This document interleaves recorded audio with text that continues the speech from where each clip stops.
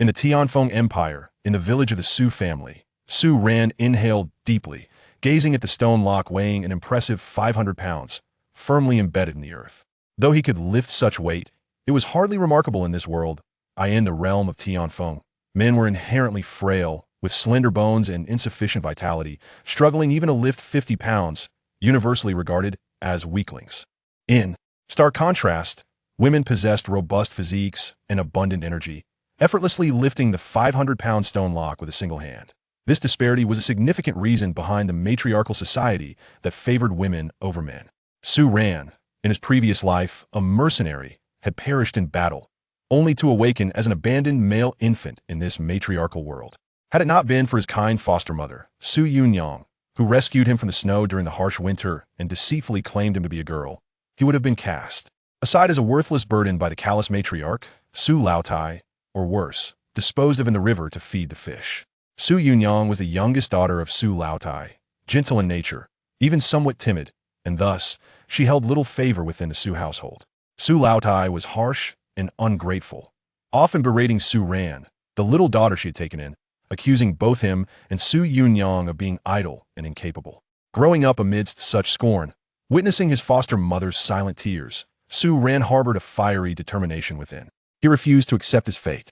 The soul of a special forces soldier would not allow him to be relegated to the status of a weak male in this world. From the moment he could walk, he secretly and diligently trained. Lacking equipment, he lifted stones and logs, practicing combat techniques and physical training methods from his past life during the quiet of the night. He applied his knowledge from his previous existence to enhance his diet, seeking herbs that would strengthen his bones and muscles. He understood the limitations of his new body, yet he remained unyielding. Countless nights drenched in sweat, he pushed through exhaustion, his fingers blistered and joints aching. For 16 years, day after day, year after year, he forged his once weak, male body into one comparable to an ordinary woman in this world. While his muscles did not exhibit the exaggerated curves of a woman, the body concealed beneath his garments held explosive strength and remarkable resilience. He could indeed lift the 500-pound stone lock with ease. Furthermore, he had mastered numerous combat techniques. In a real fight, he could easily overpower several women who relied solely on brute strength.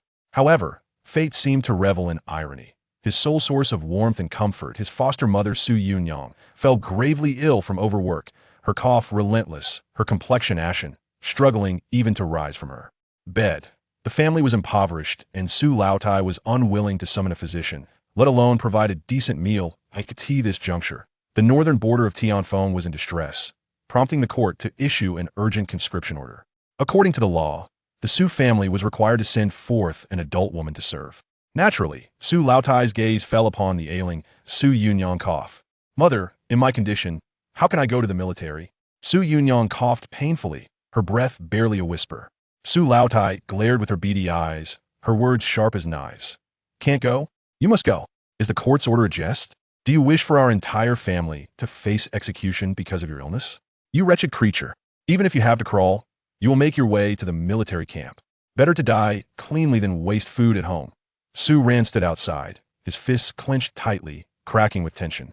The kindness bestowed upon him for 16 years by Su Yunyang was the only warmth he had in this cold world. He could not bear to watch her suffer and potentially face death. What kind of place was the military camp? It was a true hell, and even a healthy, ordinary woman would face near certain death, let alone his ailing mother. A thought struck him. He would take his mother's place in the military. He was a man, but the entire Su family, along with the neighbors, believed him to be Su Yunyang's daughter. Raised as a girl, although his physique was more robust than that of an average boy due to his training, his delicate features, coupled with intentional disguises, would make it difficult to unveil his true identity when donned in women's attire. Most importantly, he possessed strength, enough to pass the most basic strength test for conscription. "Mother," Su ran into the room, his voice calm, yet unwaveringly resolute. "You focus on recovering at home. I will go to the military camp." Both Su Yunyang and Su Laotai were taken aback. "Ranner, what nonsense are you speaking?" Su Yunyang exclaimed, struggling to sit up. You cannot go to the military. It's a place where lives are lost." She almost revealed Su Ran's true gender. Yet Su Laotai's dull eyes sparkled with intrigue as she assessed Su Ran. At 16, Su Ran's stature was already nearing that of an adult woman. Though his face was perhaps too handsome, lacking the ruggedness typical of women, his physique appeared sturdy enough. Most importantly, he was a daughter. Even if not by blood, he was considered one in name. He could take Su Yunyang's place. You're going? Su Laotai questioned with skepticism. The conscription requires a strength test. Can you lift the 500-pound stone lock? I can lift it. Su Ran's response was resolute and unwavering. He stepped into the courtyard, and before the astonished eyes of Su Laotai and Su Yunyang, he grasped the 500-pound stone lock with one hand, engaging his core, his arm. Muscles taut as he steadily raised the stone lock to his chest before gently lowering it, the ground vibrating with the sound of impact. Throughout the entire process, he maintained a steady breath, his expression unchanging.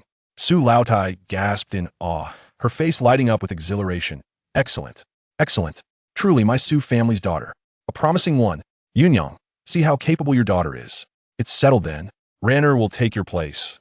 It was as if she had cast off a monumental burden, hastily making her decision, fearful that Su Ran might have a change of heart. While it was quite normal for an adult woman to lift 500 pounds, a girl barely of age doing so with one hand could be deemed a manifestation of innate strength. Moreover, Su Laotai knew that Su Ran was adopted. Having him replace Su Yunyang for a potential sacrifice was ideal. Tears streamed down Su Yunyang's face as she grasped Su Ran's hand, her lips trembling, struggling to articulate her thoughts, but the cough rendered her speechless, her eyes filled with worry and despair. She understood the secret of Su Ran's male identity. Sending him to the military was tantamount to a death sentence. Even if he did not perish on the battlefield, exposure of his true identity would lead to certain death. Su Ran held his frail foster mother's hand firmly, whispering, "Mother, don't worry. I will return alive. Once I earn military merit, I will bring you out, provide for your health, and ensure a better life."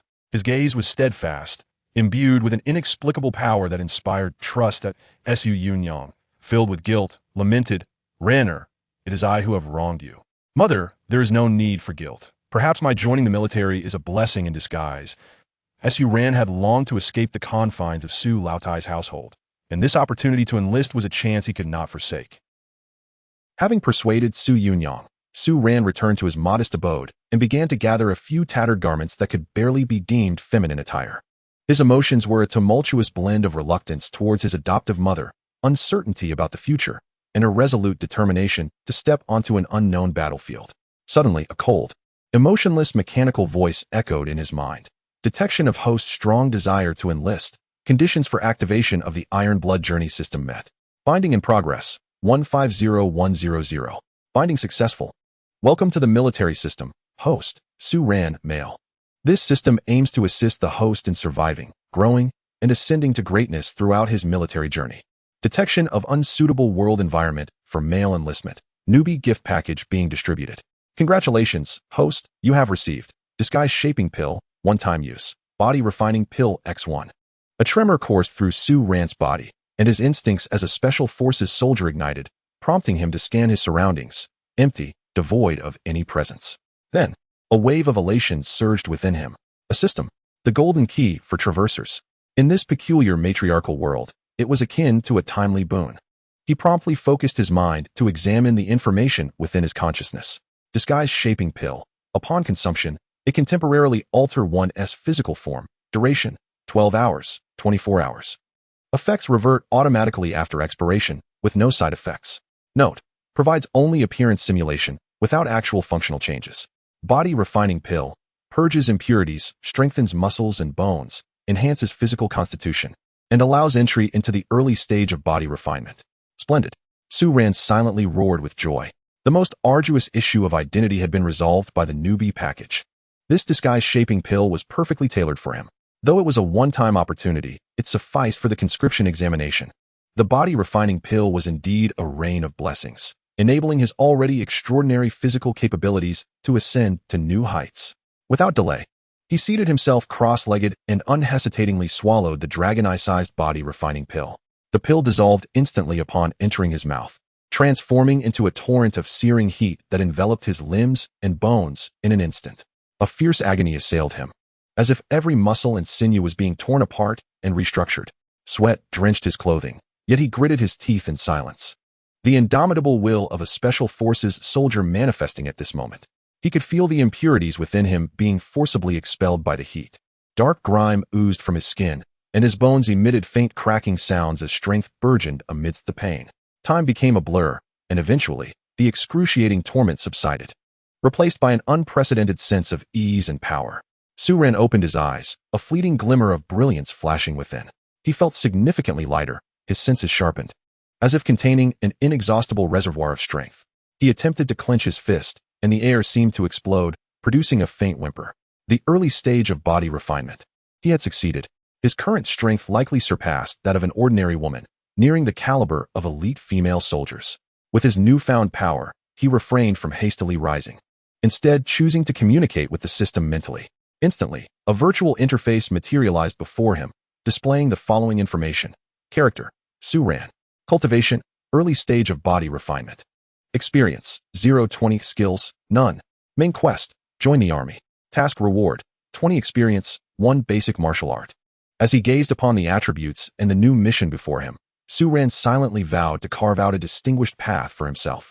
He was determined to prove to the world that a man could achieve greatness, rather than remain confined to the domestic sphere of nurturing a family. With no time to cleanse the grime from his body, Su Ran swiftly donned a coarse fabric dress, hastily tying back his long hair. He glanced at the murky reflection in the basin. His handsome and refined visage, enhanced by the body tempering, appeared even more delicate. His sharp gaze, combined with this outfit, indeed gave him the semblance of an intrepid young woman. Mother, I am leaving. Su Ran knelt before his ailing mother, Su Yunyang, and bowed deeply 3 times. You must take care of yourself. Wait for my return. Su Yunyang, overwhelmed with emotion, could only grasp his hand tightly, nodding vigorously. Old Lady Su, eager for him to depart, symbolically pressed 2 hard, coarse grain cakes into his hands, urging him on his journey. In this moment, she displayed a rare generosity toward the son who would risk his life for the Su family. With a humble bundle slung over his shoulder, Su Ran cast one last glance at the dilapidated courtyard that had been a source of humiliation, yet also offered him a glimmer of hope. He turned and strode purposefully toward the county's recruitment station. His silhouette was tall and unwavering, devoid of any hesitation. The recruitment station was teeming with people, predominantly young women, each tall and muscular, their voices booming, filling the air with the scent of sweat and a rugged vigor. Occasionally, a few accompanying men cowered in corners, too timid to speak loudly. Standing at a height of 6 feet, Su Ran towered among the men, yet amidst this assembly of robust female soldiers, he appeared somewhat petite and delicate, drawing curious and scrutinizing glances. Who is this young lady? Quite striking, with delicate skin and a gentle frame. Can she really fight? Look at those limbs, not even as thick as my thigh. Surely, she's just here to make up numbers. Probably from some small household, sent here as a mere formality. What a pity for such a face. The whispers were unreservedly audible. Unfazed, Su Ran's military training enabled him to filter out such noise. He joined the queue for registration and provided his name, Su Ran, along with his household registration. The registering officer, a middle-aged woman, glanced at him and, noting his overly refined features and relatively slender physique, furrowed her brow. Su Ran, 16 years old? Are you fit for this? Don't waste the government's provisions. Whether I am fit will be determined through examination, Su Ran replied calmly, exuding an undeniable steadiness. The officer scoffed and gestured to the side. Go over there and lift the stone lock. The standard is 500 pounds. You must lift it to be considered qualified. The testing area was surrounded by numerous onlookers. A robust woman, as sturdy as a fortress, effortlessly tossed and caught the 500-pound stone lock, eliciting cheers from the crowd. As Su Ran reached the end of the line, the scrutiny intensified, accompanied by a sense of derision. When it was his turn, he approached the stone lock, which was even larger than the one at the Su household. He crouched down, grasping the handles with both hands, his back straight, core engaged, legs coiling with power. He let out a determined shout. The stone lock was lifted effortlessly, raised above his head with a clean and decisive motion, surpassing even the earlier iron tower of a woman with apparent ease. Remarkable. One could hardly discern such prowess. This strength is impressive. How true it is that one should not judge by appearances. The murmurs around transformed into astonishment and admiration. The registering officer raised an eyebrow and marked a check on the roster. Quite strong indeed. Very well. Proceed to the tent over there, undress for examination, and confirm there are no disabilities or concealed ailments. It is a woman. The pivotal moment had arrived. Chapter 003. Entering the barracks, Su Ran felt his heartbeat quicken slightly. Yet his expression remained composed. He followed the directions into a hastily constructed tent. Inside, the dim light illuminated 2 middle-aged female military doctors with impassive faces. Undress and stand still, one of the doctors commanded, her tone devoid of warmth. Discreetly, Su Ran swallowed a disguised pill, focusing his thoughts to transform his physique into that of a woman. He swiftly removed his upper garment, revealing a well-defined torso. Although his muscles were not as pronounced as a woman's, in this world, women possessed various body types, rendering him less conspicuous. The doctors glanced at his chest and arms. Nodding in approval, he removed his trousers with agility. He could feel his heart racing like a drum, yet his mind was sharply focused. Exposed to the cool air, his lower body appeared smooth and unblemished. The doctor's gaze lingered there for a few seconds. One even stepped closer for a thorough inspection before waving her hand dismissively. Oi, get dressed. You pass. A weight lifted from Su Ran's heart as he quickly donned his clothes and exited the tent. The sunlight was somewhat blinding, causing him to squint, and a cold sweat had formed on his back. That was a close call. This initiation was crucial. With his identity confirmed and strength validated, Su Ran successfully received his new recruit badge in a set of coarse gray military attire. He was assigned to the 7th Squad of the C Company in the new recruits camp. Life in the barracks began the moment he stepped through the gates. The sprawling training ground was filled with dust, resonating with the shouts of female soldiers, the roars of instructors, and the clashing sounds of weapons. The air was infused with a distinctive blend of sweat, leather, and rust. A burly female squad leader with a fierce countenance escorted Su Ran to the barracks of the 7th Squad. The accommodations were communal, permeated by the odor of feet and stale sweat. A dozen or so female soldiers were either seated or reclining, and upon noticing the newcomer, their collective gaze fixated on Su Ran. "Look, a pretty little sister has arrived," exclaimed a scar-faced soldier, her imposing presence radiating malice. "My, what a charming face and figure, even more alluring than the leading courtesans." Another soldier chimed in, eliciting a wave of laughter. "Little sister, what is your name?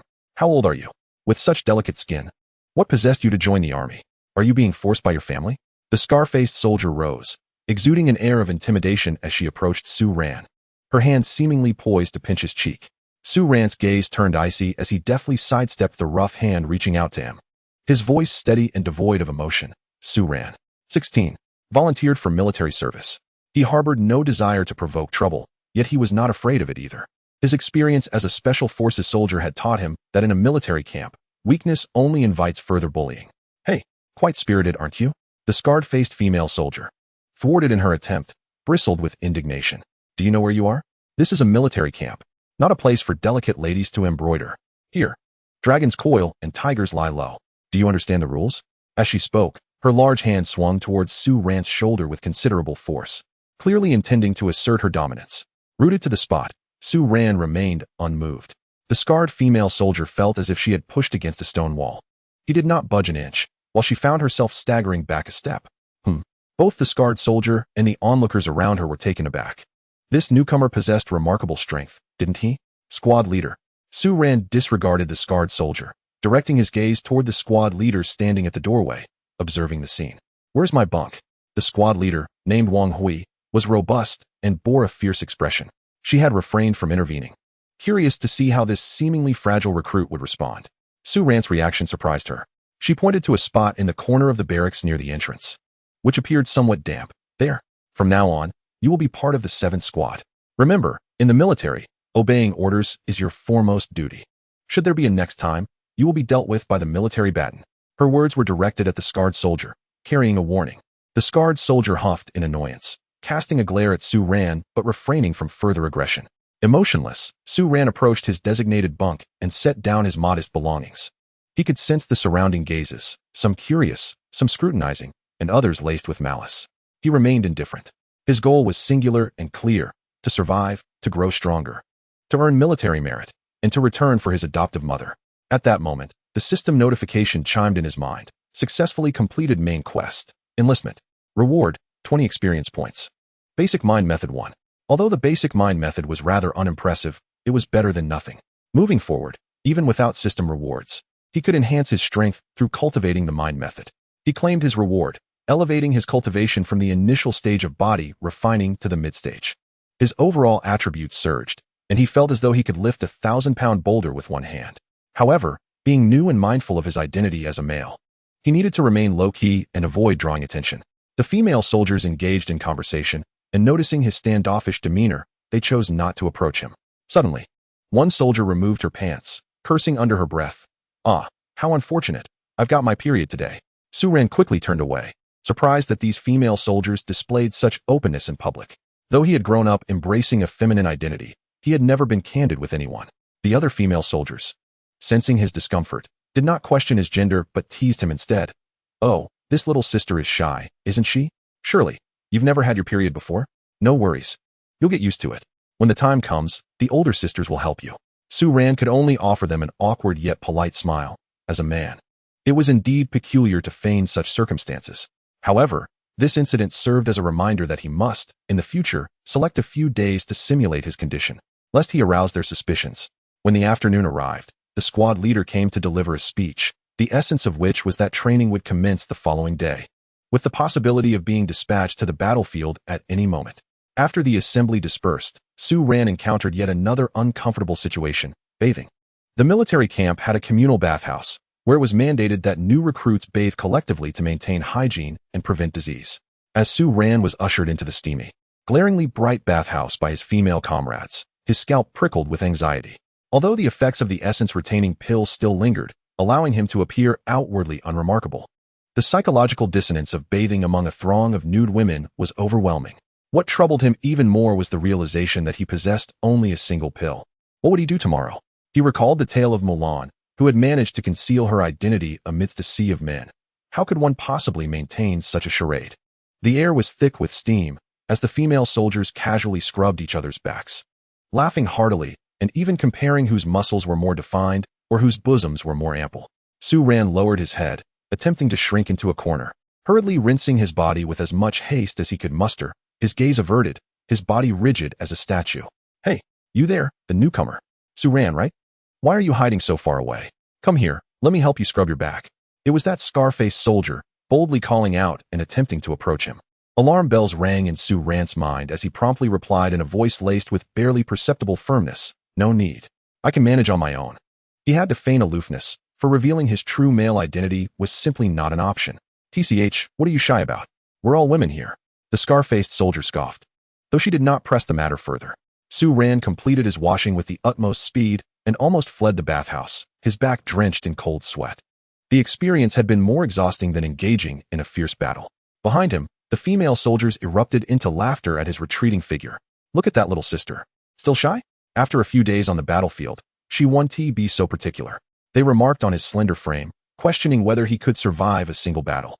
"I heard the northern barbarians have breached 3 cities.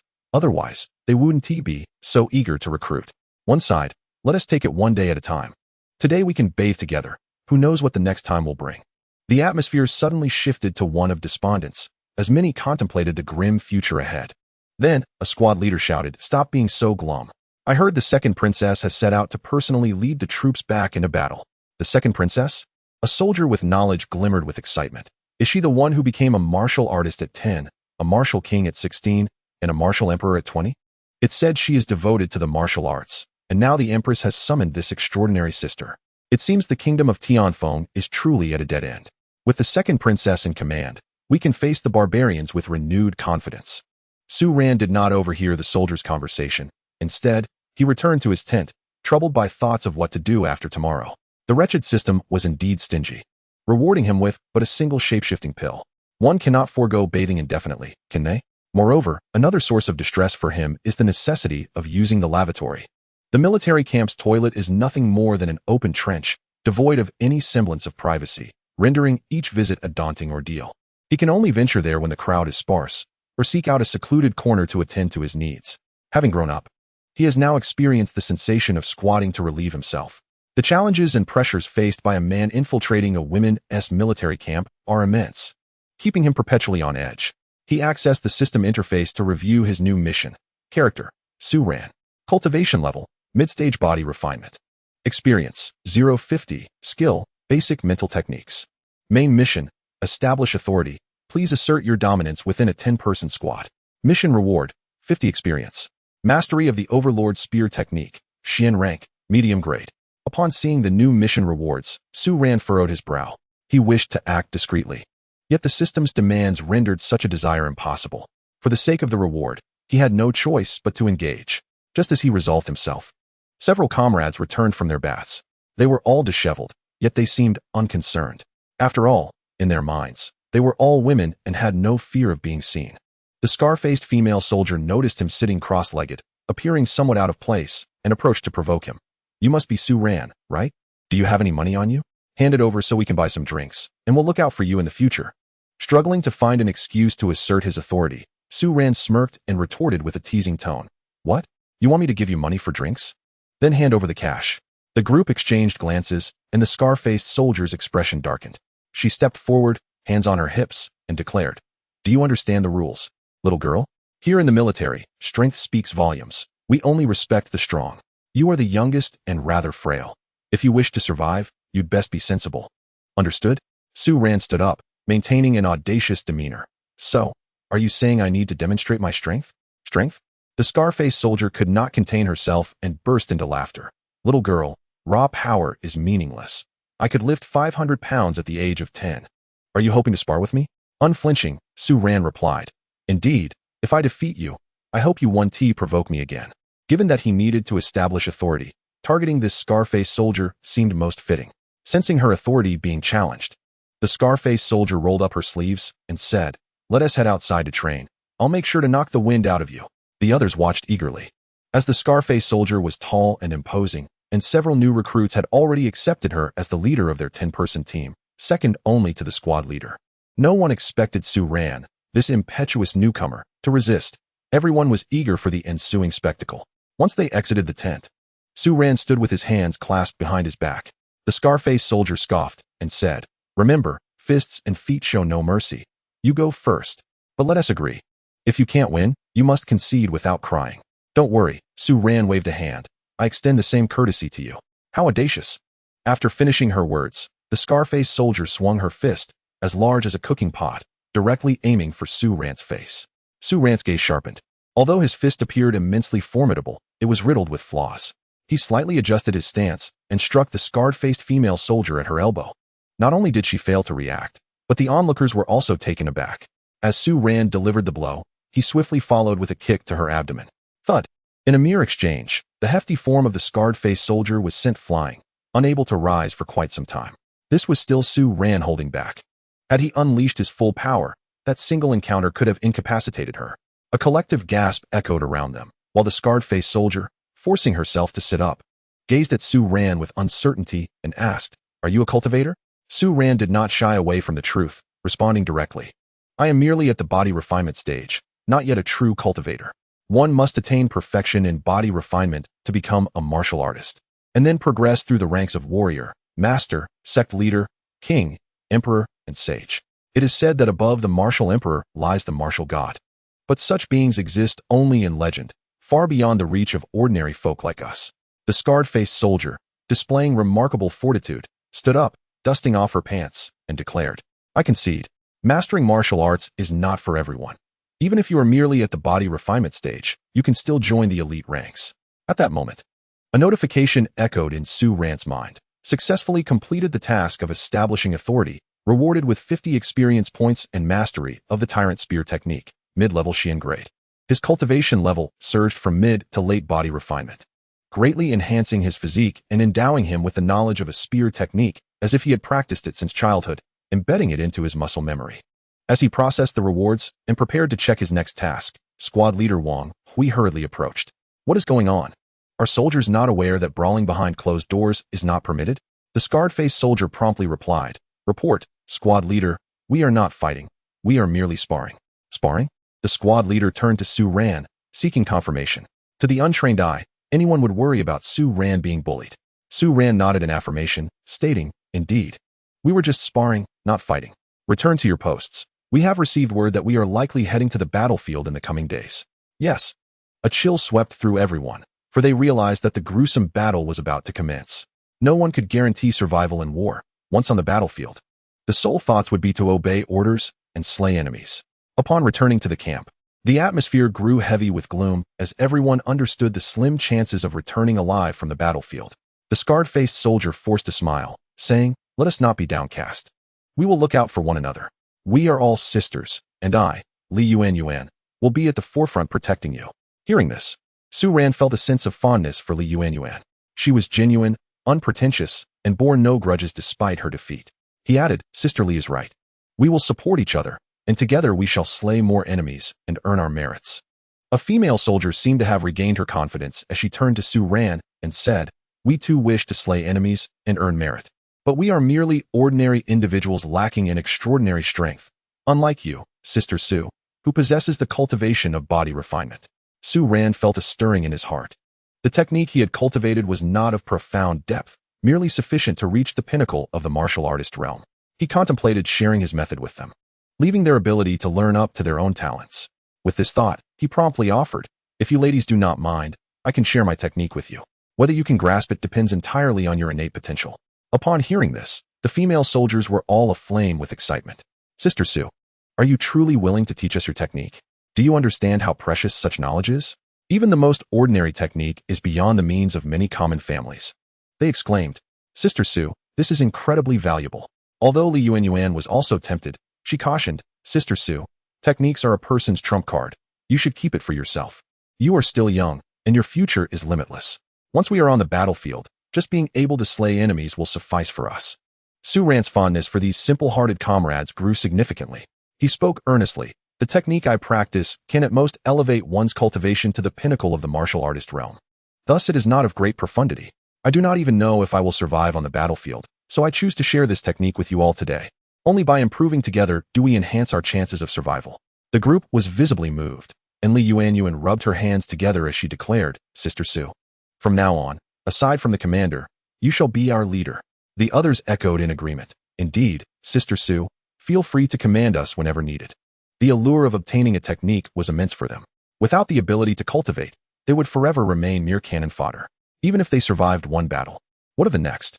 With a technique in hand, the possibility of advancement opened before them, leading to ranks such as squad leader, 100-man captain, 1,000-man captain, and general. These positions were not only attainable through military merit, but also required corresponding strength. Su Ran did not hesitate, instructing them to sit cross-legged and then imparting the technique to them. In the future, their cultivation would also have the benefit of keeping them focused, sparing them from idle gossip, and ensuring they were not preoccupied with monitoring any unusual behavior from him. Indeed, the 9 female soldiers cherished this hard-won cultivation technique and dedicated themselves earnestly to their training. To Su Ran's astonishment, within less than an hour, Li Yuanyuan joyously exclaimed, "Leader, I think I have successfully drawn in the vital energy and reached the initial stage of body refinement. I can feel my senses and strength have significantly improved." Su Ran was somewhat surprised. She truly was a promising cultivator. He did not hold back on his praise, saying, "Sisterly, continue to work hard and strive to enhance your strength before we head to the battlefield." "Absolutely." Li Yuanyuan managed to suppress her excitement and continued her cultivation, feeling immense gratitude towards Su Ran. This was a fortuitous gift from him, an opportunity for her to change her destiny. The others, too, devoted themselves to their training, and before long, an entire night had passed. During this time, 2 more female soldiers successfully drew in vital energy and reached the body refinement stage. To harness the vital energy within one's body signifies a certain aptitude for cultivation. However, the journey towards further enhancement is fraught with challenges. Nevertheless, the collective spirit remains buoyant, infused with fervent anticipation for the future, no longer resigned to a life of mere existence. Su Ran observed his progress, having reached the latter stages of body tempering, with the next threshold requiring 100 experience points. A new task had emerged. Main quest: eliminate 5 enemy soldiers. Current progress: 0.5. Task reward: 200 experience points. Mastery of ghostly shadow steps. Earth grade, superior. 10 healing ointments. To vanquish the enemy. It appears this mission can only be accomplished on the battlefield, leaving him to focus on his cultivation for the time being. The following day, training commenced. The military of Tianfeng Kingdom was notoriously rigorous, particularly towards recruits. Each day began before dawn with weighted cross-country runs, followed by tedious and arduous strength training, lifting stone blocks, carrying logs, and drawing heavy bows, then proceeding to formations, tactical drills, basic combat techniques, and weapon training. The instructor, a formidable female sergeant named Zhao Timan, stood nearly 2 meters tall, her physique resembling iron molded into muscle, and her voice could shatter tiles. She was exceedingly strict with the new recruits, administering harsh reprimands at the slightest hint of failure. "Incompetent. Can't even stabilize a stone lock. Have you not eaten? Your movements are feeble. Have you no bones? 7 squat. Additional training. Failure to complete before sunset means no dinner." Yet, thanks to his physical prowess from the latter stage of body tempering, Coupled with the training foundation from his previous life and the indomitable spirit of a special forces soldier, Su Ran navigated the training with remarkable ease. He effortlessly met the standards for lifting stone locks, maintained a steady pace while carrying logs, and demonstrated astonishing strength while drawing heavy bows. In formations, his comprehension was sharp, and his movements precise. Soon, he emerged as the most outstanding recruit in the 7th Squad, garnering a modicum of attention from the sergeant. However, Su Ran deliberately moderated his performance, wishing to avoid undue scrutiny. During combat training, he employed only the most fundamental military techniques, his movements unembellished yet consistently effective in blocking, dodging, and counterattacking with measured restraint, avoiding any display of flair. Despite this, his strength, speed, and reflexes far surpassed those of ordinary recruits, capturing Zhao Timin's gaze on multiple occasions. Su Ran. During a sparring session, Zhao Timin unexpectedly called his name. Step forward. Spar with Li Ernyang. Li Ernyang, with a sinister grin, stepped forward, her fists clenched. She had long harbored disdain for this young recruit who had shown remarkable aptitude. Excelling in training meant nothing to her. Today, she was determined to make him suffer. Chapter 006. Military Merit Shop. Su Ran stepped forward calmly, fully aware of Li Ernyang's intentions. Perfect. He too sought an opportunity to establish his dominance, making it clear to those who lurked with ill intent that he was not to be trifled with. Begin. With Zhao Timin's command, Li Ernyang charged like a bull, her fists, the size of cooking pots, roaring towards Su Ran's face. She was resolute in her intent to fell this young recruit with a single blow. Su Ran's gaze sharpened. As Li Ernyang's fist neared, he swiftly slid to the side, his left hand darting out like a flash of lightning, expertly gripping her wrist and leveraging her momentum. With a gentle trip of his foot, thud, Li Ernyang's massive figure, amidst the astonished gazes of all present, fell heavily to the ground in a most awkward manner, face down in the mud, tasting the earth. A profound silence enveloped the scene. Everyone was dumbfounded. Li Ernyang, known for her considerable strength in the 7th Division, had been effortlessly brought down by the seemingly frail Su Ran in a single encounter. The execution was swift and decisive, devoid of hesitation. Li Ernyang lay there, stunned, unable to comprehend the situation for a long moment. Su Ran stood at his post, brushing off non-existent dust from his hands as if he had merely accomplished a trivial task. Zhao Timin's eyes sparkled with brilliance. She observed keenly. Su Ran's strike was impeccably timed, precisely angled, and executed with remarkable force. This was no ordinary recruit's feat. There was a secret lurking within this newcomer. Good. Zhao Timin bellowed, a rare expression of approval gracing her face. Su Ran victory. Li Ernyang, shameful. Get up. Return to formation. Li Ernyang, her face smeared with dirt, rose to her feet, her eyes filled with dread and disbelief, no longer daring to underestimate him. Su Ran let out a quiet sigh of relief. This should afford him a period of tranquility. He modestly returned to the ranks, as if he had not just felled a formidable woman. In the military, strength commands respect. Those who excel naturally earn the allegiance of others. Su Ran's display of prowess today would spare him from numerous troubles in the future. As the training concluded, the weary recruits formed a line to receive their meager rations. The fare was dismal: 2 coarse black buns mixed with bran and a bowl of vegetable soup that barely glimmered with oil. Su Ran silently accepted his portion, retreating to a corner to eat quickly and quietly. He needed to replenish his energy. That night, Su Ran, along with his comrades, sat cross-legged in meditation. Even without the time to use the transformation pill, he had to devise a plan before its effects waned. The system had offered no new prompts. The novice gift pack was exhausted, and completing system tasks required combat on the battlefield. He needed to garner military merit or something else to activate the subsequent functions of the system. The image of his ailing adoptive mother flashed in his mind. He clenched his fists. He could not falter. He must establish a firm foothold in the military as swiftly as possible. At that moment, a sudden clamor of gongs and shouts erupted outside the barracks. Enemy attack. Northern Cavalry is raiding. New recruit camp. Formation C. Assemble immediately. Prepare for battle. Su Ran sprang upright, a glint of cold light flashing in his eyes.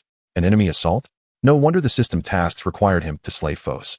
He had thought he would need to wait several days, but the enemy had encroached upon the recruit camp. This was fortuitous. It not only spared him from the exposure of bathing, but also presented an opportunity to complete the system task. He swiftly donned his military uniform, seized the issued spear, and charged out of the barracks amidst the chaos of the crowd. The training grounds were illuminated by torches, shadows dancing ominously, the atmosphere thick with tension and foreboding. Zhao Timin, already armored and armed, stood at the forefront of the ranks, her voice thunderous. "Listen up. The northern scoundrels are upon us. Their numbers are few, mere cavalry. But any who dares to flinch or retreat, I will be the first to strike them down. Arm yourselves. Follow me. Let us slay the enemy. Achieve glory.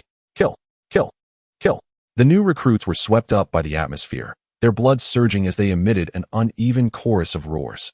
Su Ran gripped the cold spear tightly, feeling the rough texture of the shaft as a fierce, ironclad essence of the battlefield enveloped him.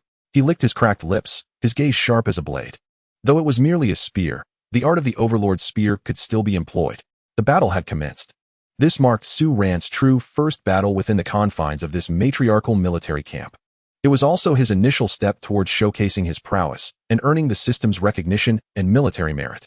The night wind howled, carrying with it the chill of the frontier and the scent of blood. Su Ran's figure swiftly melded into the darkness, silently prowling. He needed to observe, to assess, to identify the most suitable target and opportune moment to strike.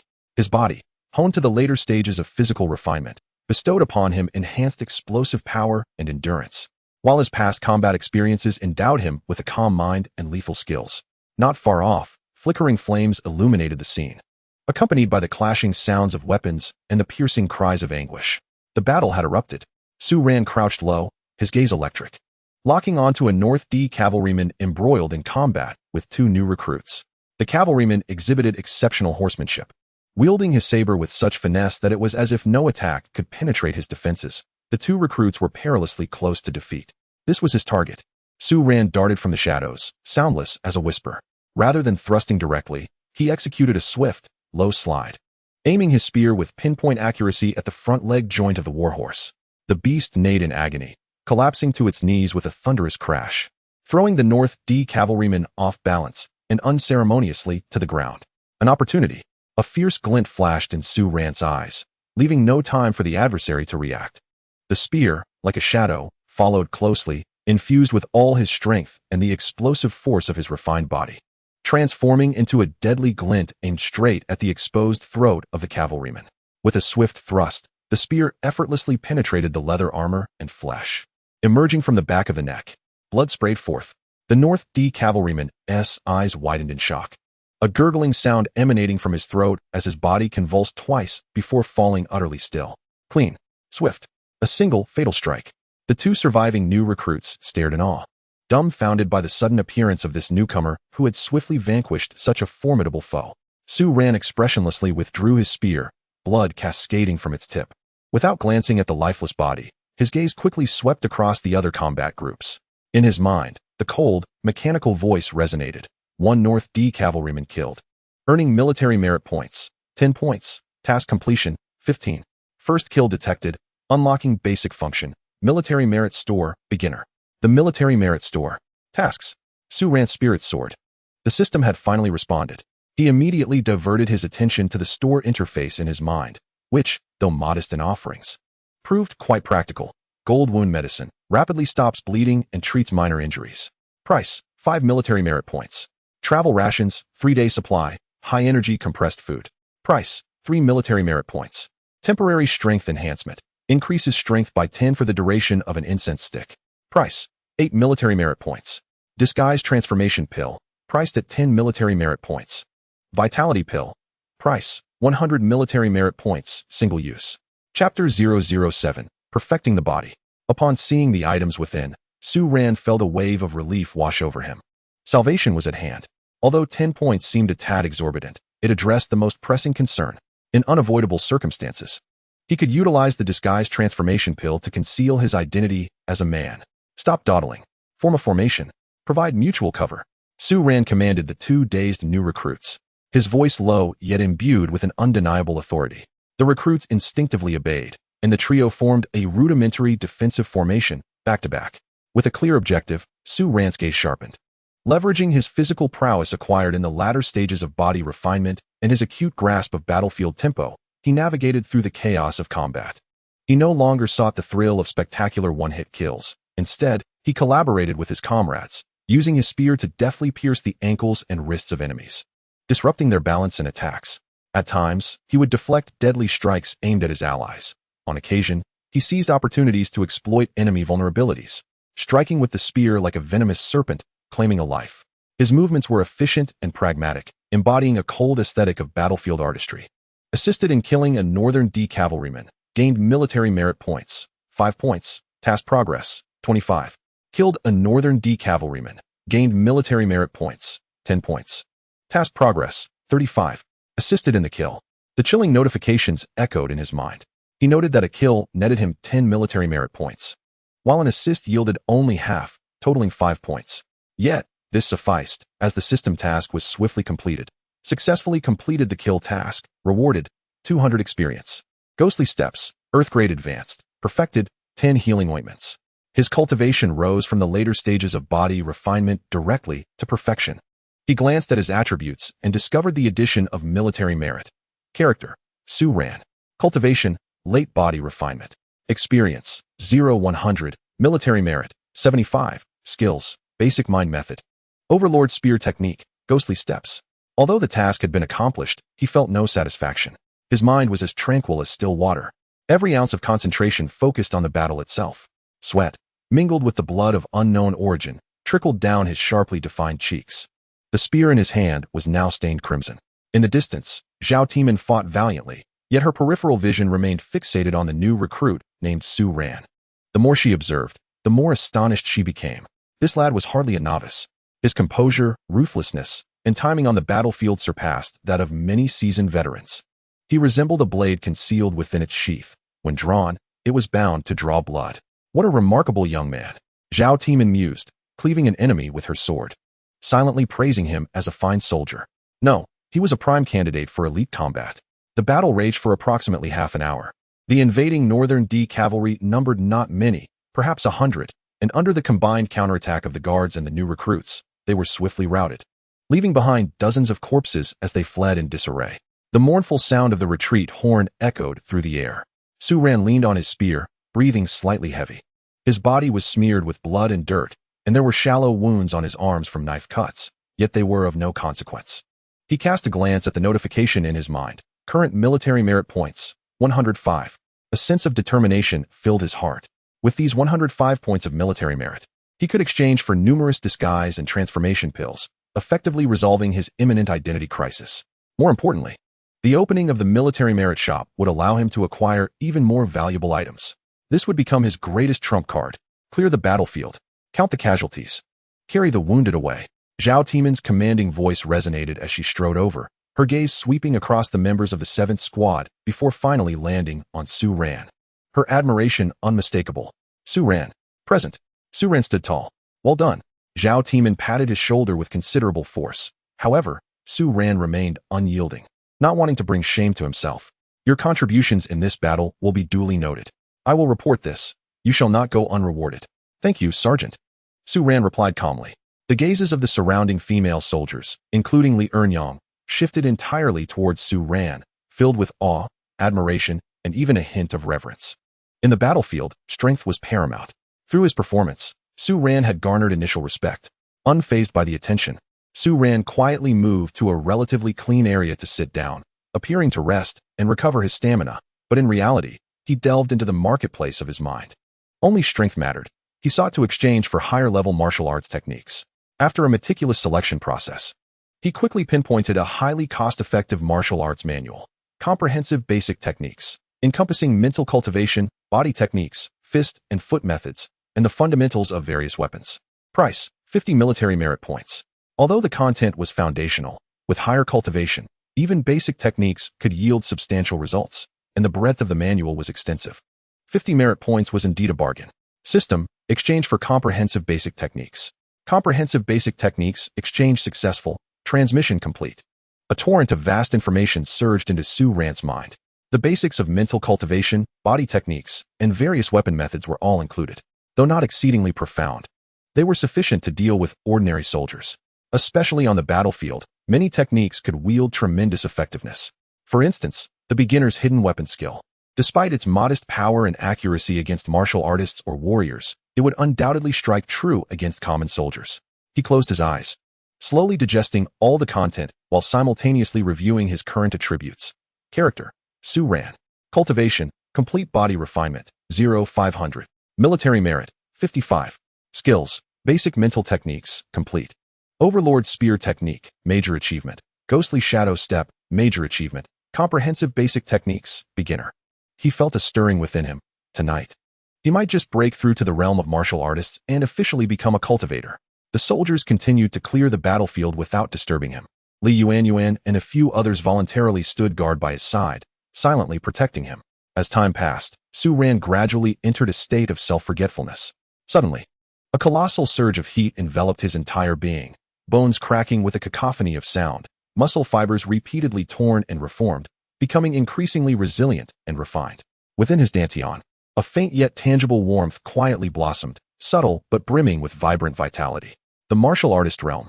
He had finally transcended that threshold, giving birth to inner energy within, thus becoming a true martial artist.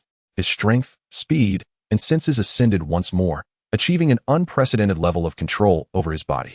The foundational inner energy technique instantly etched itself into his mind. Without conscious effort, the newly formed inner energy began to circulate spontaneously along the path of the technique, nourishing his freshly advanced physique. Boss, have you broken through? Li Yuan was the first to sense the distinctly different aura emanating from Su Ran, exclaiming in delight.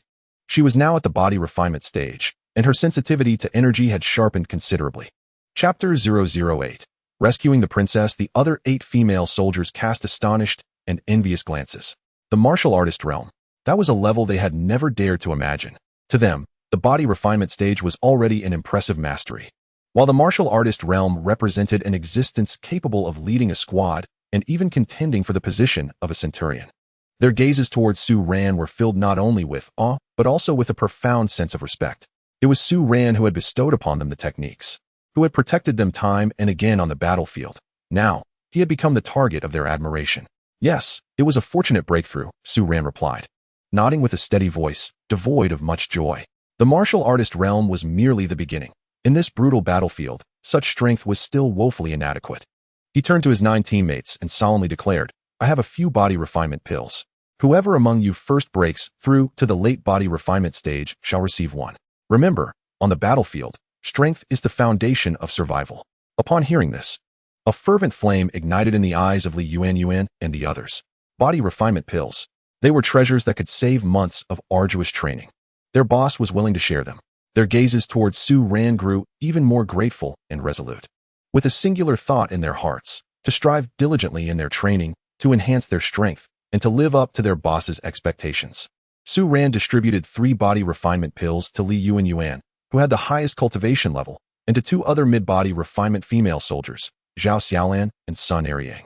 He needed to swiftly elevate the entire squad's strength, as they were his initial foundation in this unfamiliar world.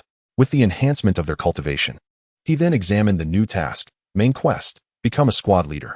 Quest reward, 2,000 experience, max level archery skill, 500 military merit points. To become a squad leader. He shook his head slightly. Although his strength was sufficient now, his experience was still lacking.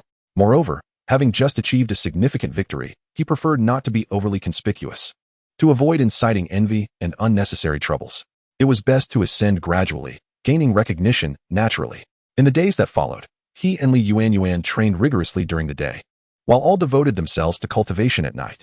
Several female soldiers subsequently succeeded in drawing energy into their bodies, though their aptitudes were somewhat inferior.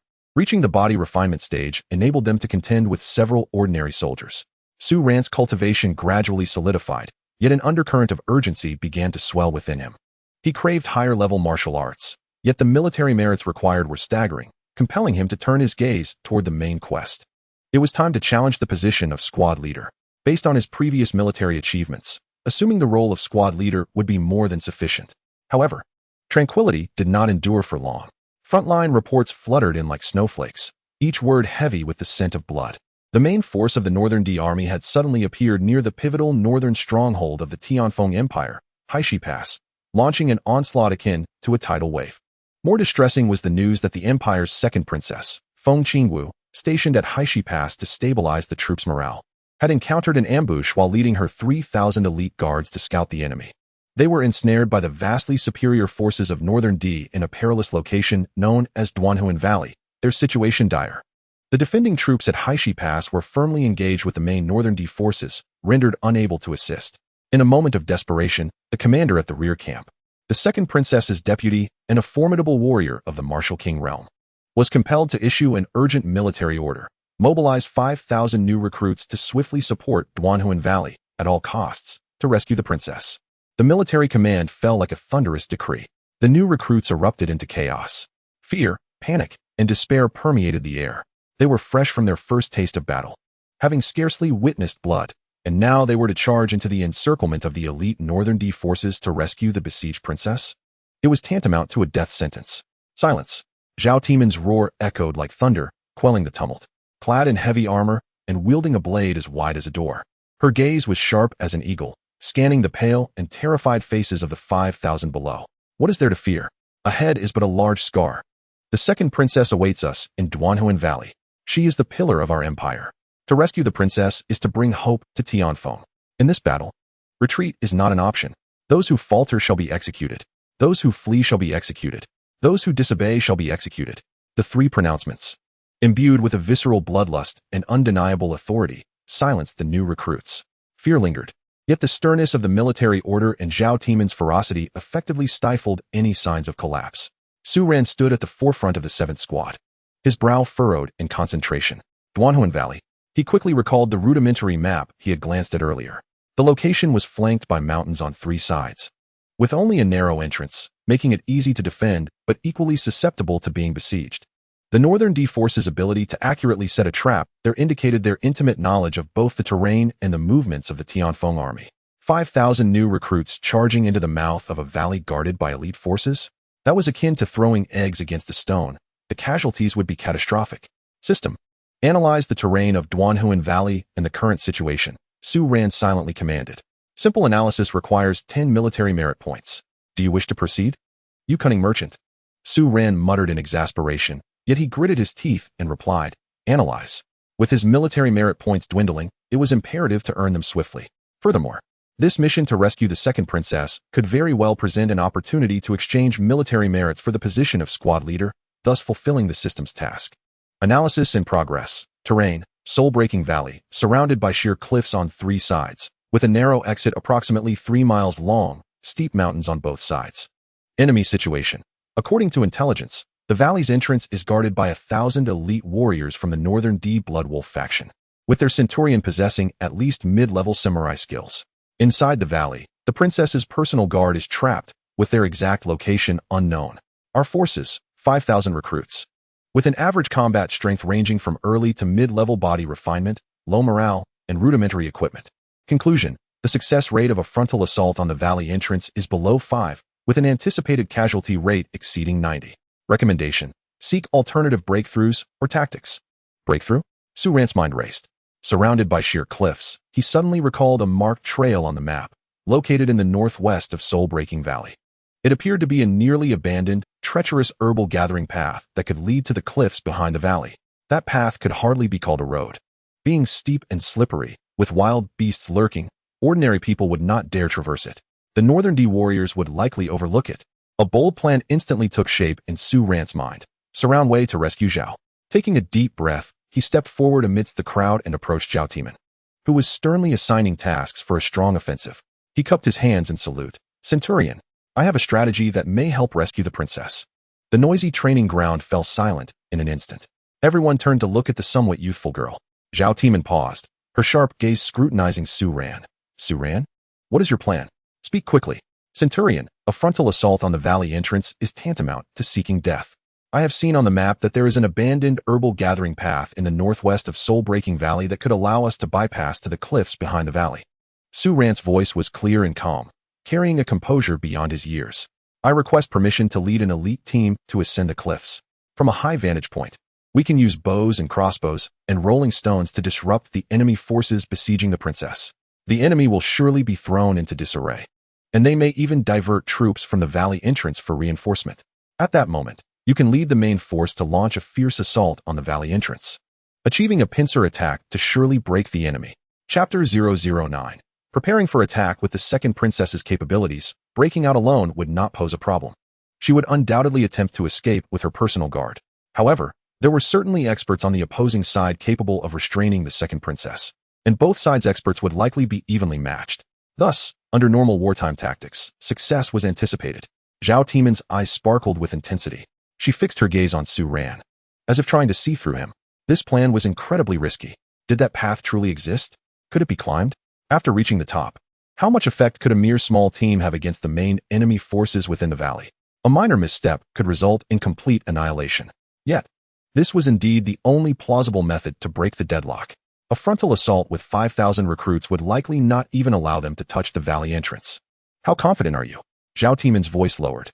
30%. Su Ran replied without hesitation, but a frontal assault on the valley entrance holds no promise at all. 30%. Zhao Timan's heart raced. This recruit was audacious. Yet his insight was sharp. How many men do you require? 100 elite warriors. One must possess agility, excel in climbing, and ideally have means for ranged attacks. I require merely half a day's time. Should no signal rise from the summit after this period, the captain may act at their discretion. Su Ran asserted resolutely. Excellent. Zhao Timan exclaimed, slapping his thigh, a flicker of determination gleaming in his eyes. I shall trust you this once. I will promote you to captain of the elite guard. Step forward. Promptly, 100 of Zhao Timan's most elite soldiers, seasoned veterans forged in the crucible of battle, were selected. Most possessed formidable prowess, having reached the late stages of body refinement or even perfection in their cultivation. Their gaze is fierce and exuding a palpable aura of menace. Zhao Timan pressed a black iron plaque, emblematic of her authority, into Su Ran's hand. Su Ran, I entrust these 100 lives to you. Half a day. I shall await your return for merely half a day. Should you fail to rescue the princess, I shall haunt you even in death. Understood. Su Ran accepted the plaque, feeling its weight like a mountain upon his shoulders. He turned, casting a glance over his 9 comrades from the 7th squad, who immediately stood tall, their eyes resolute.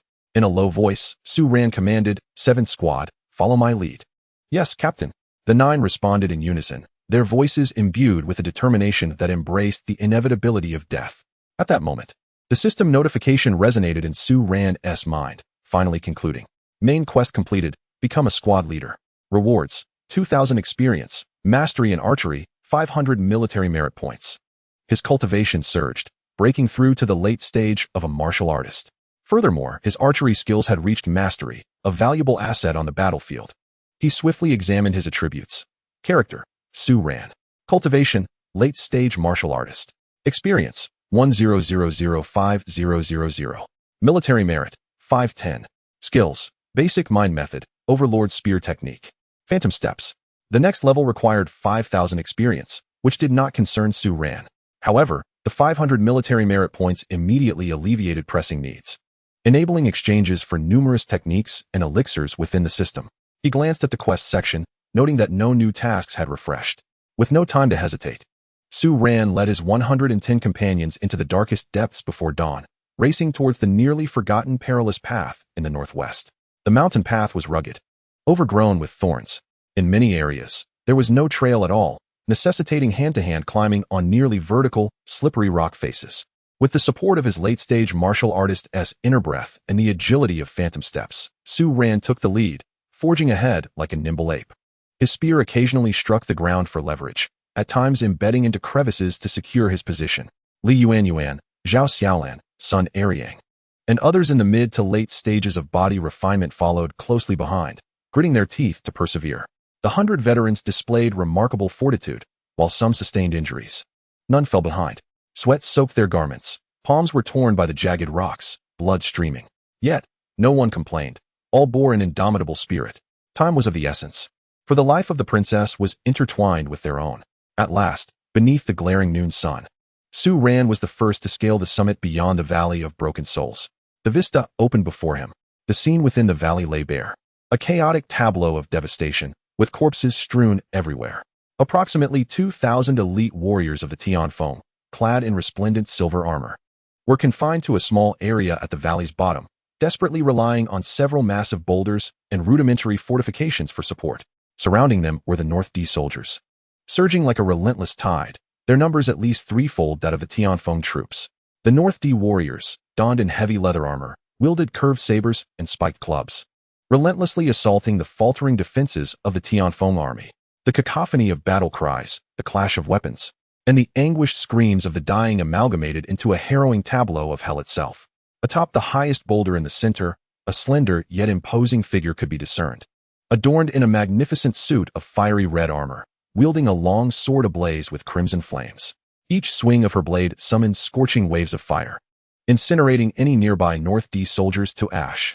It was none other than the second princess, Feng Qingwu, like a phoenix reborn from the ashes. She radiated astonishing brilliance amidst despair, yet Su Ran keenly observed that her movements were no longer as vigorous as they once were, clearly drained from exertion and nearing her limits. Several loyal guards anxiously urged, "Your Highness, you must leave. With your prowess, escaping is not an issue. Indeed, Princess, do not concern yourself with us. They clearly intend to wear us down." Feng Qingwu, her expression grave, cast a look towards several formidable presences among the enemy, and with a cold huff, declared, "If we are to flee, we flee together. What difference would it make if I were to escape alone, akin to admitting defeat?" She could not afford to lose. Otherwise, the morale of the Tianfeng Empire would suffer a tremendous blow. The enemy sought precisely this, to compel her to escape alone and thereby shatter the last bastion of resistance from the Tianfeng Empire. Meanwhile, on the other side, quick, prepare to attack, Su Ran bellowed, his voice trembling with excitement and tension. 110 men swiftly dispersed across the cliff summit, seeking cover. Veterans hastily unstrapped their sturdy bows, knocking feathered arrows.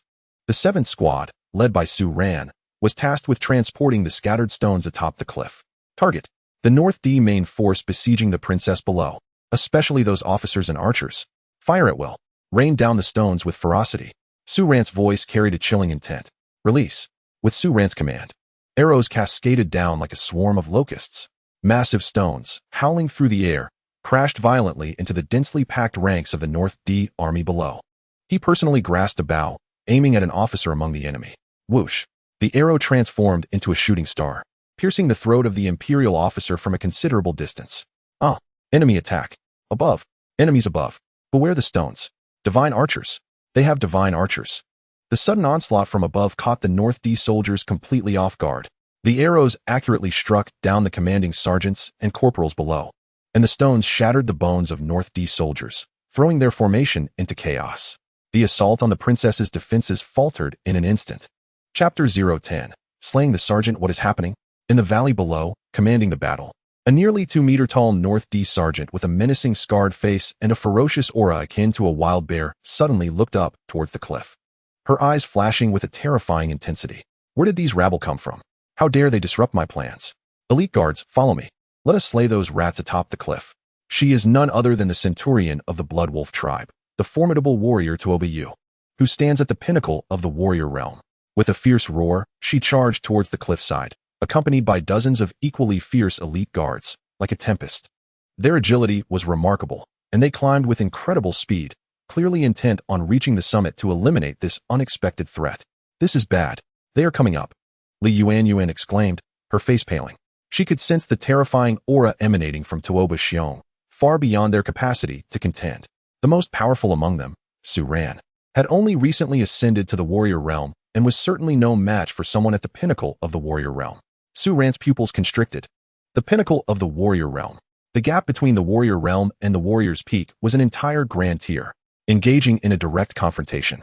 Even with his ghostly steps and overlord spear technique, he might not be able to defeat his adversary. Archers, focus your fire. Leave that leader to me. Su Ran commanded sharply, seizing his bow and unleashing his inner energy, his arm muscles bulging as he directed all his strength towards Tuoba Yu, who was rapidly ascending. The arrow whistled through the air, aimed directly at her head. Merely a trivial skill. Tuoba Yu sneered, not even glancing back, as she retaliated with a powerful punch. The force of her blow shattered the arrow mid-flight. Splinters of wood scattered. Continue firing. Do not cease. Everyone, prepare the rolling logs and stones. Su Ran's heart sank, yet his gaze grew colder. Indeed, with a cultivation level that fell short by an entire grand tier, even possessing mastery in archery could not harm his opponent. He swiftly surveyed the terrain and noticed several dead trees and numerous loose boulders at the cliff's peak. The seasoned soldiers gritted their teeth, unleashing arrows like they were worth nothing towards Tuoba Xiong and his guards. Although most were deflected, a few guards fell, wounded, screaming as they plummeted off the cliff. Tuoba Yu's speed was slightly hindered by the dense rain of arrows, especially those infused with true energy and tremendous force from Su Ran. While she could deflect them, it required a considerable amount of true energy, far exceeding the arrow's power. Thus, her seemingly effortless defense was, in reality, quite taxing. She was eager to ascend swiftly and sever Su Ran's head from his shoulders. Hurry! Cut down those trees. Push them to the edge of the cliff. And those boulders. Pry them loose. Su Ran commanded as he rushed to a dead tree, channeling his inner energy through his spear and striking down fiercely. Li Yuan, Zhao Xiaolan, and the others quickly sprang into action, assisting him. The sounds of axes and prying stones echoed across the cliff's peak. Tuoba Yu was getting closer to the summit, her fierce visage becoming increasingly clear, her eyes filled with a cruel, murderous intent. Little mice, are you ready to meet your demise? Just as she was less than 5 meters from the top, about to leap up. Release! Su Ran shouted in fury. With a thunderous roar, several massive dead trees, requiring multiple people to embrace, along with dozens of boulders the size of grinding wheels, were heaved by the collective effort of the group, rolling and crashing down with the force of a landslide towards the narrow climbing path below. No. Tuoba Yu let out a furious cry of shock and rage. No matter how strong she was still but flesh and blood. Faced with this avalanche of rolling wood and stones, she had nowhere to hide. The internal energy within surged violently, fists dancing like the wind in an attempt to confront the impending doom. Boom, boom, boom, crack. The muffled sounds of impact, the shattering of bones, and the piercing cries of anguish intertwined in a cacophony. At the forefront, Tuoba Yu was struck fiercely in the chest by a massive timber. Her protective aura shattered in an instant, her sternum caved in, and blood erupted forth. Subsequently, several boulders plummeted, completely engulfing her and the loyal guards behind her. Dust billowed. Debris cascaded down, and a chorus of despairing wails echoed from below. Atop the cliff, silence reigned. Everyone was rendered speechless by the harrowing scene before them. The mountainside offered scant refuge, and the soldiers of Beatty suffered grievous losses. In Su Ran's mind, notifications echoed repeatedly. Successfully killed 1 Beatty soldier. Earned military points, 10. Experience points, 10. Successfully killed 1 Beatty captain. Earned military points, 50. Experience points, 100. Successfully completed the main quest. Killed 20 Beatty soldiers. Reward, experience points, 1,000. Earth Tier Superior Internal Energy Technique 9 Transformations of the Mysterious Yuan 1, 10 Essence Cultivation Pills. As the notifications resounded, Su Ran felt a surge of exhilaration. There were still thousands of enemies below. If he could slay enough, he would ascend to the warrior realm today. What could be swifter than gaining experience through vanquishing foes? He grasped his bow once more and began to reap the enemy below. His maxed-out archery skills transformed him into a marksman. Beatty soldiers fell dead at the first sight of him, trembling in fear and retreating in disarray. An immense influx of experience flowed into him, and Su Ran felt his internal energy multiply several times, nourishing his limbs and bones. At the pinnacle of the warrior realm, he was but a step away from the warrior domain. Furthermore, a profound and overwhelming knowledge surged into his mind. The very essence of the Earth Tier Superior Technique 9 Transformations of the Mysterious Yuan. Its intricacies far surpassed that of basic techniques. Moreover, the technique operated automatically, gradually enhancing his cultivation while replenishing his expended vital energy. Truly, it was the quintessence of Earth Tier internal cultivation. However, before Su Ran could savor the joy of his breakthrough, a sense of lethal danger suddenly descended upon him. Be careful! Li Yuan's piercing scream rang out. From the haze of dust, a blood-soaked figure burst forth. It was Tuoba Yu. Half of her body lay in ruin, her left arm twisted and broken, her chest caved in, her face a ghastly mask of blood and flesh. Yet her eyes burned with madness and vengeance, locking onto Su Ran with a fierce intensity. She was still alive. The formidable vitality of the warrior realm sustained her for one final, deadly strike. You little bastard. Come die with me. Tuoba Yu howled, her remaining right fist coalescing with the last vestiges of her internal energy and life force, unleashing a devastating aura as it hurtled towards Su Ran's face. The air crackled under the strain of the force. Too fast, too close, too sudden. Su Ran's pupils constricted to pinpoints. The shadow of death loomed large. He had no time to evade. In a frantic moment, he poured every ounce of his newly acquired internal energy into his arms, crossing them protectively over his chest, while simultaneously leaning back with all his might. Boom! A thunderous roar resonated through the air, as if a rampaging rhinoceros had collided head-on with him. Su Ran felt a jarring crack reverberate through his arms, an overwhelming force surging within, as if his very organs had been displaced in an instant. Blood gushed from his mouth as he was propelled backward, crashing violently against the cliffside before tumbling heavily to the ground. Boss. Su Shuang. Chapter 011. Time is needed. Li Yuan, Zhao Xiaolan, and others were filled with desperation, rushing forward recklessly to shield Su Ran with their bodies. their spears thrusting fiercely at the swaying figure of Tuoba Yu. With a final, defiant roar, Tuoba Yu was pierced by several spears simultaneously, meeting her demise. However, in her last act of retaliation, she claimed the lives of 2 veteran soldiers who had charged at the forefront. Once more, Su Ran coughed up blood, his vision dimming. His arms throbbed with excruciating pain, while his internal energy was in disarray. He realized he had sustained severe internal injuries. His arms were broken, and several ribs were likely fractured. Golden Wound Medicine. He immediately activated the Golden Wound Medicine from the system's supplies within his consciousness. A cool, soothing medicinal force swiftly permeated his body, beginning to mend the damaged organs and bones, temporarily stabilizing his condition, though the intense pain and weakness rendered him nearly immobile. In his mind, the system notification chimed. Main quest completed. Eliminate an enemy centurion. Reward: 2,000 experience points. Heavenly grade mid-tier defensive technique, indestructible golden body technique, 20 chi blood pills. To his surprise, he had unexpectedly fulfilled a system task. Su Ran exhaled deeply, feeling the addition of a defensive technique in his mind. While his body began to heal rapidly, within mere breaths, his injuries had remarkably improved, causing him to marvel at the miraculous nature of the indestructible golden body technique. He consumed a chi blood pill, and his remaining superficial wounds healed swiftly. "Boss, are you all right?" Li Yuanyuan knelt beside Su Ran, her voice tinged with tears, her face smeared with blood and grime. Zhao Xiaolan, Sun Eriang, and others gathered around, each bearing wounds. Their expressions a mixture of grief and fury as they gazed upon the injured Su Ran and the fallen comrades. "I won't die," Su Ran feigned difficulty as he spoke, his voice hoarse. "Quickly send the signal for the Centurion to attack." Though he had largely recovered, such extraordinary healing ability should remain concealed from the soldiers. An experienced soldier immediately ignited the pre-prepared signal fire. 3 thick columns of black smoke soared straight into the sky, almost instantaneously with the rise of the signal smoke. A deafening clamor of battle cries and the sound of charging horns erupted from the valley's entrance. Zhao Timan, upon seeing the signal, unhesitatingly initiated a full-scale assault. Inside the valley, the Northern D army, previously thrown into disarray from the rear assault, now beheld the billowing smoke and the thunderous sounds of battle from the valley's mouth. Plunging into even greater chaos. Caught between enemies on all sides, their morale shattered instantly. "Reinforcements! Our reinforcements have arrived. Princess, reinforcements are here. Let us break through." At the valley's base, the nearly exhausted Tianfeng Imperial Guards erupted into resounding cheers. The ecstasy of survival ignited their final spark of fighting spirit. The second princess, Feng Qingwu, exhibited a glimmer of extraordinary brilliance in her eyes as the flame-enveloped sword in her hand radiated with newfound intensity.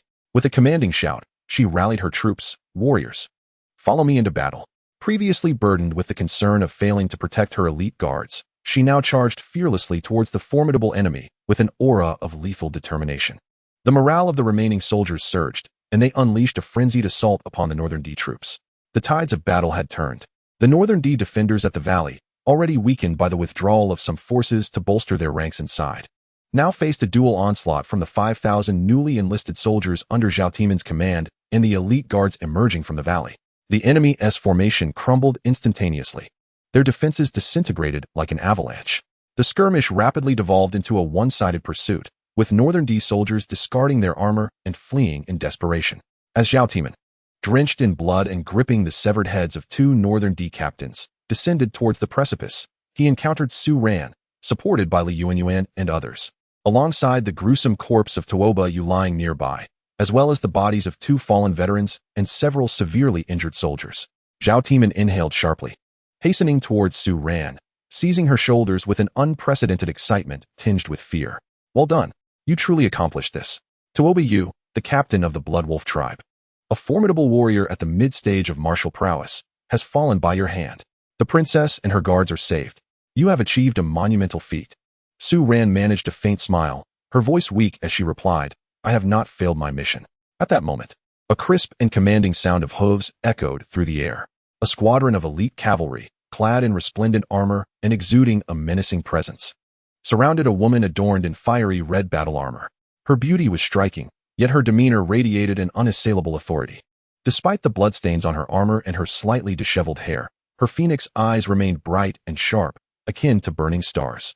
It was none other than Princess Feng Qingwu. Her gaze swept across the battlefield before settling on Su Ran, who was surrounded by others, and the lifeless body of Tuoba Yu at his feet. A flicker of curiosity crossed her expression. How could one on the verge of martial entry defeat a captain at the pinnacle of martial mastery? Zhao Timan quickly knelt before her. This humble soldier, Zhao Timan, pays his respects to your highness. I beg your forgiveness for my delayed arrival. The success of our victory against the enemy is entirely due to the efforts of the newly appointed captain, Su Ran, who led a daring assault on the enemy's stronghold, slaying their leader, Tuoba Xiong, causing chaos among their ranks, thus allowing me to breach the valley entrance. Feng Qingwu's gaze returned to Su Ran, her voice as cool and clear as a spring yet imbued with undeniable authority. Su Ran, raise your head. With Li Yuanyuan's assistance. Su Ran struggled to lift his head, meeting the penetrating gaze of her phoenix eyes.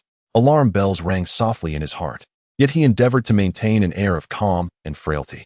You have done well, Feng Qingwu remarked, her gaze lingering momentarily on his blood-soaked attire and youthful face, particularly fixating on his unusually tranquil eyes that belied his age. She continued, with your initial stage of martial prowess, you devised a strategy to eliminate the peak martial enemy leader and extricate me from peril. This merit shall be richly rewarded. Upon hearing this, Li Yuanyuan and the others widened their eyes in disbelief. The initial stage of the warrior realm? Had the princess misspoken, or had they misheard? Su Ran had only recently ascended to the realm of warriors. At that moment, Su Ran felt a jolt of surprise. He hadn't anticipated that his newly attained status would be so readily discerned by the princess. Upon returning, he resolved to exchange for a technique that concealed his true strength. Feng Qingwu paused, her gaze sweeping over Li Yuanyuan and the others behind Su Ran, who were equally battered yet resolute. She continued, I observe your adept command over troops, and your soldiers are willing to fight to the death under your banner. Once your injuries are healed, I shall personally promote you to the rank of centurion, allowing you to lead a contingent. Furthermore, you shall be granted your own quarters and the privilege of bathing in solitude, as a mark of my favor. The mention of solitary bathing sent a sudden thrill through Su Ran.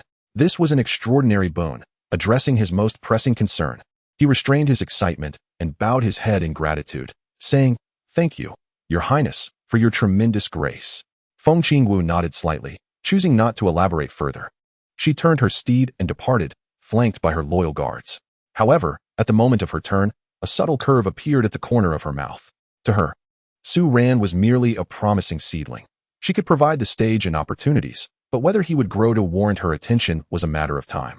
Chapter 012. The supply cut task. This battle had significantly boosted the morale of the Tianfeng Empire, playing a crucial role in the reclamation of lost territories.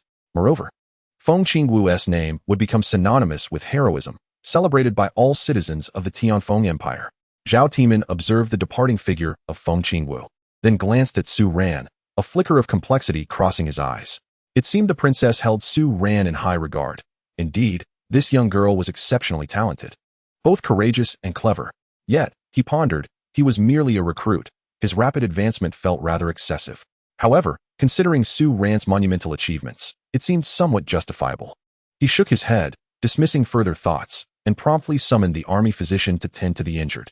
Su Ran declined to be carried on a stretcher, insisting that the medic attend to others first.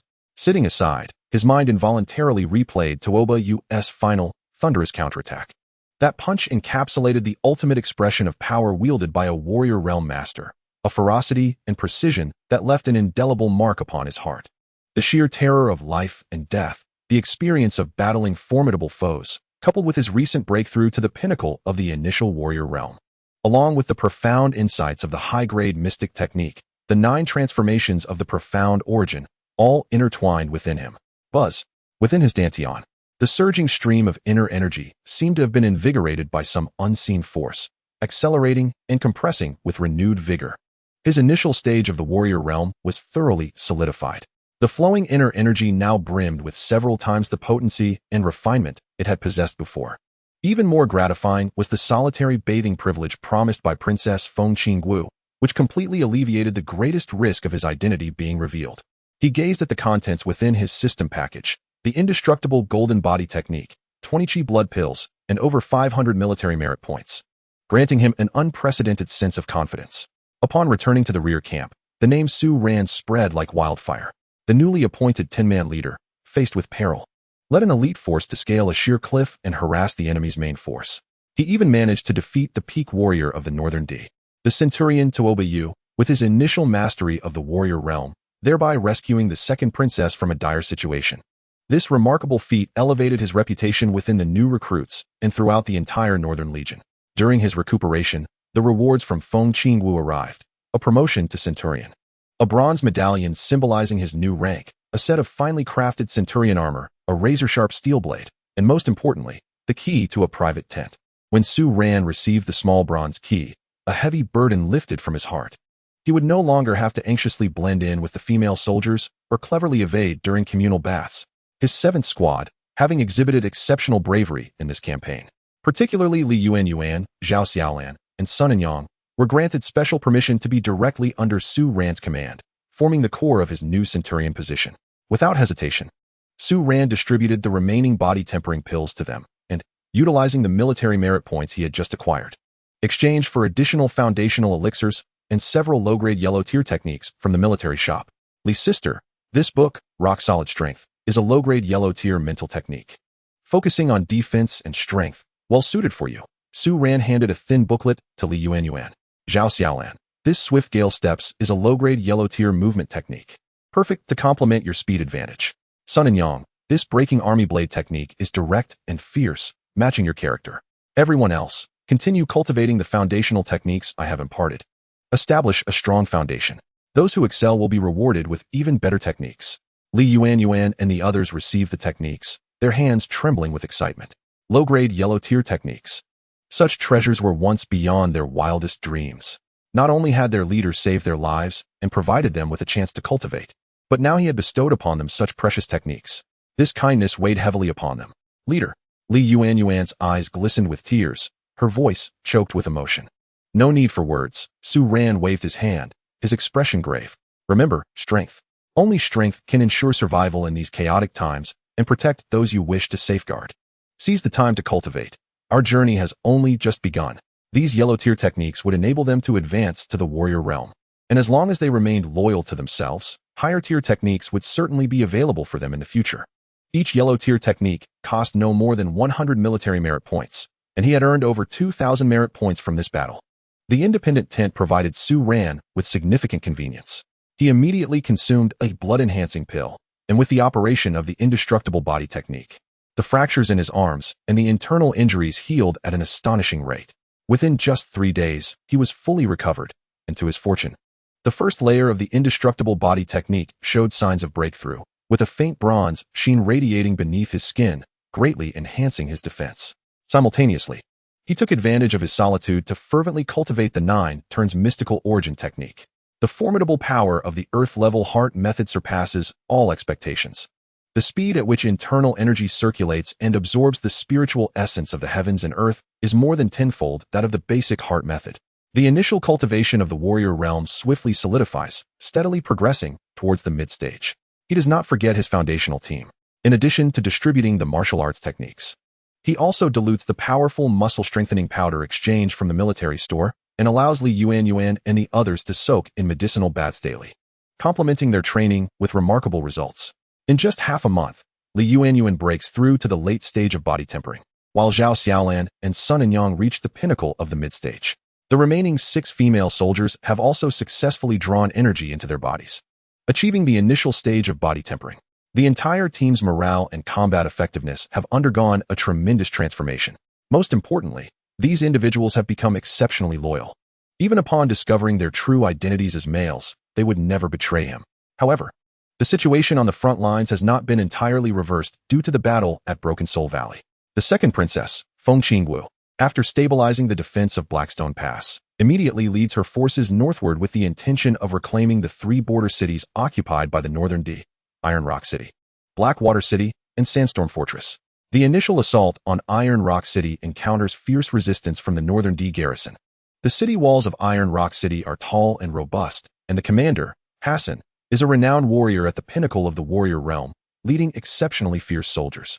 Feng Qingwu's army launches a vigorous assault for several days, suffering heavy casualties, yet fails to shake the city walls even slightly. With the forces at the rear stretched thin, even the new recruit camp is urgently requisitioned to reinforce the front lines. When Su Ran arrives at the frontline camp with a freshly organized and high-spirited contingent of 100 female soldiers, he is met with a scene of despair. The infirmary is overcrowded, cries of anguish echo throughout, and the air is thick with the acrid scent of blood and herbs. Within the main tent, the atmosphere is so tense it feels almost palpable. Your Highness, the defenses of Iron Rock City are formidable, and Hassan remains entrenched. Our aggressive assaults have led to excessive casualties. If this continues, morale will surely collapse. A centurion reports with deep concern. Are we to allow this thorn to remain embedded in the territory of our Tianfeng kingdom? Chapter 013. The military order. Feng Qingwu's voice is cool. Yet there is a trace of fatigue and impatience in her brow. Despite her profound cultivation, in the face of a sturdy city and a fierce general, her individual prowess holds limited value in a siege. After all, the enemy also possesses skilled warriors. Even if she were to fly into the city, she would find herself trapped. I request permission to lead a death squad for a night raid on the city. Another hot-tempered centurion steps forward. A night raid? Hassan is cunning. The city is brightly lit, and patrols are stringent. What will you use to execute a night raid? Are you willing to risk the lives of your sisters? Someone immediately counters. Su Ran, as a newly appointed centurion, stands at the back of the tent, silently listening. He quickly assesses the situation in his mind. A direct assault? Sending these newly trained, poorly equipped female soldiers against Iron Rock City would be tantamount to suicide. He cannot afford to lose the foundation he has painstakingly built in such a meaningless war of attrition. Yet when he glances at the system task, he suddenly freezes. New task: cut off the supply route to Iron Rock City.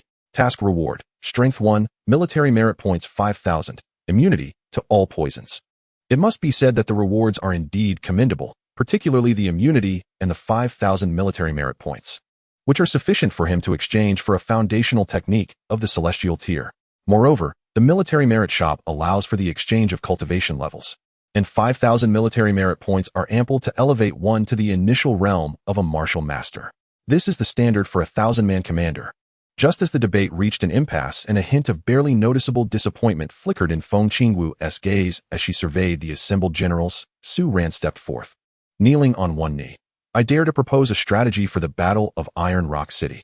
Speak, Feng Qingwu replied succinctly. All eyes within the tent instantly converged on Su Ran, filled with scrutiny, skepticism, and curiosity. A centurion wishes to advise Her Highness? Your Highness, I believe that a direct assault on Wolf Fong would incur tremendous losses and play directly into the hands of Xiaobalashu. Su Ran stated plainly. Our forces have suffered heavy casualties, while the enemy is fortified behind a sturdy city, well stocked with provisions, and their morale is high. Such attrition would be detrimental to us. It is easy to speak. Is there truly a method to reclaim the city without a fierce assault? A general could not help but retort. I indeed have such an intention. Su Ran's words were astonishing. The tent fell silent. Feng Qingwu leaned slightly forward. Continue. To defeat the enemy, one must strike at its vital points. Su Ran's voice was steady and forceful. Iron Rock City guards a crucial route, and its large army is heavily reliant on supplies. As far as I know, this place is not a land of abundance for the Northern D. Their provisions largely depend on transportation from Heishui City, 100 miles to the rear. Every 10 days, a substantial convoy of at least 500 men transports supplies through the Eagle Cry Gorge to replenish Wolf Fong's resources. He pointed at a rudimentary map of the area surrounding Iron Rock City, indicating a treacherous mountain gorge route. Eagle Cry Gorge possesses a strategic terrain, with high mountains and dense forests on both sides, facilitating ambushes and concealment. If we can select an elite battalion to infiltrate this gorge and strike unexpectedly, we could incinerate their provisions, cut off their supply line. These insights did not stem from the system, but rather from the battle wisdom and experience ingrained in him from his previous life as a special forces operative. In warfare, it is best to outsmart the enemy, achieving the greatest victory at the least cost, rather than relying on sheer brute force. Particularly in this world where strength is revered. Many individuals, despite their high cultivation, do not contemplate intricate strategies. As long as one is powerful enough, a master could charge through 1,000 or even 10,000 foes, rendering any cunning plan futile. However, neither side had reached a point of no return in terms of their elite warriors, and it was evident that the Tianfeng kingdom possessed more than just Feng Qingwu as its formidable fighter. Thus, the current conflict is still between ordinary soldiers, and severing the supply line is the most effective approach at this juncture. Severing the supply line? A glimmer of light flashed in Feng Qingwu's eyes. This tactic has been employed since ancient times. However, while Eagle Cry Gorge is perilous, Xiaobalashu is cunning, and their supply convoy must traverse this path, with guards that are undoubtedly formidable. Do you truly believe it will be as simple as you imagine to breach the defenses of 500 elite guards and reach the heart of their supplies? No need for a direct assault. A sharp glint flickered in Su Ran's eyes. To burn provisions does not necessitate close proximity. I am willing to pledge a military decree. I will personally lead a small team of 20, infiltrating Eagle Cry Gorge. We shall not engage directly, but rather employ stealth techniques, utilizing the mountains and forests along with incendiary arrows to ignite the supply carts from a distance at multiple points. Provisions are highly flammable. A single spark could ignite a raging inferno. In the depths of chaos, there lies a strategy that could ignite the flames of discord with remarkable swiftness, rendering any efforts to extinguish it nearly futile. All that is required is to sow confusion and set the fire ablaze, and the mission will be deemed a success. 20 men? The tent erupted in a cacophony of disbelief. Captain Su, do not act recklessly. 20 men against 500 elite guards?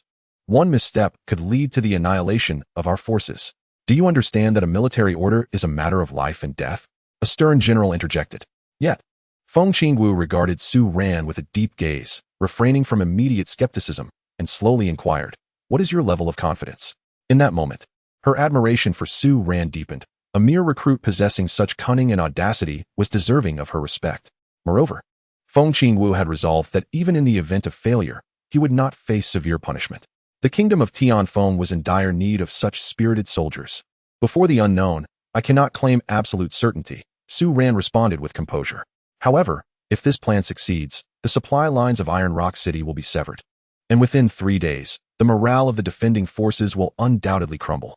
At that point, as chaos ensues and hearts waver, our army may advance to besiege the city, employing psychological tactics to compel their surrender, achieving our goals with minimal effort, or even conquering without a fight, even in the event of failure. The cost of merely 20 men pales in comparison to the loss of over 1,000 elite troops that your highness has faced in the past. I am willing to stake my life as collateral. Here lies my military order.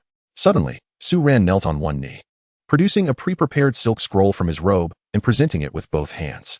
Should I fail to incinerate the enemy's supplies or fail to witness signs of turmoil within Iron Rock City's forces within 3 days, I willingly accept the punishment of military law and will present my head before your highness.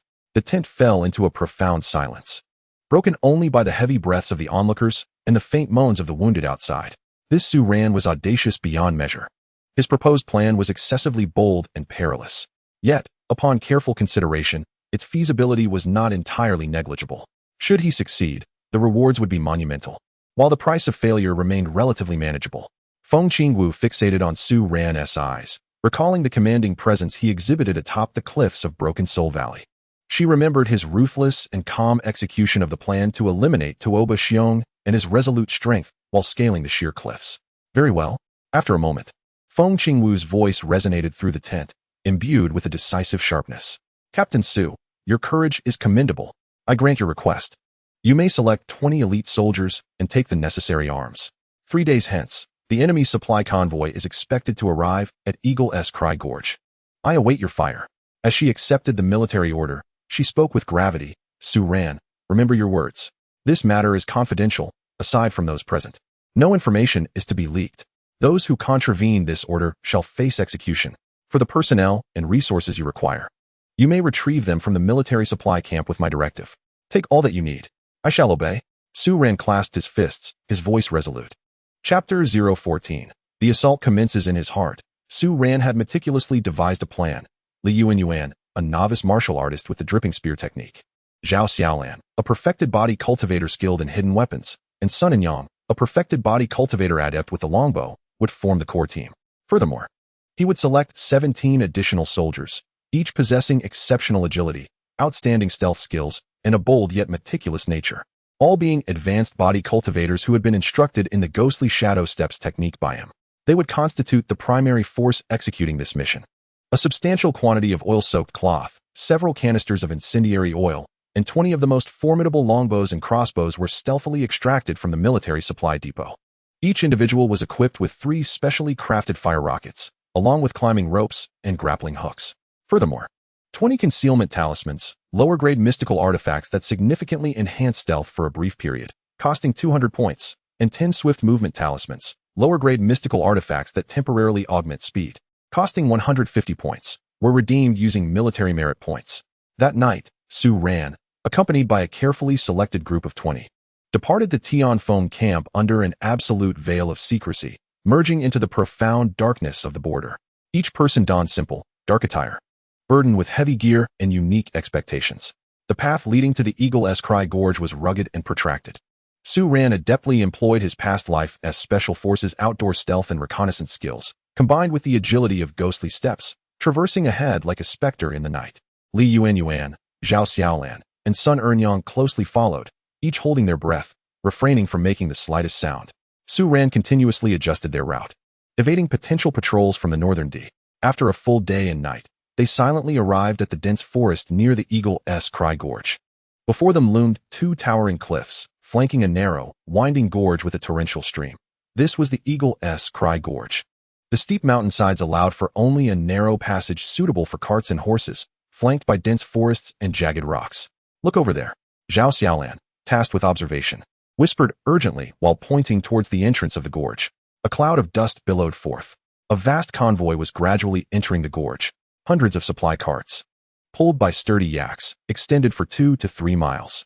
The escorting soldiers of the Northern D, clad in distinctive armor and armed to the teeth, numbered around 500. Although their formation was not as tight as a military array, they maintained a vigilant guard, with scouts leading the way and small groups of infantry patrolling the surrounding woods. They have indeed arrived. Li Yuanyuan tightened her grip on her spear, her breath quickening. "Let us proceed as planned. Everyone, apply the concealment talismans," Su Ran commanded, promptly placing a talisman against his chest, a refreshing aura instantly enveloping him, minimizing his presence. The others swiftly followed suit. First group, led by Sun Ernyang, 10 archers. Ascend the left cliff. Seek a vantage point targeting the rear section of the convoy's grain carts. Second group, led by Zhao Xiaolan, 9 throwers and scouts. Ascend the right cliff. Look for a high ground. Prepare to launch incendiary devices. Third group, Li Yuanyuan and I. The 4 of us will infiltrate the gorge's bottom. Approaching the middle of the convoy. Remember, do not be greedy for achievements. After one round of attack to create chaos and ignite the fires. Retreat immediately along the designated route. Engage only if necessary. Obey my retreat signal as the command. Our primary objective is to incinerate the grain. The secondary objective is to disrupt the enemy. Understood? Yes, boss. Swiftly, the 3 groups moved like shadowy cheetahs, utilizing the crevices of the cliffs and the cover of the trees to stealthily advance towards their predetermined positions. Su Ran, accompanied by Li Yuanyuan and 2 other adept soldiers skilled in stealth, descended the steep, slippery, moss-covered cliff, gradually taking cover in the thicket atop the precipice. Some 10 meters above the narrow path at the gorge's bottom. Below, the raucous sounds of the Northern D supply convoy became distinctly audible, the crunching of wheels over gravel, the shouts of soldiers, and the heavy breathing of yaks blending into a chaotic symphony. Su Ran observed the slowly advancing supply convoy with the keen gaze of a hawk, calculating the distance and timing with precision. He inhaled deeply, retrieving a specially crafted hard bow from his back, knocking an arrow tipped with a thickly oiled cloth, saturated with incendiary oil. Li Yuanyuan and the others held their breath, readying their own incendiary devices, be it throwing darts or ignited bottles. Time ticked away. At last, as the front of the supply caravan passed beneath them, the massive middle and rear sections came into their effective range for both shooting and throwing. "Now," Su Ran hissed in a near-silent whisper, audible only to the 3 beside him. Bang! Buzz! The sharp twang of the bowstring shattered the valley's somber silence. A fire-tipped arrow, ablaze with yellow flames, soared like a meteor toward a cart laden with sacks in the convoy's midst. Almost simultaneously, whoosh, whoosh, whoosh, bang, bang, bang. The sound of arrows from the left cliff, directed by Sun Ernyang's group, and the crack of crossbows erupted with intensity.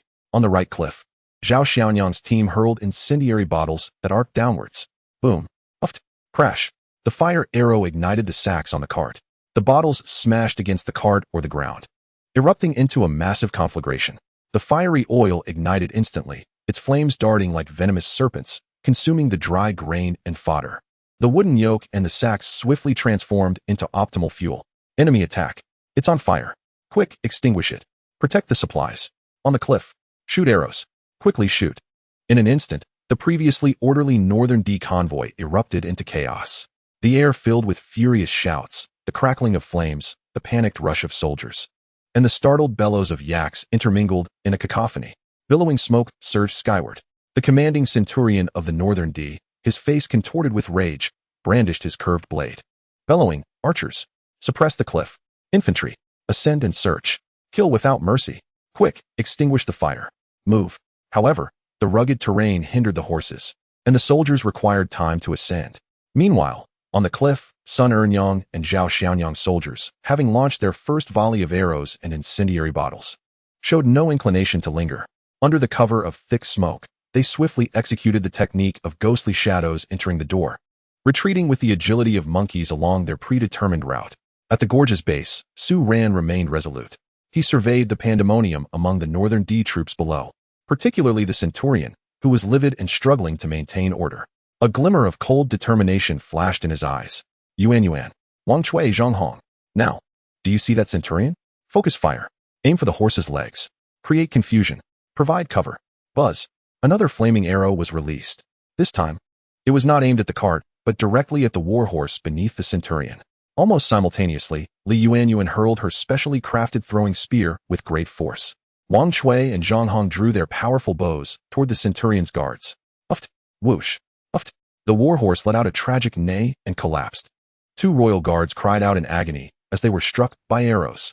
The centurion, caught off guard, tumbled from his horse in utter disarray, instantly losing control of the battlefield. Chaos erupted around them. Retreat. Without hesitation, Su Ran blew a sharp bone whistle. Simultaneously, he hurled the last 3 fiery explosives, wrapped in animal hides and filled with hay and oil, like grenades into the densest area of confusion below. Boom, boom. Flames soared once more into the sky. Let us go. The 4 did not hesitate, activating the Godspeed talisman, turning to execute the ghostly shadow step and the special forces climbing techniques. Swiftly vanishing amidst the thick smoke and the blind spots of arrows atop the steep cliff.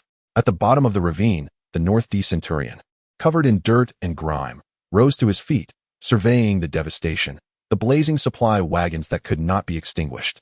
As he listened to his subordinates report the heavy losses, rage surged through him, causing his body to tremble as he unleashed a furious roar to the heavens. Bastards!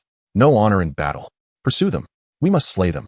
After years of combat against the Tianfeng kingdom, always engaging in direct confrontations, it was the first time he witnessed such shamelessness. With over 100,000 soldiers within the city, the consequences of a food shortage were dire. While high-ranking generals and cultivators could endure days without food or water, ordinary soldiers could not. A mere 2 days without sustenance would incite rebellion. In this world where martial prowess was paramount, resorting to starvation was considered a despicable tactic, one that true masters would scorn. Thus, Su Ran's actions had taken them completely by surprise. Unfortunately, by the time his soldiers managed to ascend the cliff, Sun Ernyang and her companions had already vanished into the vast forest. Boss, we did it. At least half of them are burned. Zhao Xianyang reported excitedly at the designated rendezvous point. Our group ignited 7 or 8 wagons as well. The enemy is in complete disarray and cannot organize an effective pursuit. Su Ran gazed at the distant sky above Yingxiu Ravine, still shrouded in thick smoke. As the system notification chimed in his mind, successfully completed the supply line disruption mission at Duantie Rock City. Rewards: Strength 1, military merit points 5,000, immunity to all poisons. His cultivation had advanced to the mid-stage of a warrior. Moreover, he had acquired the immunity to all poisons, allowing him to no longer fear ordinary toxins. He glanced at the task interface, where a second mission had already been generated. New mission: proceed to Blackwater City and poison the supplies. Mission rewards: Strength 1, military merit points 5,000, Taishu sword technique, heavenly grade, mid-tier. The prospect of acquiring a mid-tier heavenly sword skill thrilled Su Ran. This mission was indispensable. Although he had already accomplished the task of disrupting supplies and could return to report his significant achievement, he now resolved to immediately shift his focus to Blackwater City. Casting a glance at his military merit points, which totaled over 6,000, he made a decisive choice, spending 3,000 points to elevate his cultivation to the initial stage of a martial master. In a world that revered martial prowess, strength was of the utmost importance. There was no telling if the enemy would discover them and dispatch experts to intercept. Thus, enhancing his cultivation as much as possible became paramount. It would take 10,000 military merit points to advance even one minor realm in the martial master stage. He shook his head, feeling that his military merit points were still insufficient. As he gathered his thoughts, a hint of a cold smile appeared on his face. This is merely the first step. We must cleanse our equipment thoroughly, leaving no trace of the Tianfeng army. Prepare to set off for Heishui City. Heishui City?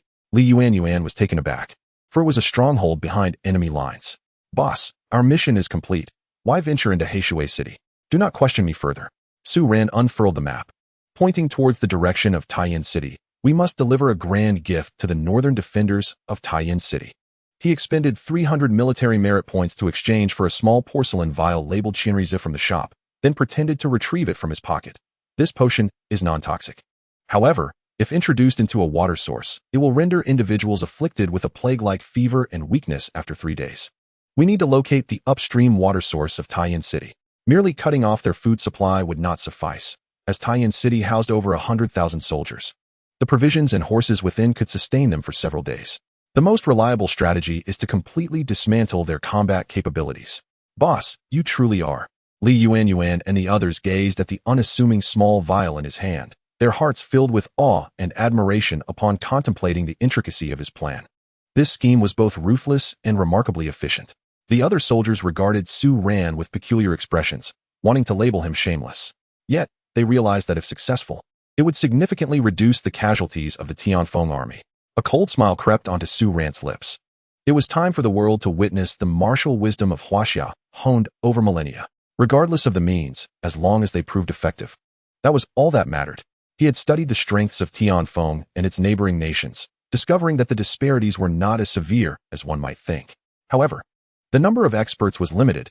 Engaging in simultaneous conflicts with more than 2 nations would undoubtedly lead to disadvantage. Thus, for the sake of victory, he cared little for the morality of his methods, for history is penned by the victors.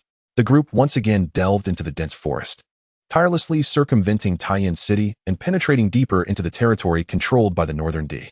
With Su Ran's exceptional survival skills, stealth techniques, and the multiple concealment effects of the Lianqi Juan Lianqi Fu, coupled with the small size of their 20-member team, they successfully evaded several waves of searching Northern D cavalry. After a day and a night, they discovered the main water source of Taiyin City, a river cascading from the snow-capped peaks in the northwest, flowing through Heishui River and into Taiyin City. They found an isolated, swift-flowing narrow waterway 30 miles from Taiyin City. This is the spot. Su Ran observed the flow speed and purity of the water, pouring the entire vial of colorless and odorless Qianrizi powder into the turbulent upstream waters. The powder dissolved instantly, leaving no trace. Withdraw. We should return now. Just await the spectacle at Taiyin City. Successfully completed the poisoning mission upstream of Heishui City. Rewards, Power 1.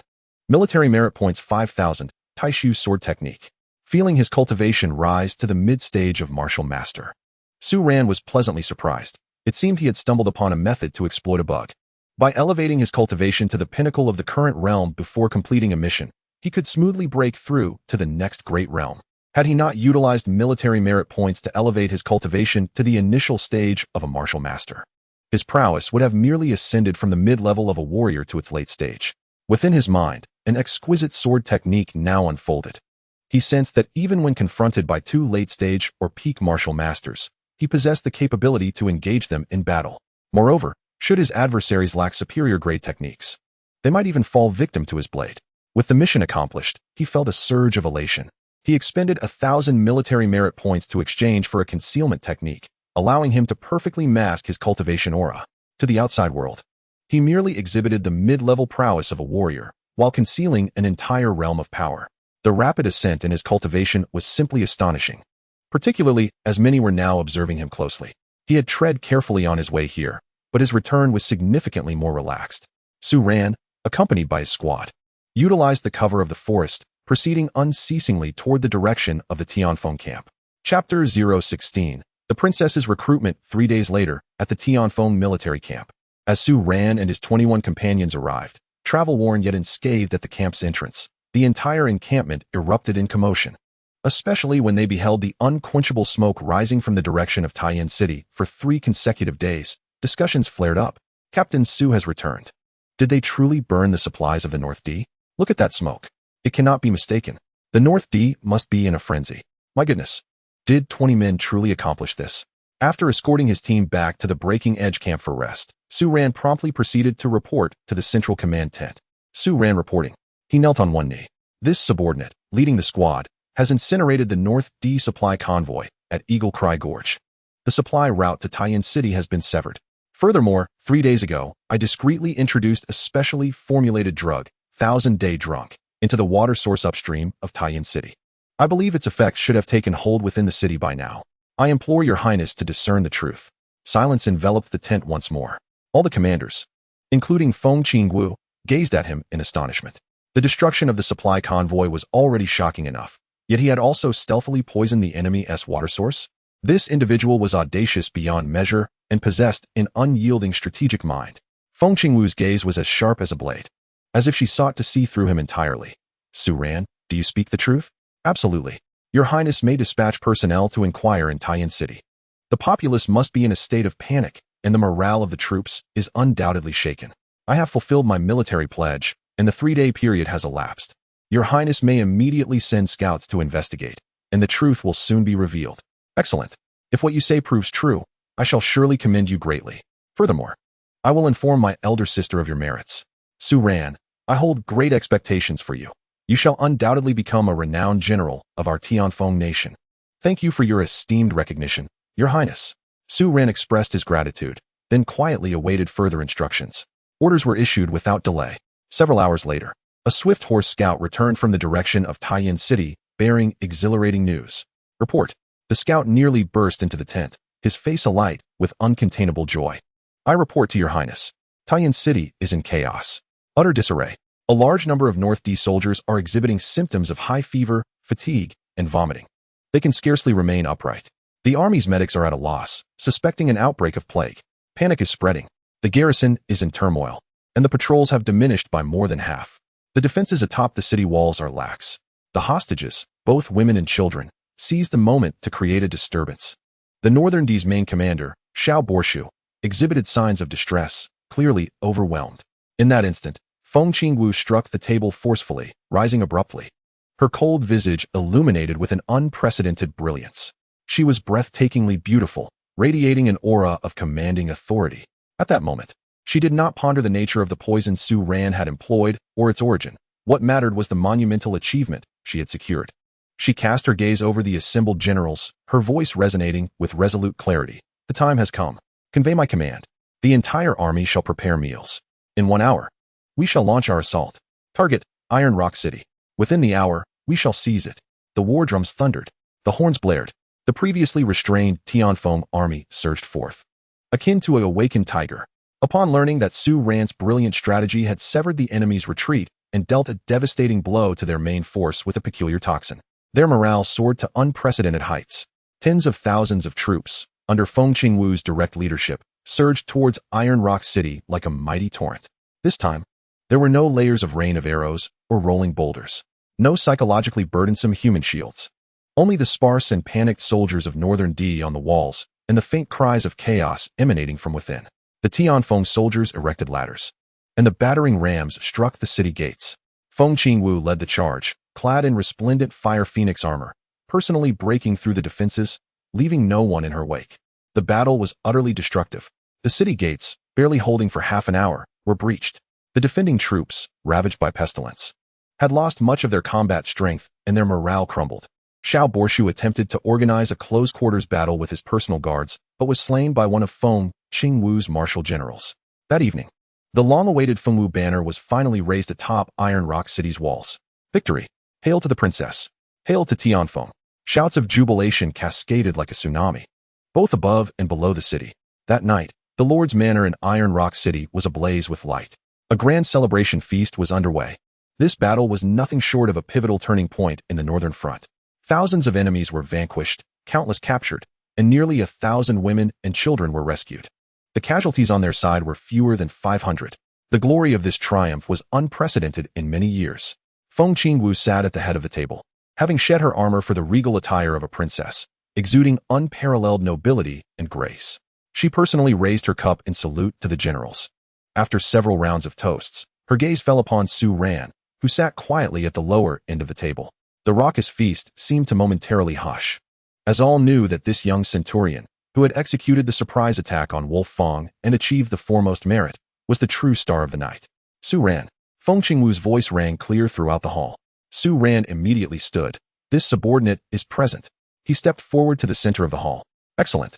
Feng Qingwu beheld the tall, resolute young man before her, her face breaking into the most sincere and heart-stirring smile of the evening.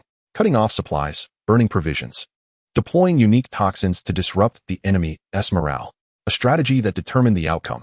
Su Ran, this decisive victory is largely due to your exceptional contributions. You shall be recognized as the foremost hero. Your Highness is too generous. This is the result of the soldier's valor and your divine might. Su Ran bowed his head, his words filled with respect. Feng Qingwu waved her hand, and a nearby guard presented a tray covered with red cloth. Upon unveiling the cloth, 10 gleaming ingots of silver, each weighing 50 taels, were revealed, an impressive total of 1,000 taels. This was a personal reward from the palace, a testament to your exceptional bravery and wisdom in safeguarding the nation. Feng Qingwu's voice resonated with an undeniable authority and a rare gentleness. A collective gasp echoed throughout the hall. 1,000 taels of silver. This sum was indeed a fortune, sufficient to support an ordinary soldier's family for generations. Su Ran felt a jolt of surprise within, yet maintained a calm demeanor as he bowed deeply. Your Highness, I am deeply grateful for your generous bestowal. I am unworthy of such honor. Observing his composed and humble demeanor, Feng Qingwu's admiration deepened. She leaned slightly closer, her voice lowering to a seductive yet sincere whisper that reached Su Ran's ears. Su Ran, you possess both intelligence and courage, with meticulous attention to detail, truly a rare talent. The position of leader of my personal guard is currently vacant. Your martial prowess advances swiftly, promising a boundless future. Should you wish to join my personal guard, you would serve as my close attendant. Given time, you would be granted techniques and elixirs, with your prospects becoming limitless. Do you accept? Close attendant? Leader of the personal guard?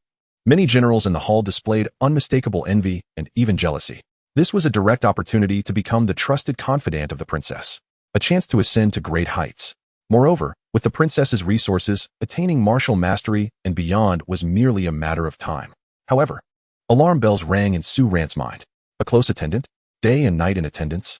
As a man facing a potential martial emperor, coupled with the palace's myriad of strange and enigmatic artifacts, the risk of exposure was nearly 100%. This was akin to walking into a trap. Chapter 017.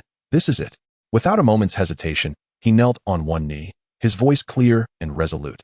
Your Highness, I am profoundly touched by your kindness. Yet, I am acutely aware of my limitations. I believe I can hone my skills better in the ranks, to battle and vanquish foes, reclaiming our lands for you. This ambition remains unfulfilled. I wish to continue serving in the military, to exert my utmost for you, and to support the great commander. I implore you to grant my request. A refusal? The hall erupted in astonishment. Someone had actually declined the second princess's entreaty? A glimmer of surprise flickered in Feng Qingwu's eyes, swiftly replaced by a deeper curiosity and admiration. Gazing into Su Ran's unwavering, sincere eyes, she felt neither anger nor disappointment. Instead, she recognized the worthiness of his character. This steadfastness, this commitment to one's principles in the face of great temptation, was rarer than innate talent. Excellent. A true warrior at heart. Feng Qingwu clapped her hands in delight, her appreciation evident. Since your aspirations lie in this direction, I shall not compel you. Continue your training. However, your remarkable achievements in this battle warrant more than the position of a 100-man captain. After a brief contemplation, her voice, imbued with undeniable authority, rang throughout the hall. Su Ran, heed my command. I am present. From this day forth, I promote you to the rank of 1,000-man captain. You shall command 1,000 troops. You are granted the honor of leading an army, named the Thunder Camp. The hall was once again taken aback. A direct promotion from 100-man captain to 1,000-man captain. A leap of 2 ranks. Yet, Feng Qingwu's tone shifted, laced with a hint of scrutiny and anticipation. I have spoken. Your qualifications are still modest, and your skills are insufficient to command 1,000 men. This appointment is nominal, with authority equivalent to that of a captain. You may recruit brave soldiers to fill a 1,000-strong battalion. However, you must elevate your cultivation to the level of a martial master before you can officially assume this position. At that time, I shall personally bestow upon you the insignia.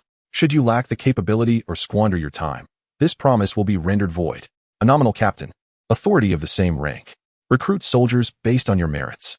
Officially assume the position as a martial master. This resolution not only highlights the immense favor bestowed upon Su Ran for his accomplishments, but also accommodates the realities of military hierarchy and cultivation requirements, while simultaneously imposing boundless pressure and motivation upon him. Truly astute. A surge of warmth enveloped Su Ran's heart. This trust and heavy responsibility weighed upon his shoulders. igniting within him an indomitable ambition. I, Su Ran, express my profound gratitude for your highness's grace. I shall diligently strive and cultivate without respite. I will not disappoint your highness's expectations. I will lead the Thunder Camp to achieve new feats for your highness and for the Celestial Phoenix. He bowed solemnly. Excellent. Feng Qingwu nodded in satisfaction. 1,000 taels of silver shall be your reward. How you utilize it is entirely at your discretion. The provisions and armaments needed for the Thunder Camp can be claimed later with my order. The Breaking Blade Camp shall also fall under your command. Thank you, your highness. The celebratory feast continued with an even more fervent atmosphere. Su Ran became the undeniable focal point. Upon returning to his temporary quarters, he gazed at the shimmering 1,000 taels of silver and exhaled deeply. He took out 500 taels and handed them to Li Yuanyuan. Yuanyuan, take this. 100 taels is for all the sisters of the Thunder Camp, as compensation and rewards for this battle, including the one at the Soul Dismantling Valley. Ensure the families of the fallen sisters are well taken care of. Those injured must recuperate properly. The remaining 400 taels shall serve as startup funds for the newly recruited soldiers. You are responsible for the distribution. Li Yuanyuan held the heavy silver with tears of excitement welling in her eyes. Boss, the sisters following you are worth it. Additionally, Su Ran produced a weighty package containing another 300 taels of silver. Help me find reliable compatriots or merchant caravans heading south, and arrange for this 300 taels to be delivered to my hometown, Su Family Village, to a woman named Su Yunyang. Inform her that this is Su Ran's filial offering for her medical treatment, and that I am well. Mentioning his adoptive mother. A subtle tenderness and worry tinged Su Ran's voice. Understood, boss. I will spare no effort to ensure the silver reaches Aunt Su safely. Li Yuanyuan vowed resolutely. Having arranged everything, Su Ran, weary, sat in a chair and silently cultivated the 9 turns profound origin technique, absorbing the insights and fervor accumulated on the battlefield, striving to breach the barriers of the later stages of Martial Master. As his gaze fell upon the nearby sand table map, it marked the second border city, Heishui City. Still occupied by the Northern D, the city was increasingly formidable, defended by the renowned iron-walled Bachelu. A more brutal siege battle was imminent. The following day, as dawn broke, the atmosphere in the central tent returned to one of grim intensity. The battle plan for the recapture of Heishui City was under vigorous discussion. Heishui City, built upon the mountains, boasted towering and thick walls, encircled by moats, making its terrain exceedingly perilous. The commander is the renowned general of the Northern D, Tu Ingbolu, known as the Iron Wall Baturu. He is famed for his steadfastness in defending cities, exhibiting an unwavering tenacity. His troops comprise the elite of the Northern D forces. In light of the recent fall of Taiyin City, the morale of the Tianfeng army surges like a tidal wave, and the defenses of Heishui City are bound to become even more formidable. Your Highness, the walls of Heishui City are both high and thick, with ample supplies of logs and stones at the ready. A direct assault would incur excessive costs. We could employ catapults to bombard the city day and night, depleting their resources. Alternatively, we could dig tunnels to approach the city walls. The generals voiced their opinions in a cacophony. Feng Qingwu, her eyes half closed, delicately drummed her slender fingers on the table, evidently weighing the pros and cons. Just as the debate began to wane, and she prepared to propose a strategy, her gaze inadvertently fell upon Su Ran, who stood quietly in the corner, contemplating the sand table map. Su Ran. Feng Qingwu's cool voice resonated once more. Su Ran immediately clasped his fists in salute, responding, "This subordinate is here." A barely perceptible smile graced Feng Qingwu's lips, tinged with both scrutiny and anticipation, as she pointed to the model of Heishui City, resembling a colossal beast poised to strike. What do you believe this palace should do to seize it? Given Su Ran's previous displays of insight, Feng Qingwu was aware he was not a reckless individual. Thus, in this moment of uncertainty, she sought to ascertain whether he possessed any remarkable stratagems. The Tianfeng kingdom could not endure prolonged attrition. A victory with minimal cost would be most desirable. Su Ran did not respond immediately. Instead, he glanced at the newly generated system task. New task: infiltrate Heishui City and poison its defenders, rendering them incapable of combat. Task reward: Strength 1, Military Achievement Points 10,000, Dragon Elephant Suppression Technique, Heavenly Grade, Superior, X1. The rewards were undeniably generous, yet the risks were considerable. Infiltrating Heishui City, which was teeming with experts, posed a significant threat to his life as a mid-level martial artist. Furthermore, the task required him to poison the soldiers within the city. He swiftly scanned the military achievement shop for suitable plague-related items. Soon, a toxin named bone-eroding plague caught his eye. Bone-eroding plague, earth-grade, mid-tier, a colorless, odorless powder that, when dissolved in water or food, remains undetectable for 12 hours. Following this period, the infected will experience high fever, bone pain, and muscle weakness, with symptoms resembling a plague. It is highly contagious, lasting 7 days, and could be fatal for those with weakened constitutions. Redemption requires military achievement points. 3000. An antidote must be redeemed separately.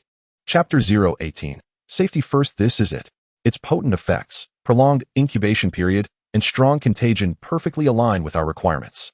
However, the steep price of 3000 points stung, especially after his previous exchanges for concealment techniques and skill enhancements had significantly depleted his reserves. Nevertheless, considering the potential rewards of 10,000 points and the heavenly grade technique upon task completion, this investment was worthwhile. Su Ran raised his head, meeting Feng Qingwu's gaze. His voice steady and clear. Your Highness, I believe that a direct assault on Heishui City would merely squander our forces and is not a viable strategy. Surrounding the city would consume time, fraught with uncertainty. Tunneling or employing water assaults would also prove ineffective at this juncture. He paused, and amid the mixed looks of skepticism and anticipation from the others, he unveiled his audacious plan. I dare to propose a strategy akin to that of Taiyin City, but with further boldness. I seek permission to infiltrate Heishui City alone. The tent was instantly filled with uproar. What? Infiltration? Commander Su Qian, are you aware of the formidable defenses surrounding Blackwater City? Even birds find it difficult to cross. An elder general could not help but voice his concerns. Indeed, Bachalu is cunning and suspicious. There must be formidable experts stationed within the city. How can you possibly infiltrate? Even if you manage to enter, how will you act? Poisoning. The water source lies in the river outside the city. How could poison be introduced? The granary is heavily guarded. Surely there will be a strong military presence. Another general shook his head in disbelief. Feng Qingwu furrowed her brows tightly, her eyes filled with disapproval and concern. Su Ran, this plan is exceedingly perilous. Blackwater City is not comparable to Iron Rock City, and Bachalu is far more scheming. You are a rare talent among our military leaders. I cannot allow you to take such risks. Her words were resolute, imbued with an undeniable protective intent. The strategy and courage displayed by Su Ran weighed heavily in her heart. He was a promising general for the future, one who must not be lost to a nearly suicidal venture. A warmth spread through Su Ran's heart, yet the allure of the mission and its rewards, alongside an inner impulse to rise above the ordinary, prevented him from retreating. He had to persuade Feng Qingwu. Your Highness. Su Ran's voice rose a few notches, filled with determination. I am well aware of the dangers of this mission. However, it is precisely because Blackwater City is so formidable that we must employ such unconventional strategies. I am not without confidence. He glanced around, his eyes gleaming with intensity. Firstly, I possess a family secret technique known as the tortoise breath concealment method, which can significantly suppress one's presence, making it difficult for even an ordinary martial artist to detect. As he spoke, he quietly activated the recently exchanged breath concealment technique, pushing the effects of the system's concealment to the utmost limit. In an instant, the fluctuations of his aura rapidly diminished, plummeting from the mid-level martial master realm to stabilize at the mid-level warrior realm, as if he were shrouded in a veil of obscurity, his presence becoming exceedingly faint. The higher-ranking generals within the tent, including Feng Qingwu, sharply sensed the change in his aura, their eyes flashing with surprise. This technique of breath suppression is indeed remarkable. Secondly, Su Ran continued, this is the crux of my plan. I also possess several life-saving talismans known as the Distant Horizon Talismans. With a thought, he spent 300 military merit points and gritted his teeth to exchange for 3 teleportation talismans, high grade. The talismans felt icy in his hand, imbued with profound spatial fluctuations. He took out one talisman, showcasing it before everyone. The talisman was made of ancient materials, adorned with intricate patterns drawn in cinnabar, subtly rippling with spatial waves. When activated, it could instantly transport its user several dozen yards away, bypassing ordinary obstacles. Although the distance was limited and each talisman could only be used once, it was more than sufficient for escaping danger and evading lethal attacks. He deliberately emphasized the limitations of distance and usage to avoid appearing overly formidable. To bolster his persuasive appeal, Su Ran unleashed the full might of his early-stage martial master cultivation, the powerful aura flooding the tent. Martial master. Gasps of astonishment rippled through the crowd. Everyone stared at Su Ran in shock. How long has it been? From the body refinement realm in the soul-breaking valley to the warrior realm in Iron Rock City. And now he has reached the martial master realm? The speed of this cultivation is truly astonishing. Feng Qingwu's pupils constricted sharply. Although she suspected that Su Ran was concealing something, she never anticipated that he had already ascended to the martial master realm. This talent surpassed her wildest expectations. After demonstrating his prowess, Su Ran swiftly concealed his aura, adopting a more modest demeanor, and spoke solemnly. Your Highness, with my cultivation at the martial master level, combined with the breath concealment technique and the distance sealing talisman, infiltrating Blackwater City is not beyond possibility. If granted a few days to find the opportunity to introduce this specially crafted contagion into the city's water supply or grain storage, I am confident that a significant portion of their garrison will succumb to the plague, rendering them ineffective in battle.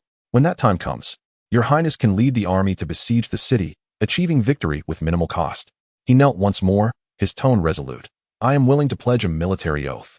Should I fail, or if my identity is exposed and jeopardizes the army, I will accept the consequences of military law. I implore Your Highness to grant me this chance. The tent fell into a profound silence. The generals exchanged glances, all astonished by Su Ran's audacity and the strength he had displayed. At the early stage of the martial master realm, coupled with the exquisite breath concealment technique and that seemingly miraculous escape talisman, there appeared to be a glimmer of possibility. Feng Qingwu's heart wrestled with conflicting thoughts.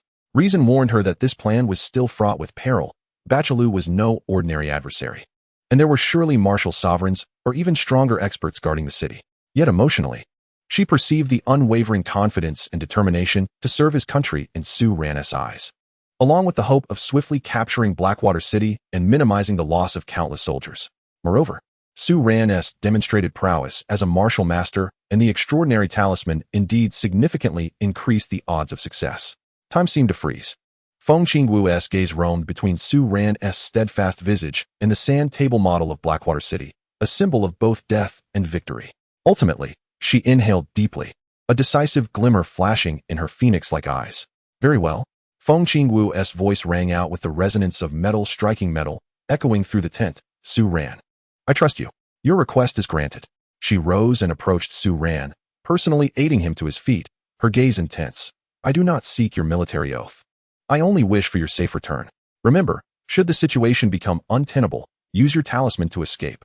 Your life is paramount. She paused, her tone imbued with unprecedented seriousness and expectation. If your plan succeeds and you aid me in capturing Blackwater City, I promise you this. I shall promote you to the rank of Deputy General. You will command a battalion. The honor of this victory shall belong solely to you. I will personally advocate for your commendation to the court. Deputy General, commanding a battalion. This was true military authority, far beyond the hollow title of a 1,000-man leader. Su Ran felt a surge of warmth in his heart, clasping his fists in a deep bow. I am Su Ran, and I shall not disappoint your Highness's trust. I will exert every effort to accomplish this task. What do you require? Speak freely. Feng Qingwu inquired. Only the specially crafted contagion. I have my methods to carry it into the city, Su Ran replied, naturally omitting the mention of the system exchange. Feng Qingwu nodded, refraining from further inquiries. She produced a small, crimson signal flare and handed it to Su Ran. This is a specialized signal. Once you succeed within the city or require assistance, fire it into the sky. I will see it and make the necessary arrangements. Remember, safety is paramount. Chapter 19. Citywide Hunt. The subordinate comprehended. Su Ran solemnly accepted the signal flare. That night, under the cover of darkness, the moon obscured and the winds howled. Su Ran donned a nondescript gray cloth attire, his face adorned with a simple disguise, resembling a weary traveling merchant. He exchanged for a vial of the bone-corroding plague, worth 3,000 points, and cautiously concealed it close to his body. 3 teleportation talismans were meticulously stashed in the folds of his sleeves, the lapels of his coat, and the shafts of his boots, ensuring their immediate activation in any perilous moment. Casting a final glance at the brightly lit Tianfeng camp, he melded into the thick darkness of the night, stealthily advancing towards the lurking Blackwater City in the distance. The approach to Blackwater City proved more arduous than anticipated. The patrols outside the city were densely positioned, with visible and hidden sentinels intertwining, weaving an almost invisible net. Su Ran summoned the full extent of the breath concealment technique and the breath masking technique, combining them with the ethereal ghost shadow steps and the stealth skills of a former Special Forces operative, dancing perilously on the edge of danger as he narrowly evaded the watchful eyes of the patrols. He selected a relatively secluded corner of the city wall, slightly damaged, and, utilizing the cover of night and shadows, ascended the 10-foot wall silently. Although the guards atop the wall remained vigilant, they failed to detect this unexpected visitor due to Su Ran's nearly flawless concealment. Almost there, Su Ran mused, sensing it was time to reveal himself, thus abandoning his concealment. Whoosh, whoosh, whoosh. A flurry of sharp, slicing sounds erupted. Poison-tipped crossbow bolts were shot at him from various angles with ruthless precision. Simultaneously, 7 or 8 fierce female soldiers clad in black leather armor surged forth from the surrounding shadows, drawing their blades which glimmered coldly, sealing all his escape routes. Humph. I anticipated your cunning little schemes, Tianfeng rats. I have been waiting for this moment. A tall, muscular woman with a scarred face sneered. Her curved blade pointed directly at Su Ran. Capture him. Alive. Let us see which fool dares to come to their own demise. Su Ran felt a wave of relief wash over him. As long as he could evade their attacks and await capture, he would gain entry into the city. He reacted swiftly, twisting his body in midair, pushing the ghost shadow steps to the utmost limit, narrowly dodging several crossbow bolts, though one grazed his left arm, igniting a sharp pain. The moment he landed, he was immediately surrounded. I am not a spy. I am a merchant. I got lost. Su Ran feigned a quivering voice, resembling a genuinely timid and fearful traitor. A merchant? Huh, spat the scarred woman. In these chaotic times, which merchant would dare approach the city walls, and to sneakily climb them? Find him. Take him back for the general to interrogate thoroughly. A few female soldiers lunged at him like ravenous wolves. Su Ran's mind raced as he made a swift decision. As long as his life was not endangered, he would not resist. He must not reveal his true capabilities. Otherwise, he would attract the attention of the city's formidable experts, and all would be lost. Feigning panic, he struggled symbolically a few times before being roughly bound securely. A rag stuffed into his mouth. He was shoved and escorted towards the general's mansion dungeon within the city. Along the way, Su Ran discreetly observed his surroundings. Inside the city of Heishui, security was indeed stringent. Patrols traversed the streets incessantly, casting an oppressive atmosphere. However, the city was not solely comprised of barracks, for there were also numerous ordinary residences and shops, albeit with few pedestrians, all bearing expressions of concern. In a dim and damp dungeon, Su Ran found himself confined in a cell with iron bars. He silently circulated his internal energy to neutralize the mild toxin from the arrow wound in his left arm. While contemplating strategies for escape and sabotage, a headlong assault was the least desirable option. He must wait for an opportunity. Before long, the heavy cell door creaked open. A remarkably robust woman clad in general's armor entered, her rugged features and hawk-like gaze unmistakable. She was the commander, Bachalu. Following her were several solemnly composed guards, one of whom was notably at the initial stage of the martial king realm. Bachalu cast a cold, slicing glance at Su Ran, her gaze sharp as a blade. Speak. Who sent you? What is your intent in infiltrating Heishui City? What task has Feng Qingwu assigned you? Her voice was deep and hoarse, imbued with an overwhelming sense of pressure. A chill ran through Su Ran's heart. Bachalu was undoubtedly at least a martial emperor. Striving to maintain his composure, he continued to feign the part of a panicked merchant. General, please spare me. I am merely a lost merchant. I implore you to see the truth. A merchant? Bachalu's lips curled into a cruel smile, revealing a hardened spirit. It seems I must employ certain methods to elicit your confession. She gestured to her guards. Go. Bring in some men to serve. I am keen to see whether their methods are tougher than your resolve. At her words, Su Ran felt as though struck by lightning. A wave of dread washed over him. Men? In this matriarchal world, the Northern D Army actually kept female soldiers specifically to serve and punish captives? He instantly grasped Bachalu's malicious intent to exploit the gender dynamics of this world and dismantle his spirit in the most humiliating manner possible. A frigid sensation surged from his feet to the crown of his head. For the first time, Su Ran vividly felt the cruelty that could be encountered on the battlefield. Even in a world that favored women, the humiliation of women remained an effective tool. Thus, in certain respects, women indeed belonged to a vulnerable demographic. He could not allow himself to fall into such a predicament. Otherwise, the revelation of his male identity would likely thrill Bachalu even more. As two guards turned to carry out their orders, Su Ran could no longer afford to conceal himself. Gritting his teeth, he activated his internal power, instantly severing the ropes binding him. Simultaneously, he crushed a teleportation talisman without hesitation. Buzz. A subtle distortion rippled through the air. Su Ran's figure abruptly vanished from the spot. What? Bachalu and her guards' expressions shifted dramatically. They could scarcely believe their eyes. The merchant, securely bound, had simply disappeared? Teleportation? A spatial secret technique? Bachalu gasped in disbelief and fury. Quick. Seal off the dungeon. Lock down the entire city. Search. Find him. He must still be within the city. He cannot have gone far. The general's mansion erupted into chaos. The piercing sound of alarms echoed through the night sky. Countless torches ignited, and a throng of Northern D soldiers surged into the streets like a swarm of agitated hornets, launching a frantic house-to-house search. Bachelou, taking command personally, swept his formidable mental energy through the city like an unrelenting tide, endeavoring to capture any faint remnants of spatial fluctuations. At this moment, Su Ran found himself, still shaken, in the depths of a pitch-black alley approximately 15 paces from the dungeon. The recent teleportation had nearly drained him of all his mental fortitude, and his heart raced uncontrollably. He dared not linger, promptly activating the breath concealment technique and the veil of silence, suppressing his presence to the lowest possible level, and pressed himself against the shadows of the wall, swiftly navigating through the narrow, labyrinthine alleyways. Yet, the citywide manhunt had commenced. The streets echoed with the sounds of torches and the shouts of soldiers. He narrowly avoided colliding with patrolling squads multiple times, relying solely on the agility of the shadow step and the life-saving effects of his teleportation talismans to escape. Over there. Something moving. Surround that area. Don't let him escape.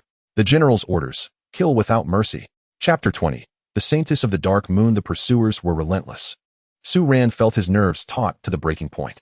He shattered a second teleportation talisman, appearing in a relatively secluded corner of a slum. However, the nearby barking of dogs and the approaching footsteps of soldiers soon drew near. Damn it, Su Ran cursed inwardly.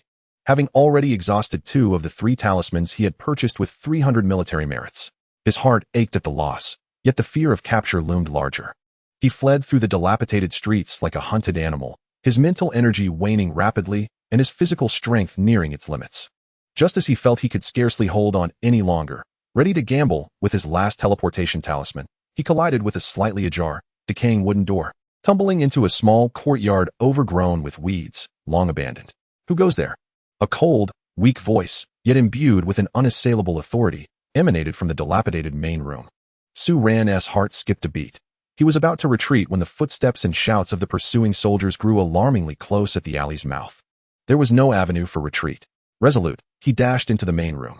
The interior was dimly lit, suffused with a faint scent of blood and herbs. A woman clad in a moon-white gown, her beauty striking yet pallid as if drained of life, sat cross-legged upon a tattered mat, watching him with vigilance. Despite her grievous wounds and frailty, she emanated an ethereal grace, exuding a sense of lofty sanctity. What startled Su Ran most was the chaotic aura she exuded, though disordered. It radiated a pressure far surpassing that of Bachelou's early-stage royal guards. A martial emperor? Su Ran's pupils contracted. Hidden within this dilapidated courtyard was a martial emperor. And she seemed gravely injured? Who are you? Why have you intruded upon this place? Her voice was icy, laced with scrutiny. Su Ran's mind raced. The voices of the pursuing soldiers were now distinctly audible. Search. Search thoroughly. No room can be overlooked. He immediately clasped his fists and spoke rapidly. Forgive me, milady. I am Su Ran, pursued by Northern D soldiers, and I stumbled into this place unintentionally. You seem to be injured? I possess a modest knowledge of medicine and may have a means to assist you. I only request that you allow me a brief respite here. Once the pursuers have passed, I shall depart immediately, and I would never dare to disturb your serene cultivation. The young woman is none other than the saintess, Ling Qingxue, who had descended from a reclusive sect to procure supplies. However, she found herself trapped here due to the sudden invasion of Blackwater City by the Northern D. Upon hearing his words, a flicker of intrigue crossed her beautiful eyes. She was indeed gravely injured, having been ambushed by a martial emperor from Northern D, which had caused her cultivation to plummet to the level of a martial artist. She was in urgent need of healing elixirs, though this man appeared disheveled. His eyes were clear, and his aura was well contained. In such a dire moment, his proposal was difficult for her to refuse. You understand medicine? Do you have healing elixirs? Ling Qingxue inquired, her voice still frosty, albeit slightly softened. Indeed, Su Ran replied without hesitation, promptly spending his last few hundred military merits to exchange for a life-reviving elixir, high grade, and a herbal detoxification pill, mid-grade, from the marketplace. He feigned retrieving 2 small jade vials from his bosom. These are family heirloom secret medicines, remarkably effective against internal injuries and toxins. If you trust me, my lady, you may give them a try. Ling Qingxue accepted the jade vials, uncorked one, and inhaled deeply. A glimmer of astonishment flashed in her eyes. The potent essence and vitality contained within these elixirs far surpassed any ordinary healing medicines she had encountered, rivaling even some from her own sect. This individual was undoubtedly of remarkable origin. Just then, the courtyard door was violently kicked open. "Those inside, come out. We are searching for a fugitive," boomed the soldiers of Northern D. Ling Qingshue's gaze sharpened as she swiftly concealed the elixirs and whispered to Su Ran, "Hide behind me. Do not make a sound." Gathering her breath, she called out to the intruders, "Impudence. This is the sacred place of cultivation for the saintess of the Xianyu sect. Who dares to intrude?" The soldiers outside were taken aback, their arrogance visibly diminished. The Xianyu sect was a renowned reclusive sect in the northern region, its power unfathomable. Even the Northern D royal court had to show it some respect. Soon, a female soldier resembling a squad leader stepped forward. Upon seeing Ling Qingxue, though her complexion was pale, her extraordinary aura was unmistakable, especially the jade token engraved with a crescent moon hanging at her waist, which undeniably marked her as the saintess of the Xianyu sect. She quickly bowed. "I apologize for the intrusion before the revered saintess of the Xianyu sect. I am here on orders from the general to apprehend a Tianfeng spy who has infiltrated the city. This individual is exceedingly dangerous and may be hiding in this vicinity." "Humph," Ling Qingxue scoffed, subtly releasing the pressure of her martial sovereign cultivation. "This saintess is here to heal and has seen no spies. This place is tranquil and not to be disturbed. You all should withdraw at once. Should you dare to make any further noise, do not blame me for being ungracious."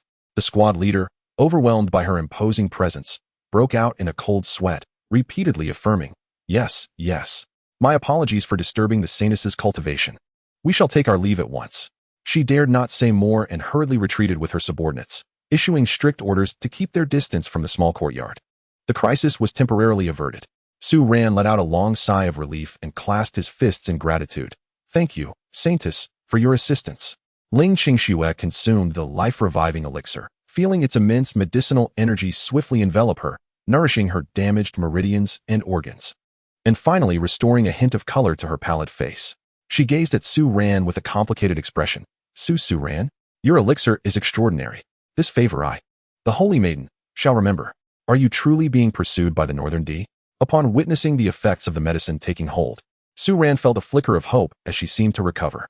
After careful consideration, he chose to reveal part of the truth in exchange for greater trust and assistance. "To be frank, I am a soldier from the Tianfeng Kingdom. I infiltrated Heishui City with a mission at hand." "A mission?" Ling Qingxue narrowed her beautiful eyes. "To assassinate Bachelou, or to gather military intelligence?" "Neither." Su Ran shook his head, a glimmer of determination flashing in his eyes. "It is to spread a plague among the numerous Northern D soldiers in this city." Ling Qingxue inhaled sharply.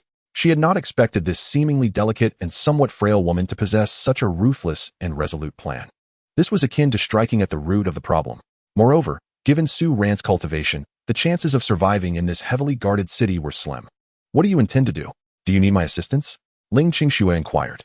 The gratitude for the elixir, coupled with her resentment towards the Northern D for her injuries sustained during their siege, made her more inclined to support Su Ran's plan. Su Ran's heart leaped with joy. This was precisely what he had hoped for. He promptly replied, "I possess a unique source of contagion, colorless and odorless, which can be effective simply by introducing it into their water supply or concentrated provisions.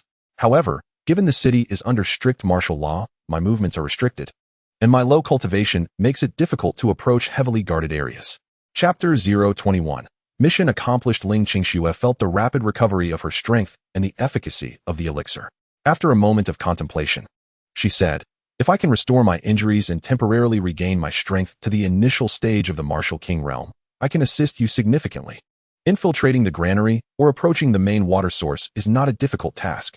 Having originally been a martial emperor who fell due to severe injuries, regaining some of her strength with superior elixirs in a short time was quite feasible. "Is that true?" Su Ran was elated. "The martial king realm. This was akin to divine intervention. How long will it take you? With that elixir you provided earlier, along with 2 days of healing through cultivation, it should suffice," Ling Qingxue affirmed. "Excellent." Without hesitation, Su Ran exchanged another military merit point for a life creation pill and handed it to her. "This elixir is for the Holy Maiden. I am willing to protect you." Ling Qingxue gazed deeply at Su Ran, accepting the elixir. "Miss Su, your noble intentions are commendable. Once I recover, I shall surely assist you in executing this plan. Together, we will turn Heishui City upside down." Her admiration and gratitude for Su Ran deepened. She perceived this young woman as not only remarkably courageous and strategically astute, but also generous and trustworthy, truly a heroine among women. She even felt a burgeoning desire to cultivate a friendship. In the ensuing 2 days, Su Ran remained at the dilapidated residence to safeguard Ling Qingxue. She ingested the second elixir and devoted herself to healing through cultivation. Meanwhile, Su Ran remained vigilant of the external movements while also silently practicing to solidify his mid-stage martial artist cultivation and began to comprehend the basics of the heavenly grade middle-tier Taishu sword technique. Although he had only scratched the surface, it significantly enhanced his swordsmanship. During their time together, Ling Qingxue discovered that Su Ran possessed extraordinary eloquence, showing insightful understanding of military strategy, current affairs, and various intriguing tales, revealing lofty ambitions and a heartfelt commitment to her country and its people, which only deepened her admiration for him. She hails from a prestigious sect and is accustomed to the asceticism of the monks. The presence of a remarkable woman like Su Ran, who possesses both courage and wisdom, and harbors a deep concern for the world, stirs a sense of kinship and admiration within her. One day, during a brief interlude for healing, Ling Qingxue observed Su Ran diligently polishing her sword, a sincere smile gracing her face. Though our acquaintance has been brief, we have endured trials together and share similar aspirations. I, Ling Qingxue, wish to forge a bond of sisterhood with you. Dear Su, if you would be amenable to it. Su Ran's hand abruptly froze in the act of polishing her sword. Sisterhood? This misunderstanding could lead to significant complications. A mix of exasperation and amusement welled up within her, yet she maintained a facade of composure, hastily gesturing. Your esteemed identity as a saintess is far above my humble station as a mere soldier. I could never presume to ascend to such heights. Moreover, I am rather solitary in nature and unaccustomed to forming such bonds. I hope you can understand. She hastily fabricated a clumsy excuse to deflect the situation. A flicker of disappointment crossed Ling Qingxue's eyes, yet she did not press the matter, attributing it to Su Ran's character. However, a greater trial soon presented itself. The majority of Ling Qingxue's injuries were concentrated on her back and shoulders, necessitating the application of a special healing ointment to expedite recovery and prevent infection. She had previously managed to tend to herself, but certain areas were simply out of reach. With a hint of embarrassment, she produced a small vial of medicine. Might I trouble you to assist me in applying the ointment on my back? I find it exceedingly difficult to do so myself. In her perspective, being women and with Su Ran as her benefactor, there was nothing inappropriate in asking for such help. Su Ran was momentarily paralyzed. Gazing upon Ling Qingxue's exquisite visage and trusting eyes, she felt a surge of anxiety, cold sweat trickling down her brow. This, Su Ran stammered, her face flushing crimson, her gaze darting about as she felt unsure of where to place her hands and feet. Ling Qingxue, observing her discomfort, was initially taken aback, but then burst into a melodious laugh, breathtakingly beautiful. Dear Su, why do you behave as if you were a bashful man? We are both women. What is there to be shy about? Are you truly feeling bashful? She found Su Ran's bashfulness amusing, only adding to her charm. Internally, Su Ran lamented her plight, wishing desperately to vanish into the ground. Yet, given the circumstances, any further evasion would only appear suspicious. Steeling herself, she accepted the vial, her voice dry. Saintess, you jest. I have been remiss. Approaching Ling Qingxue from behind, her heart raced like a drum. Ling Qingxue turned away, slowly shedding the upper part of her garments, revealing a back as smooth as jade, marred by several ghastly wounds. The graceful contour of her shoulders and delicate skin radiated a captivating allure in the dim light. Su Ran felt parched, her breath constricted. She forced herself to regain her composure, focusing her mind on the task at hand. With trembling hands, she extracted the ointment and carefully applied it to the tender, inflamed flesh. Her fingertips occasionally grazed the cool, silky skin, sending shivers coursing through her body. Ling Qingxue, sensing the tremor in Su Ran's touch and the extraordinary gentleness of her ministrations, felt increasingly moved, believing that this Su was kind-hearted and considerate. Little did she know that her sister behind her was enduring an entirely different kind of torment. 2 days elapsed, finally passing in Su Ran's seemingly eternal wait. Ling Qingxue, a formidable warrior of the martial emperor realm, swiftly recuperated from her injuries under the potent effects of the life creation pill, temporarily restoring her cultivation to the early martial king stage. Although she was still a distance from her pinnacle, she could now hold her own against the vast majority of experts within Blackwater City. The moment to act had arrived. The night once again provided the perfect cover. Su Ran handed the bone-corroding plague to Ling Qingxue, along with an antidote he had exchanged for. Saintess, this substance is the source of the plague. Simply toss it into the well or sprinkle it over the grain. It is an antidote, and you must take it to be safe. Ling Qingxue solemnly accepted the antidote. Consuming it, and feeling the surge of power within her body. A fierce glint flashed in her eyes. Rest assured. Tonight, let Blackwater City taste the flavor of plague.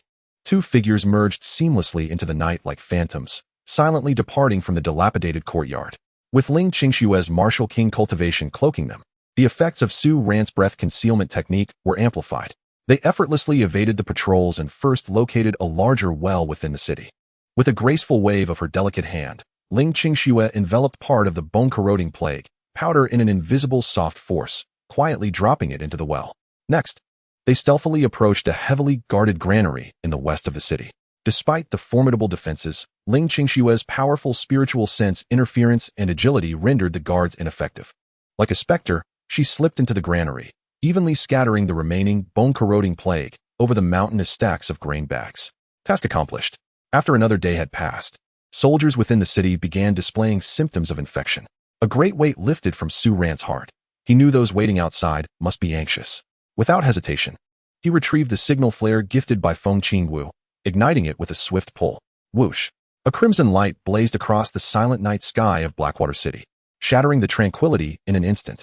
Chapter 022. Nearly exposed a signal flare? An enemy attack. Over there.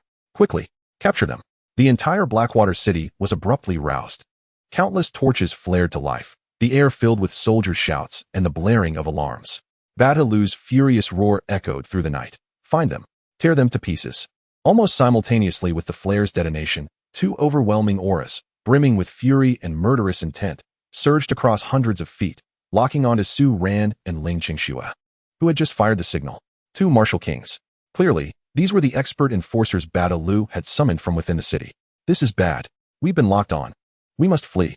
Ling Qingshue's expression changed as she grasped Su Ran's arm, intent on breaking through forcefully. With her injuries not fully healed, engaging in battle would not only risk a relapse, but also face Badalu, a martial emperor within the city. However, Su Ran suddenly broke free from her grasp. A steely determination flashed in his eyes. He could not allow a woman, especially one who had just aided him so significantly and trusted him, to face two martial king experts alone for his sake. His pride, in this life and the previous one, would not permit it. Saintus, you go ahead. I will hold them off. Su Ran let out a low growl as he unsheathed his long sword, the initial stance of the Taishu sword technique already assumed. Aware that he was like a mantis trying to stop a chariot, he stood resolute, refusing to retreat. Have you lost your mind? We must leave now. Ling Qingxue exclaimed, a mixture of urgency and anger in her voice. Yet beneath her outward fury, she felt an overwhelming sense of gratitude. Despite Su Ran's meager strength, he stood protectively before her at this critical moment. Having grown up as the pride of Xianyue sect, she had never formed true friendships. A sister who would stand in front of her in life-and-death situations like Su Ran deserved to be sworn in as a sister for eternity. At that moment, a system notification echoed in Su Ran's mind. Emergency task triggered. Escape Blackwater City with Saintess Ling Qingxue. Task reward: 10,000 military points. Maxed medical skills. A task? Su Ran barely had the time to ponder, as a direct confrontation was not an option. The figures of the two martial kings approached with the force of falling meteors from both directions, their terrifying pressure rendering the air nearly stagnant. Without a moment's hesitation, Su Ran shouted at Ling Qingxue, "Trust me. Hold on tight."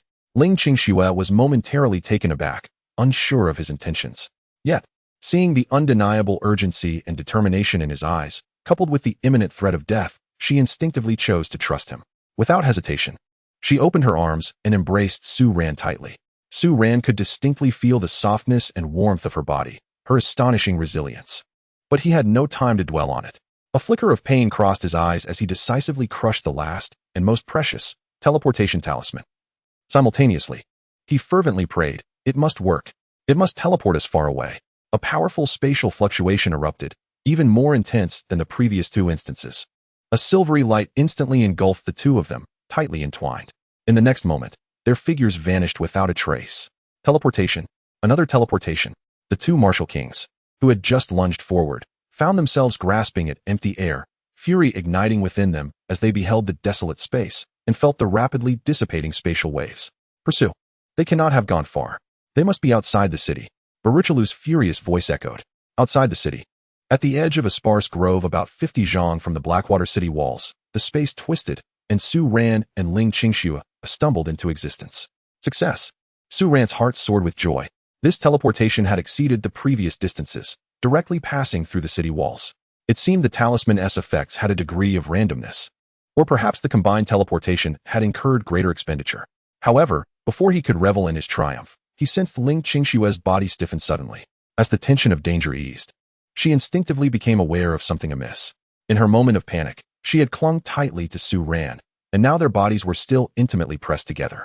She acutely felt her soft, full bosom pressing against his chest, only to realize his chest was flat. She could even discern the firm outline of his muscles beneath.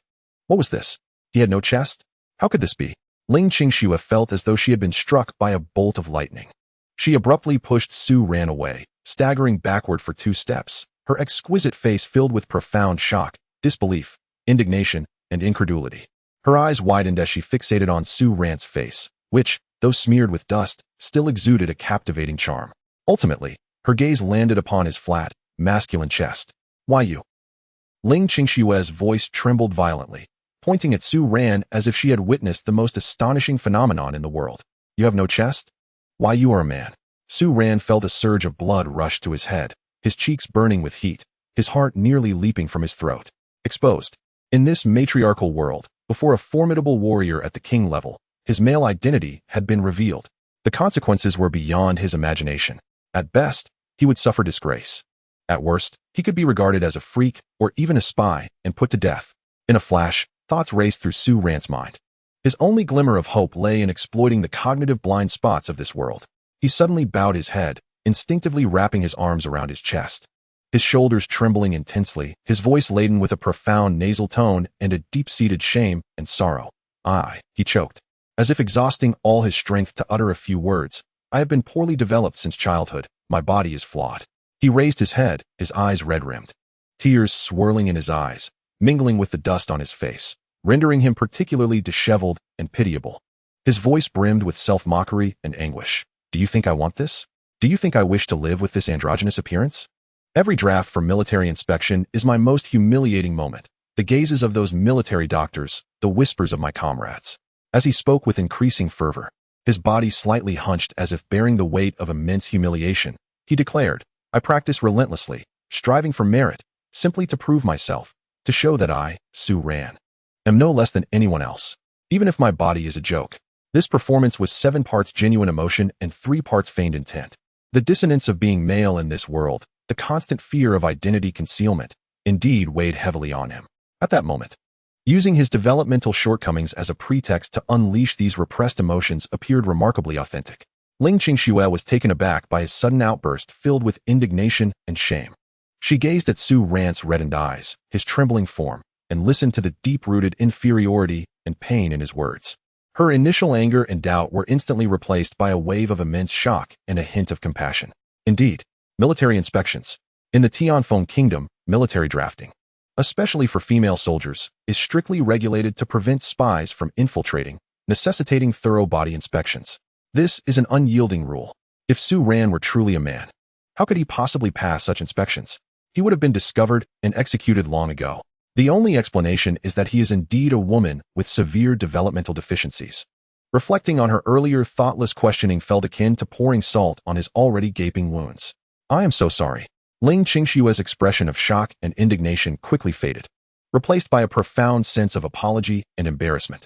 She took a step forward, yet dared not approach too closely, feeling utterly at a loss. Miss Susu, no, Su Ran. I spoke thoughtlessly. I did not anticipate, she stammered, her exquisite face marred by regret. I did not intend to expose your scars. I was merely taken aback. Observing Su Ran with his head still bowed, his shoulders trembling slightly, her heart ached with guilt. Reflecting on their interactions over the past few days, she recognized Su Ran's remarkable intellect and valor, his noble spirit, and his unwavering courage, qualities that made it all the more painful to think he bore such an unspeakable physical flaw.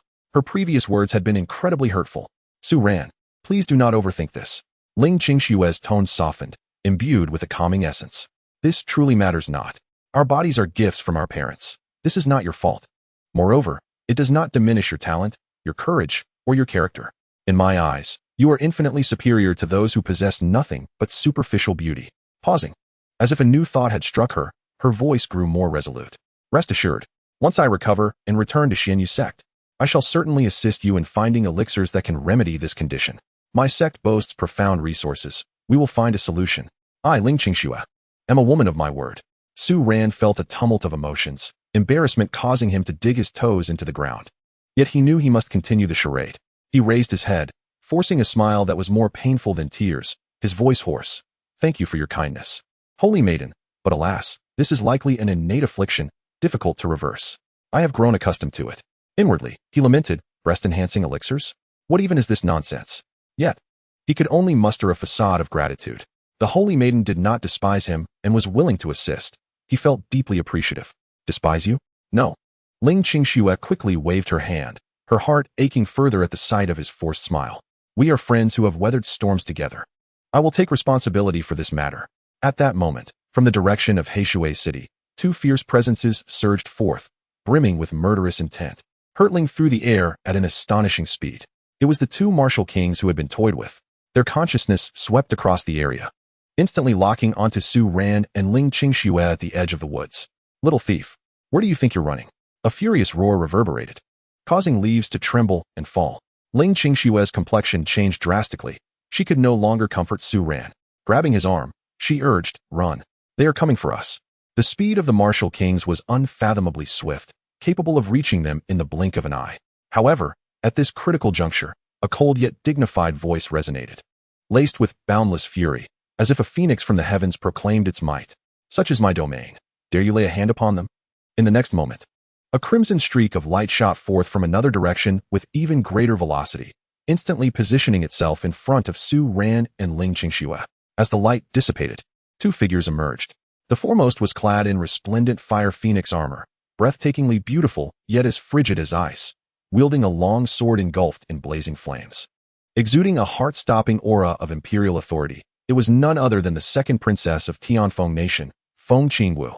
Beside her stood an elderly woman clad in a simple gray robe, her visage rugged yet profound, exuding a deep and weighty aura. Her piercing gaze shimmering with an enigmatic brilliance, undoubtedly a royal offering of unfathomable cultivation. At the very least, she was at the pinnacle of the martial emperor realm, if not possibly a martial sovereign. Upon her arrival, Feng Qingwu's eyes hastily swept over Su Ran, and upon noticing his disheveled state, yet apparent well-being, the tension in her heart eased slightly. Immediately, her icy phoenix eyes turned toward the two pursuing Northern D martial kings. The two masters halted abruptly in midair, their expressions turning exceedingly grim. They could sense the overwhelming imperial pressure emanating from Feng Qingwu, and were even more apprehensive of the inscrutable elderly woman beside her. Engaging in a direct confrontation would yield nothing but disaster. Feng Qingwu, how can you, the esteemed princess of the Celestial Phoenix, condone such despicable acts by your subordinates? Shouted one of the tall, slender, Northern D martial kings. You have severed our supply routes, burned our provisions, and now, in a frenzied display of madness, you poison and spread disease within my Blackwater City. Is there not a shred of martial virtue left in your Celestial Phoenix Nation? Martial virtue? A cold smile graced Feng Qingwu's lips.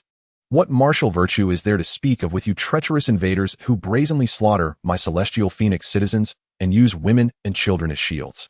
With a swift motion, she pointed her crimson flame sword skyward, the sword energy soaring high, her voice rising with righteous indignation and boundless killing intent. To treat friends, one should offer fine wine and exquisite dishes. But to deal with venomous snakes, one must extract their fangs. Your Northern D declared war without notice, seized my territory, and slaughtered my people. Your actions have evoked the wrath of both heaven and humanity. It is entirely justifiable for the Celestial Phoenix Nation to drive you out by any means necessary. It is a righteous act. Well said. Ling Qingxue could not restrain herself from exclaiming, her gaze toward Feng Qingwu filled with admiration. This princess is indeed clear about grievances and decisively ruthless. You, the tall martial king, was momentarily rendered speechless. Just then, a more imposing and domineering figure, radiating an aura of fury, approached from the direction of Blackwater City, General Bachalu. Her face was ashen, her eyes aflame, fixated intently on Feng Qingwu and the Su Ran behind her. Feng Qingwu. Bachalu's voice roared like a wounded beast. What a fine endeavor to act as the hand of heaven. What a despicable means. I, Bachalu, shall remember this day of shame.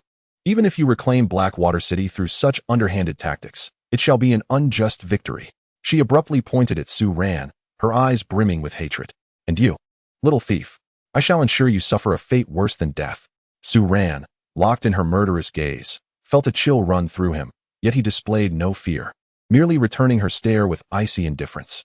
Feng Qingwu shielded Su Ran behind her, defiantly meeting Bachelu's glare, her voice frosty. An unjust victory? As long as we can expel the invaders, reclaim our lands, and protect our people, any means employed is righteous. Bachelu, if you possess the skill, then defeat me openly on the battlefield, rather than barking impotently here.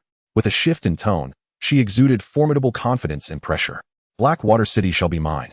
Your Northern D soldiers are afflicted with disease, their combat strength diminished. Any futile resistance will only lead to greater loss of life. I advise you to surrender and open the city promptly. Perhaps you can still preserve the lives of your subordinates. Surrender? Such a dream. Chapter 024, Mastery in Medicine.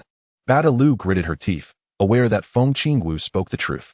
The situation within the city had already deteriorated, yet as a general of the Northern D, how could she capitulate without a fight? Feng Qingwu, do not revel in your triumph. You may sever our supplies and poison us. But can you truly halt the sands of the Wind Sand Fortress?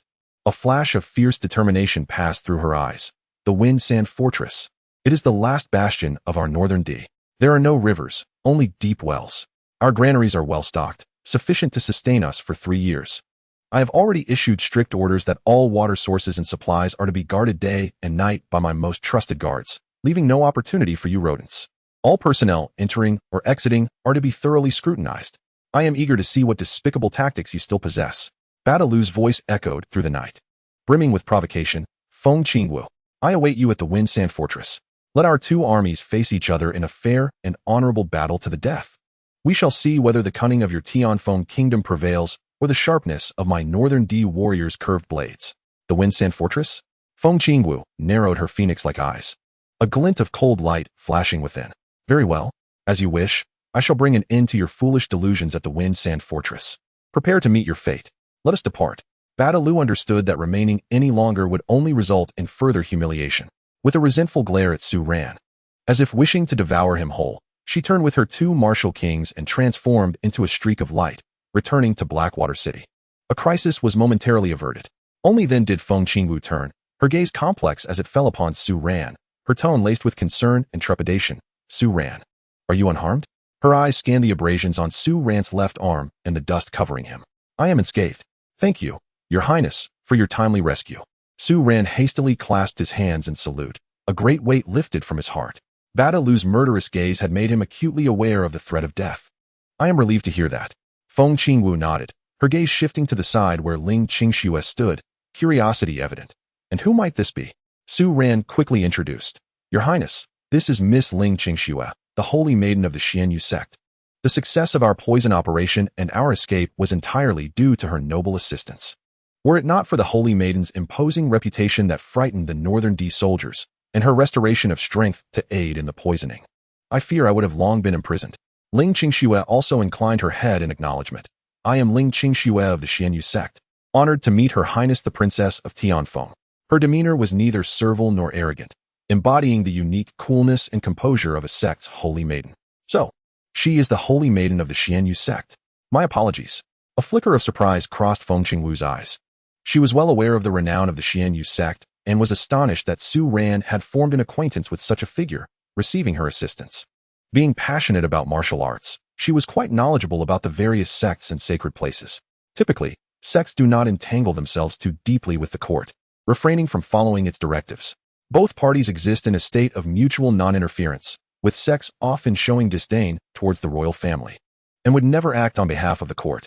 Unless designated as a national protectorate, it is rare for a sect to become embroiled in court disputes, even in the face of national annihilation. Thus, Su Ran's ability to gain the friendship of the holy maiden of the Xianyu sect is indeed a remarkable feat. The grace bestowed by the holy maiden shall forever be etched in my heart. Should the day arise when assistance is needed, the kingdom of Tianfeng shall undoubtedly reciprocate. Your Highness speaks too highly of it. My actions were merely a means of self-preservation, a simple act done in passing, Ling Qingxue replied with a calm demeanor. Yet her gaze involuntarily darted towards Su Ran, imbued with a hint of complexity. Feng Qingwu, perceptive and astute, caught this fleeting moment, her heart stirred. Yet she refrained from further inquiry. She turned her attention toward the inferno engulfing Heishui city, faint cries echoing in the distance. her brow furrowed. Heishui City is finally to be reclaimed, yet it comes at the cost of suffering for its innocent citizens. Soon, the Tianfeng army surged toward Heishui City like a relentless tide.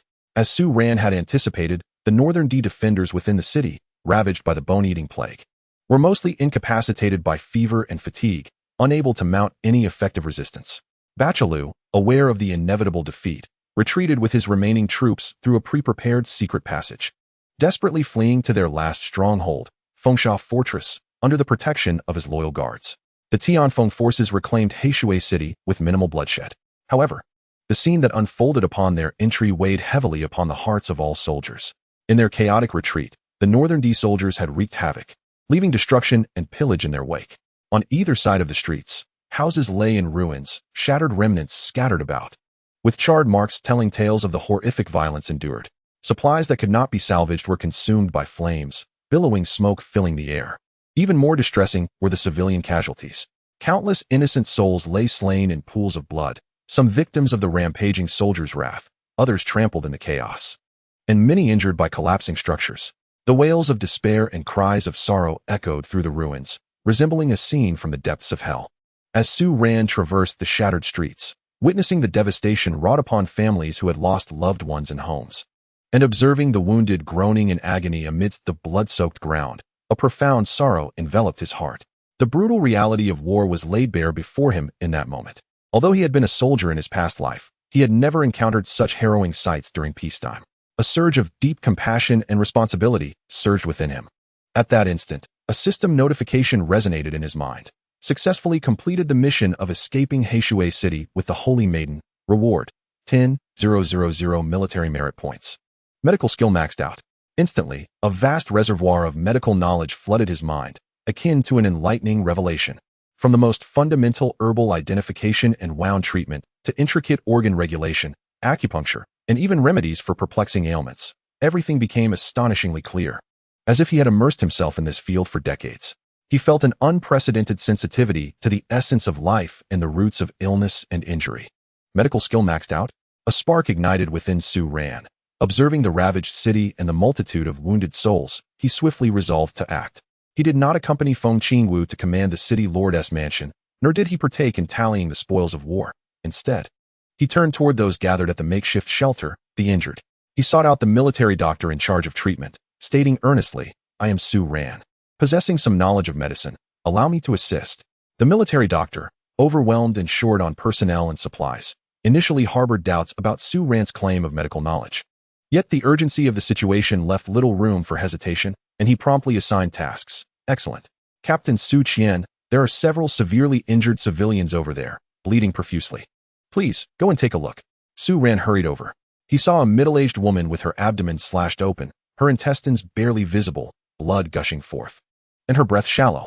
Nearby, an elderly army doctor was frantically attempting to stem the bleeding, but with little success. "Let me take over." Su Ran crouched down, his voice steady. He swiftly assessed the wound's location, depth, and the ruptured blood vessels. With lightning speed, he deftly applied pressure to several critical acupoints, instantly slowing the flow of blood.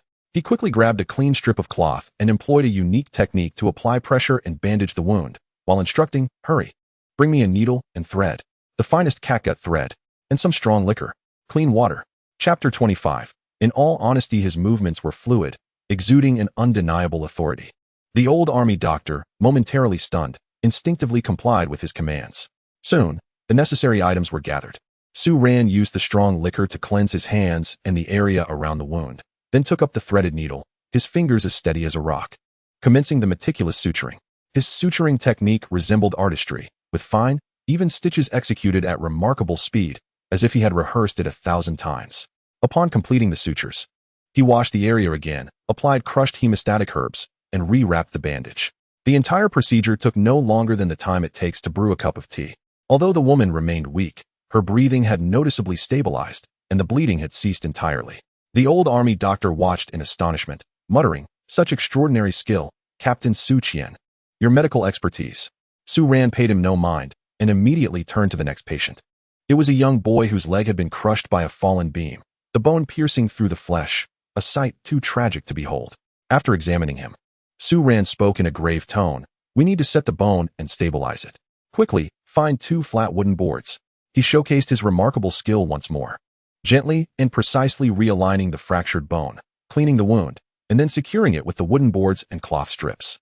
His actions were filled with confidence and strength, as if he could soothe pain and offer hope to those in despair. Thus, Su Ran moved tirelessly among the injured, akin to an unflagging fireman. His methods for treating wounds were clean and efficient, his diagnoses sharp and insightful, and the prescriptions he wrote often yielded swift results. He did not only tend to soldiers, but also spared no effort in caring for innocent civilians. Wherever he appeared, the cries of anguish would diminish, and a glimmer of hope would reignite in despondent eyes. Captain Su Qian, over here, there's a child with a high fever and convulsions. Lord Su, please, look at my mother. She can't catch her breath. Divine healer, please save my husband.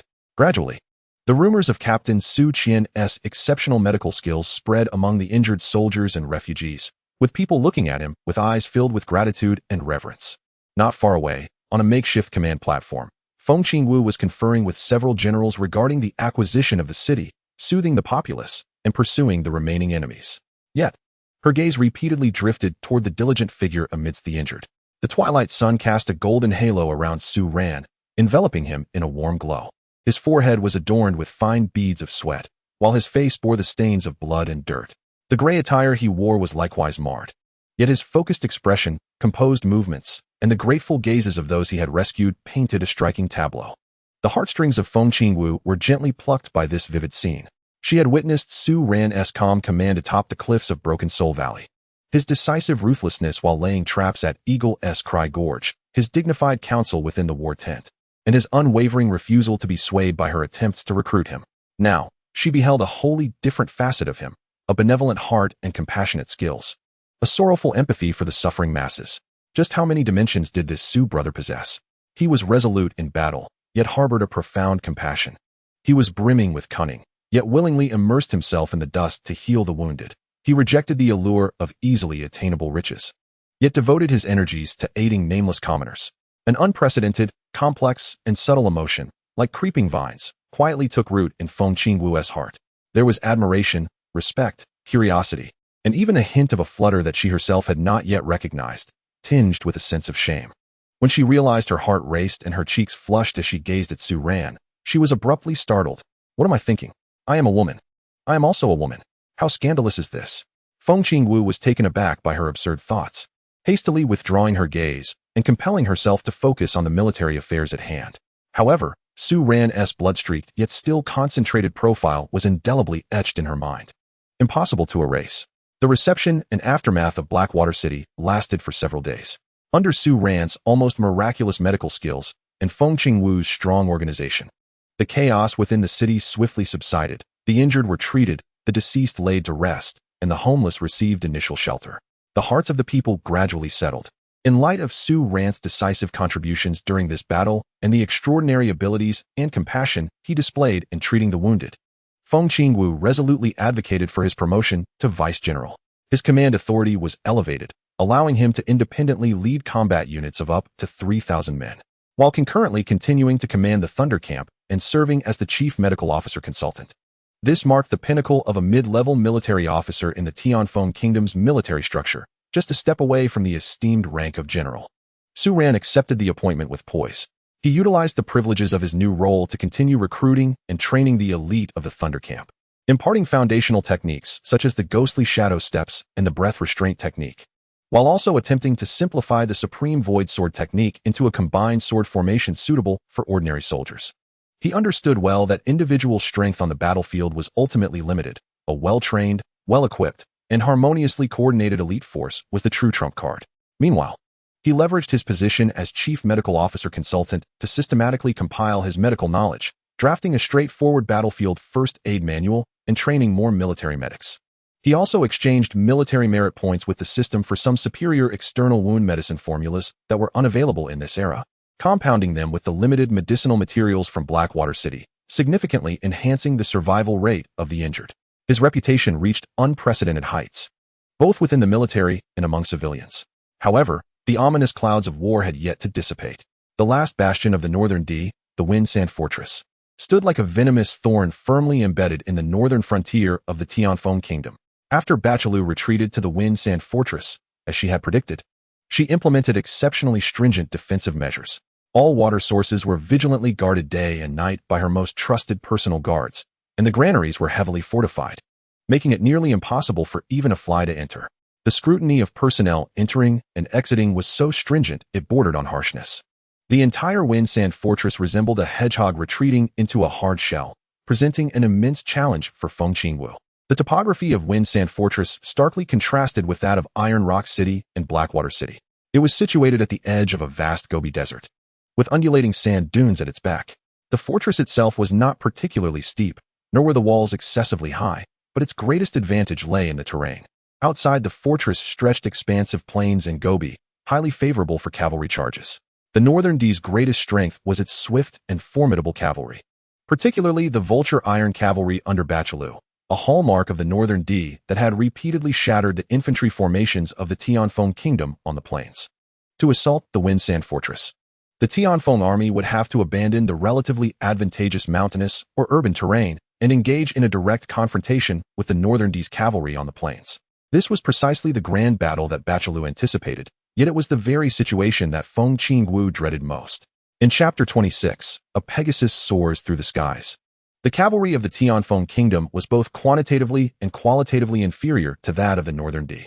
The infantry formations, facing cavalry charges on the plains, would inevitably suffer catastrophic losses. The atmosphere in the command tent was tense. The enormous sand table revealed a clear depiction of the Winsand Fortress and its surrounding terrain. The generals debated fervently, yet the proposals put forth, whether aggressive assaults, luring the enemy, or digging trenches, all revolved around a central issue: how to contend with the terrifying cavalry charges of the Northern D. Your Highness, the area outside Winsand Fortress is a flat expanse with no fortifications to defend. If our troops advance in formation, they will undoubtedly be met with repeated assaults from their iron cavalry, resulting in immeasurable losses. Siege. Bachalu has ample provisions. Dragging this out for a year and a half poses no problem for her, while our logistical pressures are far too great. Night attacks? The enemy's cavalry possesses too much mobility. Night combat may instead lead to our forces being encircled. Feng Qingwu sat at the head of the table, unconsciously tapping her fingers on the armrest, her gaze sweeping over the silent Su Ran. Ever since entering the command tent, Su Ran had been fixated on the expansive terrain on the sand table, his brow furrowed, as if deep in thought. Deputy General Su, Feng Qingwu called out, her voice tinged with anticipation. The unique terrain of Winsand Fortress provides the Northern D's cavalry with their greatest advantage. Do you have a brilliant strategy to counter their cavalry? All eyes once again turned to Su Ran.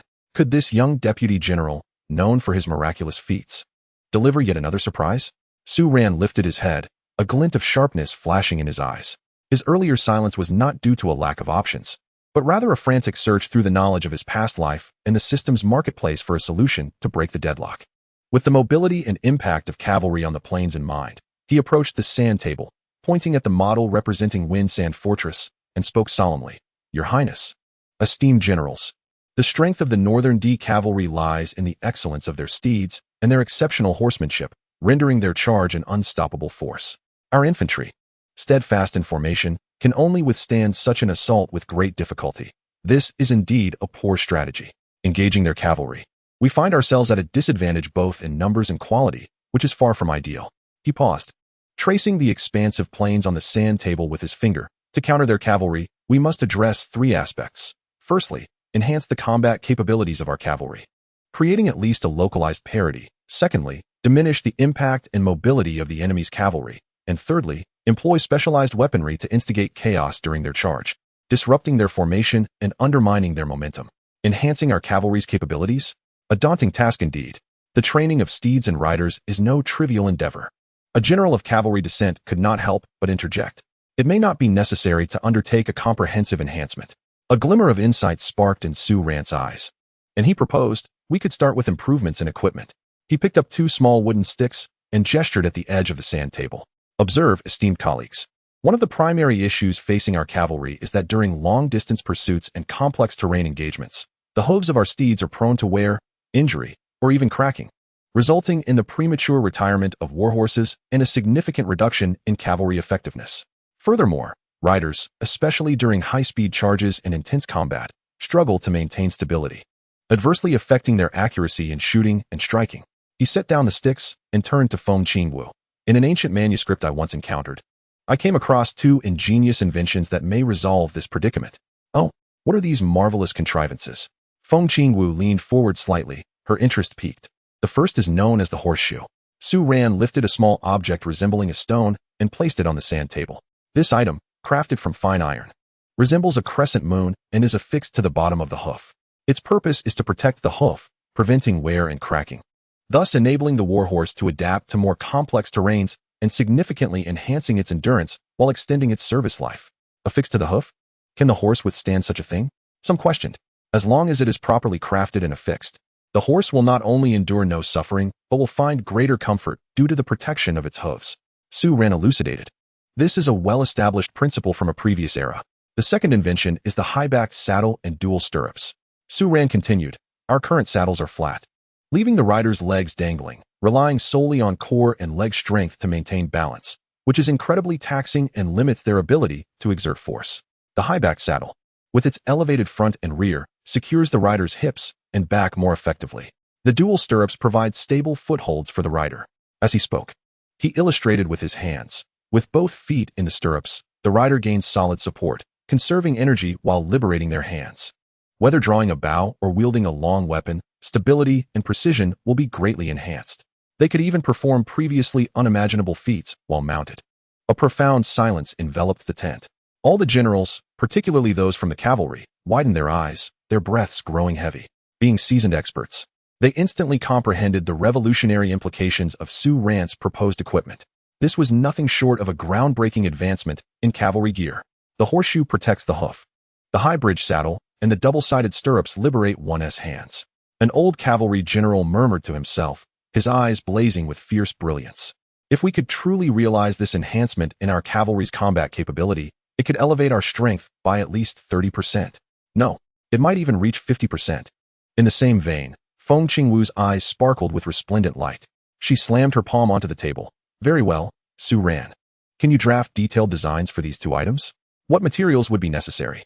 I shall command the craftsmen of the Ministry of Works to spare no expense and expedite the creation of prototypes for testing. I can certainly produce the designs. Su Ran affirmed decisively. The materials required are merely common items such as wrought iron, leather, and ropes. What of the third item? Feng Qingwu inquired, her curiosity piqued. You mentioned that a special weapon is needed to create chaos? A glint of cold light flickered in Su Ran's eyes as he lowered his voice. Your Highness, I have conceived an idea for a thunderbolt shell. A thunderbolt shell? He elaborated. This device does not directly harm the enemy troops, but instead utilizes the tremendous sound generated by an explosion, along with blinding light and shockwaves. Its power may not be sufficient to slay heavily armored cavalry, but the noise is like thunder, the light as bright as day, and the shockwaves can topple nearby men and horses. It is primarily designed to frighten the enemy's warhorses, disrupting their tightly packed charge formations. When horses are startled, they will inevitably lose control and trample one another, creating chaos far more devastating than blades. He looked at the assembly. Imagine, when the northern cavalry comes crashing down like a tidal wave, we suddenly unleash hundreds of these thunderbolt shells. The resounding booms would echo continuously, flames illuminating the field, and smoke enveloping the air. No matter how elite the steeds, confronted with such an unprecedented display of celestial might, how could they remain unperturbed? Once the formation is in disarray, their charge would be shattered. Our infantry phalanx or cavalry could then seize the moment and strike.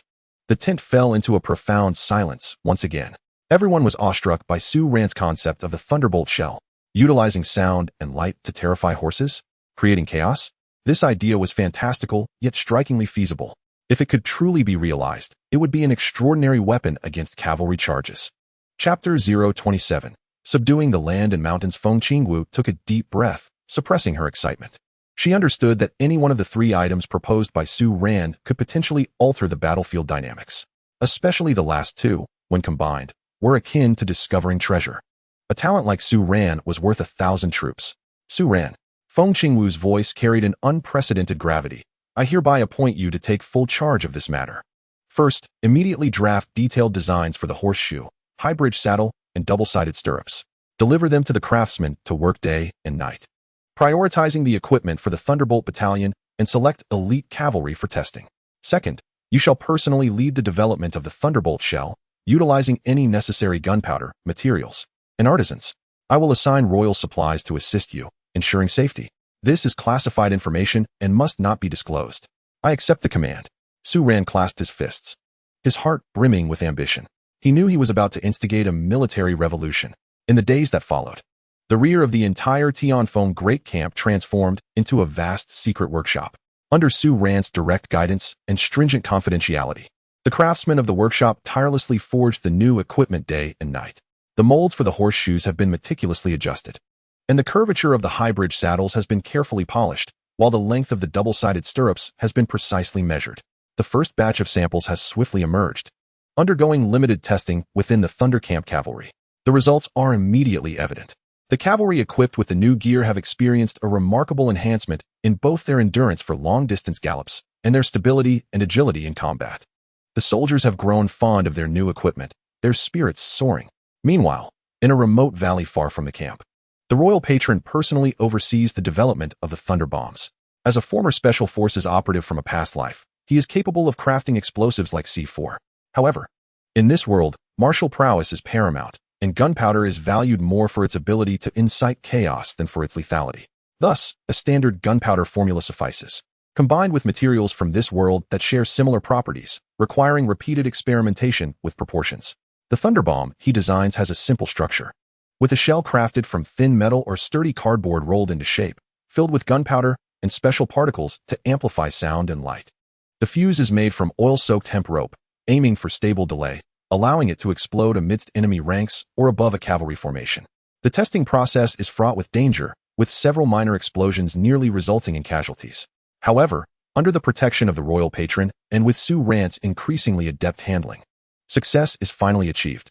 When the first thunder bomb, produced according to Su Ran's specifications, detonates in the valley with a deafening roar, sending flames and smoke soaring several meters high, all those involved in its development are left in awe. The spectacle is indeed akin to thunder striking from a clear sky. News of this triumph reaches the command tent, and Feng Qingwu is overjoyed, immediately ordering large-scale secret production. Concurrently, the cavalry equipped with the new gear intensifies their training in new tactics. Time swiftly passes amidst the tense preparations, as the newly equipped cavalry begins to form combat readiness. The first batch of thousands of thunder bombs is secretly transported to the front lines, signaling the moment of decisive battle. The Tianfeng army marches grandly towards the Gobi Plains outside Fengsha Fortress. Banners wave, and weapons glisten like a forest of blades. Feng Qingwu, clad in her fiery phoenix armor, stands proudly at the forefront, exuding charisma. Behind her is the spirited Tianfeng cavalry, outfitted with high-bridge saddles and double-sided stirrups, alongside infantry formations at the ready. Armed with enhanced spears and shields, Su Ran, serving as the deputy commander, leads the Thunder Camp, positioned among the cavalry ranks, with several specially crafted pouches at his waist filled with thunder bombs. Opposite them, the gates of Fengsha Fortress stand wide open. Bachalu, similarly armored and wielding a massive curved blade, rides a magnificent black steed. Behind her looms a formidable mass of North D cavalry, exuding an aura of ferocity. Particularly the Vulture Iron Cavalry, approximately 5,000 strong, clad in heavy armor, resembling a torrent of steel, a sight that instills dread. Bachalu's face twists into a sinister grin as she gazes upon the cavalry at the front of the Tianfeng formation. Although their equipment appears somewhat different, she is confident that in the face of absolute strength and the invincible charge of the North D Iron Cavalry, all is futile. Tianfeng's cowards, today, let your blood stain this Gobi red. Kill for me. Bachalu raises her curved blade high, unleashing a thunderous roar. Kill. Tens of thousands of Northern D cavalry surged forth like a flood unleashed, their hooves resonating like muffled thunder, causing the very earth to tremble. Clouds of dust billowed into the sky, obscuring the sun. Among them, the 5,000 Vulture Iron Riders surged at the forefront, resembling sharp arrows, bearing an overwhelming momentum aimed directly at the central battle flag of the Tianfeng army. Faced with this overwhelming charge, the Tianfeng army remained steadfast, unyielding. Feng Qingwu's gaze was icy, calculating the distance. 300 zhang, 200 zhang, 150 zhang, 100 zhang. Thundercamp. Grenadiers. Prepare. Su Ran commanded sternly. Before the infantry formation, thousands of specially trained grenadiers, endowed with formidable strength, swiftly retrieved dark iron projectiles from their satchels, while clutching fire sticks in their other hands. 80 zhang. The visages of the Northern D cavalry and the frosty breath of their steeds became discernible. Ignite. Throw. Su Ran's voice resonated like a thunderclap. With a flurry of hissing sounds, thousands of ignited grenades were hurled with all their might towards the surging mass of Northern D cavalry, particularly targeting the Vulture Iron Riders at the forefront. What was that? Bachelou and the Northern D cavalry, amidst their charge, caught sight of the approaching dark projectiles, a flicker of doubt crossing their minds. Yet the momentum of their advance rendered them incapable of halting or evading. In the next moment, boom, boom, boom, the relentless, deafening explosions erupted like the wrath of the heavens amidst the dense cavalry formation. Blinding flashes of fire rose, accompanied by billowing clouds of smoke. A violent shockwave, mingled with sharp metal shards, scattered wildly. The cacophony obliterated the sounds of war drums and horns, instantly overshadowing the thundering of a myriad of galloping steeds. My ears. It's thunder from the heavens. The horses are frightened. Hold on tight. The Northern D war horses, having never encountered such a terrifying spectacle, were instantly struck with fear by the proximity of divine wrath. The deafening blasts left their ears ringing, the blinding fire dazzled their senses, and the ferocious gusts and flying debris instilled a palpable threat of death. Countless steeds reared in terror, emitting panicked whinnies, uncontrollably darting and leaping, even throwing their riders to the ground. Particularly for the Vulture Iron Riders at the forefront, focused on their target, the onslaught of grenades was most intense. What was once a synchronized, invincible torrent of steel spiraled into chaos. Frightened horses collided with one another, trampling fallen riders beneath their hooves, turning them into mere flesh. The screams of agony, the whinnies of fear, the sounds of collision, and the roaring explosions intertwined, composing a symphony of death. The entire charge of the Northern D cavalry collapsed utterly less than 80 zhang from the front lines of the Tianfeng army. Now, a cold light flashed in Feng Qingwu's eyes, her crimson flame sword pointing directly at the disordered enemy ranks.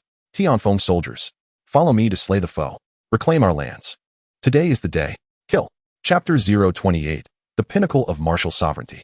The Tianfeng cavalry, long prepared and poised for action, surged forth like fierce tigers descending the mountain, launching a countercharge against the chaotic Northern D cavalry. Equipped with new harnesses, they surged forth with increased speed and steadiness, the riders rising firmly in their stirrups. Lances held high, bows drawn, fueled by the flames of vengeance and an unwavering belief in victory, they crashed fiercely into the enemy ranks. The North D cavalry, having lost both speed and formation, especially the chaotic heavy cavalry, fell like lambs to the slaughter under the swift and agile assaults of the Tianfeng cavalry and the relentless encirclement of the infantry phalanx. The clash of sabers against lances, the pounding of iron hooves against flesh. The Gobi Plain was instantaneously transformed into a bloody slaughterhouse. Su Ran led the charge, at the forefront. The Taishu sword art unfurled, its sword light flowing like a silken ribbon, toppling the North D cavalry in its wake. His longsword, akin to the Grim Reaper's scythe, unleashed a torrential rain of blood with every swing. Seizing the moment, he accurately hurled several thunder bombs into a regrouping North D squad, igniting chaos anew. The battle devolved into a one-sided massacre. The morale of the North D soldiers shattered completely, their cries echoing as they scattered in flight. Bachelou's eyes widened in fury, attempting to rally a resistance. Yet their defeat came crashing down like an avalanche, her personal guards swiftly overwhelmed by the onrushing Tianfeng cavalry. Bachelou, your life is forfeit. Feng Qingwu, leading the charge, clad in blood-soaked fire phoenix armor, resembled a goddess of war, directly targeting Bachelou.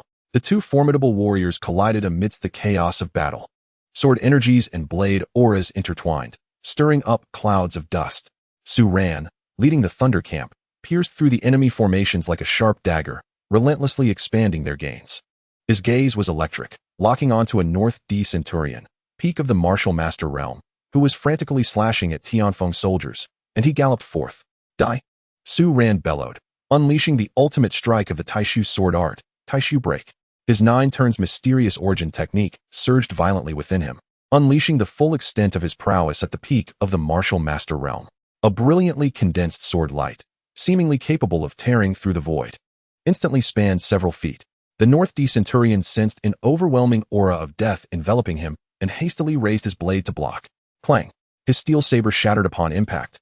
The sword light continued unabated, flashing past his neck. Thud! A head, wearied with astonishment, soared into the sky. The headless corpse swayed before collapsing from its mount. Slayed the North D centurion, peak of the martial master realm, earning 500 military merit points. Contributed to the rout of the North D Vulture cavalry, turning the tide of battle, earning 30 10,000 military merit points. Assisted in the slaying of North D regular soldiers, cumulative, earning 20,000 military merit points. A flurry of system notifications flooded Su Ran's mind.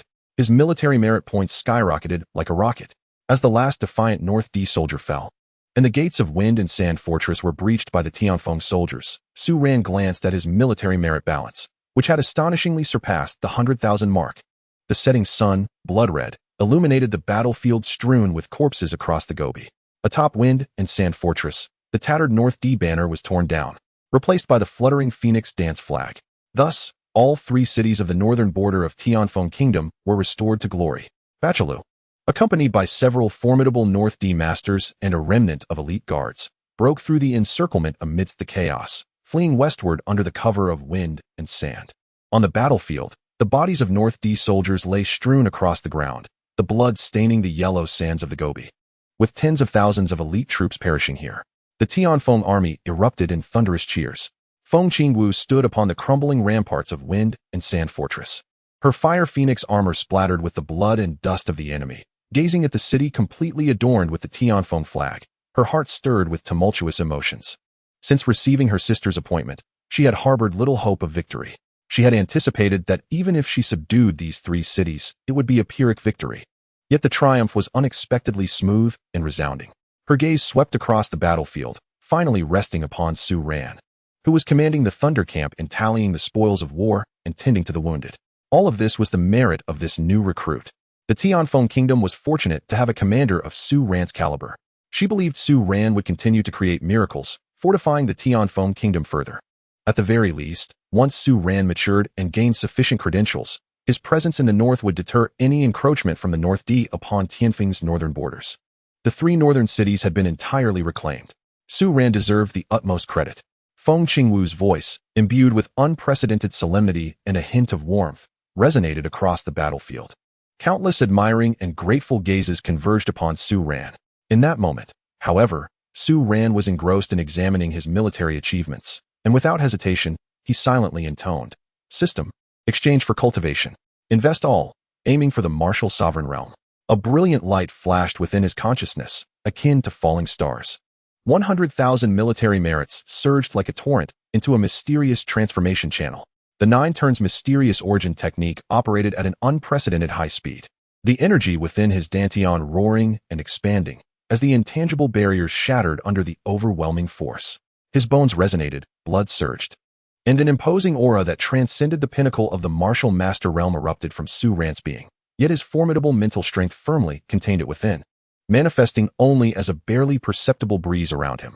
Early martial sovereign realm, feeling the tumultuous power within him akin to a raging sea. His meridians had broadened and strengthened several-fold. The speed of his spiritual energy's circulation accelerated significantly, and his sensory perception had sharpened tremendously. Even his awareness of the sparse spiritual energy in the world had become much clearer. This was the true inception of a powerful being. However, it did not cease there. Congratulations, host, for breaking through to the martial sovereign realm. To ascend from early martial sovereign realm to mid-martial sovereign realm. A consumption of military merit, 10,000 points. To ascend from mid-martial sovereign realm to late martial sovereign realm. A consumption of military merit, 10,000 points. To ascend from late martial sovereign realm to pinnacle martial sovereign realm. A consumption of military merit, 10,000 points. To advance from martial sovereign realm to martial king realm. A consumption of military merit, 100,000 points. Additionally, the mental state and cultivation must meet the required standards along with the corresponding opportunity. For each small progression in the martial king realm, a consumption of military merit, 100,000 points. For each small progression in the martial emperor realm, a consumption of military merit, 1,000,000 points. And so forth. Su Ran gazed at the seemingly endless demands for military merit, particularly the daunting threshold for entering the martial king realm, and took a deep breath. In the realm of martial prowess, one requires an arduous 100,000 military merits to ascend to the next minor level of the martial king realm, while the martial emperor realm demands an astonishing 1,000,000 military merits. Even if one were to eradicate the entirety of the Northern D, it is unlikely to garner such immense accolades. Yet, within his gaze, there was no hint of despondency. Rather, a sense of broad-mindedness prevailed. The martial zone realm is commendable in itself. At the very least, it provides a solid foundation for establishing oneself in this world.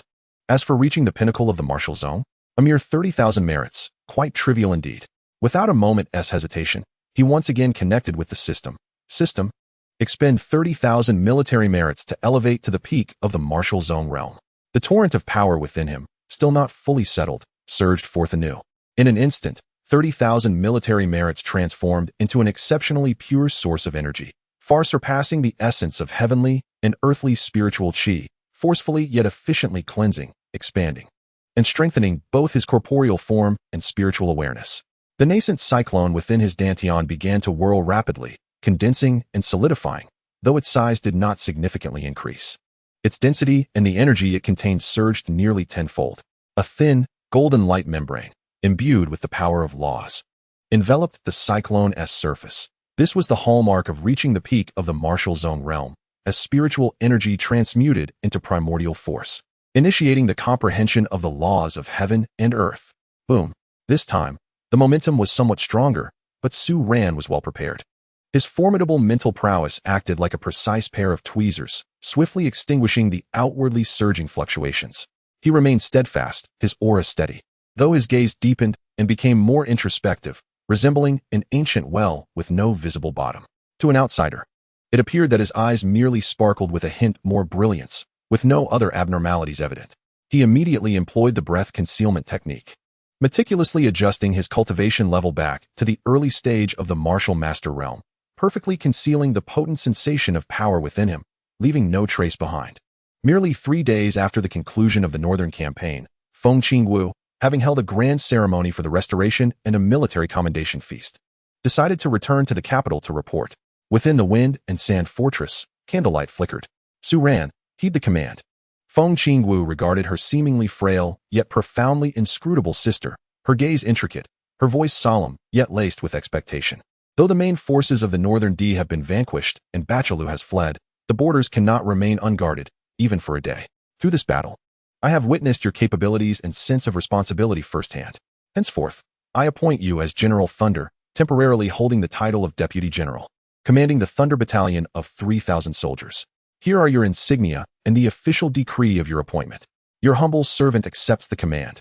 Su Ran stepped forward, kneeling on one knee, reverently accepting the weighty iron seal adorned with a tiger head and the gilded document, officially becoming a general leading an army in the Tianfeng Kingdom.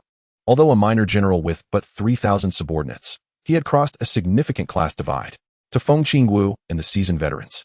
This was a remarkable honor and an extraordinary promotion for a physician general of the early martial master realm.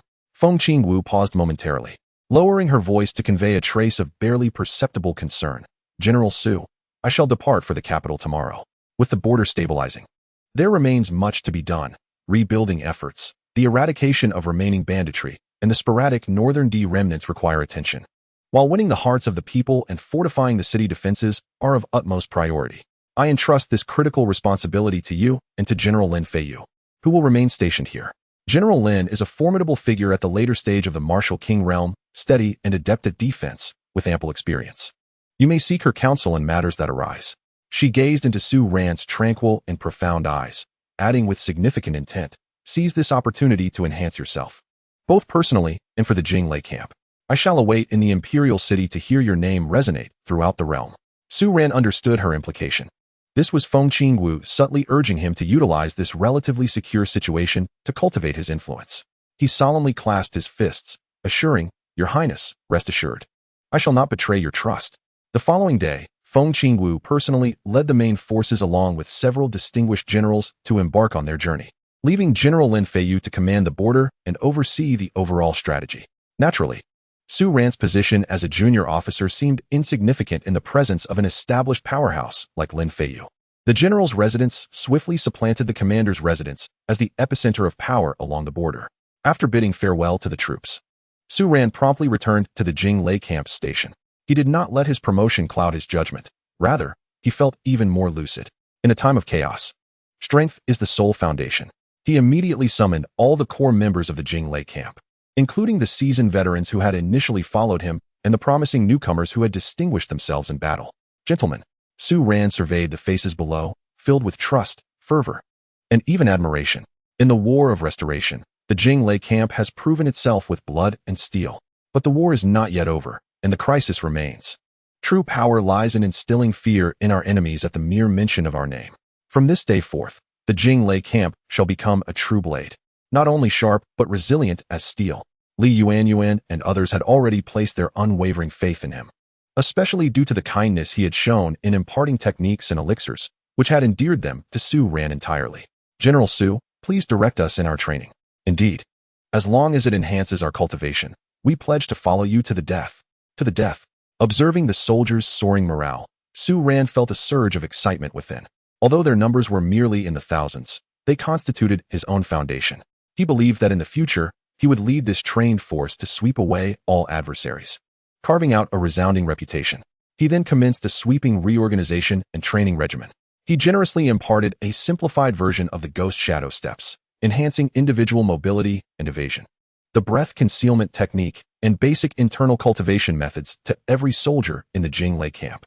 Though these techniques had been stripped of their core profundities, they were unparalleled skills for the lower-tier soldiers. Subsequently, he integrated his experiences from his past life as a special forces operative to train the soldiers in combined sword formations, strengthen the medical corps, and develop a network of scouts. Utilizing military merits, he exchanged for the basic intelligence training manual from the system and clandestinely selected and trained a shadow team of about 50 individuals, whom he directly commanded. These operatives were divided into smaller units. Some infiltrated nearby towns to gather intelligence and cultivate informants, while others monitored the movements of the main camp and its surroundings, particularly focusing on Lin Feiyu's faction and any remnants of the Northern D. Under Su Ran's methodical command, the entire Jinglei camp operated like a finely tuned machine. The soldiers' strength steadily increased, their cohesion unprecedented, and their loyalty to Su Ran reached its zenith. Amidst the bustle, Su Ran diligently fortified his peak strength at the martial sovereign realm, using a small amount of military merits to exchange for elixirs to nourish his meridians and refine his physique. He began to embark on a preliminary exploration of the subtle forces of law gleaned from the Taishu Sword Classic and 9 transformations of Xian Yuan, silently striving towards the vast opportunities and the monumental military achievements required to step into the realm of the martial king. With the remaining military merit points, aside from exchanging some for elixirs for personal use, he also distributed rewards to the exemplary soldiers. It can be stated without hesitation that the soldiers' loyalty to him surpassed that of the Grand General. As news of the North D's main forces being vanquished spread, the towns and villages near the borders welcomed a brief period of tranquility, with fleeing citizens beginning to return and rebuild their homes, and trade routes gradually resuming.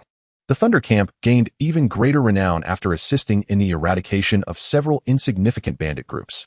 Lin Feiyu was quite satisfied with the astute, courageous, and exceptionally skilled in medicine General Su, delegating daily affairs to him, while he maintained a firm grip on the central command to stabilize the rear. Yet, just 10 days into this seemingly tranquil period, in the stillness of a typical night, Su Ran had just concluded his evening training and was frowning in contemplation over a newly received report from a covert lookout. The content indicated that an official from a nearby place called Qingstone Town seemed to have close dealings with a wealthy merchant from Blackwater City, raising suspicions. Suddenly, an almost imperceptible sound of air being cut through pierced the silence outside the tent. The peak perception of the martial sovereign realm made his hair stand on end in an instant. The intruder possessed a formidable level of cultivation, their movements so elusive they nearly melted into the shadows. Had it not been for his acute sensitivity to the natural energies, he would have scarcely noticed. Remaining composed, he concealed his internal energy and silently placed his hand on the hilt of his sword. The tent flap stirred slightly, and a shadow glided in like a wraith, carrying an icy chill. "Who?" Su Ran exclaimed softly, flicking his fingertip to send a gust of wind toward the candle flame on the table. Instantly, darkness enveloped the tent, with moonlight filtering through the seams to outline a figure, tall and slender, with hair cascading like a waterfall, even shrouded in a veil. Her eyes, sharp and glimmering, allowed Su Ran to recognize her immediately. Ling Qingxue. What was she doing here? In the military camp nonetheless? TSK. Sister Su is becoming increasingly vigilant. It seems Feng Qingwu has not wronged you.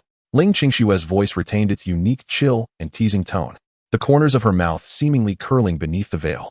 Unfazed by the darkness, she approached Su Ran's desk and with a decisive thud, placed a small, jade-like white porcelain bottle upon the table. "Here, I found you a treasure. It took a visit to several trading houses to procure this premium Jade Peak condensation pill. Ling Qingshue's tone held a hint of pride. Aren't you worried about maintaining peace?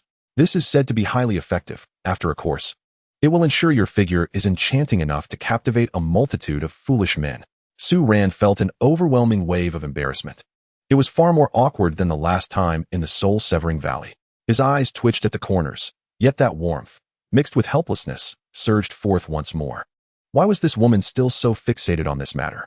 Moreover, to dare infiltrate a military camp at night merely to deliver a box of breast-enhancing pills? The esteemed prodigy of the Ice Cloud Immortal Palace exhibited behavior that was utterly unfathomable. As Su Ran stood frozen, his expression shifting under the moonlight, Ling Qingshue's beautiful eyes curved into crescent shapes, evidently pleased by his awkward reaction. What's the matter? Are you too moved? Would you like me to assist you? She teased, stepping forward. Stop. No, it's unnecessary. Su Ran quickly retreated a step, his voice nearly cracking. He took a deep breath and sincerely whispered, Sister Ling, I appreciate your kindness, but it's truly not needed. I have grown accustomed to it. He emphasized the words not needed. Humph, how disingenuous. Which woman does not cherish beauty? With sufficient assets, one can enchant those men, rather than conquering them through status and strength. Cough, cough, sister, please, I'm still quite young. Su Ran could only use his age to deflect Ling Qingxue, reminding her that according to this world's standards, he had not yet reached 17. Ling Qingxue pouted but did not press further, crossing her arms and scrutinizing Su Ran. She keenly sensed that his aura had become more solid. Yet she could not pinpoint the exact change. His realm still lingered at the initial stage of a martial artist. Suddenly, a thought struck her, and her brow furrowed slightly. By the way, do you still have that pill you provided last time? The one that helps break through bottlenecks? Or do you know where to find more? Her tone carried an unusual hint of impatience and hope. I have been stuck at the initial stage of the Martial Emperor realm for 3 whole years. I just need that final push. The bottleneck of the Martial Emperor realm. Su Ran understood immediately. At her age, reaching the initial stage of the Martial Emperor was already a remarkable feat, but the difficulty of breaking through increased exponentially. Even his system required 1,000,000 military merits for a minor advancement within the Martial Emperor realm. Seeing the unmasked urgency and a flicker of pleading in her eyes under the moonlight, Su Ran felt a pang of compassion. She had shown him goodwill twice. And to gain the friendship of a disciple from the Ice Cloud Immortal Palace in such a place as the northern borders was no small matter. Wait a moment. Without further ado, Su Ran's consciousness delved into the system. Exchange, barrier-breaking spirit essence pill. Cost, 1,000 military merits. Here. He handed over a pill he had just redeemed, emanating a gentle blue luster. The fragrance of the pill instantly filled the small tent, invigorating the senses. Ling Qingxue accepted the pill, examining it closely in the moonlight, and leaned in to sniff it. Her face displayed incredulity and shock. A 4th-tier pill, and of top-notch quality. It contains a hint of pure spiritual essence. This is exactly what I need. It will aid in comprehending the principles of the laws. She abruptly looked up at Su Ran. Her gaze filled with a complex mixture of elation, gratitude, and profound astonishment. To avoid revealing the system, Su Ran fabricated an excuse, saying, I achieved a significant feat. And the princess secretly rewarded me. Given my current cultivation level, consuming such a treasure would be a waste, so I am giving it to you. Upon hearing this, Ling Qingxue felt warmth in her heart, wishing she could embrace Su Ran and shower him with kisses. This little sister was far too understanding. If he were a man, she would have longed to marry him and cherish him forever. Su Ran, Ling Qingxue's voice trembled slightly, her usually composed face flushed with excitement. Such great kindness deserves no formal gratitude. This bond, I, Ling Qingxue, will remember for a lifetime. From now on, you are my dear sister. The Xianyu sect will protect you. Who dares to touch you must first inquire about the sword in my hand. Once again, Su Ran felt a shiver run down his spine. He took a step back, waving his hands dismissively. No, Miss Ling, you exaggerate. It's merely a trifling matter. A gesture of friendship. Let us forego the oath of brotherhood. Truly, I have pressing matters to attend to. He feared that a close relationship might expose his identity as a male, inciting the other party's wrath and endangering his life. It was only after surpassing everyone in cultivation that he would not be concerned about revealing his identity, especially since he had previously assisted Ling Qingxue with her injuries. The thought of it made his youthful face flush with embarrassment. Ling Qingxue observed Su Ran's evident desire to evade her, and her gaze dimmed slightly before brightening once more. She did not press the issue further, carefully stowing away the medicinal pills, and gazed deeply at Su Ran, saying, Very well. If we do not swear an oath, then so be it. But remember, You will always be recognized as my friend by Ling Qingxue. If you find yourself in trouble, crush this, and I shall sense it from 1,000 miles away." She handed Su Ran a small, crystalline ice jade pendant, exuding a chill. "I must find a place to retreat and break through immediately. Take care of yourself, sister." Before her words faded, she transformed into a wisp of smoke, vanishing silently as if she had never existed. Su Ran held the cold ice jade pendant, gazing at the now empty tent, shaking his head with a bitter smile. Ling Qingxue was as swift as the wind and as elusive as lightning, her character and actions leaving one perplexed. However, perhaps this act of kindness would be remembered, and in the long run, it might not be a loss after all. He exchanged a few medicinal pills and resumed his meditation. Although he was at the pinnacle of the martial sect, breaking through to the martial king realm was no simple feat. It seemed he needed to exchange for advanced cultivation techniques. Su Ran understood that the Earth Grade Superior 9 turns mysterious Yuan art was insufficient for his current level of cultivation. His mind delved into the military merit shop, exploring the available techniques. Purple Mansion Heart Sutra. Price: 10,000 military merits. Heaven Grade Initial. Great Burning Heaven Sutra. Price: 20,000 military merits. Heaven Grade Intermediate. Wuji Immortal Sutra. Price: 50,000 military merits. Heaven Grade Superior. In the end, he gritted his teeth in exchange for the Wuji Immortal Sutra, spending 50,000 military merits. He was left with less than 10,000 military merits. Upon claiming the reward, a new set of techniques appeared in his mind, and he felt a difference after just one rotation of the heavenly cycle. Chapter 031. Tonight's operation. Days later, the tranquil days were shattered by an urgent plea for help from Qingshi town. The letter was personally delivered by a courier sent by the town's mayor to the general's residence, expressing heartfelt urgency. Almost to the point of tears, "Esteemed General Lin and all the generals, I implore your compassion. My Qingshi town has been severely afflicted by a band of marauders known as the Black Wind Stronghold for over a month. This band of ruthless thugs, numbering around 400 to 500, has taken refuge in the Black Wind Mountain to the north of the town, exhibiting extreme ferocity. They not only rob and pillage but have recently escalated their actions, openly plundering merchant caravans and even daring to besiege the town's guard station, resulting in the deaths of several guards.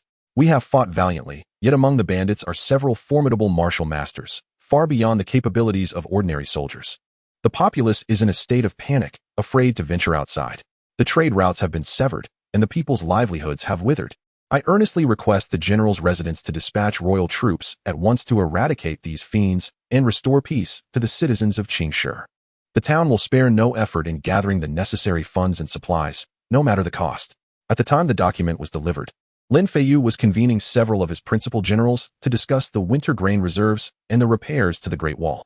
Su Ran, though of modest rank yet wielding considerable power as the Thunder General, was also summoned. Observing the contents of the document, the generals engaged in spirited discussions. The Black Wind Stronghold. It had previously been regarded as an insignificant hill, so how had it suddenly produced so many martial artists among its bandit leaders? Moreover, they were audacious enough to assault the local garrison? Surely, this was the result of the chaos following the war, with the vagrant remnants of the northern D or scattered deserters congregating.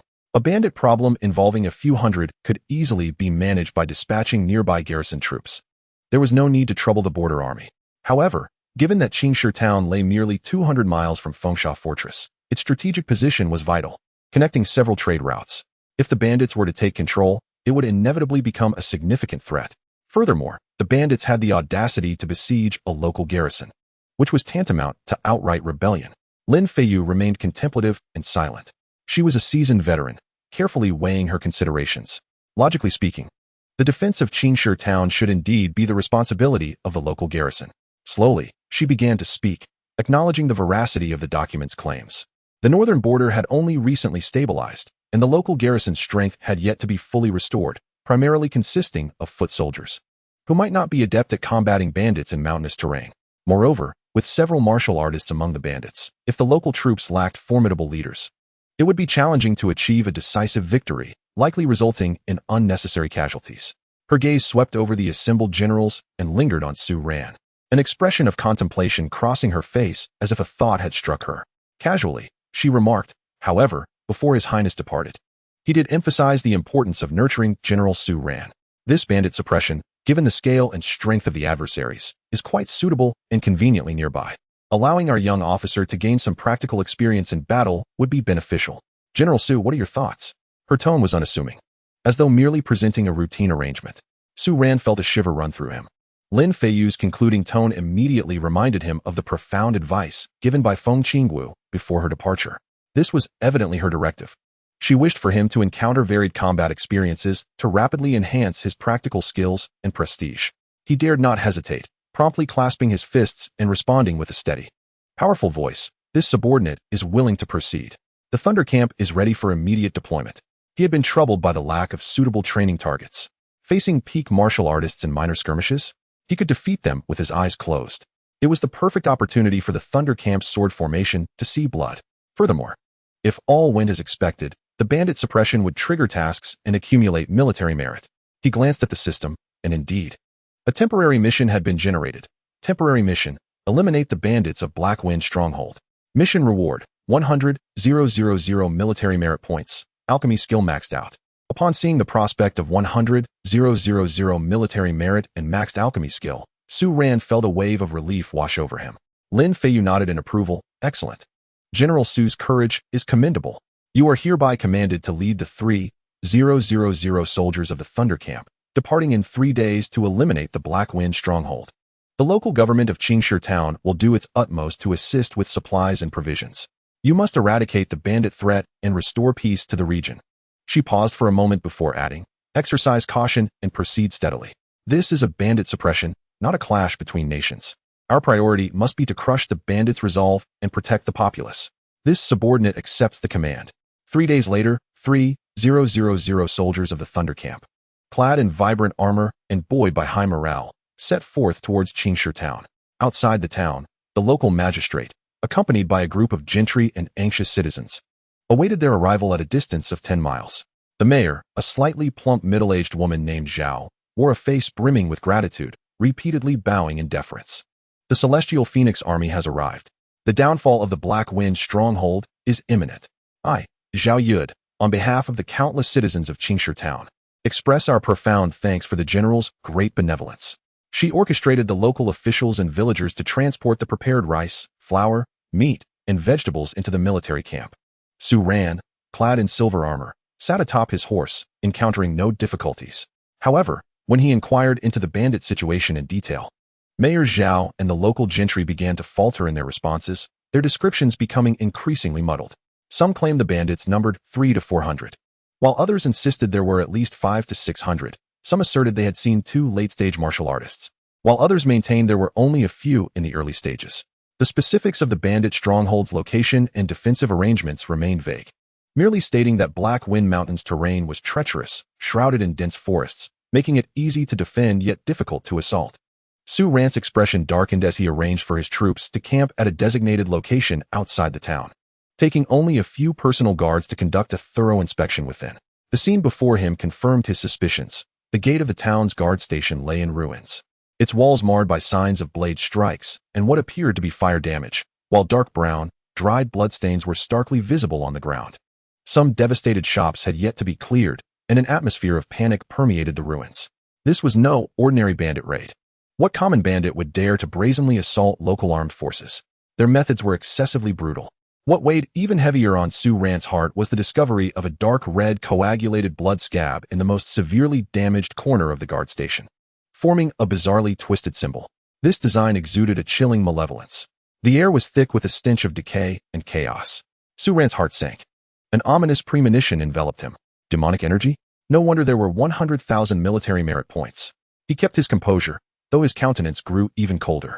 He signaled for one of the Shadow Team's scouts to remain behind, discreetly hidden in the town, to continue monitoring.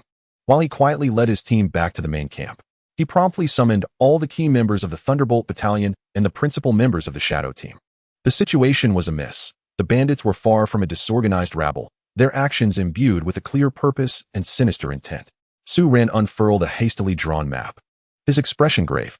The terrain of Black Wind Mountain was intricate, and he suspected the enemy's intelligence had been deliberately misled. A conventional assault would certainly lead to failure. He commanded, his voice suddenly sharp. First unit, led by Wang Ping, 1,000 elite soldiers equipped with crossbows and small shields, will advance slowly along the southwestern path of Black Wind Mountain with great fanfare. Upon encountering small groups of bandits, disperse and drive them away without pursuing too deeply. Upon reaching critical choke points or suspected ambush sites, halt immediately, feigning an attack to draw the main force's attention. Your task is to create a diversion. Second unit, led by Li Yuan, 1,000 elite troops, will lower their banners and stealthily position themselves at the edge of the dense forest on the northeastern side of Black Wind Mountain.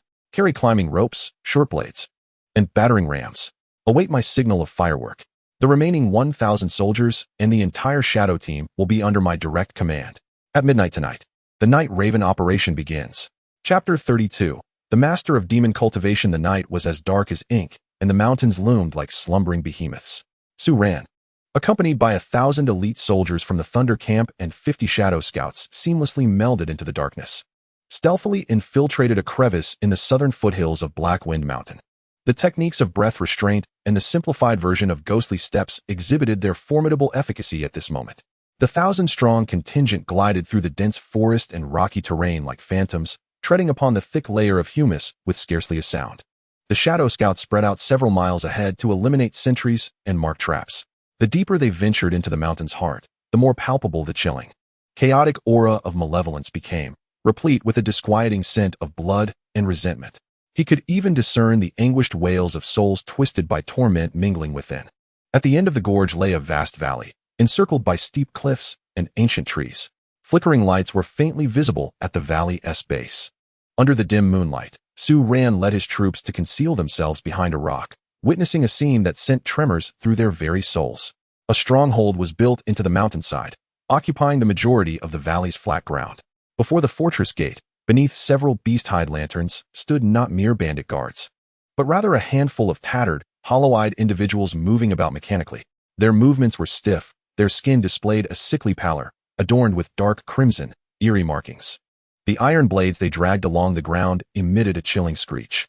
More terrifyingly, two of the guards exhibited a slight concavity in their chests, with a dark, viscous fluid seeping forth, seemingly oblivious to their condition. This was far from the state of a living being. Such a condition was beyond the capabilities of ordinary martial bandits. Deeper within the stronghold, a more potent aura of malevolence coalesced, imbued with the most primal greed for life and soul. Demon cultivators. Indeed, they were demon cultivators. They were in the process of creating corpse servants.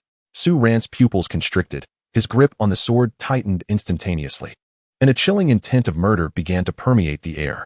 The soldiers behind him and the shadows inhaled sharply, a bone-deep chill rising within them. The banditry of Black Wind Stronghold was no mere rabble of fleeing soldiers. It was distinctly a den of evil demon cultivators, hidden within the mountains and utilizing lives as their material. His peak cultivation at the martial sovereign realm proved crucial at this moment. Without such a powerful sense of spiritual awareness, he too might have succumbed to the deceptive malevolence, leading the Thunder Camp unwittingly into a meticulously crafted, far more terrifying trap than anticipated. Eradicating bandits? This was undoubtedly an intrusion into a demon cultivator's lair. Slowly, Su Ran raised his hand, executing several complex yet precise gestures towards the rear. His gaze was sharp as an eagle's, and his low command resonated clearly through the essence of energy to each ear. Prepare for battle. Remember, this is not merely bandit eradication, it is demon subjugation. As his words faded, he slightly raised the tip of his sword, pointing towards the ominous valley cave that emanated an unsettling aura amidst the night and demonic mist. Su Ran's gestures fell silently, akin to the pronouncement of death. The 1,000 elite soldiers of the Thunder Camp and the 50 shadows swiftly dispersed into the shadows of the jagged stones and towering ancient trees flanking the gorge. The decaying aura of malevolence permeating the air now served as the perfect guise, thoroughly concealing their presence. He, like a feather, gracefully glided to a protruding stone platform above the entrance of the stronghold, surveying the scene below. The few mindless sentinels continued their mechanical patrol. The dragging blades scraping against the ground emitted a grating sound that sent shivers down one's spine. A cold glint flashed in Su Ran's eyes as he silently released a concentrated surge of elemental energy from his fingertips. Several barely perceptible golden beams instantaneously pierced the foreheads of the zombie-like guardians. A faint pop, muffled by the wind, went unnoticed as the undead froze abruptly. Their haunting green flames extinguished in an instant, collapsing lifelessly to the ground, transformed into genuine corpses. No cries of alarm, no warnings. The threat at the entrance was silently eradicated. Shadows crept forth, scouting and clearing obstacles. The first and second teams positioned themselves as planned. Su Ran's icy voice resonated through a specialized transmission jade talisman, clearly reaching the ears of several core members. Dozens of fainter silhouettes, akin to true phantoms, glided silently along the ground and mountain walls into the depths of the stronghold.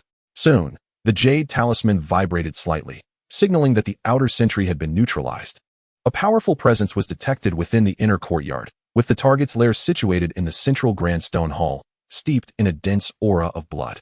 Act! Su Ran commanded with a sharp whisper, his form transforming into a distorted shadow as he surged into the stronghold first. Behind him, the elite forces of the Thunder Camp poured in like a raging flood, yet maintained an astonishing silence. Only the faint rustle of armor and the hurried, suppressed breaths could be heard.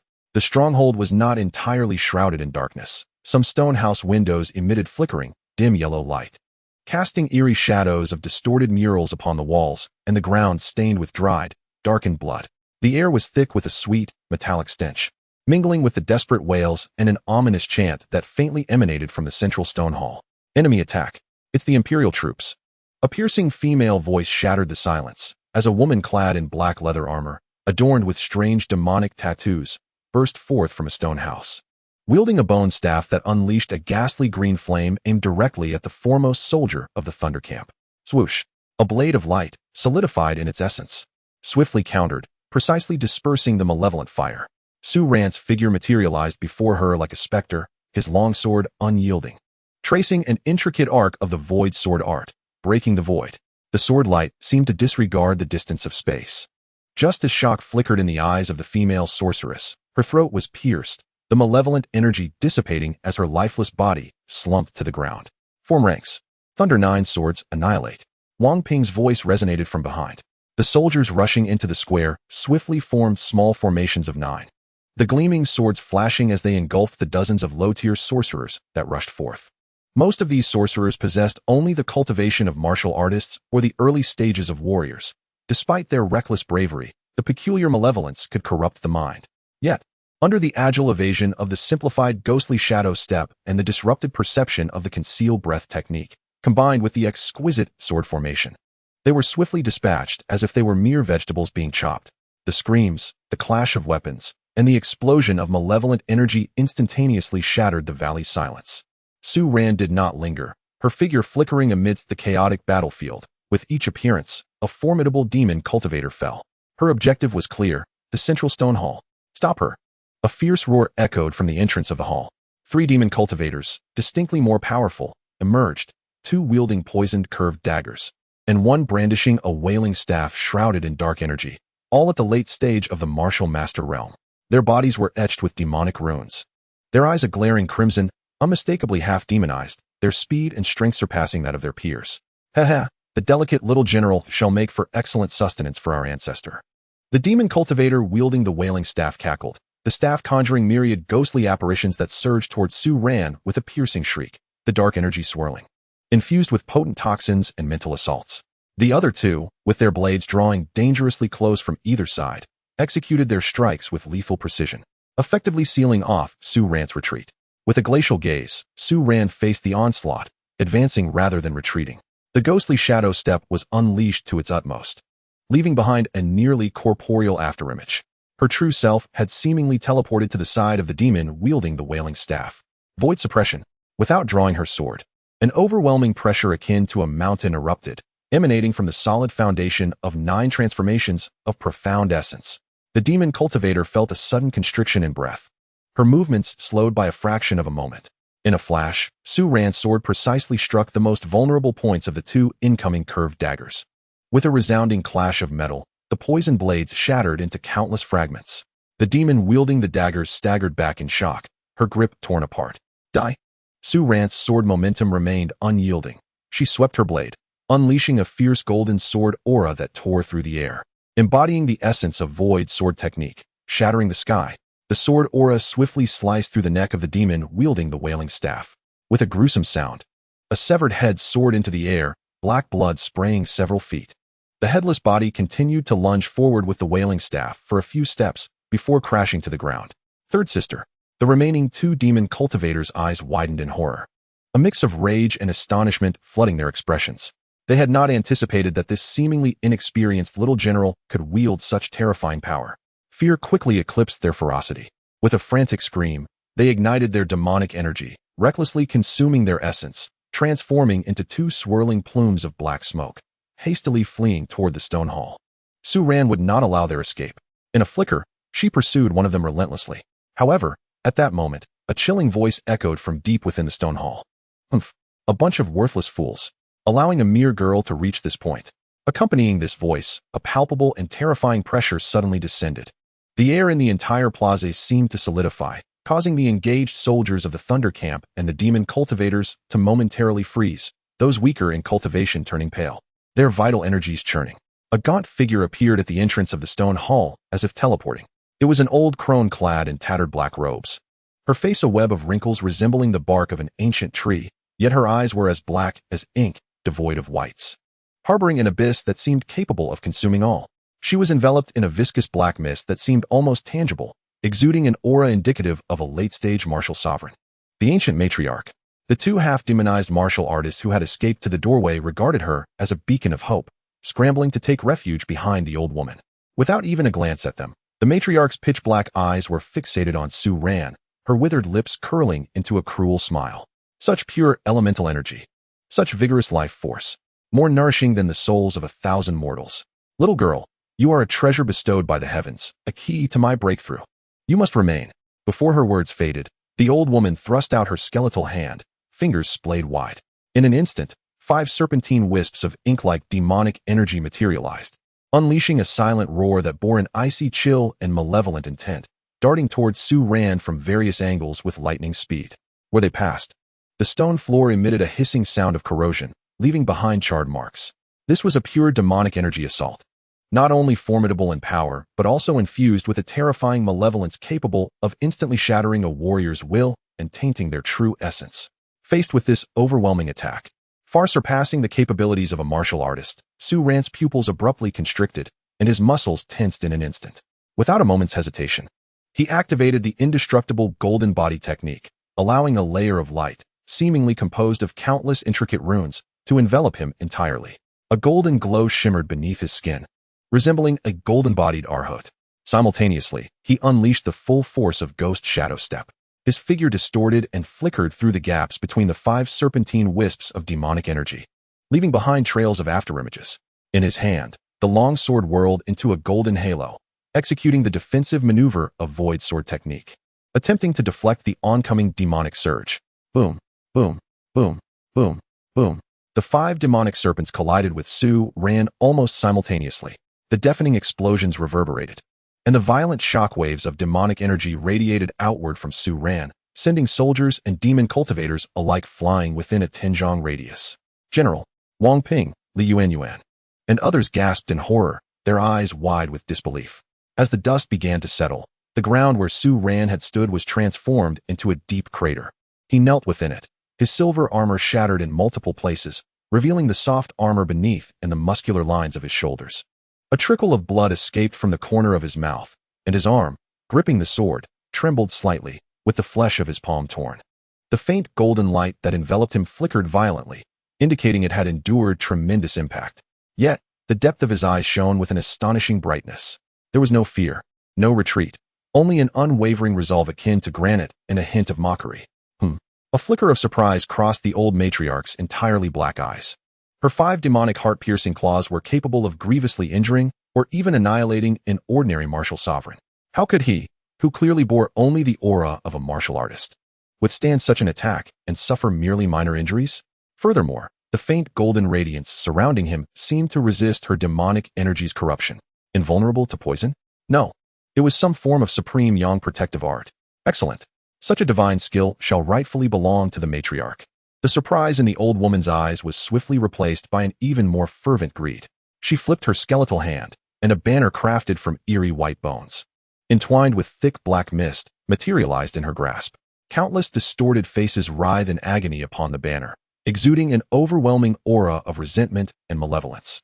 The banner of 10,000 souls, it was forged for the ancestor. The old crone let out a piercing wail, shaking the bone banner with fervor. In an instant, a furious wind howled, accompanied by the cries of the tormented spirits.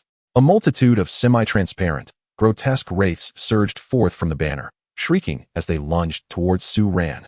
As the banner of 10,000 souls emerged, the temperature within the valley plummeted. Even the moonlight seemed to be tainted by a ghastly green hue. "Protect the general," Li Yuanyuan bellowed, the thunderous nine-sword formation turning with reckless abandon, its sword lights forming a dense forest, attempting to obstruct the terrifying ghostly clouds. Yet, as the sword lights pierced the ghostly mist, it was akin to a cow sinking into the sea, merely stirring ripples. While some soldiers were invaded by the escaping dark energy, their faces turning pale and movements becoming rigid. Su Ran took a deep breath, suppressing the boiling blood within, his eyes blazing with golden light. The heart method of the supreme immortal scripture surged within him, the golden membrane in his dantian spinning wildly, releasing a vast and pure essence of primal energy. He understood that he could no longer hold back. "Old witch, your demonic energy is of no use to me," Su Ran roared, his voice echoing throughout the valley. Under the horrified gazes of all, he boldly stepped forward, unflinching against the sea of ghostly clouds. Buzz. Chapter 034, The Price in Between.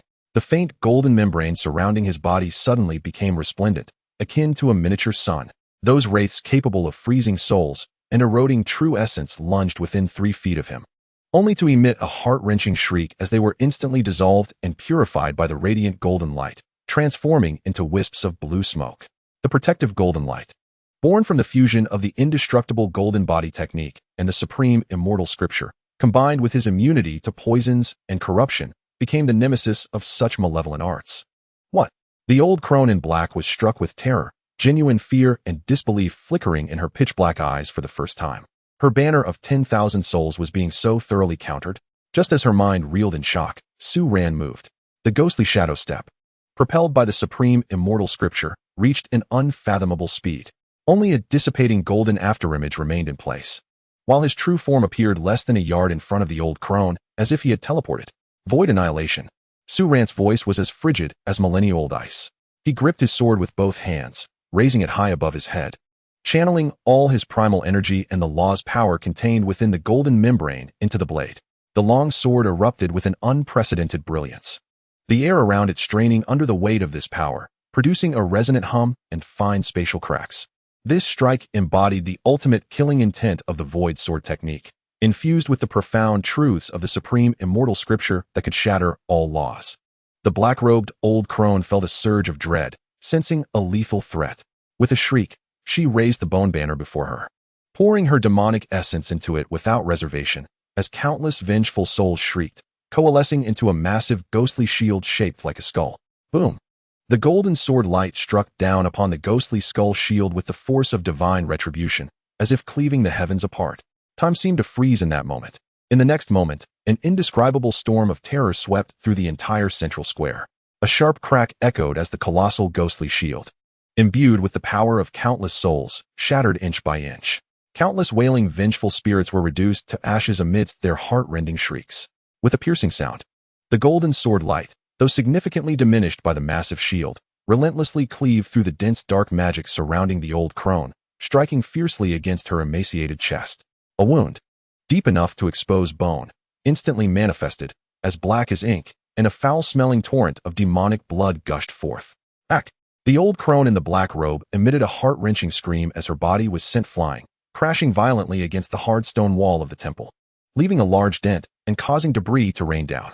At the sight of her wound, the residual golden sword intent gnawed at her demonic body like a festering sore, hissing as it burned. Ancestor! The last 2 half-demonic martial masters were utterly terrified. Su Ran unleashed a sword strike, his aura slightly disordered.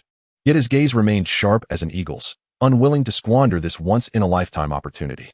He sprang forward once more, his long sword aimed directly at the crone's head. "You little wretch! The ancestor shall remember you. This grudge will not be avenged. I swear I shall not rest as a demon." The old crone's venomous roar echoed through the valley, just as Su Ran's sword tip was about to reach her. She exploded into a thick cloud of impenetrable black, demonic mist, instantly enveloping all sight and perception. Within the mist came her final threat. Wait for it. Once the ancestor's demonic powers are perfected, I will extract your very soul, turning it into a soul lamp to burn for 100 years. And your subordinates shall not escape either. Ha ha ha. Amidst her chilling laughter, the demonic mist suddenly contracted, transforming into a slender stream of black light that shot into the depths of the temple as swiftly as lightning, vanishing from sight. So rapid was her escape that even Su Ran could not intervene in time. Pursue. Li Yuan commanded her team to charge into the temple. Do not chase an exhausted foe. Su Ran admonished sharply, his expression grave. The Thunder Camp was his foundation, and he could not afford to lose too many here.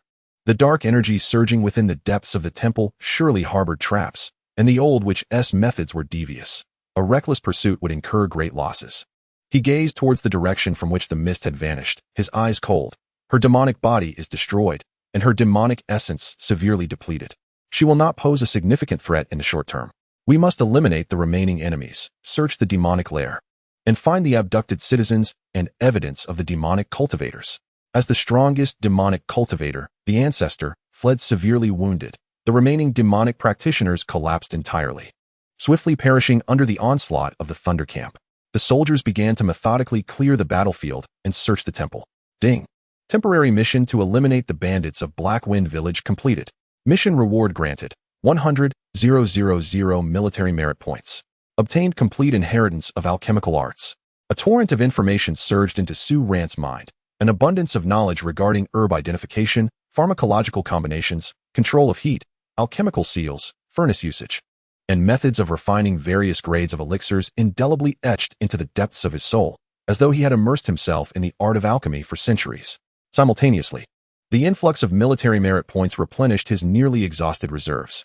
General, we have found it. The dungeon. A member of the Shadow Squad burst forth from behind the stone hall, his voice laced with fury and sorrow. Su Ran hastened towards him. Within a deeply concealed cavern behind the stone hall, he beheld a scene reminiscent of a hell on earth. A vast pool of blood churned with a viscous, dark red liquid, exuding a nauseating stench. Scattered around the pool lay stark, white bones. Dozens of iron cages imprisoned over 100 emaciated, vacant-eyed civilians, predominantly young men. Beside the stone platform, several corpses lay, their abdomens gruesomely opened, appearing to have recently been sacrificed in some nefarious ritual. The walls were etched with twisted magical runes, and that familiar, sinister blood symbol. Beasts. Despite Su Ran's resolute spirit, he could not suppress an outburst of rage. He forcibly quelled his fury. Count the survivors, document their details, and escort all those who remain down the mountain for proper care. Gather all remnants of the demonic cultivator's texts and items, particularly any clues related to this blood symbol. Reduce this place to ashes. Upon returning to Qingshi town, Su Ran revealed the grim truth of the demonic cultivator's lair to the public and presented a portion of the incriminating evidence. The town was engulfed in profound shock and terror, soon followed by an overwhelming wave of anger. The mayor and several gentry, confronted with irrefutable evidence, turned ashen and were ordered by Su Ran to be apprehended and delivered to the general's residence for punishment by Lin Feiyu. The accomplishment of eliminating the demonic lair rapidly spread, and the renown of the Thunder General Su Ran resonated even more loudly in the northern territories. Lin Feiyu personally sent a commendation and tacitly approved Su Ran's further expansion and resource allocation for the Thunder Camp. In the military camp's command tent, Su Ran sat cross-legged, his consciousness delving into the military merit marketplace. With 100,000 military merit points at his disposal, coupled with his mastery in alchemy, he made a new discovery. The marketplace offered a scant selection of ordinary herbs, while the prices for intermediate herbs were remarkably low. For instance, crafting a batch of mirror-shattering pills required about 1,000 military merit points, yet a single pill commanded a price exceeding 3,000 merit points. Given his current level in alchemy, he faced almost no risk of failure when concocting a batch, yielding over 10 finished products. The profit margin was beyond imagination. Chapter 035. Trust me. Once after acquiring the alchemical skills, a daily quest appeared in the system interface. In the alchemy section, there was a daily task for pill recovery. He could exchange the pills obtained through system tasks for military merit, albeit at 80% of the selling price. Nevertheless, it represented a significant source of military merit. By utilizing the system to procure inexpensive high-tier herbs, he could create costly pills and then exchange them for military merit points or real-world resources. He swiftly identified his target: purple blood Ganoderma, 5th-tier medicinal herb, main ingredient for refining blood yuan pill, priced at 200 military merit stocks. Earth Core Fire Lotus, 6th-tier medicinal herb, main ingredient for refining fire lotus barrier breaking pill, priced at 500 military merit blooms. Millennium Jade Essence, 7th-tier material, auxiliary ingredient for refining various high-tier pills, priced at 1,000 military merit drops. In the recovery section of the marketplace today, the recycling information stood out prominently. Daily recycling task, random. Today's recycling, third tier, gathering yuan pill, superior quality or above. Recycling quantity, 10 pieces. Recycling reward, 5,000 military merit points, total of 50,000 points. Failure penalty, none. Su Ran's heart raced with excitement.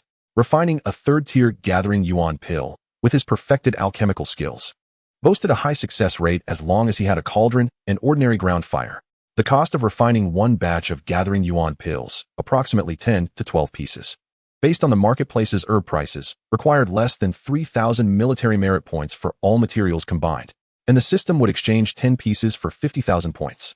A net profit exceeding 40,000 military merit points. This was nothing short of a system glitch in terms of profit. A cauldron. He must acquire a high-quality cauldron immediately. A gleam of determination flashed in Su Ran's eyes. He needed to swiftly validate the feasibility of this cycle. After returning to Heishui City to handle military affairs, Su Ran discreetly left the barracks alone, heading into the city. His destination was the largest pill and artifact trading venue within the city, the Dambao Pavilion. The Dambao Pavilion was exceptionally grand, adorned with intricate carvings, and the air was infused with a faint medicinal fragrance. Dressed in plain clothes, Su Ran's demeanor was understated as he made his way directly to the area selling cauldrons. Various cauldrons of different sizes, materials, and designs were displayed on jade pedestals, shimmering with brilliance, and their prices were astonishing. Xian Iron Cauldron, third tier, equipped with a basic fire control array, priced at 3,000 inferior spirit stones. Qing Jade Cauldron, fourth tier, enhances the pill refining success rate of low-tier pills by 10, priced at 10,000 inferior spirit stones. Li Hua Purple Copper Cauldron, fifth tier, boosts fire-type pills, with an embedded 3 talents fire control array, priced at 50,000 inferior spirit stones. Ultimately, Su Ran's gaze settled upon a dark golden cauldron, ancient and sturdy in appearance. Its body engraved with intricate cloud patterns. The 9-aperture Hunyuan Cauldron, a 6th-tier cauldron. The description read, crafted from deep-sea sunk gold mixed with star sand. The cauldron features 9 apertures, harmonizing with the qi of heaven and earth, excellent in spiritual energy conduction, significantly enhancing alchemical efficiency and pill quality. Particularly adept at refining mid to high-tier pills.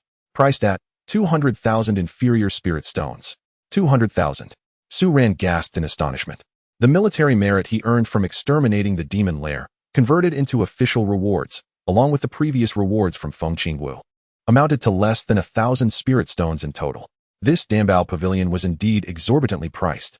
Just as Su Ran frowned, contemplating how to gather funds, a cold, restrained female voice filled with suppressed anger echoed from the second floor of the Dambao Pavilion.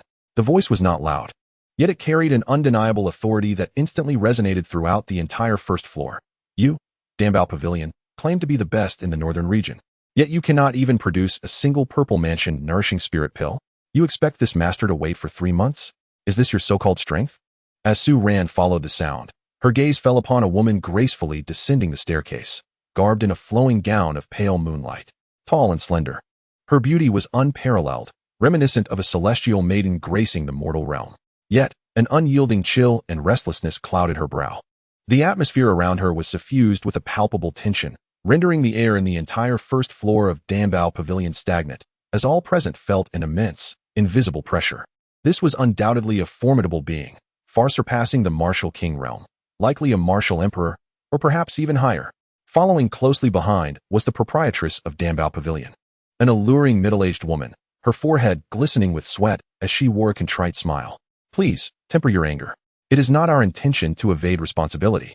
But the Purple Mansion Spirit Nourishing Pill is a 5th-tier pinnacle elixir, its refinement exceedingly difficult, and the essential ingredient, the Purple Mansion flower, is exceedingly rare.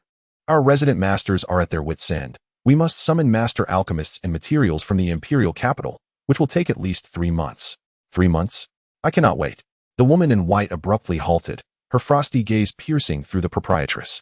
My master has suffered a grievous blow to his spirit and urgently requires this pill to sustain his life.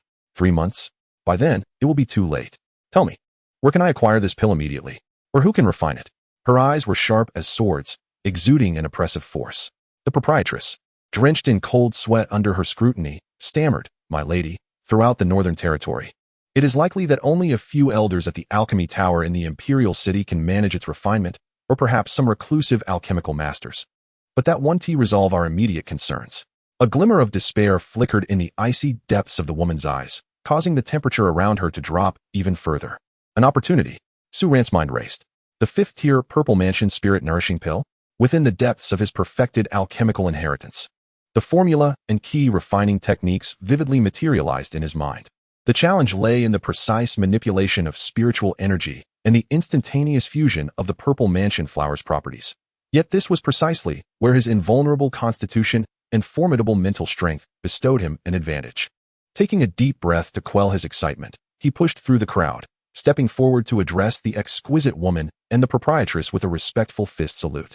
His voice resonated clearly and calmly. Esteemed elder, esteemed proprietress, what if I were to claim that I can refine this Purple Mansion Spirit Nourishing Pill, and that I can do so immediately? Would you grant me the opportunity? In that instant, the first floor of Danbao Pavilion fell into an eerie silence. All eyes converged on Su Ran, a mixture of astonishment, skepticism, ridicule, and a gaze akin to that reserved for a madman. How could such a young girl dare to utter such audacious claims about refining a fifth-tier pinnacle elixir, especially in the presence of a visibly powerful female expert? This was tantamount to courting death. The icy gaze of the woman in white locked onto Su Ran, her eyes seeming to penetrate his very soul. You? Refined the Purple Mansion Spirit Nourishing Pill? Her voice betrayed no discernible emotion, yet bore a weighty pressure. Child, do you comprehend the consequences of trifling with me? The proprietress of Danbao Pavilion grew anxious, exclaiming, Miss, tread carefully. The Purple Mansion Spirit Nourishing Pill is no mere child's play. Do not bring ruin upon yourself. She was eager to distance herself from any potential fallout. Facing the gaze so potent that even the mightiest warriors would falter, Su Ran maintained his composure and replied calmly. I would not dare to jest with my esteemed predecessor. If you and the shopkeeper harbor doubts, I invite you to test my claims on the spot. His gaze shifted to the dark, golden nine-portal primal furnace, and he boldly declared, if you would trust me just once, I propose this furnace as a wager. Along with all the necessary materials for alchemy, upon the successful creation of the elixir, you may take the potion, and the furnace will be mine. Should I fail, I submit myself to your judgment without complaint. Chapter 036, A Desire to Facepalm Gasp. A collective intake of breath echoed around them. To stake a sixth-grade furnace valued at 200,000 spirit stones? This young woman was either mad or possessed of extraordinary talent. The woman in white regarded Su Ran with a penetrating gaze. Her clear and resolute eyes seemed to pry open a sliver of hope amidst her despair and anxiety. Having encountered countless individuals, she discerned that he was not speaking empty words. Moreover, she found herself bereft of better alternatives. A dead horse is treated as a live one. Very well, the woman in white decisively proclaimed, her voice unwavering, I shall trust you this once. The Danbao Pavilion will provide the alchemy chamber and prepare the materials. If you truly succeed in concocting this elixir, the furnace will be yours. I shall also owe you a favor. Should you fail? Her unspoken words lingered in the air, but her icy gaze conveyed everything. My lady, the shopkeeper sought to dissuade her, but was silenced by a mere glance from the woman in white. He could only manage a wry smile. As you command, I shall comply. Young lady, please follow me to the top floor, to room 1 of the alchemy chamber. The materials will be prepared immediately. On the top floor, in room 1 of the alchemy chamber, the air shimmered with spiritual energy, and the ground was inscribed with a spirit-gathering array. At the center, the earth fire pit emanated the purest essence of the earth's core. The dozens of precious herbs required to concoct the Purple Mansion Spirit Nourishing Elixir, including 3 vibrant Purple Mansion flowers, were meticulously arranged upon the jade platform. The shopkeeper of the Danbao Pavilion and several alchemists who had rushed to the scene stood anxiously at the periphery. The woman in white stood at the doorway of the chamber, her gaze sharp and unwavering, fixated on Su Ran before the furnace. They were only capable of concocting 4th-grade elixirs, and even then, not with absolute certainty. Now, Su Ran was attempting a 5th-grade elixir, and they were uncertain if they could even muster enough materials for a single attempt. The consequences of failure were almost unimaginable, standing before the coveted 9-portal primal furnace. Su Ran gently caressed its cool surface, sensing the steady aura it exuded. His mastery of alchemy allowed him to forge an intrinsic connection with the furnace in that instant. He ignited the fire and warmed the furnace, his movements fluid and rhythmical, exuding the calm grace of a master. Rather than immediately handling the primary ingredient, the Purple Mansion flower, he swiftly selected several auxiliary herbs, his actions a blur. Whether slicing, grinding, extracting, or merging, Each step was executed with unparalleled precision, and his control over the heat was exquisite. The medicinal liquid danced at his fingertips, merging and releasing an enchanting fragrance. Such technique was truly seasoned. It was far beyond that of a mere youth. Observe, the manner in which he handled the Earth Heart Fire Lotus employed the ancient method of 9 transformations of spirit tempering. Wasn't he that technique thought to be lost? And the timing of the fusion with the millennium-old cold jade essence was simply masterful. Several fourth-tier alchemists stood in stunned silence, unable to suppress their low gasps of astonishment. Their previous doubts overshadowed by sheer disbelief. Even the cold gaze of the woman in white flickered with a hint of surprise. At last, Su Ran grasped the 3 vividly blooming purple mansion flowers. This was the pivotal moment. He inhaled deeply, his eyes narrowing in intense focus. As his formidable spiritual energy enveloped both the cauldron and the mystical flowers in his hands. With deft movements, his fingers danced like butterflies, casting intricate alchemical seals that flowed into the 9 orifices primordial cauldron. The cauldron seemed to come alive, emitting a deep, resonant hum that summoned the earth's fire, transforming it into 9 gentle fire dragons that coiled around the cauldron's body. Simultaneously, he extracted 3 strands of extraordinarily pure primordial energy, imbued with a trace of infinite truth, and carefully lifted the 3 purple mansion flowers, gradually placing them into the cauldron. With a soft hiss, the moment the flowers entered the cauldron, a blinding violet light erupted within, and a tempestuous energy threatened to explode the vessel. Every heart raced with trepidation. Concentrate, Su Ran commanded, his hand seals shifting abruptly. His immense spiritual force instantaneously subdued the wild medicinal energy, while precisely guiding all the previously prepared elixirs to surge into the energy core of the purple mansion flowers. As time ticked away, silence enveloped the alchemy room, with only the crackling of the earth fire and the faint rustle of the shifting hand seals breaking the stillness. Beads of sweat formed on his forehead, and his complexion paled slightly, revealing the immense toll this exertion took on him. A quarter of an hour later, a resonant and melodious hum erupted from the 9 orifices primordial cauldron, and a soft yet rich purple glow seeped through the cracks of the lid, filling the air with a bewitching fragrance that seemed to nourish the very soul, instantly saturating the entire alchemy chamber. The phenomenon of elixir formation, the radiance infused with spirit. This was the hallmark of a supreme purple mansion spirit-nourishing pill. An elder 4th-tier alchemist trembled with excitement, his eyebrows quivering. A spark of brilliance flashed in Su Ran's eyes as he shifted his hand seals once more. Open the cauldron. The moment the lid lifted, 8 pills, each the size of a dragon's eye, perfectly rounded and enveloped in swirling purple mist, adorned with intricate alchemical patterns, quietly floated within the cauldron. The rich fragrance of the elixir coalesced into a tangible purple mist. Success. 8 of them, all of supreme quality. The shopkeeper gasped in astonishment, trembling with exhilaration. This was a monumental achievement within her alchemy pavilion. With a single stride, the woman in white approached the cauldron, gazing at the 8 pills radiating with vibrant life and spiritual energy. For the first time, her icy visage betrayed an incredulous thrill and ecstasy. She carefully stored the pills in a cold jade vial, savoring the gentle potency within, and her gaze towards Su Ran brimmed with complexity and gratitude. What is your name? Her voice quivered with excitement. Junior Su Ran, he replied, slightly bowing, his breath somewhat weak, yet his eyes shone brightly. Su Ran, you have my gratitude. The woman declared with solemnity, I am Yi Qing-shan, an elder of the mysterious Cloud sect. I shall forever remember the favor you have bestowed today. Yi Qing-shan carefully placed the jade vial away and then pointed to the 9 orifices primordial cauldron. This cauldron is now yours. Additionally, she turned to the shopkeeper. The materials consumed for Miss Su's alchemy shall be charged to my account. In a gesture of gratitude, an additional 3 sets of materials for refining the 3rd-grade gathering yuan pills were presented to Miss Su.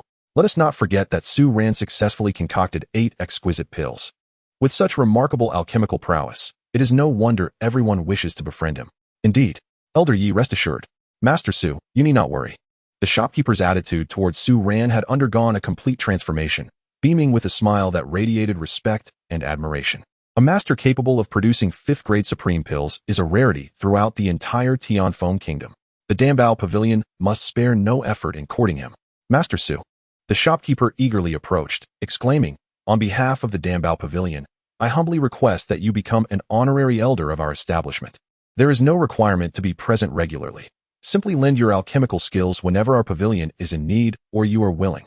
The compensation will undoubtedly be satisfactory. All materials and recipes will be prioritized, and supplied to you at cost. Furthermore, she lowered her voice, infused with a knowing smile. Master Su, are you married? Our pavilion is willing to present a few stunning young men to entertain you in your leisure. Su Ran felt a twitch at the corner of his eye, suppressing the urge to roll his eyes. Beautiful men? He could only shake his head in exasperation. Cough. I appreciate your good intentions, dear shopkeeper. We can discuss the matter of honorary elder later, but there is no need for the handsome companions. Regarding the supply of materials, I would like to discuss a business proposition. Su Ran deftly shifted the conversation, mindful of the system's recycling task. Please, go ahead. I am all ears. The shopkeeper's eyes sparkled with anticipation. Su Ran stated plainly, I require a substantial quantity of low-grade materials of any variety, provided they are of high quality. Please prepare an initial order for 10,000 portions of third-grade gathering yuan pills. Additionally, I seek a long-term, stable agreement for the acquisition or exchange of specific high-grade materials from your esteemed pavilion. I shall provide the list shortly. He planned to use a portion of his real-world resources to obtain low-grade materials for concocting medicinal baths to enhance the foundation of the soldiers in the Thunder Camp. Simultaneously, he aimed to utilize the channels of the Dambao Pavilion to supplement auxiliary materials that could not be exchanged or were not cost-effective in the marketplace, while relying on military merit points to procure high-grade primary materials. 10,000 portions? The shopkeeper gasped in astonishment before erupting into elation. What a grand patron! An extraordinary customer indeed. Not a problem. Absolutely no problem. I will personally oversee this, ensuring the fastest speed, the best price, and the finest quality for you. The shopkeeper patted his chest in assurance. With the coveted 9 orifices primordial furnace, the first batch of gifted materials, and the identity token of an honorary elder from the Dambao Pavilion, Su Ran departed with satisfaction. After leaving a communication jade talisman, Yi Qingxian hurriedly took her leave, eager to return and attend to her master's ailments. Upon returning to the military camp, Su Ran promptly initiated his cycle of military merit accumulation. Utilizing the materials from the Dambao Pavilion, along with several key auxiliary herbs exchanged from the marketplace, he effortlessly refined 3 cauldrons, yielding a total of 36 third-grade gathering yuan pills within just 1 hour, of which 28 were of superior quality and 8 were exquisite. He submitted 10 superior gathering yuan pills for system recycling. Ding! Today's recycling task completed. Submitted 10 third-grade gathering yuan pills, superior. Acquired military merit points, 50,000. Gazing at the instant credit of 50,000 military merit points, Su Ran's lips curled into a satisfied smile. A net gain of over 40,000 points. This cycle is working splendidly. In the days that followed, Su Ran's life became exceedingly regimented. He spent his days attending to military affairs and training the Thunder Camp, while his evenings were devoted to refining the elixirs harvested by the system each day in the alchemical furnace. At times, he produced gathering essence pills. At other times, healing elixirs or detoxification pills, with grades ranging from the 3rd to the 5th tier. The rewards for these endeavors were exceedingly generous. His military merit points surged as if propelled by an avalanche. The sole source of his concern was that he found it somewhat arduous to concoct elixirs of the 6th tier and above. Relying solely on the gathering fire array above the furnace, along with the inscriptions and his own true qi, he was nearly at his limit. Any attempts made under duress would likely result in a higher failure rate. The only solution to this dilemma lay in refining a type of advanced Yihua, exotic fire. However, no such fire was available for purchase in the military merit shop. He could only await an opportune moment to seek it out. He remained unhurried, distributing a portion of the surplus elixirs as rewards to the outstanding soldiers of the Thunder Camp, while discreetly selling another portion through the alchemical pavilion to exchange for more spirit stones and lower-tier medicinal materials. These lower-tier materials were brewed into medicinal baths that strengthened bones and washed the marrow, significantly enhancing the physique and training speed of the soldiers in the Thunder Camp and further boosting their loyalty. While Su Ran immersed himself in the fulfilling routine of alchemy, accumulating military merit and nurturing his trusted confidants, a golden imperial edict from the Tianfeng Imperial City was delivered personally to the Thunder Camp's command tent by a female officer dressed in royal attire, who had attained the rank of Marshal King. The edict proclaimed, by the decree of heaven, the Empress commands, General Su Ran of Thunder, valiant and skilled in battle, possessing unparalleled wisdom, has made significant contributions to the extermination of demons, thereby upholding the glory of our nation. As the southern regions face rebellion, laying siege and plundering, bringing suffering to the populace, I hereby order General Su Ran to assemble the 3,000 soldiers of the Thunder Camp immediately and set forth under the cover of night to the Imperial City to receive your orders. I shall entrust you with the crucial task of quelling the rebellion. This is my decree." Upon the closure of the edict, the female officer, observing Su Ran kneeling on one knee to receive the edict, smiled and remarked, "General Su, this is a commendation strongly advocated by Her Royal Highness, the second princess. She has spoken highly of you before His Majesty, asserting that the pacification of the Southern Rebellion is not to be entrusted to anyone but you. His Majesty also holds high hopes for you. I hope you do not fail to live up to this imperial favor and set forth swiftly." At the moment Su Ran received the edict, he could distinctly feel its weight in the palm of his hand. He bowed his head, suppressing the tumultuous emotions and a hint of trepidation that surged within him. The imperial city, the epicenter of power in the Tianfeng kingdom, a court entirely governed by women, posed a perilous challenge for him, a male disguised as a female general. Yet, high risks often accompany high rewards. The rebellion in the southern regions signified not only the flames of war, but also the prospect of abundant military merit points. "I shall obey the decree," he proclaimed, his voice clear and unwavering. After bidding farewell to the female officer, Su Ran promptly set about making arrangements. His first stop was the alchemical pavilion, where he sought out the now exceedingly amiable shopkeeper. He explained that he had received orders to return to the capital, necessitating a temporary cessation of collaboration on medicinal materials and elixirs from the northern territories. Upon hearing this, the shopkeeper's smile broadened, and he waved his hands dismissively. "Why must Master Su speak of cessation? The imperial city and southern regions both have branches of my alchemical pavilion, and their scale and resources far exceed this small northern locality. Your journey is akin to a dragon entering the sea. I shall draft 2 letters immediately, sending them via carrier pigeon to the branches in the imperial city and southern regions. You need only present your guest token, and all arrangements will remain as before, if not better. The materials required by the master will be prioritized for supply from both locations, with prices remaining at the most favorable cost." This is undoubtedly a timely assistance. Su Ran, filled with certainty, cupped her hands and said, "In that case, thank you, shopkeeper. The master is too modest. I wish you great success in the imperial city, with a future as bright as brocade." The shopkeeper smiled broadly, his teeth glimmering, as if he could already envision Su Ran shining brilliantly in the imperial city, with the Dambao Pavilion thriving alongside her success. After bidding farewell to the Dambao Pavilion, Su Ran made another visit to the general's residence to take her leave from Lin Feiyu.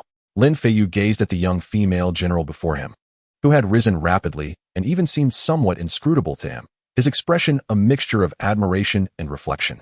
He patted Su Ran on the shoulder and said, "It is a tremendous honor for His Majesty to summon you personally, but it also carries a heavy responsibility. The situation in the southern frontier is complex. The Baiwe tribes are valiant and skilled in battle, employing numerous cunning sorceries, which are far beyond the northern bandits.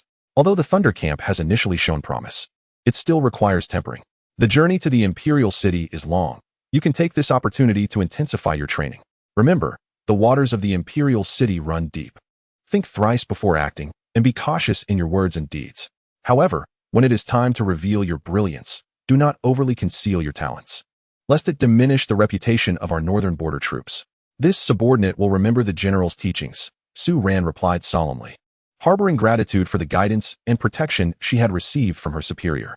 3 days later, everything was in readiness.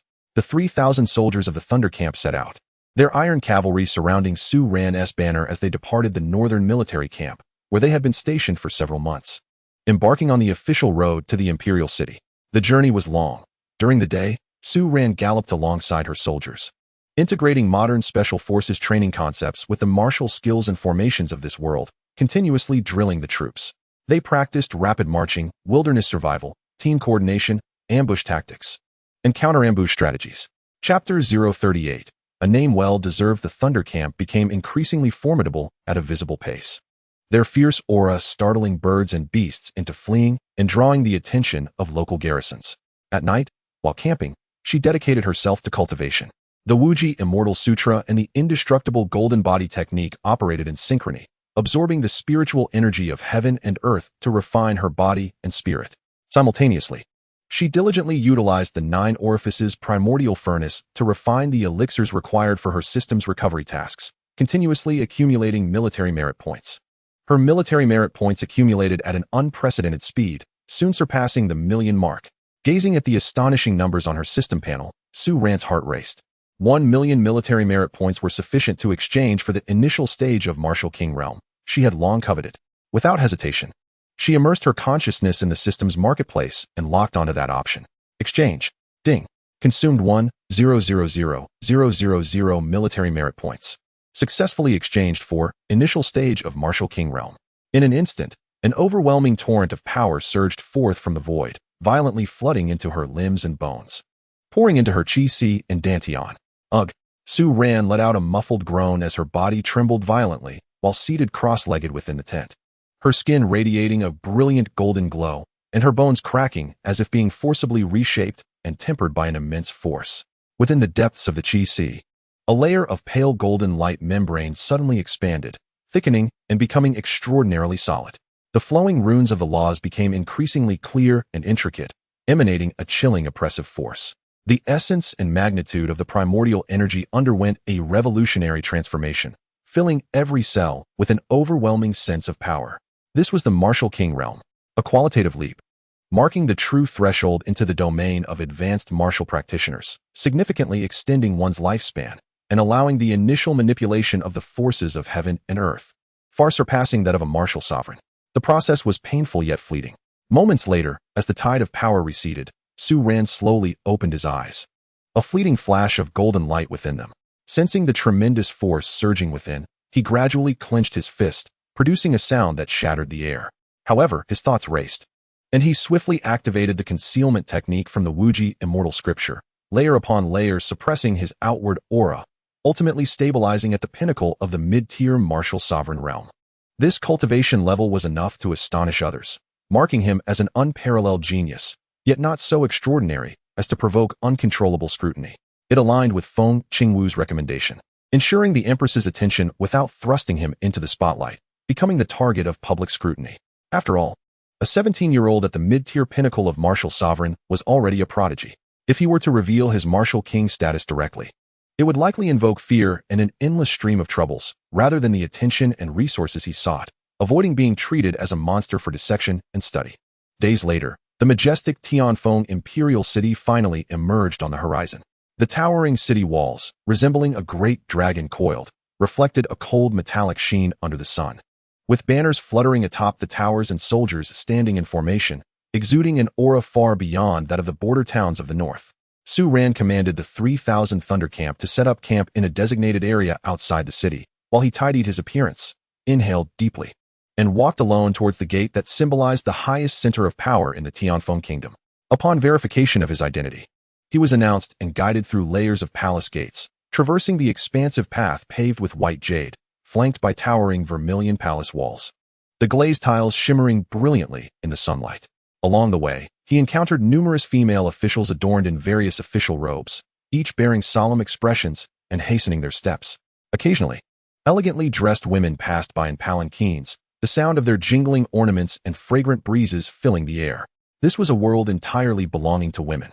Clad in military attire, Su Ran stood tall, drawing attention amid the throng.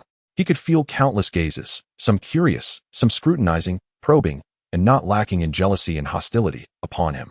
He maintained a steady gaze, his expression calm, yet a taut string within his heart reminded him to tread cautiously, for any minor misstep could expose his identity, leading to irrevocable consequences. At last, the guiding female official halted before an extraordinarily grand hall, the Fengming Hall, where the Empress of the Tianfeng Kingdom summoned her ministers daily to handle state affairs. General Su Ran of the Thunder Camp, presenting. The resounding announcement pierced through the hall's doors. Su Ran steadied his mind and stepped into the hall. Instantly, countless gazes converged upon him. The interior of the hall was a pinnacle of opulence, with a lofty dome and golden dragon pillars soaring majestically. On either side stood numerous female officials clad in various shades of purple, crimson, and azure, each exuding a distinct aura, some regal, others astute, and yet others scholarly. All far from ordinary. Elevated upon the 9-tiered jade steps, a woman adorned in a resplendent yellow phoenix robe sat majestically upon the gilded throne. She appeared to be merely in her early 20s, her hair elegantly styled, with delicate tassels cascading from her golden phoenix hairpin. Her beauty was unparalleled, yet she radiated an undeniable air of authority and nobility. Her phoenix-like eyes were as profound as a cold spring, and as her gaze swept across the room, it seemed capable of piercing into the very souls of those present. She was none other than the contemporary Empress Feng Qingyi of the Tianfeng Kingdom. Positioned slightly below the Empress's throne was a smaller purple jade seat, occupied by the familiar figure of the second princess, Feng Qingwu, dressed in formal royal attire. She exuded a blend of dignity and grace. Upon noticing Su Ran's entrance, her bright eyes sparkled, and a subtle smile graced her lips. As Su Ran entered the hall, he knelt on one knee in military fashion, bowing his head and declaring in a clear, unwavering voice, "I am Su Ran, summoned to pay my respects. Long live your majesty." His words echoed through the silent hall, neither servile nor overbearing. "Rise," commanded Empress Feng Qingyi, her voice calm, yet imbued with imperial authority. As Su Ran stood and met the scrutinizing gazes of the two women, he felt the weight of their attention. At the same moment, a voice from Feng Qingwu reached him, filled with evident excitement and a hint of pride. "Sister, what do you think? I wasn't mistaken, was I? She is indeed Su Ran. Look at her prowess. Peak mid-level martial grandmaster. Incredible. The last time I saw her in Heishui City, she had just broken through the martial master stage. Her training speed is astonishing. With such talent, she would undoubtedly be considered a treasure of saintly caliber among the top sects." A flicker of astonishment passed through the Empress's deep phoenix eyes. Despite her own formidable cultivation, even bolstered by royal resources, she felt eclipsed by Su Ran's extraordinary abilities. The reports from the Northern Front and her sister's admiration were indeed accurate. More than just her talent, it was Su Ran's consistent ability to devise strategies that minimized costs while securing victories that truly impressed. She embodied both courage and wisdom. Such a talent deserved careful nurturing, as she would undoubtedly safeguard the Tianfeng kingdom for centuries to come. Countless thoughts flashed through the Empress's mind, and her gaze softened as she regarded Su Ran with newfound warmth.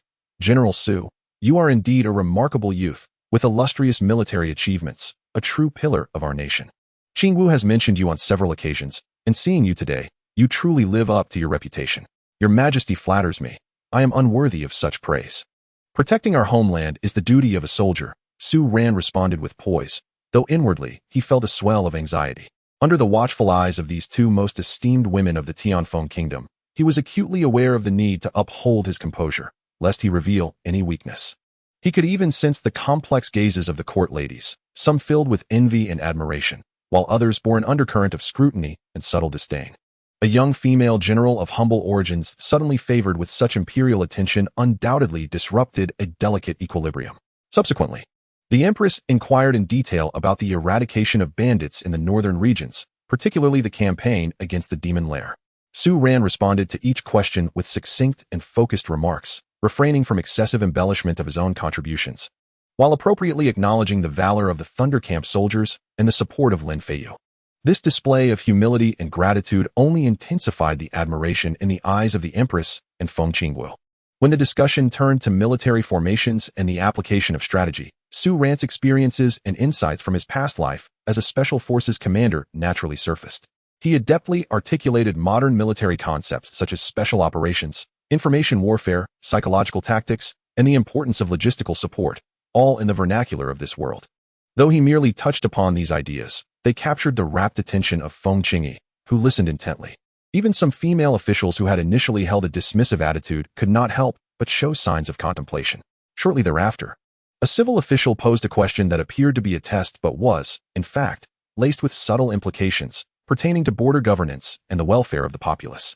Although Su Ran was not an expert in this field, his exposure to the information-rich era of his previous life and his logical reasoning enabled him to offer fresh and pragmatic suggestions, occasionally citing classical texts. He may not have delved deeply, yet his insights were sufficiently illuminating, well-rounded in both civil and military affairs. This was the appraisal that arose in the minds of many within the hall. The more Feng Qingwu observed, the more satisfied she became, wishing to proclaim to all, "Behold, this is the talent that I, the princess, have discovered." Meanwhile, the Empress Feng Qingyi's desire for capable individuals grew stronger, and she promptly decreed, "General Su has labored tirelessly and achieved great merit, displaying exceptional talent. He shall be awarded 100,000 in gold, 1,000 spirit jewels, and a residence on Vermilion Bird Street. Additionally, he shall receive a set of dragon scale armor and a flowing light sword as a token of appreciation." A low murmur of astonishment filled the hall.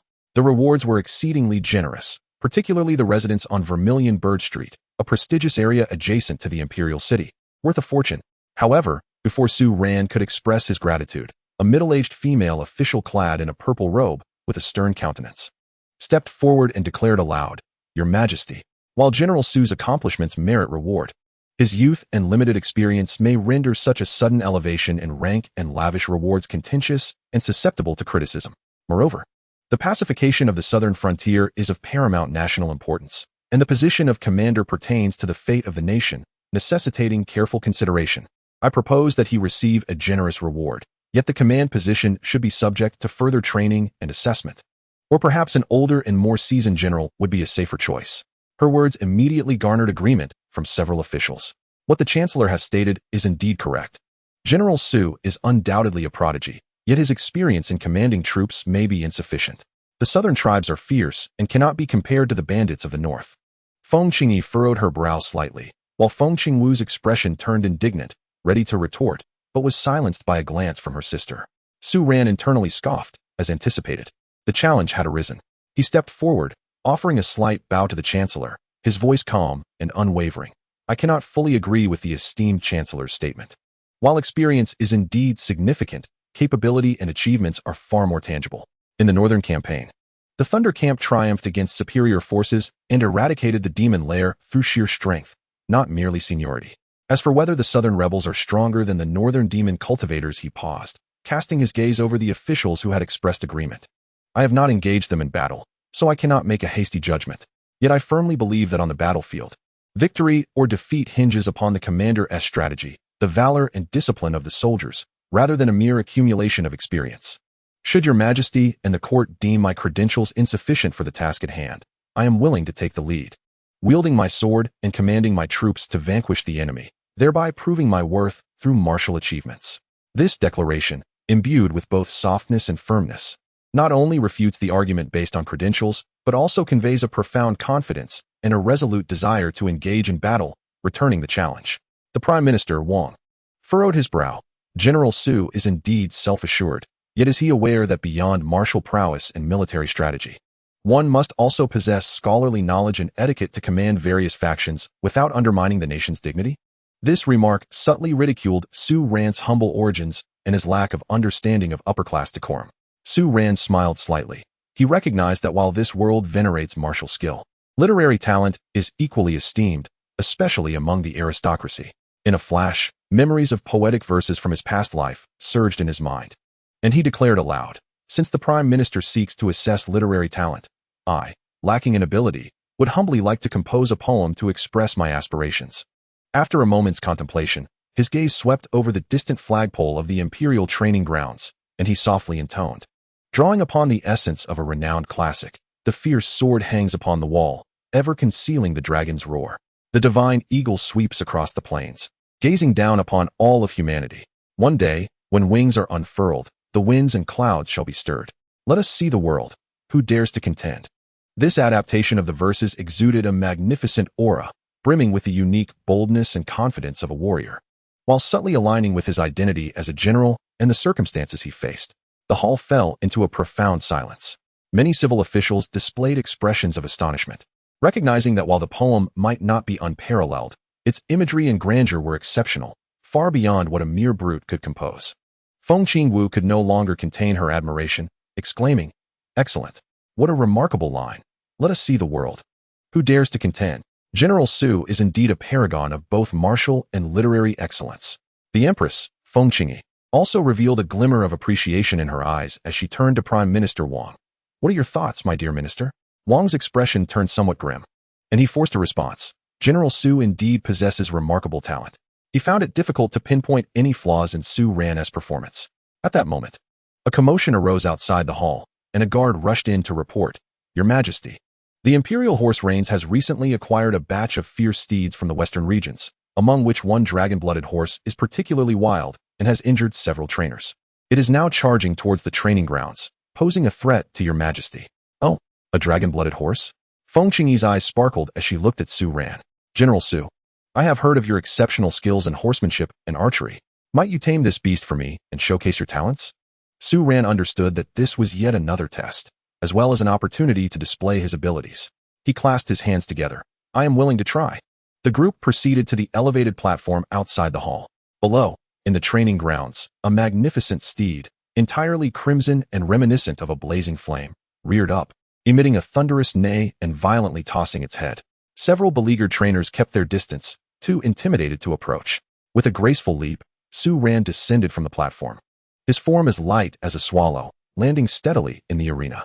Upon seeing him, the dragon-blooded horse neighed, its massive hooves striking the ground with a fierce wind as it charged straight towards him.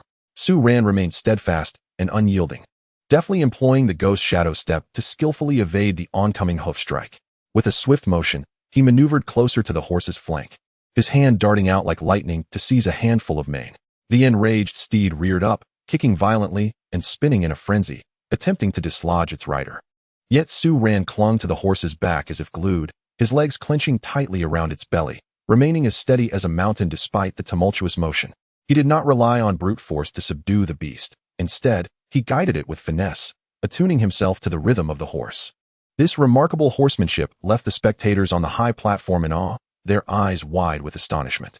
Chapter 040. A shared bath. Feng Qingwu, increasingly tense, clenched her fists. Suddenly, the spirited horse surged forward with a violent acceleration towards the arrow mound at the edge of the arena. Just as it seemed destined to collide, Su Ran sharply pulled on the mane, leaning back, causing the horse to rear in pain with its front hooves raised high. In that fleeting moment, Su Ran grasped a sturdy bow and quiver from the nearby weapon rack, sprang off the stirrup, and, leveraging the momentum, leaped into the air, drawing the bow and knocking an arrow in one fluid motion. Whoosh, whoosh, whoosh. 3 arrows soared through the air, not aimed at a target center, but arranged in a triangular formation, precisely severing the ropes of 3 hanging targets 100 meters away. Thud! The 3 targets fell simultaneously. Su Ran landed firmly back on the horse's back, which appeared exhausted from the exertion and, subdued by Su Ran's exceptional riding skills and the aura of a martial king, finally lowered its proud head, snorting softly, no longer agitated. A moment of silence enveloped the arena before it erupted into fervent applause. Especially among the female officials of martial lineage, praises flowed freely. Such horsemanship and archery were indeed remarkable. Feng Qingyi clapped her hands and laughed. Splendid. Truly, heroes emerge from young maidens. Lord Wang, do you have any further doubts? Wang Qingxiang's expression fluctuated between green and white before he ultimately bowed. Your Majesty, your discerning eye is indeed keen. General Su possesses great talent. I have no objections. Feng Qingwu, with pride, raised her chin, more delighted than by any praise directed at herself. Upon returning to the Fengming Hall, the Empress was in high spirits, finding Su Ran increasingly agreeable. In addition to doubling his rewards, she pondered for a moment, then removed a translucent, warm-toned red jade bracelet from her wrist, instructing her close attendant to present it to Su Ran. This is an item I have carried, nurtured over the years, effective in calming the mind and invigorating the spirit. Today, I bestow it upon General Su, hoping you will soon bring peace to the southern frontiers. Such a reward was indeed extraordinary. The Emperor's personal item held significance far beyond its material value, representing immense favor and trust. The officials in the hall changed color once more. Yet none dared to voice opposition. Su Ran was momentarily taken aback, accepting the bracelet with trepidation. It still bore the warmth of the Empress and a hint of an elusive fragrance, leaving him in a quandary about whether to accept or decline, ultimately expressing his gratitude. Feeling the bracelet warm in his grasp, unexpectedly, Feng Qingwu mirrored her actions, cheerfully removing a uniquely designed, sparkling phoenix hairpin from her hair. General Su, this is for you. Wear it, and no one in the imperial city will dare to trouble you. Her candid words drew a reproachful glare from the Empress. Yet she made no move to intervene. In the realm of officials, it is common for many to form their own small circles. However, Su Ran, as a newcomer, has not pledged allegiance to anyone. Consequently, both the Empress and the Princess are intent on drawing him closer as a trusted confidant. Su Ran felt a trickle of sweat form at his temple. What was happening? The personal belongings of women were being bestowed upon a female, general one after another. Although such an act might be deemed a great honor in this world, he was, after all, a man. Could he even wear such gifts? It would be awkward to conceal them. Nevertheless, what left him even more unsettled was yet to come. The Empress, seemingly unsatisfied, perhaps genuinely admiring him or perhaps testing him, smiled and remarked, General Su, a young talent of great promise, brings me much joy. Ordinary rewards are insufficient to express my sentiments. I have heard that you remain unmarried and have no attendants by your side. Recently, a new batch of talented and refined young gentlemen has arrived in my court, all of whom are well-educated, gentle, and considerate. How about I select a few exquisite individuals to bestow upon you as companions, to alleviate your fatigue and add some amusement to your life? bestowing handsome men? Su Ran's mind buzzed, and he nearly lost his composure on the spot. He felt the gaze of the entire court once again converge upon him, particularly the young female officials, whose eyes sparkled with various implications. What was wrong with the people in this world? Previously, the steward at Dambao Pavilion had attempted to send him a handsome man to win him over, and now the Empress herself harbored such preferences. He quickly bowed, his voice nearly cracking. Your Majesty's kindness overwhelms me. This humble servant feels utterly unworthy. The southern border remains unsettled. How can I think of family matters? My sole focus is to swiftly quell the rebellion for your Majesty, and I have no thoughts of romance. Moreover, I hail from a military background and am accustomed to roughness. I fear I would neglect the young gentleman, and I cannot accept such an extravagant gift. He struggled to devise this evasive response, his back drenched in cold sweat. Feng Qingyi, upon hearing this, exhibited a flicker of surprise, which swiftly transformed into deeper admiration. Oh, the general possesses such ambition and integrity. I have not considered this thoroughly. Very well. We shall discuss this matter later. She seemed not to press the issue, yet her gaze toward Su Ran bore an added layer of scrutiny. Just as he began to breathe a sigh of relief, Feng Qingwu made an astonishing suggestion. Sister, since General Su has achieved such great merits and is so entertaining, merely bestowing gifts seems rather dull. I see that General Su has traveled a long way and must be weary. Why not grant him permission to join us at Phoenix Hot Springs for a soak and relaxation? We can also hear some interesting tales from the northern borders. What? Soak in hot springs? With the Empress and the Princess? Su Ran felt darkness close in around him, nearly fainting from the sheer terror.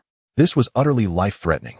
Although the shape-altering elixir could modify his form to simulate feminine traits, it was merely an effect of the potion, not a true transformation. What if the potion's power were activated and destabilized by the hot water, or if he were scrutinized up close? Your Highness, this cannot be.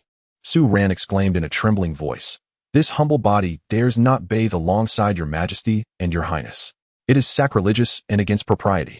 He was in a state of panic, beads of sweat forming on his forehead, his cheeks uncontrollably flushed, appearing to others as a blend of terror and embarrassment.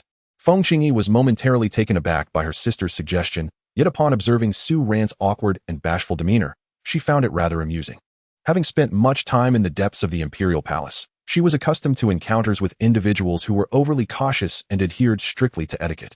Never had she witnessed someone displaying such a lack of composure before her. Moreover, the stark contrast of Su Ran's youthful exuberance, marked by remarkable military achievements yet exhibiting such girlish timidity, elicited a hint of playful mockery from her. Although Qing Wu was mischievous, her words held a kernel of truth. The Empress's lips curled into a slight smile. What I permit is indeed in accordance with propriety. General Su need not decline. Do you perhaps disdain my phoenix soup? Though spoken with mirth, her tone carried an unmistakable weight of authority. Qing Wu chimed in exactly. General Su, do not be so bashful as if you were a man. We are all women here. What is there to fear? Come, come. As she spoke, she made to rise from her seat. Su Ran felt a wave of dismay wash over him, realizing that further refusal would only invite suspicion.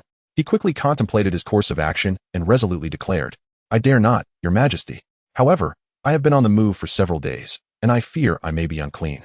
I humbly request Your Majesty and Your Highness to allow me to return to the camp to freshen up before I return to receive your grace. He required time to prepare, to procure more transformation elixirs, and to ensure their effects were foolproof. The Empress, perceiving his apparent shyness as a desire for a moment's respite, smiled graciously, granted. At the first watch, the phoenix soup shall await. Chapter 041. 2 days leave Su Ran nearly fled the imperial palace, returning to the grand camp outside the city with his heart racing. System. Exchange for 3 advanced transformation elixirs. He spent his military merit points without hesitation. The ordinary version of the elixir was limited in duration and less resilient to interference, while the advanced version promised a stronger effect and longer-lasting results. Surely, it would suffice to see him through? He gazed at the 3 elixirs in his hand, each exuding a peculiar fragrance, his expression turning grim. Would consuming too many have adverse effects? Yet, at that moment, he could afford to ponder little else.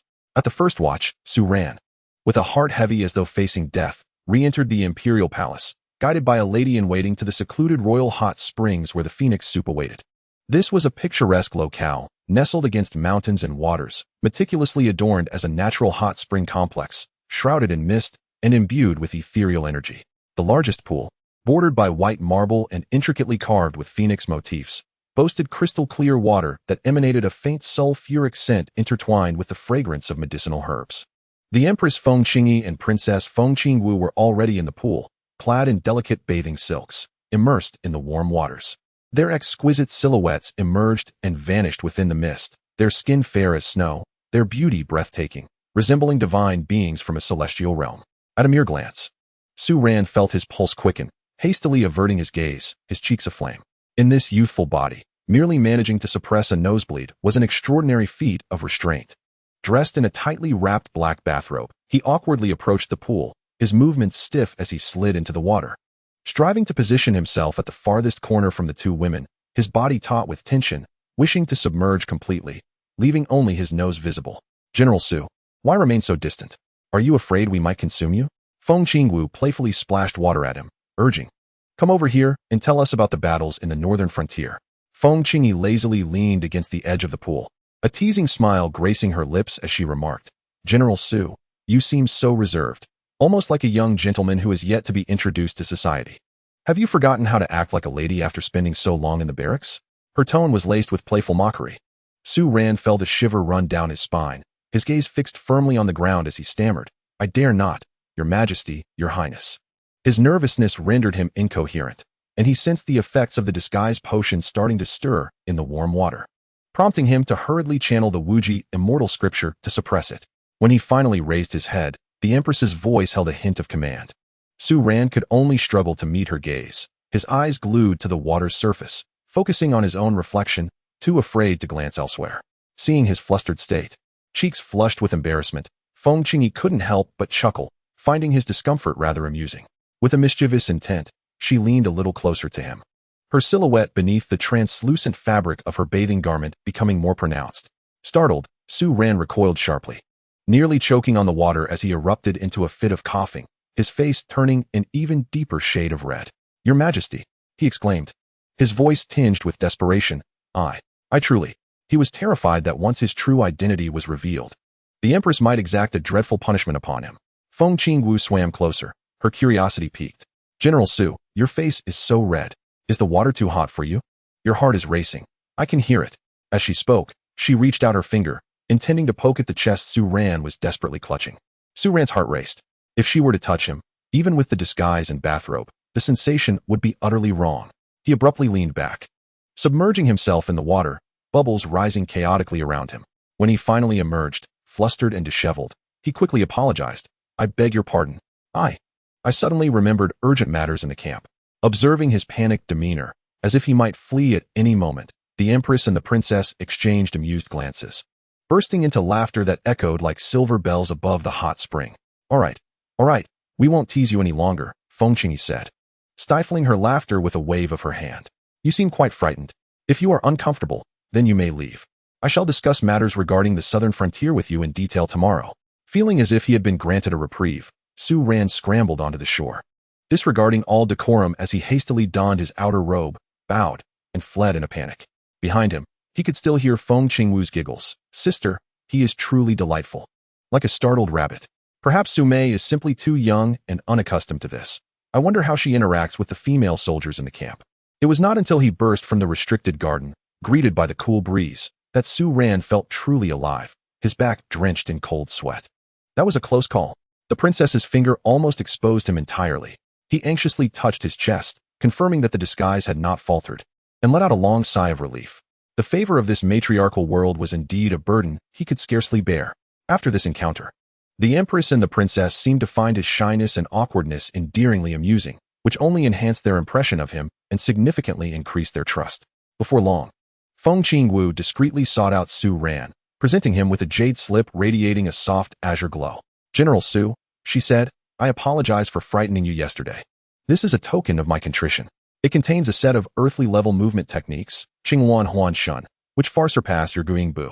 It is said that when mastered to perfection, one can transform into a Qingwan, traversing 1,000 miles in an instant, elusive and unpredictable. However, it is exceedingly difficult to cultivate, with few in the imperial family having succeeded. I hope it proves beneficial to you.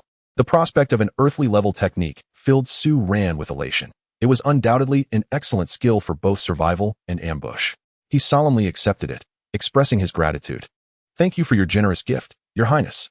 I shall diligently practice. Do not mention it. When you return victorious from the southern frontier, I shall have even more splendid gifts for you. Feng Qingwu replied with a radiant smile, finding him increasingly endearing, to the point of wishing to form a brotherly bond with him immediately. For some inexplicable reason, Su Ran consistently emanated a unique allure. In his presence, she would even forget her royal status, a sensation her other subordinates and confidants could not evoke. This inexplicable feeling endeared her to him, prompting her to seek his company at every opportunity. Earthly-level techniques were considered the core of every major faction, with ordinary elders lacking the qualifications to learn them, requiring merit points for acquisition. Yet, without hesitation, Feng Qingwu bestowed one upon Su Ran, hoping to provide him with an additional means of protection.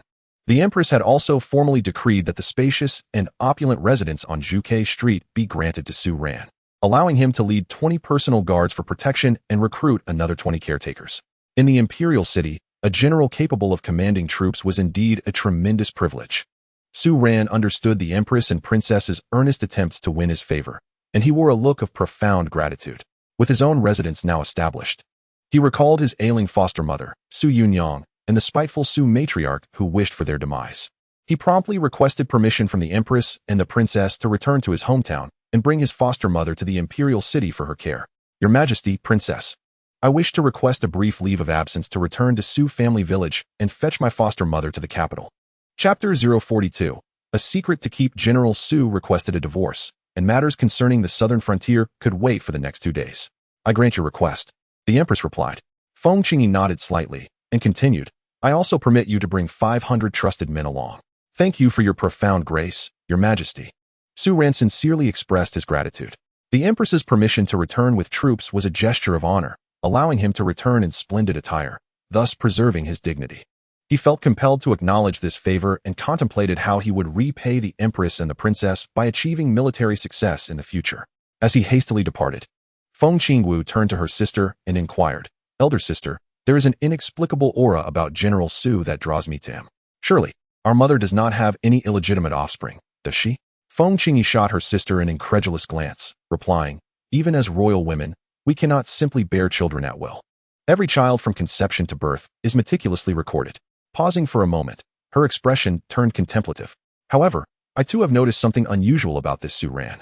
Coupled with his demeanor, I would suspect him to be of the male gender if I had not confirmed it multiple times. Feng Qingwu shook her head, asserting, that seems improbable. Setting aside the military physical examinations, did we not just verify his identity? Though somewhat underdeveloped, it may be attributed to her tender age. She is undoubtedly a woman. Both individuals deemed it implausible, and Su Ran's numerous behaviors had sown seeds of doubt in their minds. However, the recent revelation from the Phoenix Soup had confirmed Su Ran's identity as a daughter, leading them to believe their concerns were unwarranted. When the subject of men arose, Feng Qingwu jested, Sister, when shall you take a consort? With so many exquisite young men from noble families in the harem, has none captured your fancy? Do not jest with me, dear sister. Feng Qingyi replied, shedding any pretense before her younger sibling, and playfully pinching her waist as she spoke. Have you not also turned down numerous suitors? Feng Qingwu scoffed, declaring, I am devoted to martial arts and have no interest in men. Nor do I desire to bear children. The mere thought of being subdued by a man lacking strength revolts me. Feng Qingyi wholeheartedly agreed, nodding in affirmation before sighing. Men are inherently frail, while women possess boundless strength. Such is the decree of nature. However, it is our duty as royal sisters to perpetuate our lineage. As previously agreed, I shall become an empress, and you, dear sister, I just remembered that there's a fire at home. I must take my leave. Feng Qingwu interjected hastily, invoking her royal status to escape. The Empress could only smile wryly, her gaze clouded with confusion. To ensure the continuation of their bloodline, must she truly engage in intimate relations with a man? The handsome suitors presented to her had all been met with her disinterest. Either they were overly adorned and delicate or trembled in her presence, showering her with insincere flattery. Like her sister, the thought of sharing a bed with such men was utterly distasteful. Alas, if only there existed men of extraordinary talent among the plethora of remarkable women in the world. Outside the city, Su Ran pressed on relentlessly, accompanied by a select few loyal guards, hastening his return to the Su family village etched in his memory. However, upon arriving at the familiar dilapidated cottage, the scene before him wrenched his heart and ignited a blaze of fury within him. Su Yunyang lay gasping on the cold earthen bed, her complexion ashen, her frame emaciated, her breath faint. The room was both frigid and filthy, reeking of mildew. and beside the bed sat a bowl of congee, long since cooled, containing barely a few grains of rice. Meanwhile, the sharp-tongued old lady Su sat in the outer room, cracking seeds with a somewhat better-dressed, slick-faced middle-aged woman, spitting vitriol. Just a worthless burden. A found child. Her illness is a blessing. The sooner she departs, the better. Sparing us the waste of food. That money was long gone, given to my eldest daughter to pay off gambling debts. You think I would use it to treat her? Dream on. In an instant, Su Ran's eyes blazed with fury. He stepped into the room, his icy gaze cutting through old lady Su and her eldest daughter like a blade. General. His guards followed closely behind. Old lady Su and her daughter were rendered speechless by the sudden intrusion of the fierce Su Ran and his soldiers. Su Ran, you have become a general? Su Ran could hardly spare a word. He advanced to the bedside, cautiously lifting Su Yunyang, channeling a pure essence of energy to safeguard her heart, and administering a precious life-sustaining pill. Feeling the severe depletion and chronic weakness of his adoptive mother, his fury could no longer be contained. Bodyguards. His voice was frigid. Seize these two venomous women. The fierce bodyguards immediately advanced, binding the screaming and struggling Mrs. Su and her eldest daughter tightly, forcing them to the ground. How dare you touch me? I am Mrs. Su. She attempted to bluster.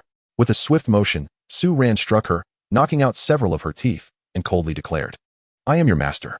Now tell me, what has become of the 300 taels of silver I entrusted you with? Stunned by the blow, Mrs. Su was momentarily dazed.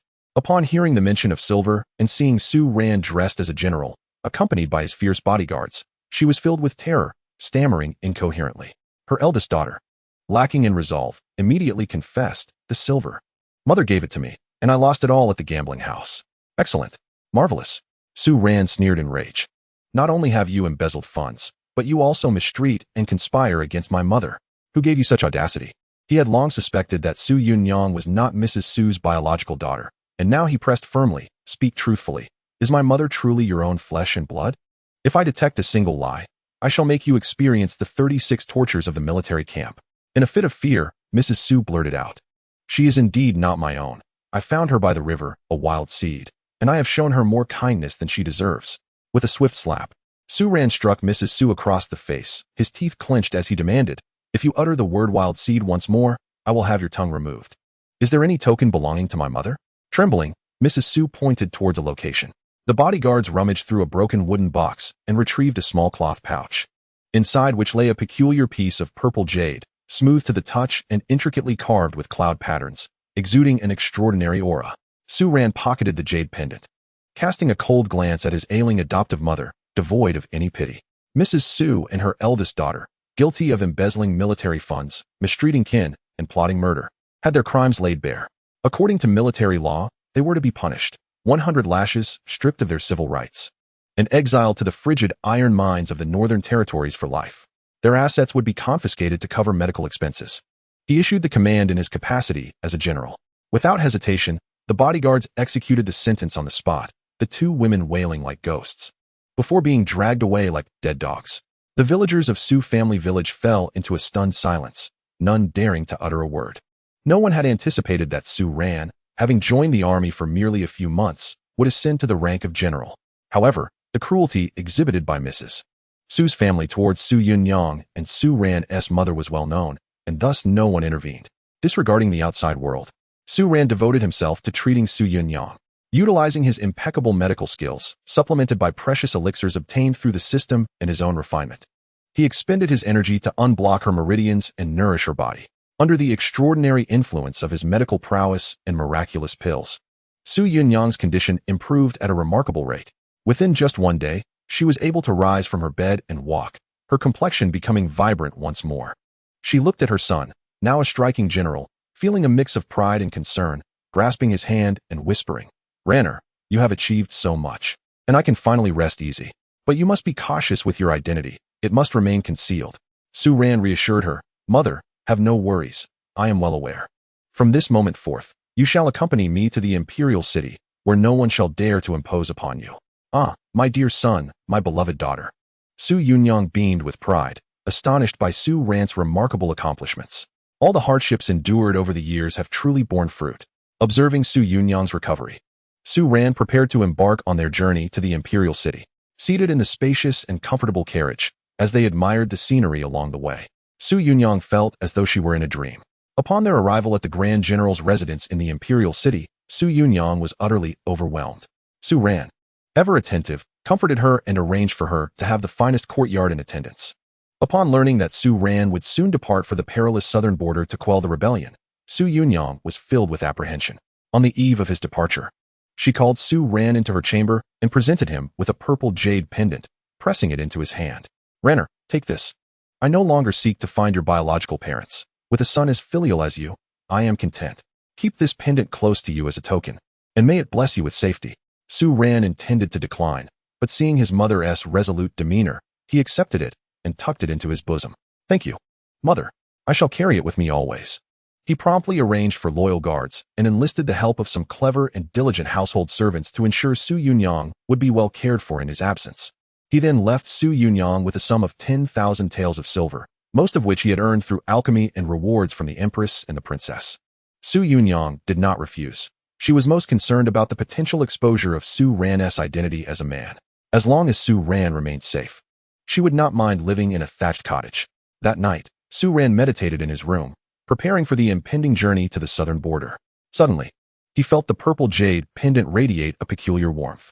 Curiously, he retrieved the pendant and, under the moonlight, noticed the cloud patterns upon it seemed to come alive, swirling gently and emitting a faint purple glow. Instinctively, he infused it with a trace of his own energy. In an instant, the pendant burst forth in brilliant purple light, accompanied by a powerful suction force. Su Ran felt as though his surroundings blurred, and the next moment, he found himself in an entirely different realm. This space spanned approximately 10 feet in all directions, shrouded in a delicate purple mist with no discernible boundaries. In the center lay a small spiritual spring, bubbling with water rich in spiritual energy. The ground was composed of smooth jade stone, and the air was suffused with an incredibly pure essence of natural energy, far surpassing that of the outside world. What astonished him further was the realization that the flow of time in this place appeared to differ from that of the outside realm. After a brief contemplation, he came to a staggering conclusion. 10 days had passed here while merely a single day had elapsed outside. A spatial treasure that accelerated time tenfold? And it could accommodate living beings? Su Ran's heart raced with excitement. What did this imply? It meant he had discovered an extraordinary place for cultivation. While others practiced for a day, he would effectively train for 10. Whether enhancing his cultivation, honing martial skills, or delving into alchemy, his efficiency would be magnified tenfold. He attempted to activate the Wuji Immortal Sutra, and the torrent of spiritual energy rushing into his body was so exhilarating that he nearly gasped in ecstasy. In the midst of his elation, a critical thought struck him. This pendant was a token of Su Yunyang, an abandoned infant, astonishingly adorned with such an extraordinary treasure. What lineage do Su Yunyang's biological parents possess? If she was truly abandoned, why does she bear this jade pendant? He harbors a faint suspicion that his adoptive mother's identity is far from ordinary. Moreover, whether she was indeed abandoned or if there exists another reason remains a complete enigma. However, this moment does not allow for deep inquiry. With the journey to the southern frontier imminent, this sudden appearance of the spatial jade pendant undoubtedly provides him with a formidable trump card. The origins of his adoptive mother will have to be investigated thoroughly at a later time. Su Ran suppressed the tumult of shock and elation within him, meticulously exploring the wondrous space of the jade pendant.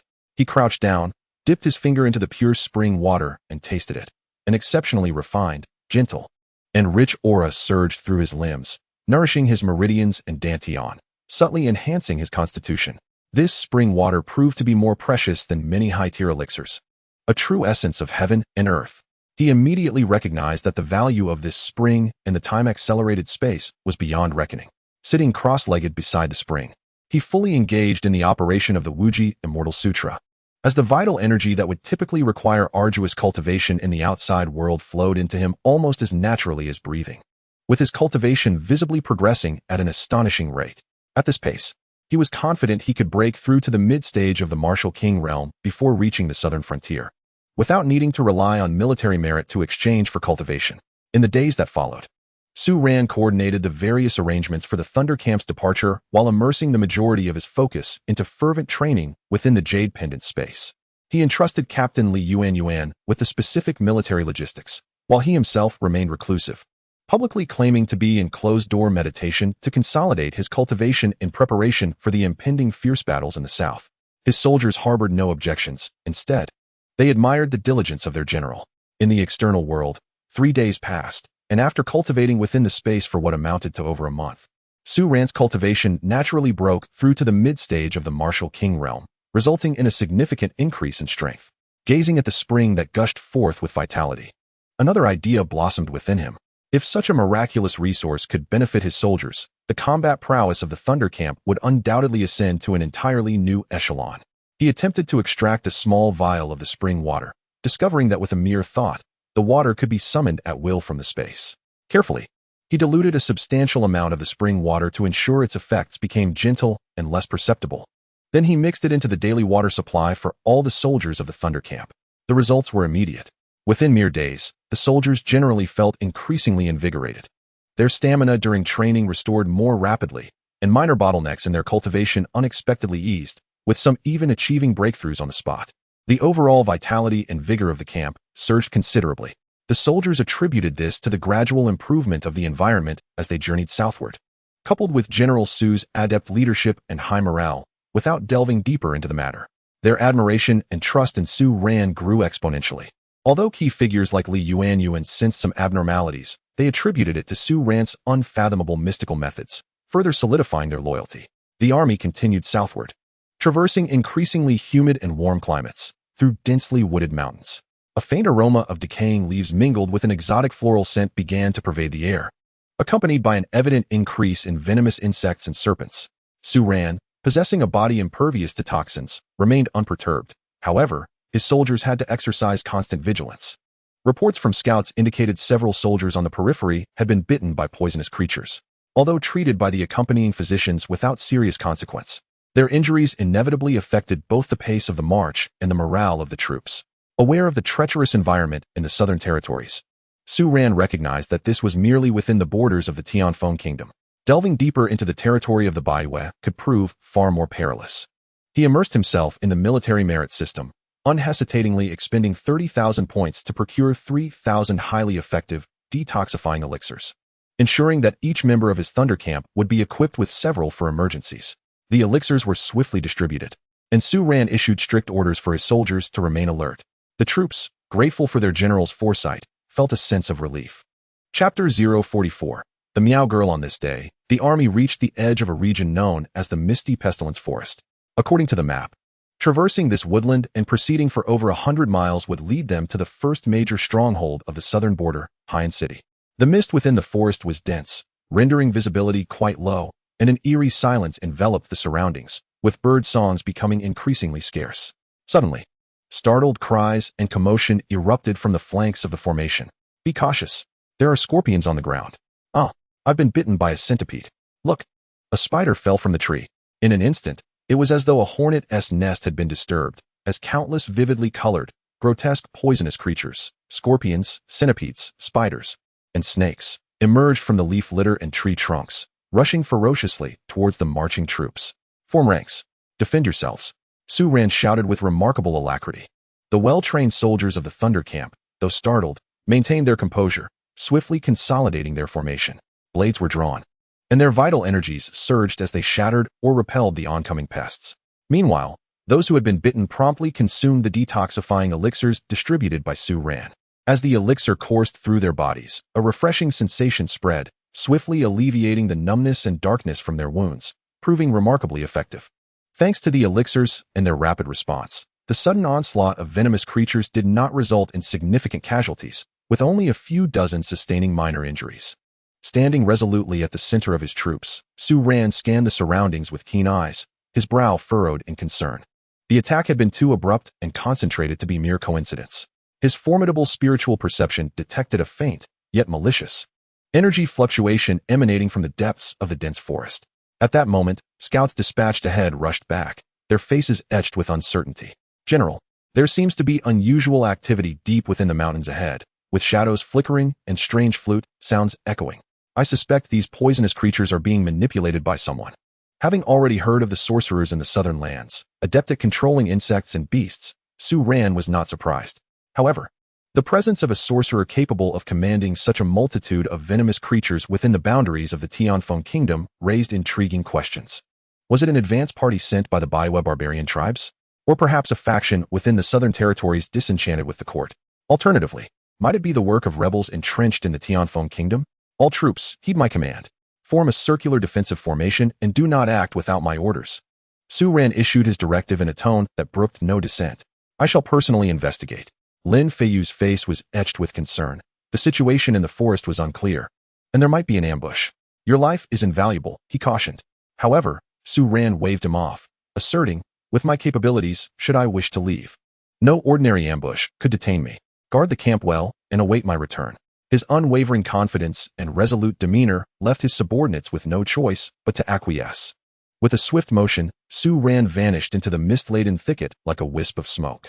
After his breakthrough into the mid-tier of the martial king realm, his technique, Qinghuan Huanshan, had become even more adept, allowing him to traverse with remarkable speed and elusive grace. He stealthily followed the faint malice and the distant sound of a flute, penetrating several miles into the depths of the forest. In a slightly open glade, he spotted his target, a young girl clad in vibrant attire adorned with peculiar patterns typical of the southern border.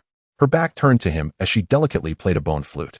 Surrounding her, a swarm of venomous insects writhed in response to her melody, sending shivers down one's spine. Although the girl's cultivation was merely at the late stage of the martial master realm, an eerie mental energy enveloped her, resonating with the insects nearby. It was evident that the recent assault on the army was orchestrated by her. With a cold glint in his eyes, Su Ran ceased to conceal his presence. He unleashed the aura of a nascent martial king, instantly appearing behind the girl and grasping her wrist. The girl reacted with remarkable swiftness. The flute's melody abruptly ceased as she sensed the impending peril. In a sudden motion, she lunged forward, two poisoned daggers slipping from her sleeves, thrusting them backward with alacrity. Her movements were agile and fierce, embodying the wildness inherent to the southern border's forests. Yet, in the face of such overwhelming strength, her efforts proved futile. Su Ran's fingers, seemingly languid, deftly evaded the poisoned blades and gently pressed against the acupoint on her wrist. The girl suddenly felt a wave of numbness, and the daggers clattered to the ground. As she attempted to resist further, Su Ran's other hand pressed firmly against her back, an immense surge of elemental power flooding into her, sealing her meridians. Let go of me, you dogs of the Tianfeng kingdom. Thieves. Despite her predicament, the girl continued to struggle fiercely, turning her head to reveal a strikingly beautiful face, brimming with wildness and fury. Her eyes were wide, as if ready to ignite with flames. If you have the courage, kill me. We will never submit to you, these vile officials. At that moment, Su Ran truly beheld her features. She appeared to be around 16 or 17 years old, her skin a healthy wheat color, her facial features exquisitely deep-set, radiating an exotic charm that, in her fury, only enhanced her vividness. He remained unperturbed, calmly inquiring, "Who are you? Why did you command the venomous insects to attack my forces?" "Bah!" The girl spat defiantly. "You officials are all the same. None are good. You come to seize our grain and minerals, or to capture our kin as slaves. Under the guise of suppressing bandits and restoring order, you engage in acts of plunder and oppression against the people. I intend to exterminate you all." Su Ran furrowed his brow slightly. The fervent words and deep-seated hatred in her gaze indicated that her animosity towards the court had not arisen overnight. "You claim that the officials oppress you? Do you have any evidence?" "I am Su Ran, the general tasked with quelling the rebellion. If there are grievances, speak freely." "Evidence? My father and mother were indeed victims of your corrupt officials. How many families in our village have been shattered? You speak so eloquently. You are all cut from the same cloth." The young woman, filled with disbelief, continued to hurl insults, declaring that if there were to be killings, then let it be. Without any pretense of sympathy, Su Ran's mind raced, recognizing that such profound hatred born from the destruction of families and the accumulation of negative sentiments could not be resolved with mere words. There were likely many others in the southern regions who shared her sentiments. While it might be simple to impose forceful suppression, it would not lead to lasting peace. Instead, it would incite even stronger resistance. After a moment of contemplation, he made a decision. He loosened his grip on the young woman just enough to prevent her from causing harm or escaping, and spoke in a low voice. "I can choose not to kill you." The young woman was taken aback, a flicker of doubt crossing her eyes. Yet her wariness and hatred remained intact. "I could even release you," Su Ran continued, "but I have one condition." "What condition?" the young woman asked hesitantly, clearly skeptical of such a fortunate offer. "You will accompany my army." Su Ran fixed his sharp gaze upon her. "I do not require you to betray your people. I only need your assurance that you will no longer employ such tactics against my troops. You may observe for yourself whether I, Su Ran, and my army are indeed the corrupt officials and bandits you speak of. I will demonstrate with facts that the court's intention in quelling this rebellion is to stabilize the southern regions, not to extort and oppress. If I fail to uphold my word, you may leave at any time, or even return to kill me. What do you say? Chapter 045. Inciting the people. The young woman was utterly stunned. She had not anticipated such a proposal from her adversary. She scrutinized Su Ran carefully. He appeared to be of similar age to her, yet he exuded the presence of a formidable general. With clear and resolute eyes that contrasted sharply with the greedy and despicable officials she had encountered. Moreover, despite his superior strength, he had not resorted to bullying with force, but instead offered what seemed to be a favorable agreement. Although her heart was heavy with hatred, she had not completely lost her reason. His words indeed sparked a flicker of curiosity and a glimmer of hope that she scarcely dared to entertain. What if this general truly was different? After a moment of struggle, she bit her lip and said, "All right, I accept your terms. My name is Iya. I will follow you. If you deceive me, I will find a way to poison you one day." Her tone remained fierce, yet she had acquiesced to the agreement. "My name is Su Ran." Su Ran smiled lightly, fully releasing her restraints. "Come, Iya, let me show you my camp." Bringing Iya back to the camp inevitably stirred a wave of commotion and caution. Su Ran offered a brief explanation, stating it was all a misunderstanding, that this girl was no longer an enemy of the army, and ordered that no one should trouble her. Although the soldiers were perplexed, they remained unwavering in their obedience to Su Ran's command. Iya curiously surveyed the troops, noticing that the soldiers were well disciplined and orderly. Their gazes towards Su Ran filled with genuine respect, starkly contrasting with the disheveled and oppressive officials' army she had known. This slightly alleviated her doubts, though her vigilance persisted. The army continued to advance, crossing through the fog-laden forest, until the silhouette of Haiyan City finally emerged at the edge of their vision. It was a magnificent fortress built against the mountains, its walls towering and thick, exuding the rugged and austere atmosphere unique to the frontier. However, when Su Ran led his army to the foot of the city, he discovered the gates tightly shut, with soldiers standing vigil atop the walls, their arrows glinting ominously in the light, creating a tense atmosphere. A haughty female general clad in armor appeared on the battlements. Looking down imperiously as she called out, "Is the esteemed General Su Ran of the Southern Expedition present? The terrain of the southern border is complex, and the rebels are cunning. To guard against deception, I must verify the military documents and the imperial seal. Please hold for a moment, General." While her words were grandiloquent, they were steeped in disdain and condescension. To keep a distant reinforcement army waiting at the gates was a profound insult. Su Ran's expression darkened. Beside him, Aya suddenly whispered with a cold laugh, "General, she is Zhao Tang, the commander of Haiyan City. She has been accustomed to wielding power in the southern border. A veritable local tyrant.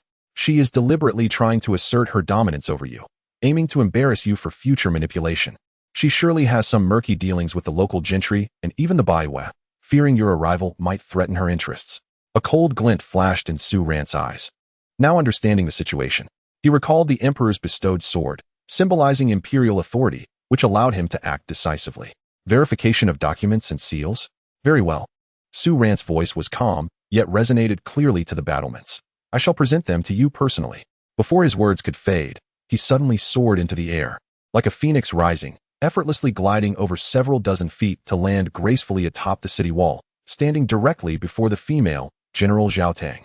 The exquisite execution of the phoenix transformation astonished all present, both above and below the city. Zhao Tang was taken aback, utterly unprepared for Su Ran's youth, profound cultivation, and such audacious demeanor. Instinctively, she stepped back, her voice trembling with indignation. "Su Ran, are you attempting to rebel? How dare you breach the city defenses?" "Breach?" Su Ran scoffed. "I have been dispatched by the Emperor to oversee the pacification of the southern border, bearing the imperial sword. You close the gates and obstruct the royal forces, treating your commander with such disdain. What are your true intentions? Do you truly wish to rebel?" His voice thundered, imbued with the oppressive aura of a martial king, causing the soldiers around him to recoil, their faces turning pale. Zhao Tang found herself momentarily speechless, caught between shock and fury, especially at the mention of the imperial sword, her eyes flashing with a mixture of panic and ferocity. She knew she could not afford to relent today. To do so would mean being undermined or even purged in the future. Steeling herself, she suddenly drew the dagger from her waist and bellowed, "This scoundrel is impersonating an imperial envoy. Seize him." A few loyal soldiers beside her hesitated momentarily before advancing. "Stubborn fools," Su Ran roared, cutting through any further discourse. The imperial sword unsheathed with a resonant clang, its dragon-like roar echoing across the battlements. a dazzling arc of golden light slicing toward Zhao Tang. Zhao Tang, at the initial stage of martial king cultivation, desperately raised her blade to block. Yet, her meager abilities were utterly insignificant before Su ran. With a resounding crash, the sword and dagger clashed. Zhao Tang's blade shattered, the sword's momentum unyielding. Gliding directly past her neck, a head, filled with shock and disbelief, was severed and soared into the air, blood spraying several feet high. The headless corpse swayed before collapsing heavily to the ground. A profound silence enveloped the battlements. Everyone was taken aback by the sudden and ruthless execution. Initially, it was merely intended to intimidate Su Ran, but who could have anticipated that this young general would be so decisively lethal? A general, audacious enough to slay without hesitation. Even if a transgression had occurred, should they not have first subdued the offender and escorted them back to the imperial city for the Empress's judgment? Su Ran was acutely aware of the significance of establishing authority. As long as these individuals dared not truly rebel, he could instantly instill fear in all. Grasping the bloodied sword of the Son of Heaven, his gaze was as icy as steel. Sweeping over the terrified defenders atop the walls, His Majesty has bestowed upon me the sword of the Son of Heaven, granting me the right to act decisively. Zhao Tong, in defiance of orders, plotted to assault the imperial envoy, an act tantamount to treason, and has now been dealt with. Will you all accompany her to the grave? His voice resonated with a formidable royal pressure and a chilling aura of menace. The defenders were utterly subdued by his commanding presence. It was unclear who cast aside their weapon first, but soon, with a thud, they all knelt, tremblingly crying out, "Spare us, General. We are willing to heed your command." The soldiers of the Thunder camp below erupted into thunderous cheers. "General is mighty." Aya stood beneath the city, gazing up at the young general standing tall with sword in hand, his garments billowing like a war deity, her eyes wide with awe, her heart racing uncontrollably. She had encountered the fierce and the cunning, but had never before witnessed such resolute decisiveness and commanding presence. With a mere disagreement, he executed a local commander on the spot, swiftly seizing control of the situation. This display of strength and resolve left her profoundly shaken, and within her heart, a seed of admiration and submission quietly took root. This general seemed truly different from the court officials. Su Ran, with unrelenting vigor, immediately took charge of the defenses of Heiyan City. With the sword of the Son of Heaven and his thunderous methods, he instilled fear throughout the army. Reorganizing the nearly 30,000 defenders within the city, he dismantled their ranks and appointed veterans from his Thunder camp to lead them in tiers, swiftly securing his grip over this military force. However, as he was organizing the troops, unrest suddenly erupted within the city. A throng of citizens gathered outside the general's residence, vociferously clamoring, cursing, and proclaiming that the imperial army, upon arrival, had slain the city as commander, akin to bandits, demanding Su Ran vacate the southern borders. Clearly, certain local factions, whose interests had been threatened, were inciting this turmoil from behind the scenes. Just as Su Ran prepared to exert forceful suppression, Aya stepped forward. She approached the agitated citizens and, in the local dialect, proclaimed loudly, "Fellow villagers, I am Aya from Baishuizhai. You all recognize me. My parents were also victims of the former corrupt officials. I harbor an even deeper hatred for those oppressive court officials than you do." The raucous crowd quieted somewhat, as some clearly recognized her. Aya continued, "However, this General Su is different. She has slain Zhao Tong, that tyrant who oppressed us. She told me she has come to truly quell the rebellion and bring peace to the southern borders. Look at her troops. Have they seized even a grain of your food? Have they bullied any of your kin? Why should we not observe what she intends to do next?" Her words had a certain effect, as the agitation within the crowd diminished significantly. However, a few apparent leaders continued to shout, "That sounds nice. Who knows if you are all in cahoots? If you have the courage, why not eliminate the tyrants Zhang and Li who oppress us? They have seized our lands and forests, colluding with the officials, forcing countless families into ruin. Are you brave enough?" These words dripped with provocation and distrust. All eyes turned towards Su Ran. Without a moment's hesitation, she replied coldly, "What is there to fear? Li Yuan, at your command. Immediately dispatch troops to apprehend Zhang, Li, and their ilk. Hold a public trial, and if the evidence is irrefutable, let them be executed without mercy." At her command, Li Yuan promptly led troops to raid the largest estates within the city. In less than an hour, 7 or 8 local bullies, who had long terrorized the populace, were brought to the square in front of the general's residence. Su Ran presided over the proceedings personally, conducting a swift public trial. One by one, the grievances of the victims were laid bare, each crime of oppression, land seizure, and even murder substantiated by irrefutable evidence. After hearing the testimonies, Su Ran slammed the table and declared, "Their crimes are heinous, and justice cannot be denied. Execute them." The executioner swung the blade, and heads rolled, blood staining the ground crimson. A profound silence enveloped the crowd, only to erupt moments later into thunderous cheers. Many fell to their knees, weeping and calling out to the just heavens. At that moment, the citizens of Heian City were utterly convinced that this young General Su was indeed there to champion their cause, and they rallied to support her. The situation within the city stabilized, forming an unbreakable unity. This decisive nature instilled fear in many of the noble families, prompting them to order a period of discreetness. With the internal situation initially stabilized, Su Ran shifted her focus to researching intelligence regarding the Baiwe tribes. Aya, familiar with the local conditions and gradually swayed by Su Ran's resolve, volunteered to assist in elucidating the distribution, habits, and combat capabilities of the various tribes. The two engaged in discussions over maps in the study, often sitting quite close to one another. On one occasion, as Aya pointed to a specific location on the map with detailed explanations, Su Ran leaned in for a closer look, her collar slightly unfastened. Aya inadvertently caught a glimpse of the skin beneath Su Ran's neck and noted her strikingly handsome yet well-defined profile, with a less prominent Adam's apple, as well as her height that surpassed that of most women from the southern regions.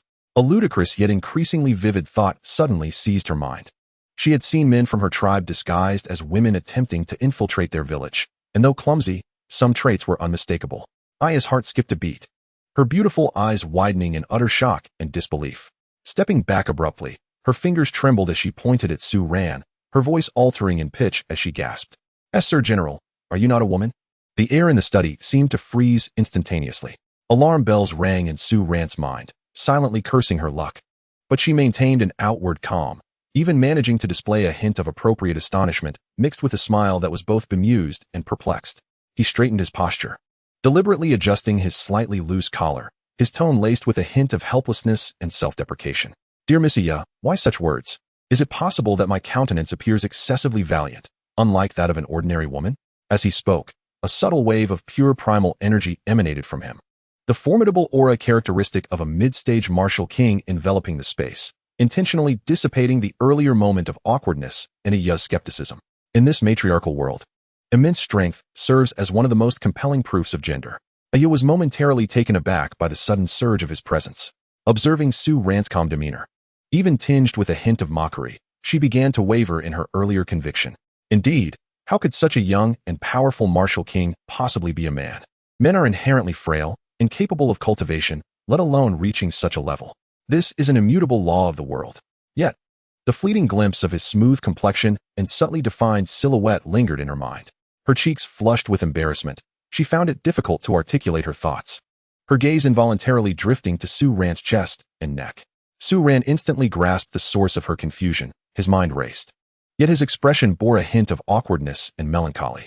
He slightly turned to the side, lowering his voice to convey a touch of bitterness. "Miss Aya, you may not be aware, but I hail from humble beginnings. Due to malnutrition and a unique cultivation method, my physique has indeed been somewhat affected. In comparison to the well-nourished noble ladies of the capital, I have, naturally, developed rather poorly." He emphasized the phrase "developed poorly," accompanied by an expression of faux resilience, which immediately redirected Aya's thoughts. Aya's realization dawned upon her, swiftly replaced by a wave of intense guilt and embarrassment. General Su, born of humble origins and having endured so much hardship, how could she question him on such matters? It was akin to tearing open old wounds. She hastily waved her hands, her face flushed crimson. "I'm so sorry. I didn't mean it like that, General Su. I was just babbling. Please don't take it to heart." She wished to disappear into the ground, mortified that she had dared to gaze upon a general in such a manner and uttered such an offensive remark. Seeing her sincerity and regret, Su Ran silently breathed a sigh of relief. While maintaining an air of magnanimity and nonchalance, he waved his hand dismissively. "It's quite all right. Ignorance is no fault. Let us return to the matter of researching the intelligence on Bayou."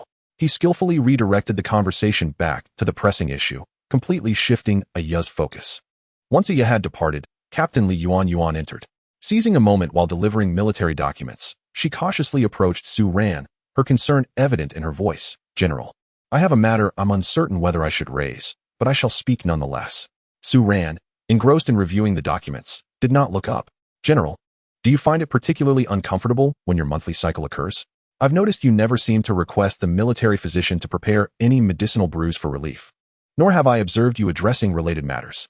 The damp heat of the southern region can easily lead to lingering ailments if not properly managed. Chapter 047. The Princess's Visit. Li Yuan spoke with utmost care, her tone filled with concern. Su Ran's hand, poised with the pen, suddenly froze, causing a drop of ink to splatter onto the document, creating a small blotch of darkness. The woman, of course, experiences her monthly cycle. This is the most challenging aspect of his disguise, and the one most likely to reveal his true identity. During this time, he has never utilized sanitary products, nor has he sought any medicinal concoctions for regulation. Those who have been in his daily company, such as Li Yuan, must have harbored suspicions and today could no longer contain their curiosity. His mind raced, yet he was compelled to maintain a facade of calm, even managing to conjure a semblance of gratitude as he replied, "Thank you for your concern, Yuan. My constitution is rather unique. I have suffered from irregular cycles since childhood, and they seldom occur. Furthermore, my cultivation practice is exceedingly vigorous, which has almost entirely alleviated this issue. The military physician has examined me and deemed it inconsequential, which in fact spares me much inconvenience." He invoked the dual shields of his unique constitution and his rigorous cultivation, striving to sound as natural and nonchalant as possible. Li Yuan, upon hearing this, displayed a flicker of surprise and sympathy in her eyes. "I see, General, you truly have it difficult." She evidently accepted his explanation. After all, the world is vast and filled with peculiarities, and it is not uncommon for strange cultivation practices to induce bodily anomalies. Her heart ached further for this young general, who bore heavy responsibilities, yet found himself devoid of even the most basic tribulations faced by women. Su Ran silently wiped the cold sweat from his brow and hastily dismissed Li Yuan under the pretext of pressing military duties. He understood that this excuse could only serve for a short while, and he must urgently devise a more secure long-term solution. Perhaps he could employ alchemical techniques to concoct elixirs that mimic the symptoms of menstruation without causing any harm to the body? Or he might simply declare that he had reached a critical stage in his cultivation and required an extended period of seclusion.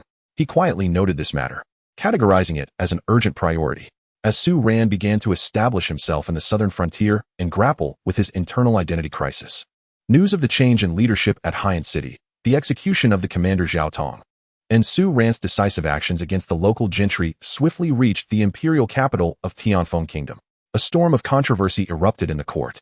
Under the leadership of Prime Minister Wang, a faction of civil officials immediately seized upon Su Ran's unauthorized execution of a border commander and the summary judgment of gentry without due process, submitting formal motions of impeachment. "Your Majesty, although Su Ran wields the Emperor's sword and possesses the authority to act decisively, Zhao Tong was a local commander.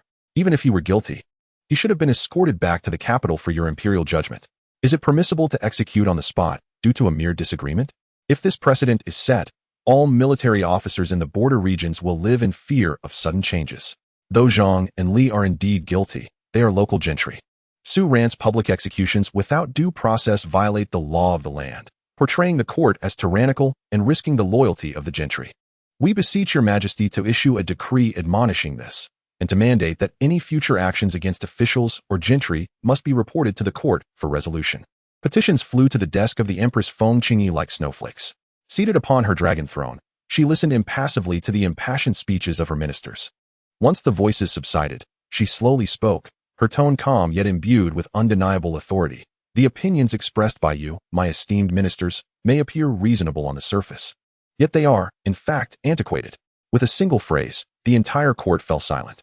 The situation in the southern frontier is complex, with rebel forces intertwined with local powers. Zhao Tong had entrenched himself in Haiyan City for many years, becoming a local despot. Whether he had colluded with local tyrants or even the barbarian tribes of Baiwei remains uncertain.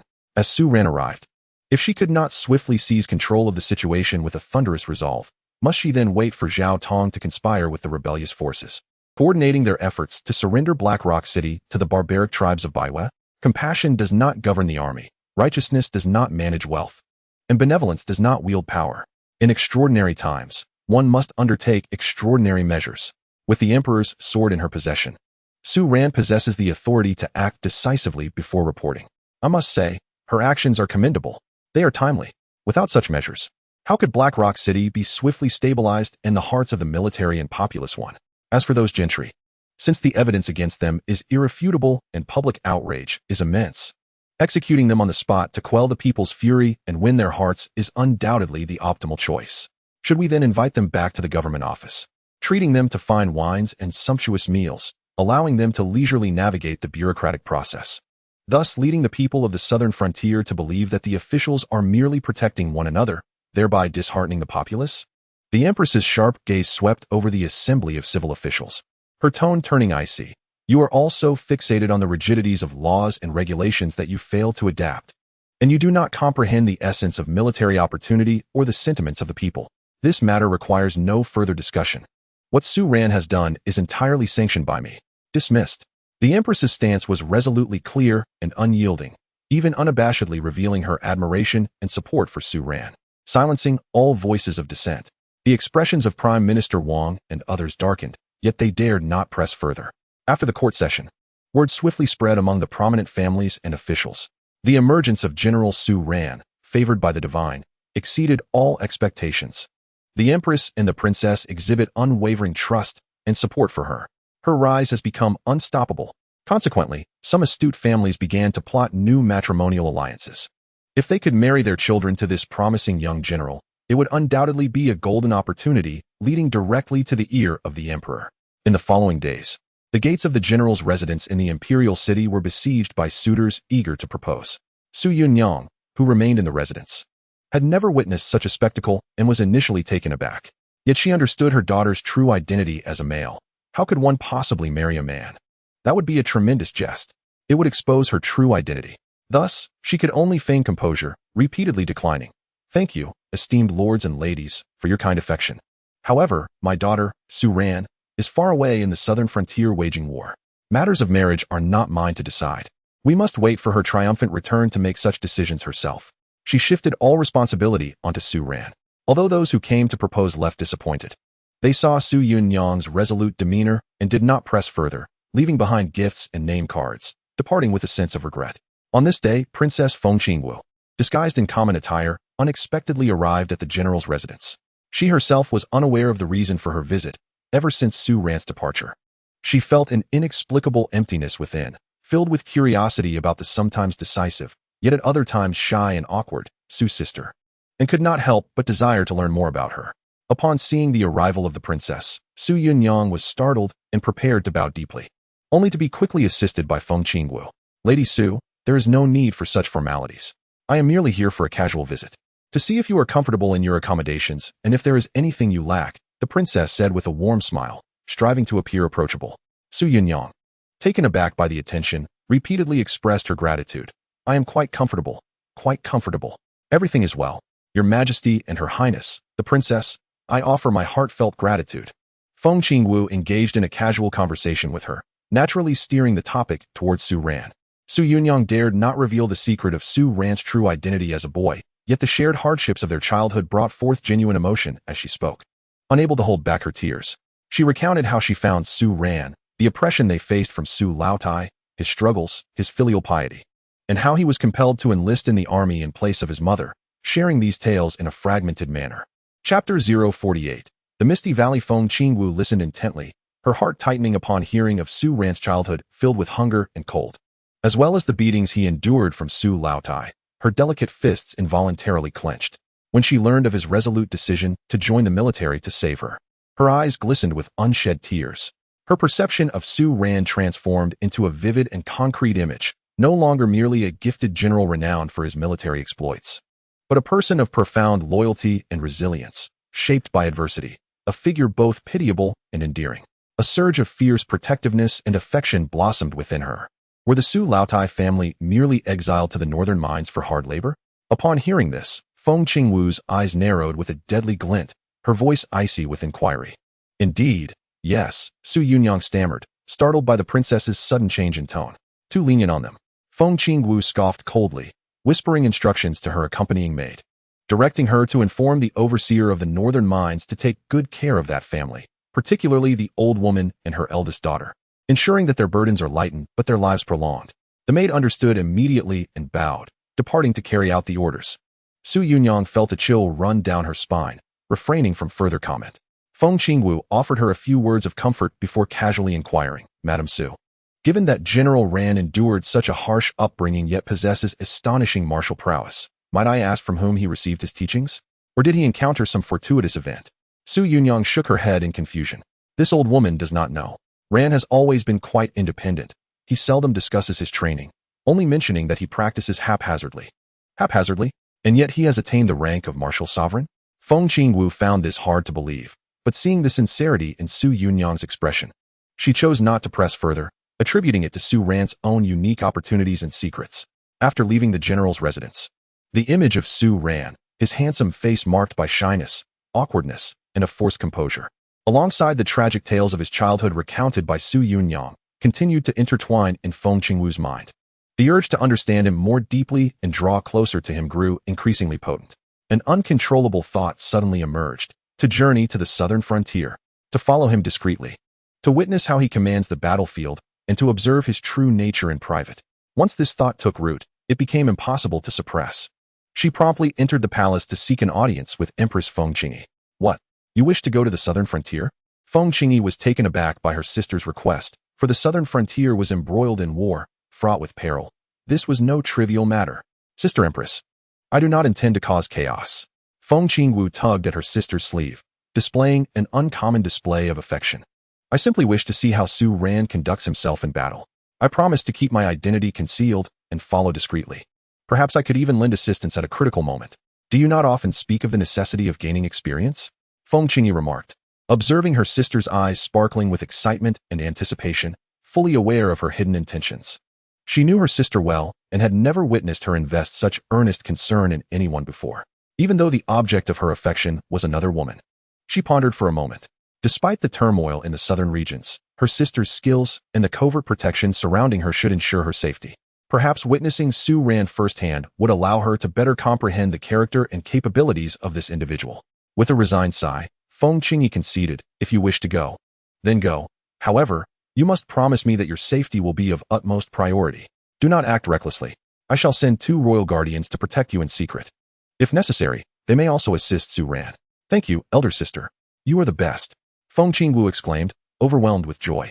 Unbeknownst to her, her admiration and enthusiasm for a female general had transcended the ordinary bonds of sovereign and subject, or even those of friendship, igniting a fervor within her that she could scarcely comprehend. Meanwhile, the Empress's tacit approval bore a subtle complexity.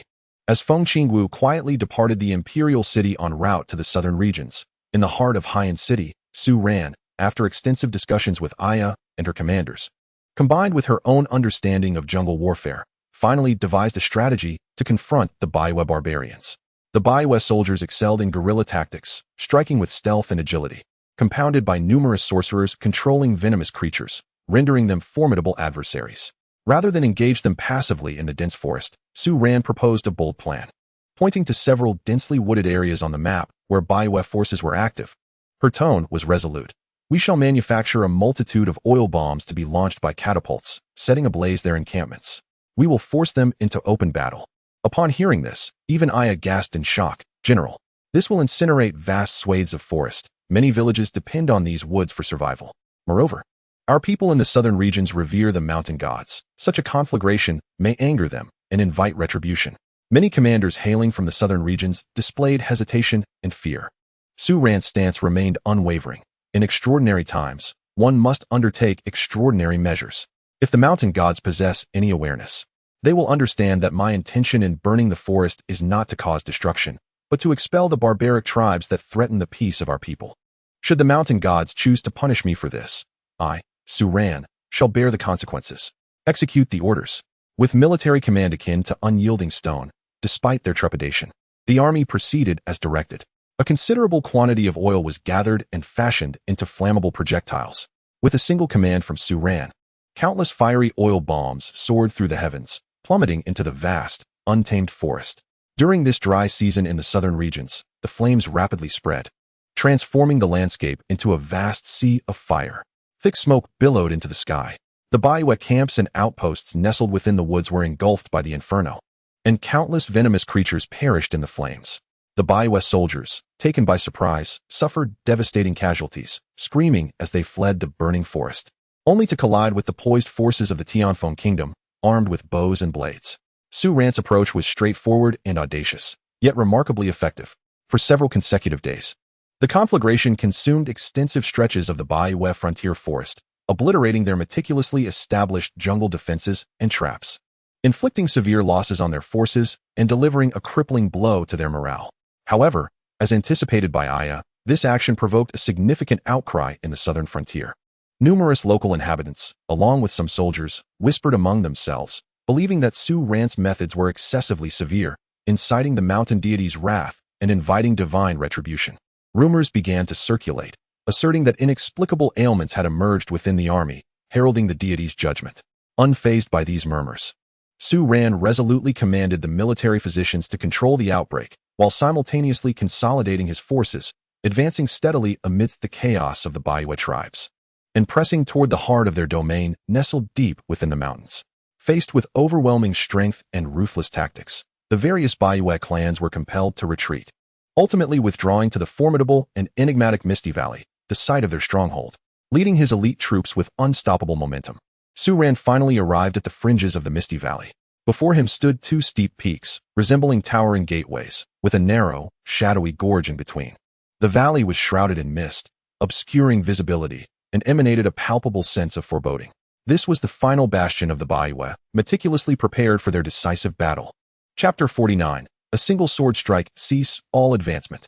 Su Ran raised his hand, and the army promptly halted, swiftly forming ranks in the open expanse outside the valley.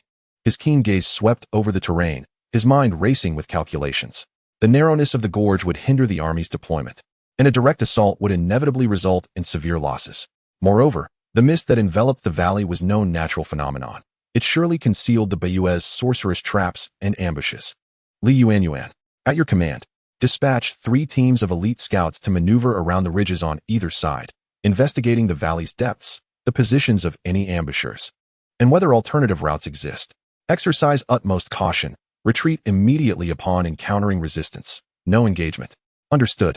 Li Yuanyuan promptly assembled a team, and the 3 squads silently infiltrated the wooded slopes. Su Ran then turned to the engineers. Immediately assemble all catapults. Convert the remaining tung oil into incendiary projectiles. I want the entrance of this valley engulfed in flames. Orders were issued in succession, and the entire army operated with the efficiency of a finely tuned machine. Su Ran ascended a hastily constructed observation platform, his gaze fixed intently on the shadowy mouth of the gorge, calmly analyzing every potential shift. Before long, the scouts returned with intelligence. Indeed, heavy troops lay in ambush within the valley, with numerous archers and rolling logs concealed along the cliffs, while the ground was riddled with disguised pits and poisonous spikes. Deep within the gorge, an altar-like structure could be discerned, emanating powerful energy fluctuations, likely indicating the presence of sorcerers. As expected, Su Ran scoffed. The Baiwe sought to leverage their geographical advantage to wear down the Tianfeng army. General, should we delay our assault? This location is easily defensible, and a direct attack could prove costly. One of his deputy generals expressed concern. No, Su Ran interjected, his gaze icy and resolute. They wish to exhaust us by relying on their terrain. We shall not play by their rules. If they hide within, we will force them out or burn them out. At this moment, the catapults were fully assembled, the blazing oil projectiles ready for launch. Target: the entrance of the valley and the cliffs on either side. Covering fire. Su Ran issued the command without hesitation. Buzz. Bang. The massive arm of the catapult swung fiercely, launching dozens of flaming oil projectiles that trailed black smoke, tracing deadly arcs as they plunged into the misty valley. Boom, boom, boom. The oil bombs struck the ground, erupting instantaneously, flames splattering in all directions. The viscous tung oil igniting fiercely upon the rocks and trees, transforming the valley entrance into a sea of fire. Ah! A chilling wail echoed from the cliffs on either side of the valley, as the concealed crossbowmen were engulfed by the flames, turning into fiery specters, shrieking as they fell from the precipice.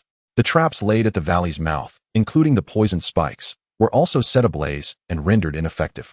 After a volley, the valley entrance lay in ruins, charred and desolate, the hidden menace brutally dismantled. Continue. Advance 50 paces. Extend the fire, commanded Su Ran, his calm demeanor unsettling. The catapult positions moved forward as the second round of firebombs was prepared, targeting deeper into the valley. The Baiwe people clearly did not anticipate the Tianfeng army's unconventional tactics, launching a ferocious fire assault without any preliminary probing. Their hastily organized defenses appeared feeble against the torrential rain of flames. For Su Ran, the elite troops he had meticulously trained were invaluable. He would never squander their lives to forge a path. As long as victory was achieved, the means were inconsequential. In war, the outcome is paramount, not the process. While offensive and defensive machines could be rebuilt, each loss of his elite guards represented an irreplaceable gap. There was no need for forced combat or probing attacks in his presence. However, just as the third round of firebombs was about to be launched, an unexpected turn of events transpired. From the direction of the altar within the valley, a vibrant green light suddenly erupted, a chilling and malevolent aura rising skyward, instantly dispelling portions of the flames and smoke. There appeared a grand sorcerer clad in intricate robes, his face adorned with paint, wielding a bone staff. Flanked by a cadre of formidable Baiwe warriors, emerging at the center of the valley where the flames had momentarily diminished. With a wave of his staff and incantations on his lips, the ground split open violently, and countless stout, spiny, dark green vines burst forth, thrashing like a frenzied serpent, extinguishing the surrounding flames. Some vines even moved as if alive, lifting stones from the ground and hurling them at the formation of the Tianfeng army.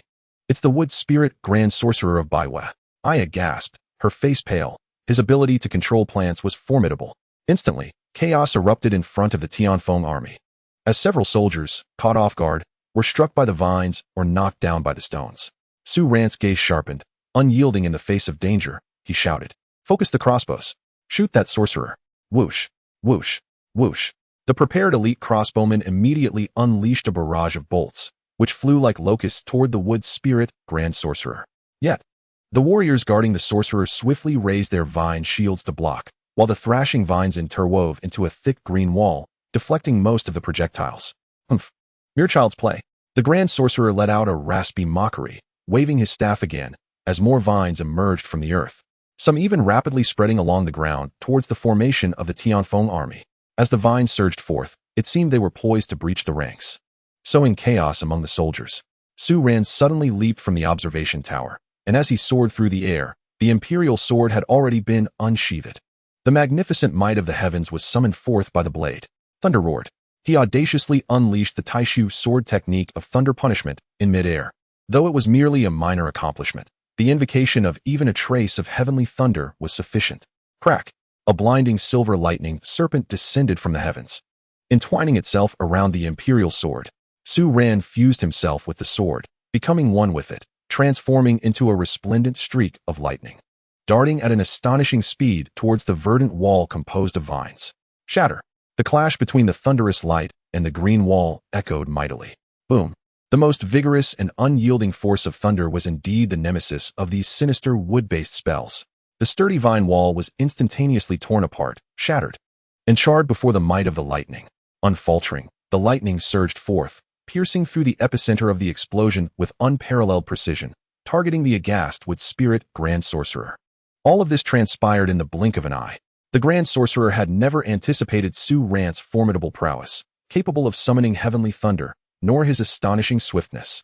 In a flurry, he raised his skeletal staff to defend, while his guards desperately rushed in to protect him. But it was too late. Swoosh!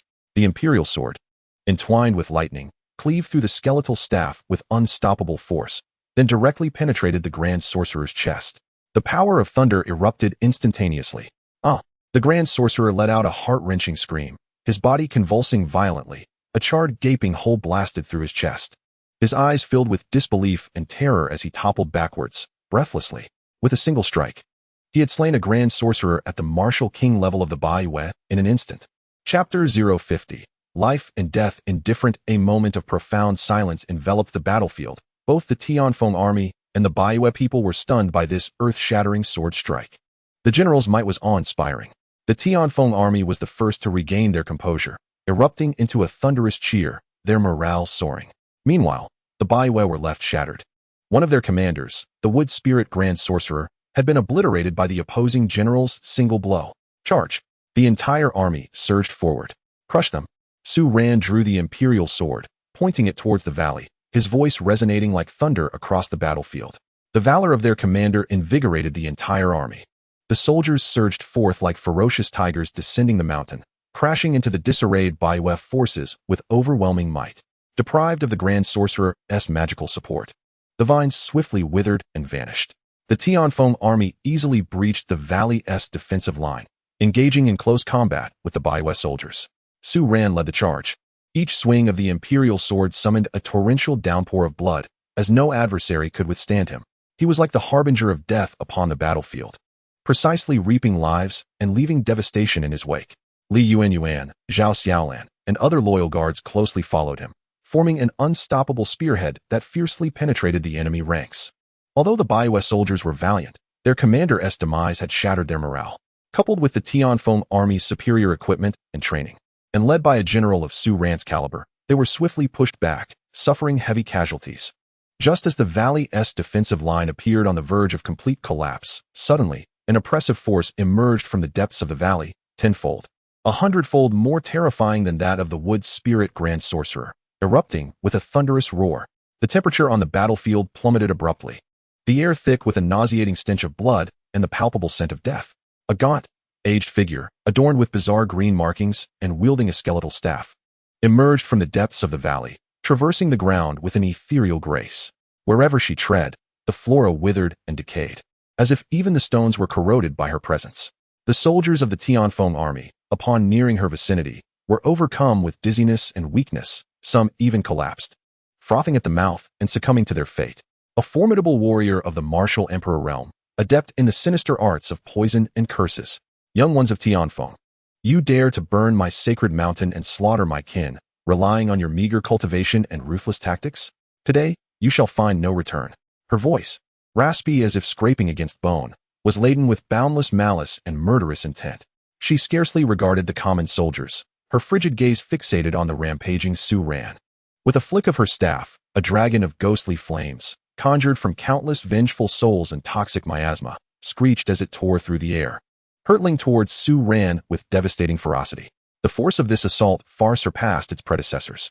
Su Ran's expression shifted dramatically, his body bristling with an instinctual dread of impending death. Everyone disperse, he bellowed, pushing aside his loyal guards. The Wuji Xianjing surged within him at an unprecedented speed, channeling all his energies into the Tianzi sword.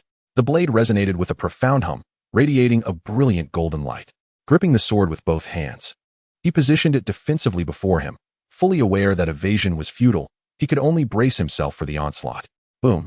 The ghostly dragon collided violently with the golden sword barrier, generating a cataclysmic sound that reverberated through the valley.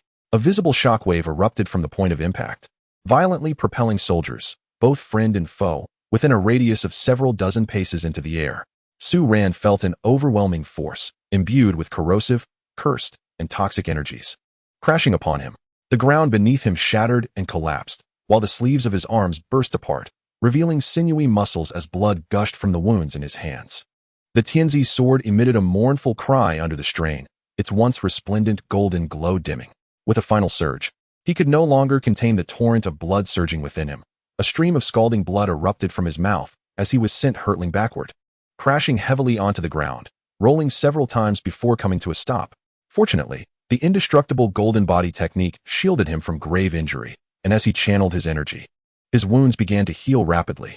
General Li Yuan, Zhao Xiaolan, and other loyal guards, terror-stricken, desperately attempted to rush to his aid. Yet the ancient witch merely snorted disdainfully, waving her skeletal staff with casual indifference.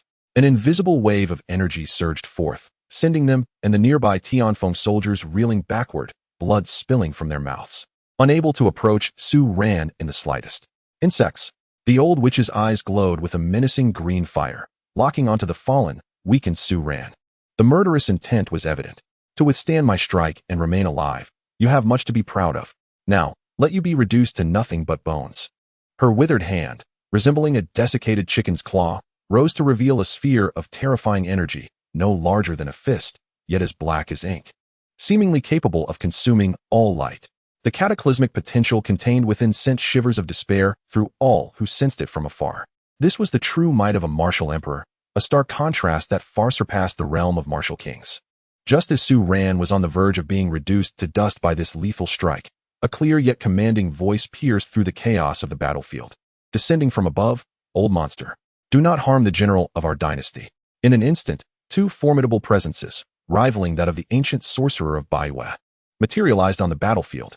A magnificent figure adorned in royal attire, flanked by two venerable royal guardians clad in ceremonial garb, appeared before Su Ran like a celestial being descended from the heavens, intercepting the fatal blow. It was none other than Princess Feng Qingwu, who had secretly arrived in the southern frontier and had been covertly following events, now unable to restrain herself any longer. One of the elder guardians, his complexion flushed, let out a cold snort and casually waved his sleeve, unleashing a gentle yet overwhelming force that precisely collided with the annihilating energy sphere. Rather than an earth-shattering explosion, the dark energy orb was silently dissipated, melting away into nothingness. Feng Qingwu quickly knelt beside the injured and bloodied Su Ran, her heart aching as she beheld his pallid visage, the shattered skin of his palm, and the blood seeping from the corners of his mouth. Her beautiful eyes brimmed with tears as her voice trembled with concern. Su Ran. General Su, are you all right? Unbeknownst to her, she was deeply invested in the fate of this young general. The sight of his wounds filled her with a desire to share his suffering, struggling to lift his eyelids. Su Ran gazed at the suddenly appearing Feng Qingwu, her face etched with urgency, filled with astonishment and confusion as he weakly inquired, Your Highness? Why are you here? This is not the time for such questions. Feng Qingwu shot a furious glare at the ancient sorcerer of Baiwei, commanding her two guardians in a voice laced with icy resolve and murderous intent. Subdue this old monster, no matter the cost. Chapter 51. Inexplicable, the two royal guardians stepped forward, confronting the ancient sorcerer of Baiwei. The three formidable presences of the martial emperor realm clashed violently in the air, creating a hissing sound, as if the very fabric of space were on the verge of warping. The atmosphere became taut with tension, the impending battle palpable.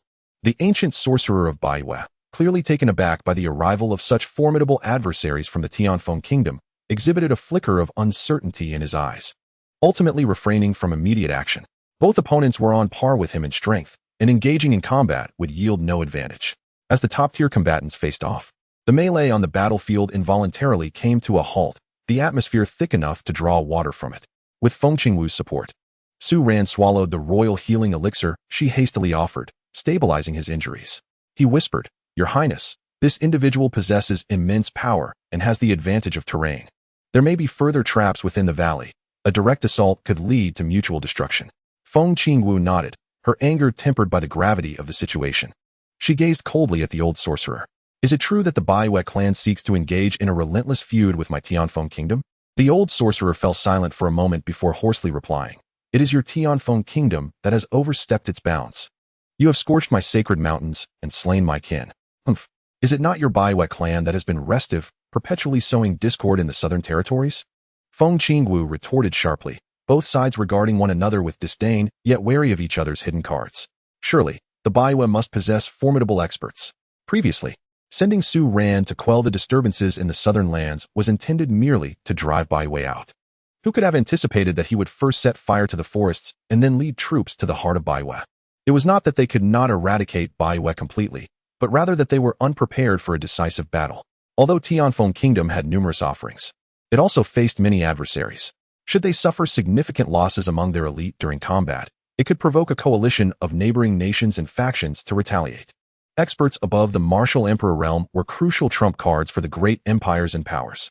Until they possessed certainty in exterminating the opponent's experts, no one would engage in a battle to the death. Otherwise, should a martial emperor expert escape, no ordinary city could withstand the massacre and retribution that would follow. Ultimately, after a brief yet tense standoff and exchanges from afar, both parties recognized that consuming one another would not be an easy feat. Continuing their struggle could lead to mutual destruction. While Baiwei seemed weakened, if their martial emperor experts found resistance futile, they could simply flee and hide, later retaliating against the major cities of Tianfeng Kingdom, which would certainly pose a headache for them. Unless Tianfeng could station a martial emperor expert in every city, this was evidently impossible. All troops, stand down. Feng Qingwu commanded, and Baiwei chose to retreat as well. Once the people departed, Su Ran stumbled, and Feng Qingwu hurriedly supported him, her tone laden with concern. General Su, are you well? I am fine. I merely did not expect the opponent to deploy martial emperor experts. Su Ran's undying golden body technique circulated, rapidly healing his injuries. Furthermore, a golden radiance emanated from his exterior, signifying a breakthrough to the third layer of the undying golden body technique. With his current defense, all attacks directed at him would automatically dissipate 30% of their power. Feng Qingwu could not fathom why. Upon witnessing Su Ran's pale complexion, her heart inexplicably ached. Although they were both women, she could not understand why she was so concerned for Su Ran. Perhaps it was because he was a talented general of Tianfeng Kingdom. Inside a makeshift tent, Feng Qingwu took the medicine from the military doctor, insisting on examining Su Ran's injuries and applying the ointment. General Su, loosen your clothing. I shall tend to your wounds. No need. Su Ran exclaimed in surprise, having nearly recovered completely. If he were to undress, it would surely reveal too much. Feng Qingwu recalled their earlier experience preparing the phoenix soup together and mistakenly thought Su Ran was shy. She could not help but chuckle. We are both women. Why are you being so bashful? I truly am fine, Your Highness. I appreciate your kindness, Su Ran asserted, reaching for the medicine in Feng Qingwu's hand. In that fleeting moment of their fingers brushing against each other, Feng Qingwu's heart inexplicably fluttered. The sensation was profoundly strange, leading her to question her own inclinations. Thus, she did not persist, but stood up and feigned calmness as she said, in that case, General Su, please take care to rest. However, what are your plans moving forward? If you wish to conquer Baiwe, at the very least, you will need a master of the martial sovereign realm. Yet, such masters are always under scrutiny. If they leave the royal city, they may be ambushed. Su Ran furrowed his brow. Although this was a world of martial prowess, he categorized experts of varying strengths as different weapons. If a martial emperor is akin to a missile, then a martial sovereign would be an intercontinental missile, while a martial monarch represents nuclear weaponry. Only great powers possess nuclear arms, and Baiwe likely does not even have masters of the martial sovereign realm. The martial sovereigns of the Tianfeng Kingdom cannot be deployed lightly, as they draw the attention of other great powers. Given that Feng Qingwu and her two martial emperor companions could not guarantee the annihilation of all Baiwe experts, they could not act recklessly. Your Highness, since we cannot annihilate the kingdom of Baiwe for now, let us seize the opportunity to demand sufficient benefits. Demand benefits? Feng Qingwu frowned. With the war having reached this stage, negotiations were inevitable. However, such negotiations are often precarious. Once their martial emperor experts depart, Baiwe would undoubtedly retaliate. Su Ran nodded and stated, indeed, it is about demanding benefits. Our objectives align with those of Baiwe, which is to delay. If we grant our subordinates a bit more time, they will advance to the martial emperor realm, and at that time, we will surely incorporate Baiwe into the territory of our Tianfeng Kingdom.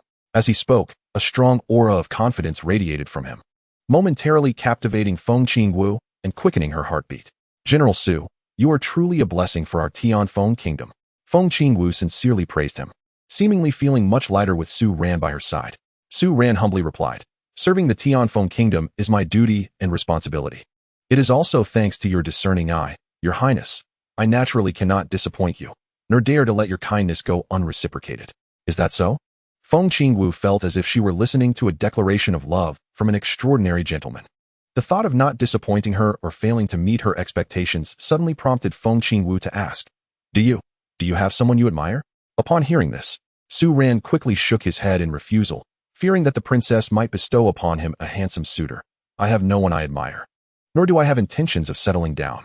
Upon hearing this, Feng Qingwu felt an inexplicable joy at the realization that Su Mei had yet to find someone she admired. When she came to her senses, she was suddenly startled. Why do I feel happy? Her charming face instantly flushed with a rosy hue, and she quickly turned away to mask her embarrassment. Then you shall apply the medicine yourself. I shall step out for a moment. Su Ran watched as Feng Qingwu awkwardly retreated and shook his head, muttering to himself, What is going on with the princess? Never mind. I should focus on solidifying the third layer of the undying golden body for now. Not long after, Baiwe sent a special envoy to propose negotiations. Feng Qingwu immediately summoned Su Ran, entrusting him with full authority to represent the Tianfeng Kingdom in the discussions. Upon arriving at the main camp, Su Ran met with the middle-aged female envoy from Baiwe. At the negotiation table, although the envoy from Baiwe maintained a resolute demeanor, their confidence was evidently waning. They proposed their conditions, the withdrawal of Tianfeng's troops, after which Baiwe would nominally submit and guarantee not to invade the borders of Tianfeng for the next 20 years.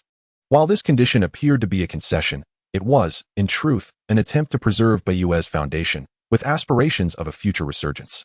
However, both parties understood that such an agreement, even if formalized, would bear little binding force.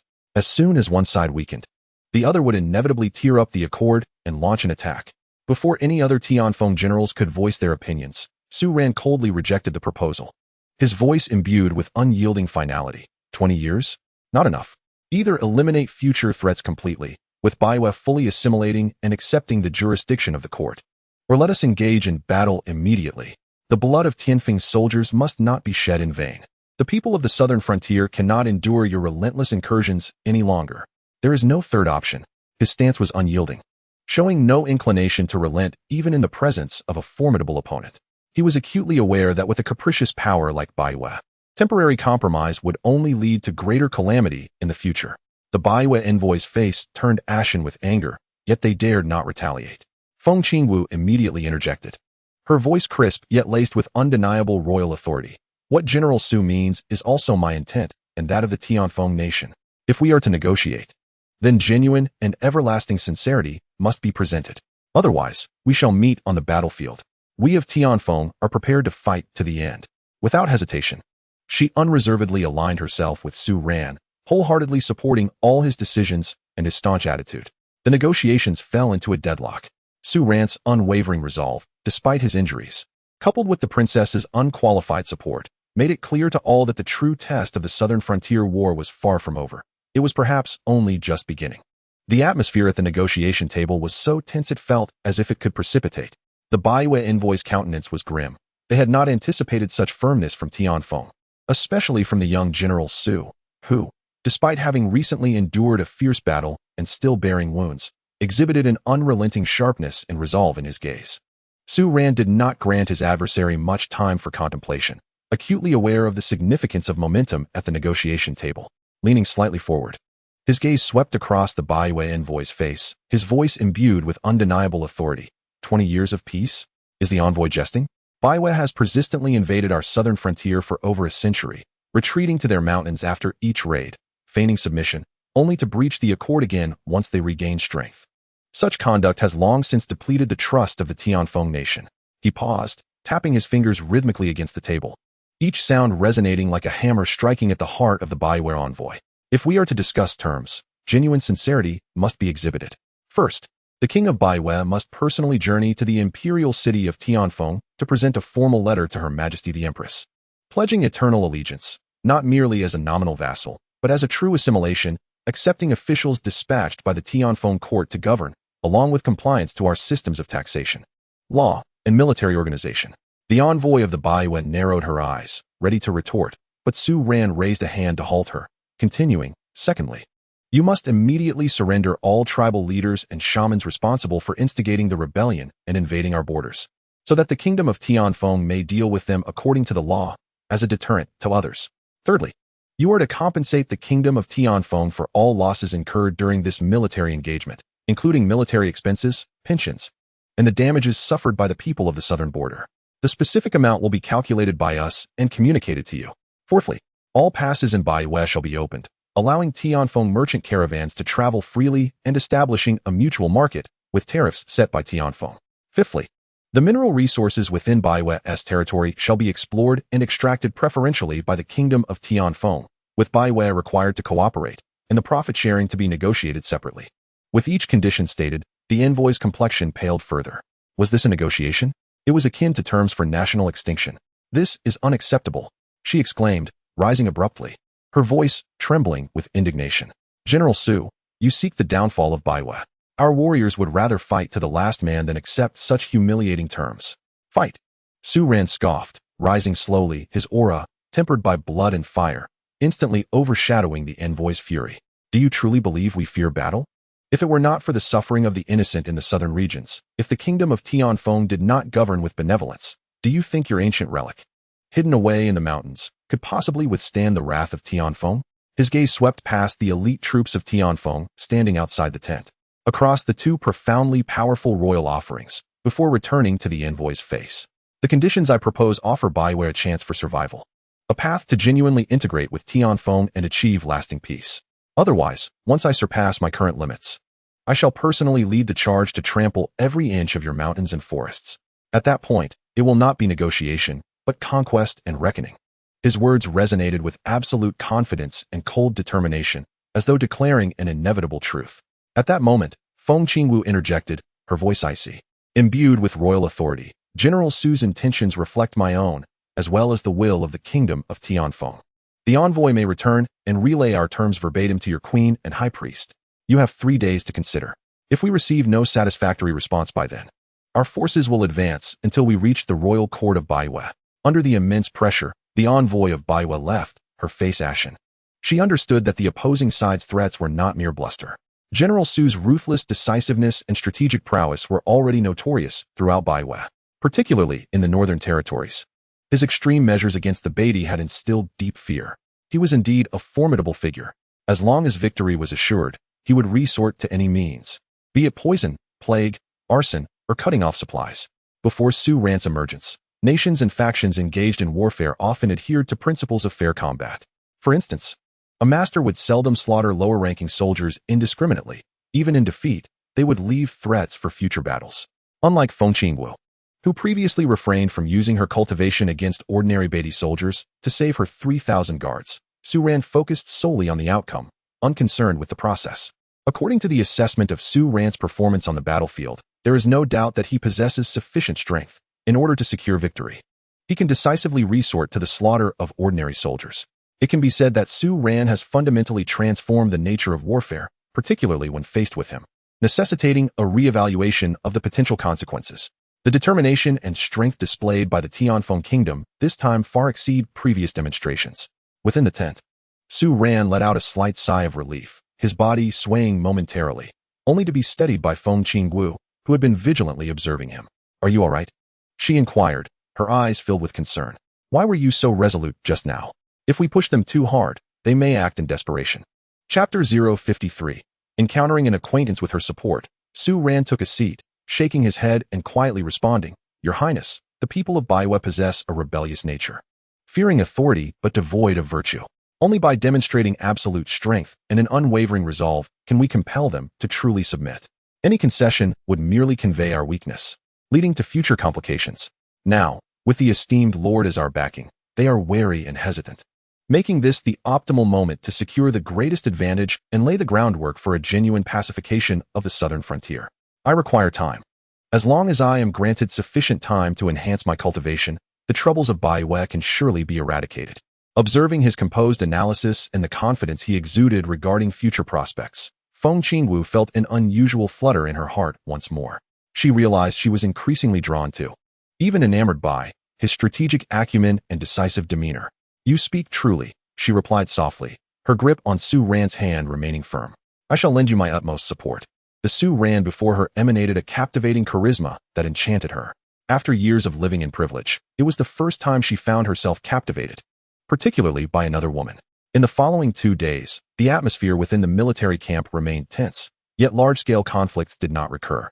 Su Ran utilized this time to heal and cultivate while managing military affairs, integrating the surrendered troops and assuaging the citizens of Haiyan City and its surroundings, demonstrating exceptional governance skills. On the evening of the 3rd day, the Baiwe envoy returned, bearing the response from the Baiwe royal court. Although the conditions had undergone arduous negotiations and concessions, the core framework largely aligned with Su Ran's proposals. Baiwe agreed to nominally submit, open certain passes and resources, compensate with a substantial war indemnity, and surrender some key culprits. In exchange, the Tianfeng kingdom promised to temporarily withdraw its troops to the line of Nanyan City, refraining from further incursions into Baiwe's interior, while granting Baiwe a measure of autonomy. This accord was one that afforded both parties time. For Baiwe, it signified a prolonged survival and a chance to gather strength. For Su Ran, it provided invaluable time to develop and stabilize the rear. Ding! Congratulations, host, on completing the large-scale military mission to pacify the southern frontier, successfully intimidating Baiwe and compelling them to sign the treaty. Rewards: 500,000 military merit points, a mid-tier celestial martial skill manual, 9 divine spears, and an elevation in cultivation to the late stage of the martial king realm.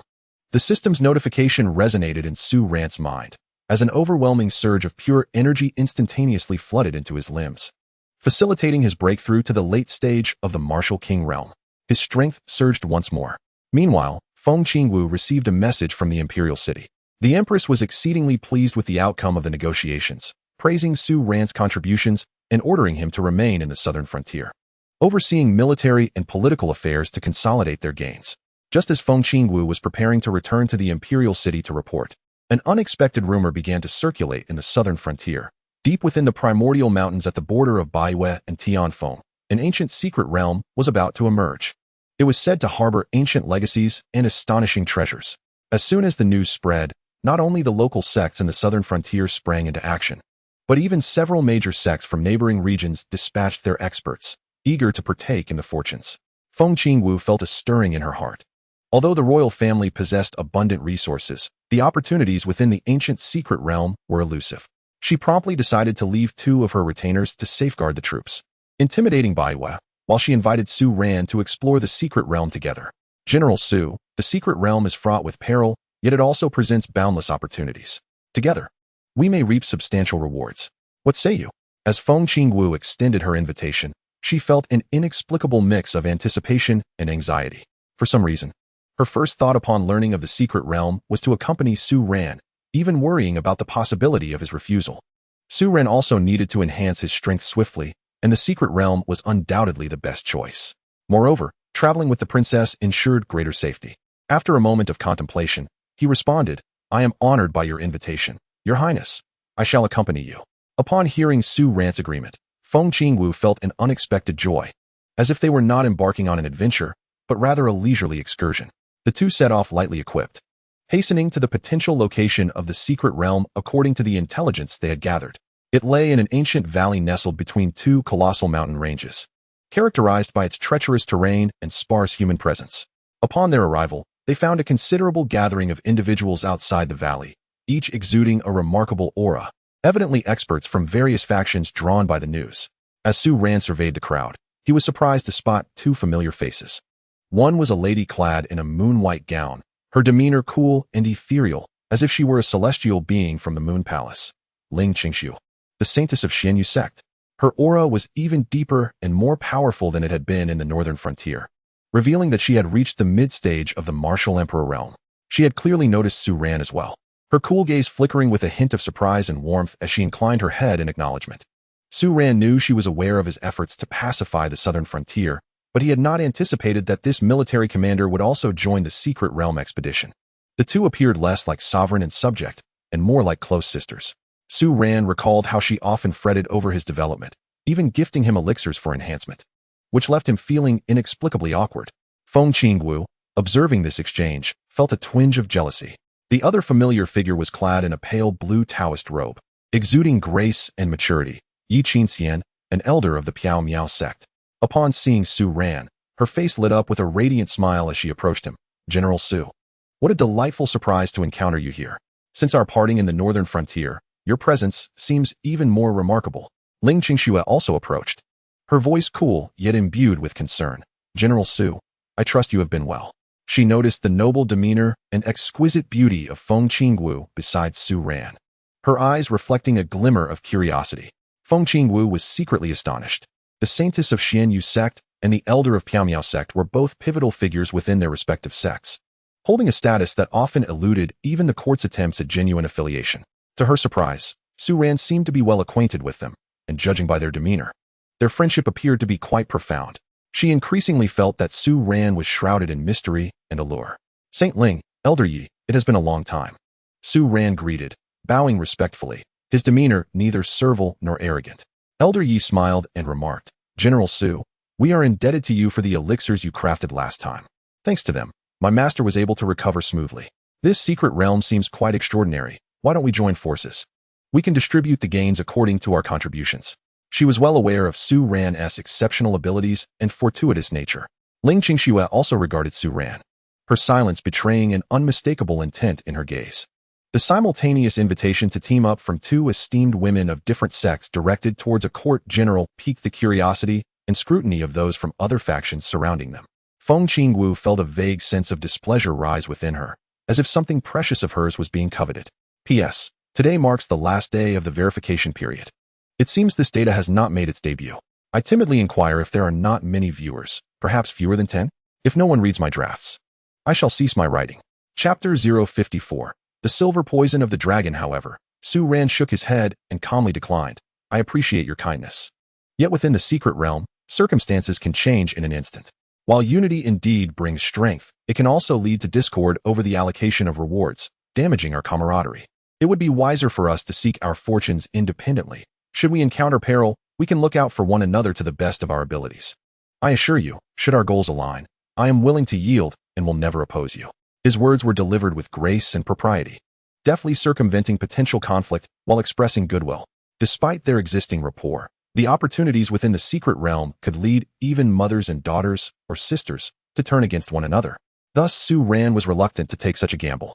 In response to his statement, Ling Qingxue and Elder Yi were not only unoffended, but regarded Su Ran with heightened admiration.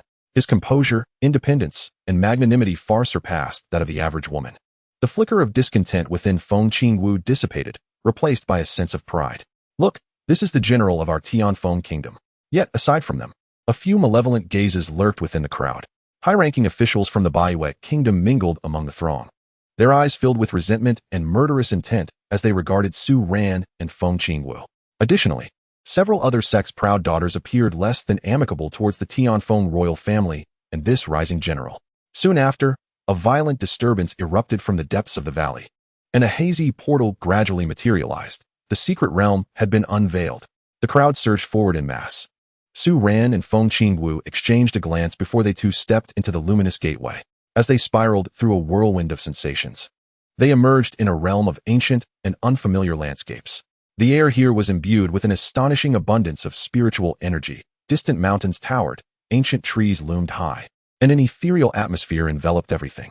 The two cautiously ventured forth, relying on their exceptional instincts and luck to evade apparent danger zones and areas already plundered by others, gradually penetrating the heart of the secret realm. Before a mist-shrouded precipice, two individuals found themselves captivated by the indistinct ancient carvings etched upon the cliff face. These engravings exuded an ineffable aura of Tao, as if they recorded a formidable legacy. This place was extraordinary. Su Ran focused intently, gradually immersing herself in the profound essence of the carvings.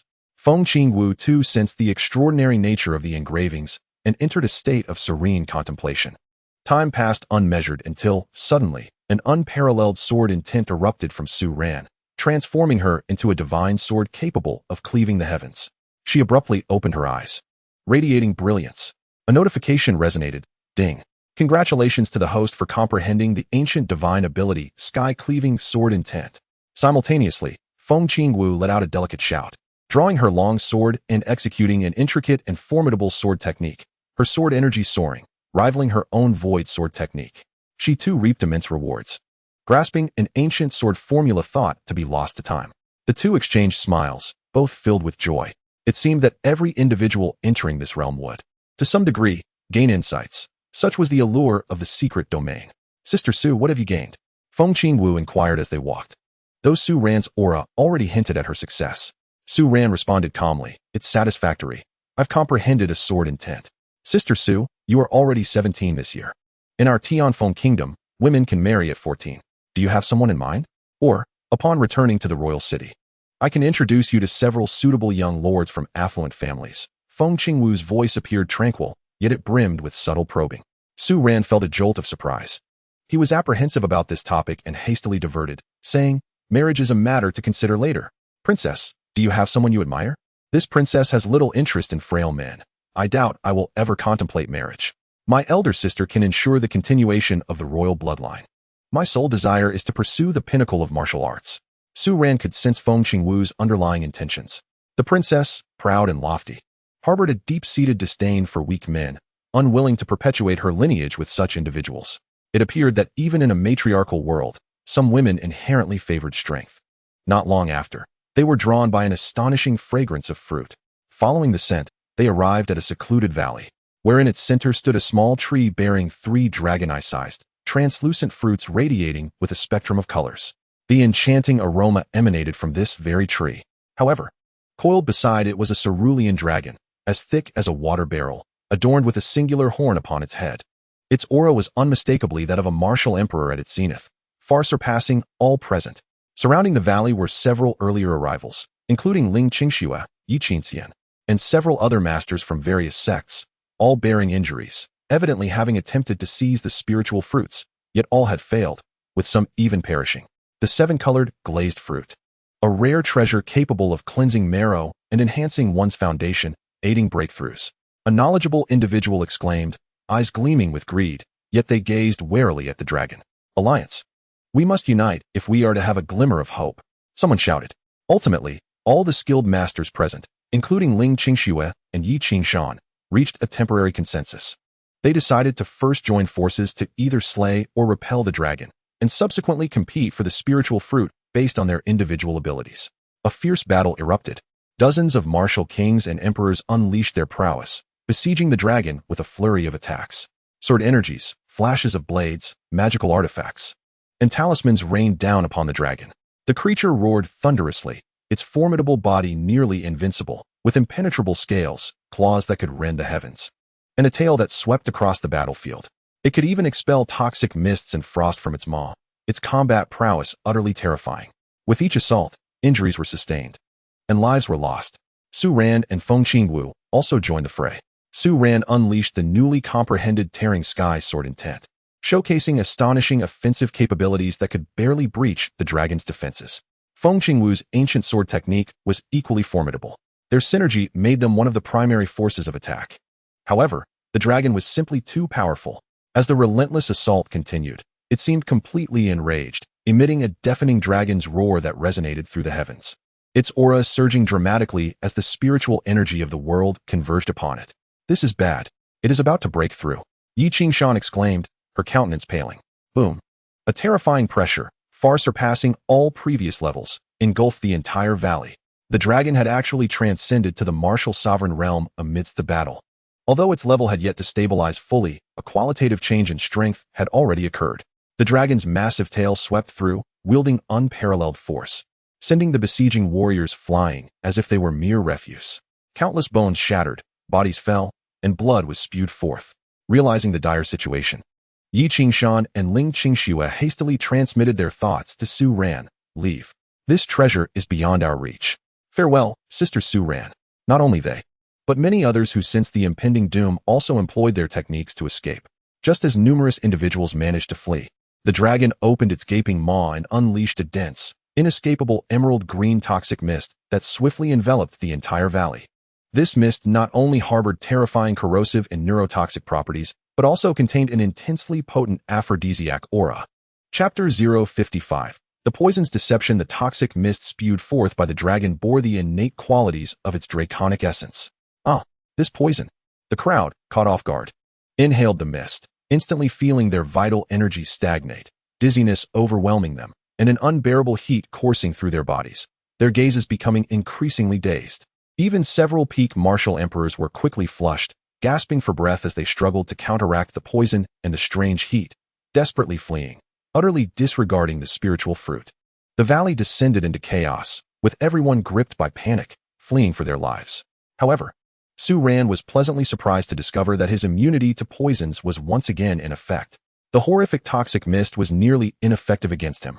Only the aphrodisiac aura caused a slight stir in his blood, but he quickly suppressed it.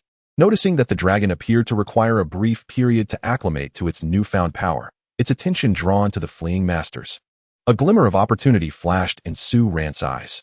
Without hesitation, he instantaneously unleashed the full extent of Qingwan illusion, transforming into a nearly invisible azure mist that surged towards the small tree like a streak of lightning. In the fleeting moment before the dragon could react, he swiftly extended his arm, skillfully plucking 3 resplendent, multicolored glass fruits into his grasp, securing them within his system's space. Simultaneously, he deftly uprooted several extraordinary companion spirit herbs nearby. Having secured his bounty, he did not linger. He pivoted and dashed towards the nearest figure, Feng Qingwu, who was valiantly resisting the toxicity, her complexion flushed and her gaze beginning to grow hazy. "Your Highness, I apologize for the offense," Su Ran exclaimed, wrapping his arms around Feng Qingwu's delicate waist and lifting her effortlessly, accelerating to the utmost as they sped towards the valley's exit. At last, the dragon reacted, emitting a furious roar as a terrifying attack surged towards Su Ran's retreating figure, but he narrowly evaded it, soon vanishing into the dense forest beyond the valley. Seeking refuge in a secluded cave, Su Ran gently set Feng Qingwu down. At this moment, she had completely lost her usual regal composure and aloofness. Her cheeks were flushed, her gaze watery, her breath rapid, and her body aflame with heat. Unconsciously, her delicate hands clutched at her clothing, revealing ample, snow-white skin and exquisite collarbones. As soft moans escaped her lips, "So hot, so unbearable," she murmured, her eyes glazed as she looked at Su Ran, extending her arms in a desperate attempt to embrace him. "Help, Help me, I feel so unwell. Su Ran's heart raced in alarm. The spring poison was far more potent than he had anticipated. Even a princess of the martial emperor realm could not withstand it. He quickly exchanged for the highest grade detoxifying pill from the system's marketplace, attempting to feed it to Feng Qingwu. However, although the pill alleviated some of the toxicity, the intense aphrodisiac effect remained unabated, and its prominence only intensified as the poison was partially suppressed. It's useless, Feng Qingwu managed to utter, her last shred of rationality allowing her to bite her tongue, enduring the pain to maintain a fleeting clarity.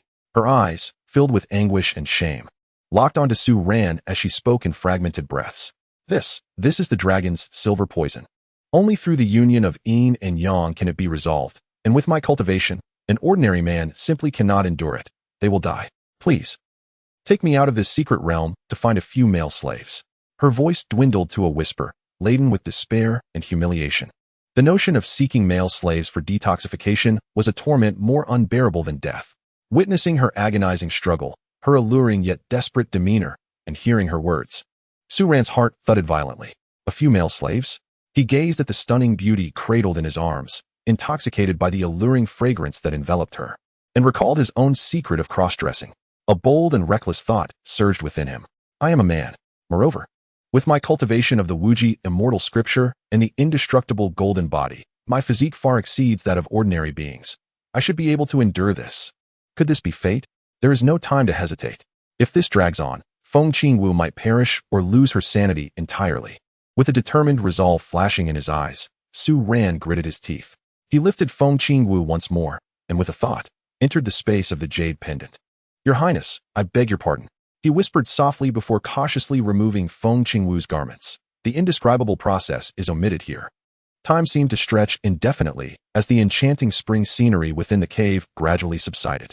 The toxins within Feng Qingwu were completely neutralized, and she fell into a deep slumber, her exquisite visage reflecting the satisfaction and tranquility akin to that of blossoms after a rain. Su Ran gazed at the sleeping princess in his arms, his emotions a complex tapestry of unspoken thoughts. He meticulously tidied the surroundings, dressed her in her attire, and then cradled her, quietly departing from the jade pendant space to return to the military camp outside Blackrock City. He placed Feng Qingwu in her command tent and instructed the maidservants to tend to her with utmost care. Subsequently, he entered seclusion, consuming a 7-colored glazed fruit, and combined it with the resources he had previously amassed alongside the acceleration effects of the jade pendant space, exerting all his efforts to break through his realm. The medicinal power of the 7-colored glazed fruit was astonishing. Coupled with his prior accumulation, after 3 days of seclusion, he successfully ascended to the pinnacle of the martial king realm. His strength surged dramatically, with the comprehension of the sky-splitting sword intent and the enhanced immortal golden body. He felt confident that he was now capable of contending with formidable opponents at the early stages of the martial emperor realm. Moreover, he had not fully absorbed the effects of the 7-colored glazed fruit, and he was certain that with the 10-fold acceleration of the jade pendant space, he could elevate to the martial emperor realm within a month. This expedition into the secret realm had indeed proven to be immensely fruitful. He felt a sense of secret delight, yet a lingering discomfort arose at the thought of the princess. He hoped that Feng Qingwu would not recall the events and would harbor no suspicions towards him. Otherwise, facing the threat of losing his head would be no trivial matter. Upon emerging from his seclusion, he learned that Feng Qingwu had awoken. Steeling himself, he proceeded to pay his respects. Inside the command tent, Feng Qingwu was already dressed elegantly, her regal presence restored, albeit with a slight blush on her cheeks and averted gaze, unwilling to meet Su Ran's eyes.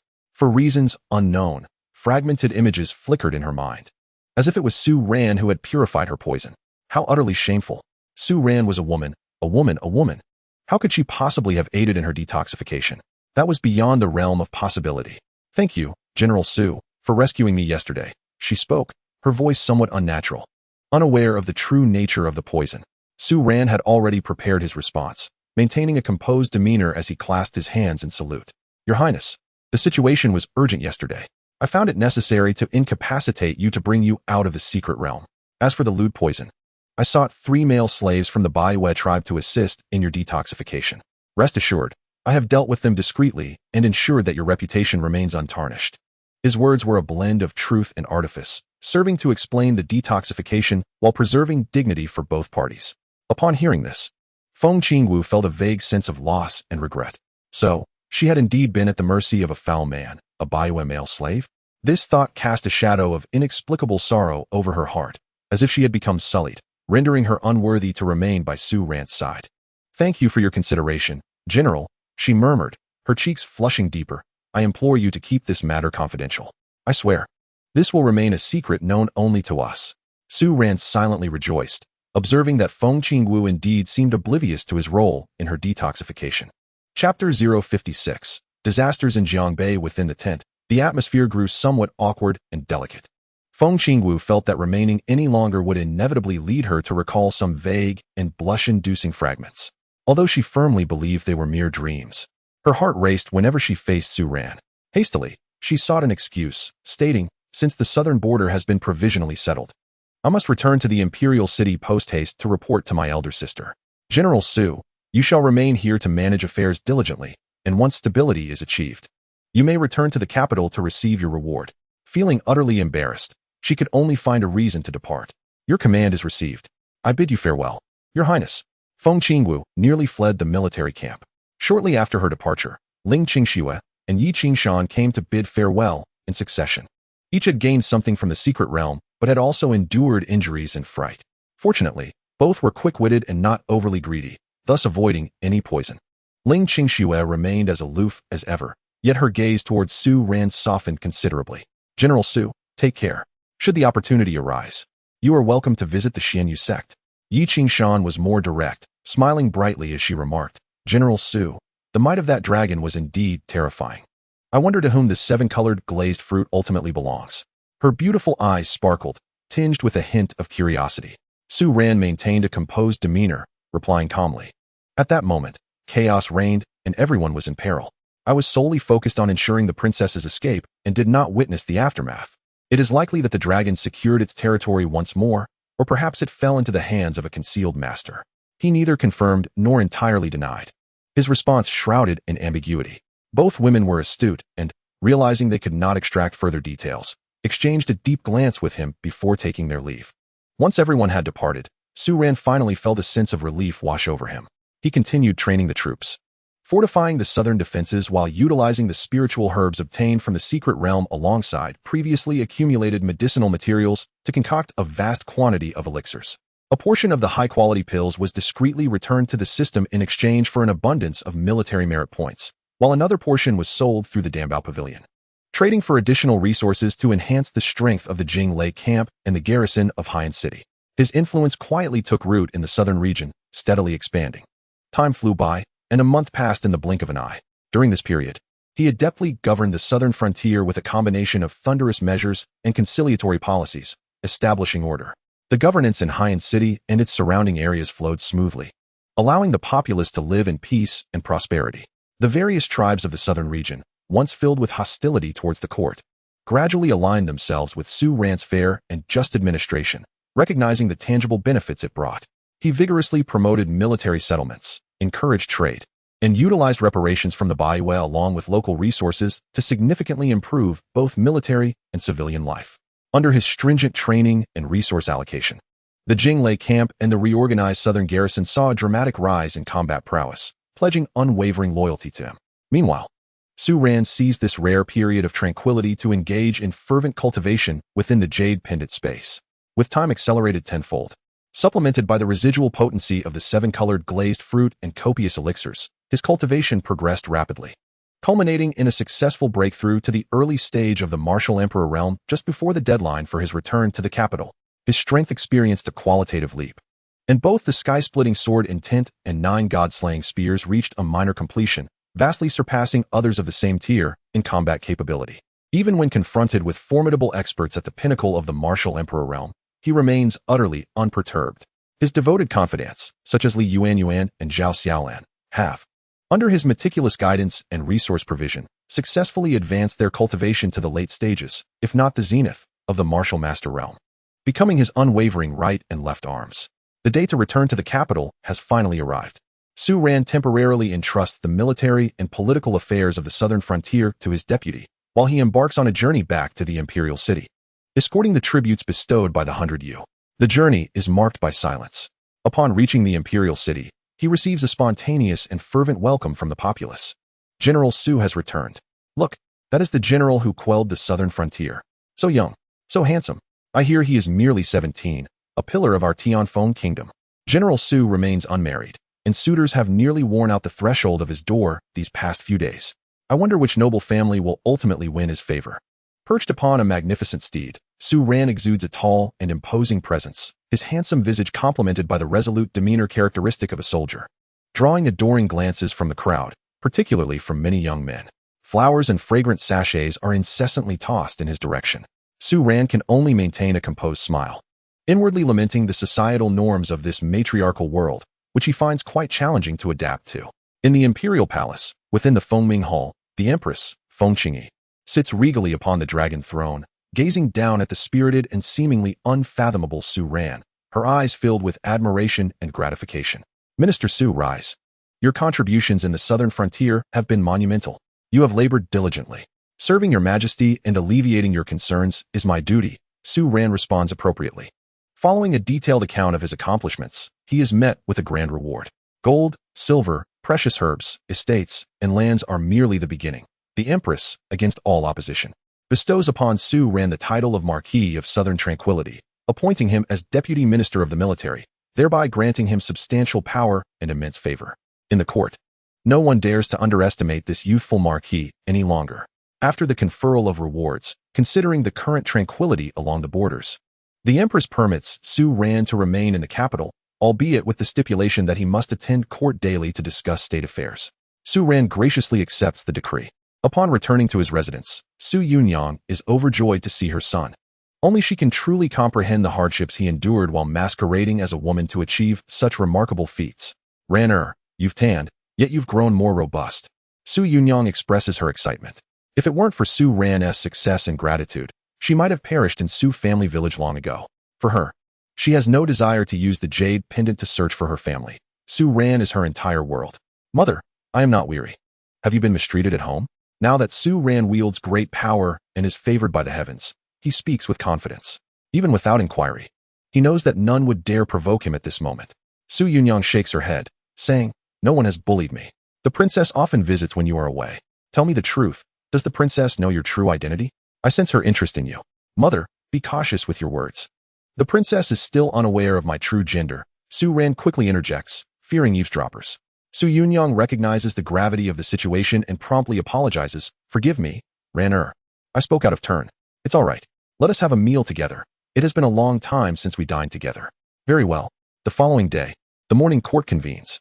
As Su Ran stifled a yawn, he silently cursed the archaic system of morning court sessions, which required rising before dawn.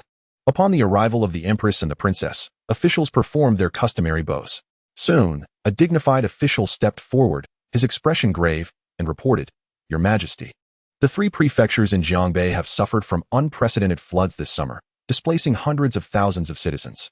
Although provisions have been distributed, it is but a drop in the ocean.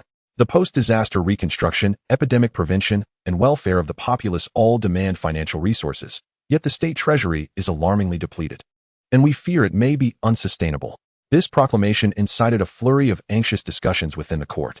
The 3 prefectures of Jiangbei are essential for grain production, and mishandling this calamity could incite civil unrest and jeopardize the very foundations of the nation. Meanwhile, the Tianfeng kingdom faces formidable external foes and internal calamities, leaving it powerless despite its intentions. The Empress, Feng Qingyi, furrowed her brow. She was acutely aware of the treasury's dire state after years of warfare. Yet the plight of the common people could not be overlooked. After a moment's contemplation, she resolutely declared, Even so, we cannot stand idly by while our citizens starve. Convey my edict to reduce the palace expenditures and temporarily cut the salaries of all officials by 30%, reallocating those funds entirely for disaster relief. The emperor's willingness to make such sacrifices marked him as a wise ruler. Although the officials inwardly lamented, they dared not voice their dissent and complied unanimously. However, Su Ran stepped forward with a slight frown and remarked, Your Majesty's compassion for the people is admirable. Yet, merely reducing expenditures is not a long-term solution. Moreover, disaster relief can only alleviate immediate suffering. Countless displaced individuals, left idle, may lead to disease and unrest. Oh, the Empress inquired, her gaze fixed upon him. What insights do you have, Su Aiqing? All eyes turned towards Su Ran. With calm assurance, he proclaimed, "I propose we adopt a policy of labor-based relief." Labor-based relief? The Empress and the officials exchanged puzzled glances. Indeed, Su Ran elaborated. Rather than merely distributing funds for the populace to wait for aid, the court should organize and employ the displaced individuals in post-disaster reconstruction efforts.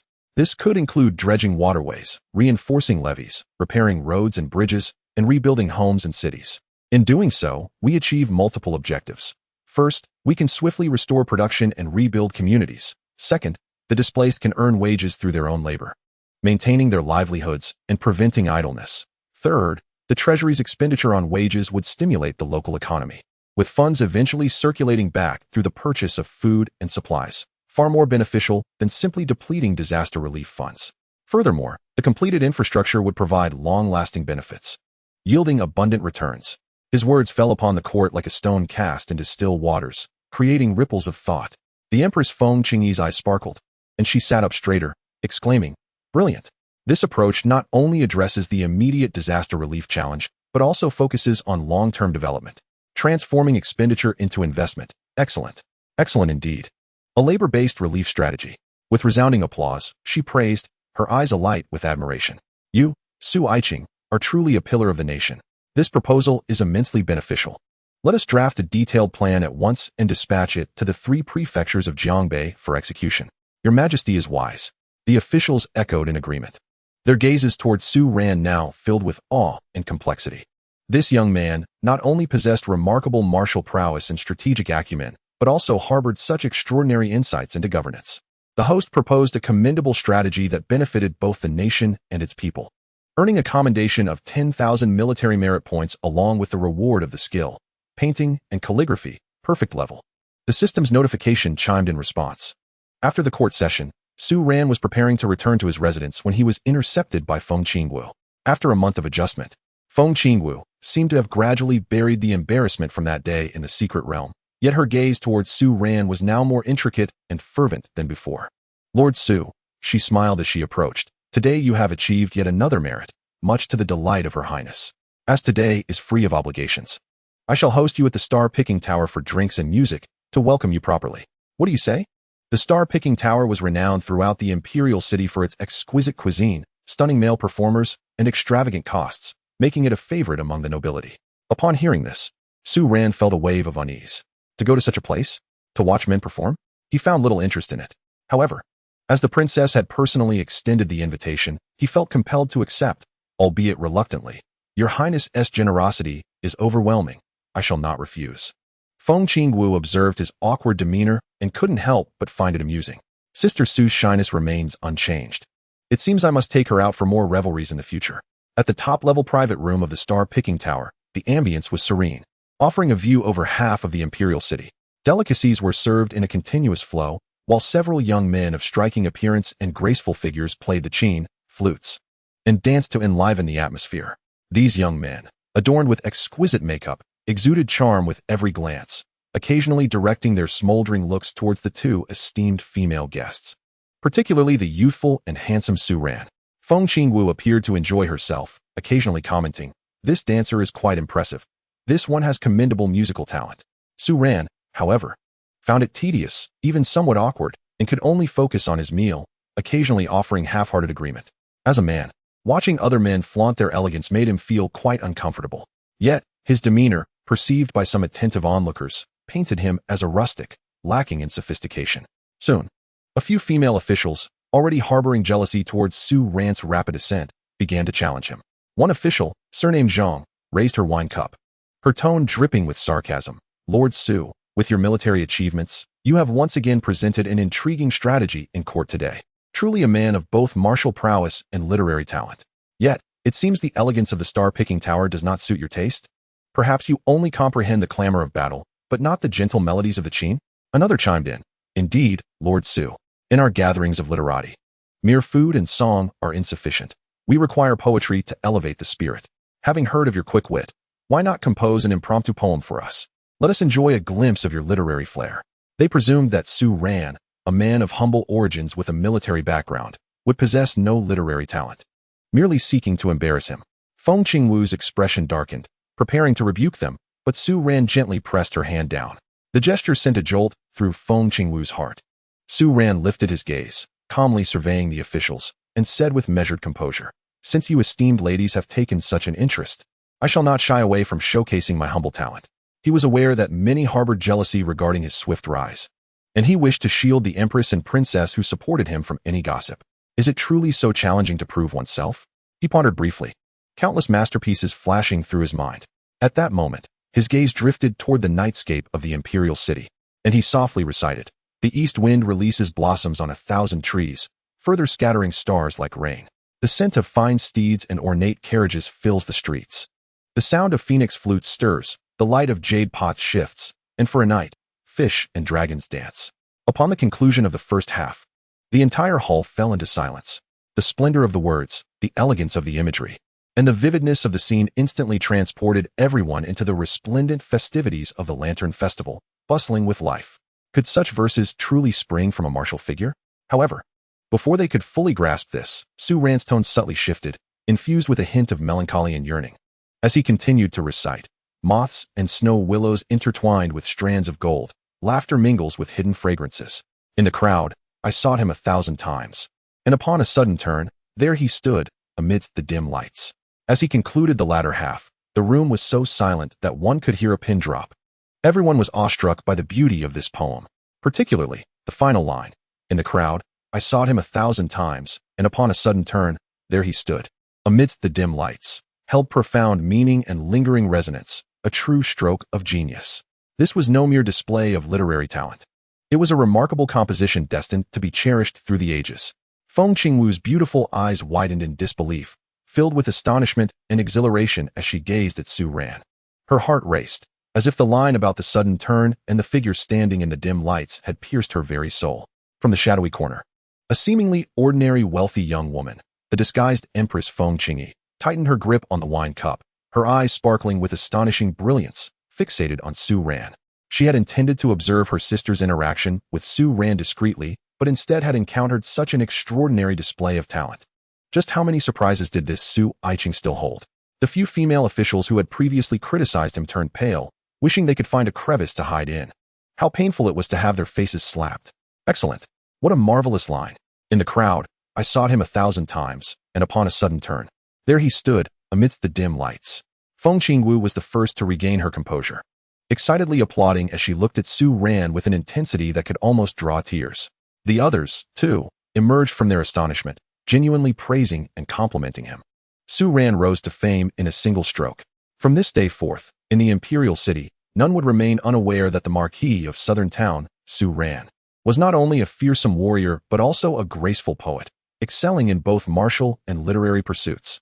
The Lord of the Star-Catching Tower rushed over upon hearing the news, filled with excitement as he earnestly requested Su Ran's permission to transcribe and display this poem in the highest place of the tower for all to admire. Su Ran nonchalantly acquiesced.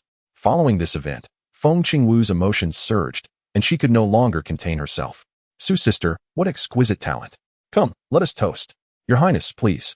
"What, Your Highness? From now on, you shall call me Sister Qingwu when we are outside." Feng Qingwu wore a bold expression, eager to bridge the distance with Su Ran. For the first time in her life, aside from her sister, she wished to grow close to someone. Su Ran, too, was unpretentious, promptly raising his cup to say, "Sister Qingwu, please. Su sister, please." In the distance, the transformed Feng Qingyi felt a stir within her heart, astonished that Su Ran possessed both martial prowess and literary talent. Indeed, the heavenly Phoenix Empire had struck gold. Alas, if only Su Ran were a man, she would have insisted on a union to forge a closer bond. After departing from the star-picking tower, Feng Qingwu unceremoniously pulled Su Ran into her carriage. "Come to my residence. Today, we shall indulge in 300 cups of wine, and not return until we are thoroughly intoxicated." Her tone was exuberant and left no room for refusal. Su Ran internally lamented but could only acquiesce. If it were not necessary, he truly wished to avoid prolonged interaction with Feng Qingwu. Once his identity was revealed, not only would he face dire consequences, but he could also jeopardize the safety of his adoptive mother. Within the princess's mansion, they dismissed all attendants, leaving just the two of them to share a drink. After several cups, Feng Qingwu's cheeks flushed crimson, her eyes sparkling, enhancing her already enchanting beauty. She rested her delicate chin on her hand, gazing dreamily at Su Ran, and softly inquired, "Su Ran, Was that poem you recited today truly composed for me, for us women? And who, pray tell, is the person in the dim light? Su Ran felt a shiver run down his spine under her gaze and could only respond vaguely. The art of poetry arises from inspiration, expressed freely. I do not believe it.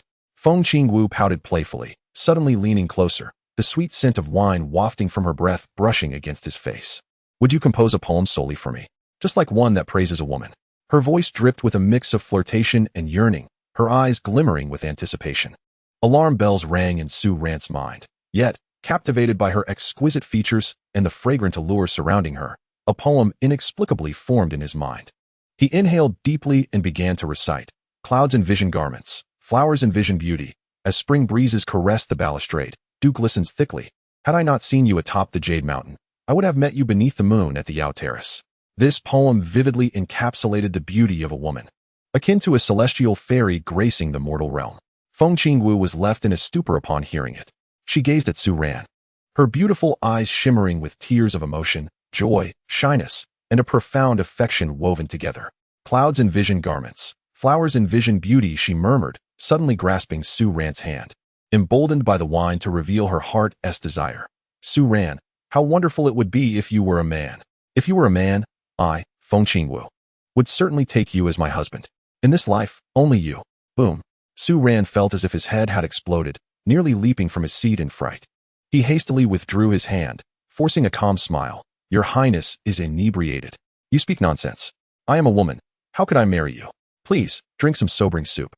Internally, he was engulfed by tumultuous waves. The princess's feelings were becoming increasingly perilous.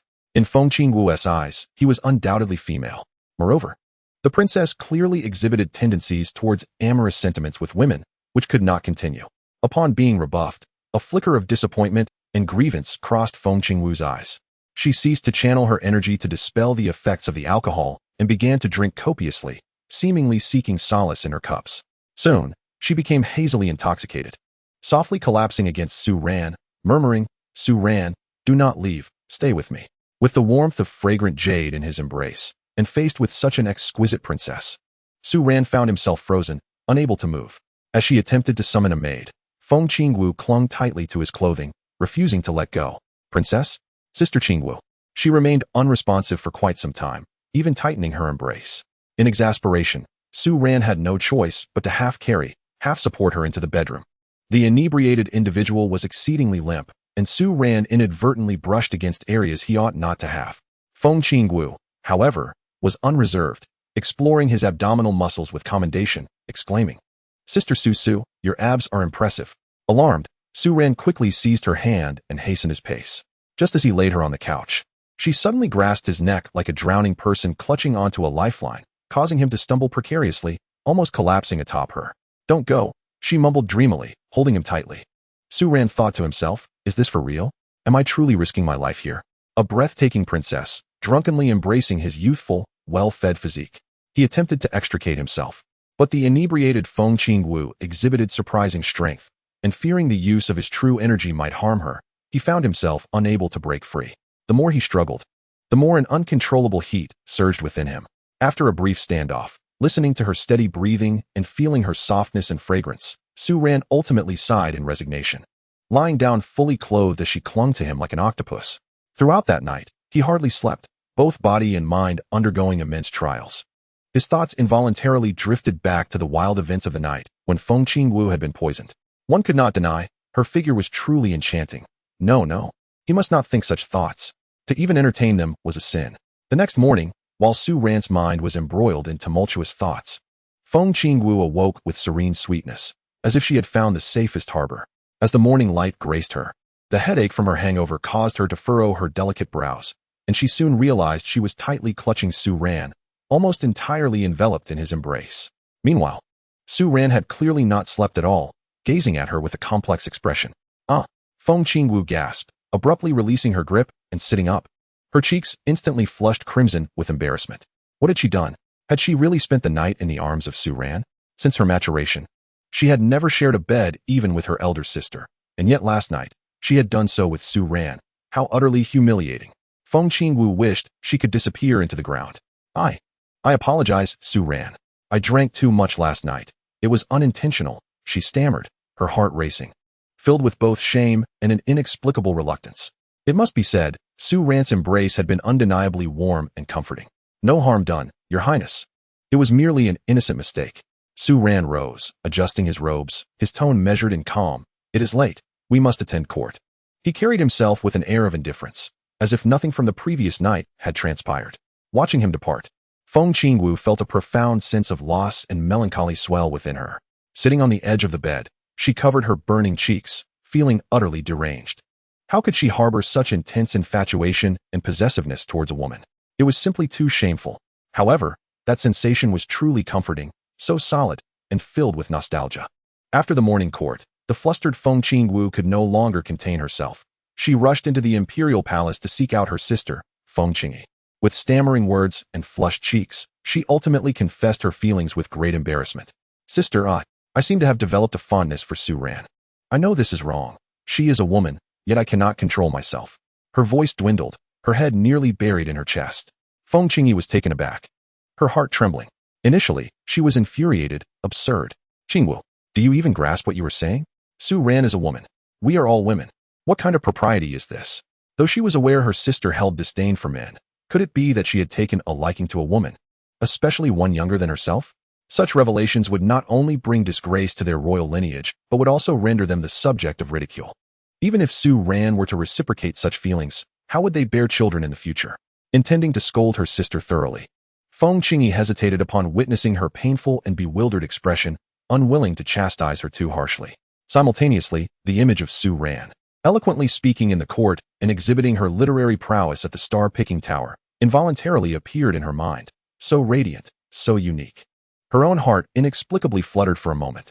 Suppressing the strange feelings within her, she sought to comfort her sister. "Do not speak of this matter again. It must be a mere illusion brought on by your recent unrest. Return and cultivate your tranquility. Sister, please do not punish Su Ran. She remains unaware. Rest assured, I shall exercise discretion." After dismissing her bewildered sister, Feng Qingyi paced within the hall for a considerable time before ultimately issuing a decree. Summon the Duke of Zhennan. Su Ran, to the palace at once. She was eager to personally discern what enchantment could render her sister so uncharacteristically discomposed, and to subtly probe into Su Ran's background. Upon receiving the summons, Su Ran felt anxious, uncertain of the Empress's sudden request. Upon entering the imperial study, she observed that the Empress had dismissed all attendants and stood with her back turned, engrossed in a landscape painting on the wall. "I, Su Ran, pay my respects to your majesty." Feng Qingyi slowly turned, her gaze piercing as she scrutinized him, as if seeking to uncover hidden truths within him. Su Ran's appearance may not have been conventionally beautiful among women, but if he were a man, he would indeed be strikingly handsome. Yet this could not be. The new recruits had undergone physical examinations, and the last Phoenix Soup incident had occurred simultaneously. If he were a man, it would surely be impossible to conceal such a fact. Thus, she suppressed her growing suspicions, approaching the writing desk, unfurling a sheet of rice paper, and calmly stating, "Lord Su, I was greatly pleased by your poetic composition yesterday. Today, I have stumbled upon a line, yet find myself at a loss for a complimentary couplet. Might you assist me in alleviating my distress?" Su Ran's heart stirred. He respectfully replied, "I am willing to give it a try." He assumed the Empress had learned of his deeds at the star-picking tower, which was not surprising given her renowned intelligence. He had no intention of concealing his talents. Feng Qingyi took the brush and inscribed, "The mountain hues are faintly blurred. The rain is indeed wondrous." This was a scenic couplet, seemingly simple, yet demanding precise symmetry and harmonious imagery. Without hesitation, Su Ran accepted the brush from the eunuch and smoothly offered the complimentary line, "The water glimmers beautifully when the sky is clear." A spark of astonishment flickered in Feng Qingyi's eyes. The balance and essence of this couplet were truly exquisite. Not only that, but Su Ran's handwriting was also exceptionally elegant and grand, perfectly complementing his demeanor as a general on the battlefield.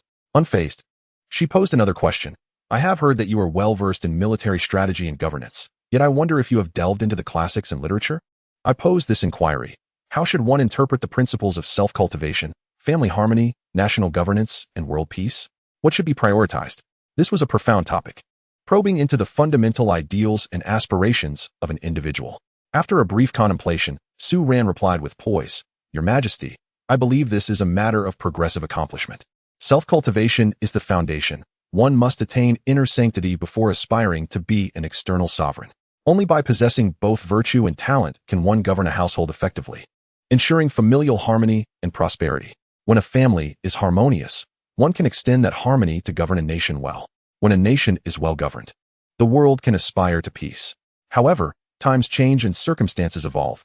I also believe that in chaotic times, one may first seek to establish governance and peace on a national level to stabilize the state and its people before addressing the finer details of self-cultivation and family harmony.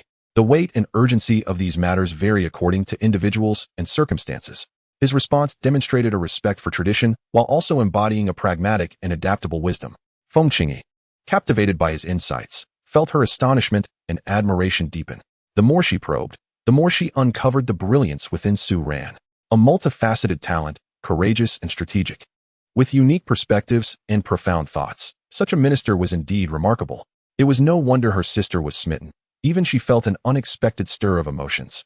Gazing at Su Ran's handsome profile and listening to his clear voice, she sensed a subtle shift in the atmosphere of the imperial study.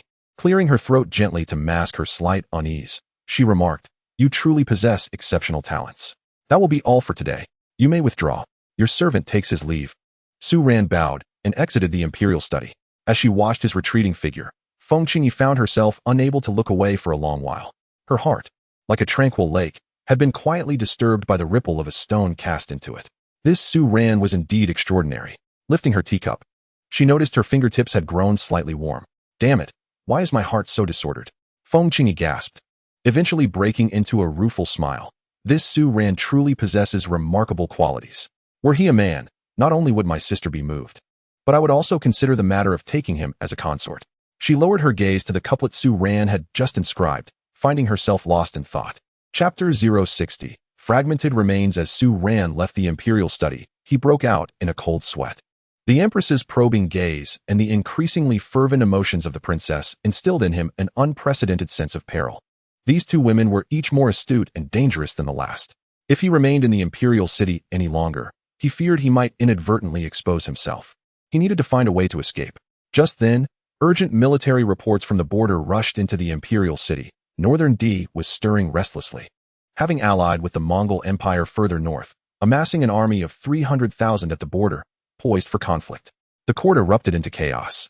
Led by Prime Minister Wang, a faction of civil officials immediately advocated for peace. "Your Majesty, Northern D is fierce, and the Mongol Empire is a nation of wolves and tigers. The joint forces of the two countries are at their peak. Our Tianfeng kingdom has been at war for years. Our coffers are empty, and our soldiers are weary. It is unwise to ignite the flames of war once more. Why not send envoys to negotiate, offering gold and silver to temporarily avert calamity and plan for the future? Indeed, Your Majesty, to endure for a moment brings tranquility, and to retreat a step opens up vast horizons. Let us bide our time, allowing the celestial phoenix to regain its strength. And the day will come when we avenge our past humiliations." The call for peace is resounding throughout the court. The Empress Feng Qingyi's expression was as somber as water. Her jade hands gripping the armrests of the dragon throne, knuckles turning white. Did she not wish for battle? Yet the words of Prime Minister Wang and others contained a kernel of truth.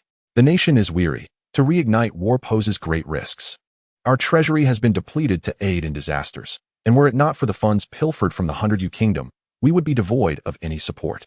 Just as voices for peace echoed through the court, at that moment of hesitation from the Empress, Su Ran suddenly stepped forward, his voice thunderous, reverberating throughout the grand hall. "Your Majesty, I oppose the call for peace." Instantly, all eyes converged upon him. Prime Minister Wang scoffed, "Lord Su, so young and spirited. Your valor is commendable. Yet governing a nation is not akin to the battlefield. How can one simply seek to display strength? Should war commence, it will bring untold suffering. Our treasury will be exhausted, and should we falter, who would bear the blame for the fall of our nation?"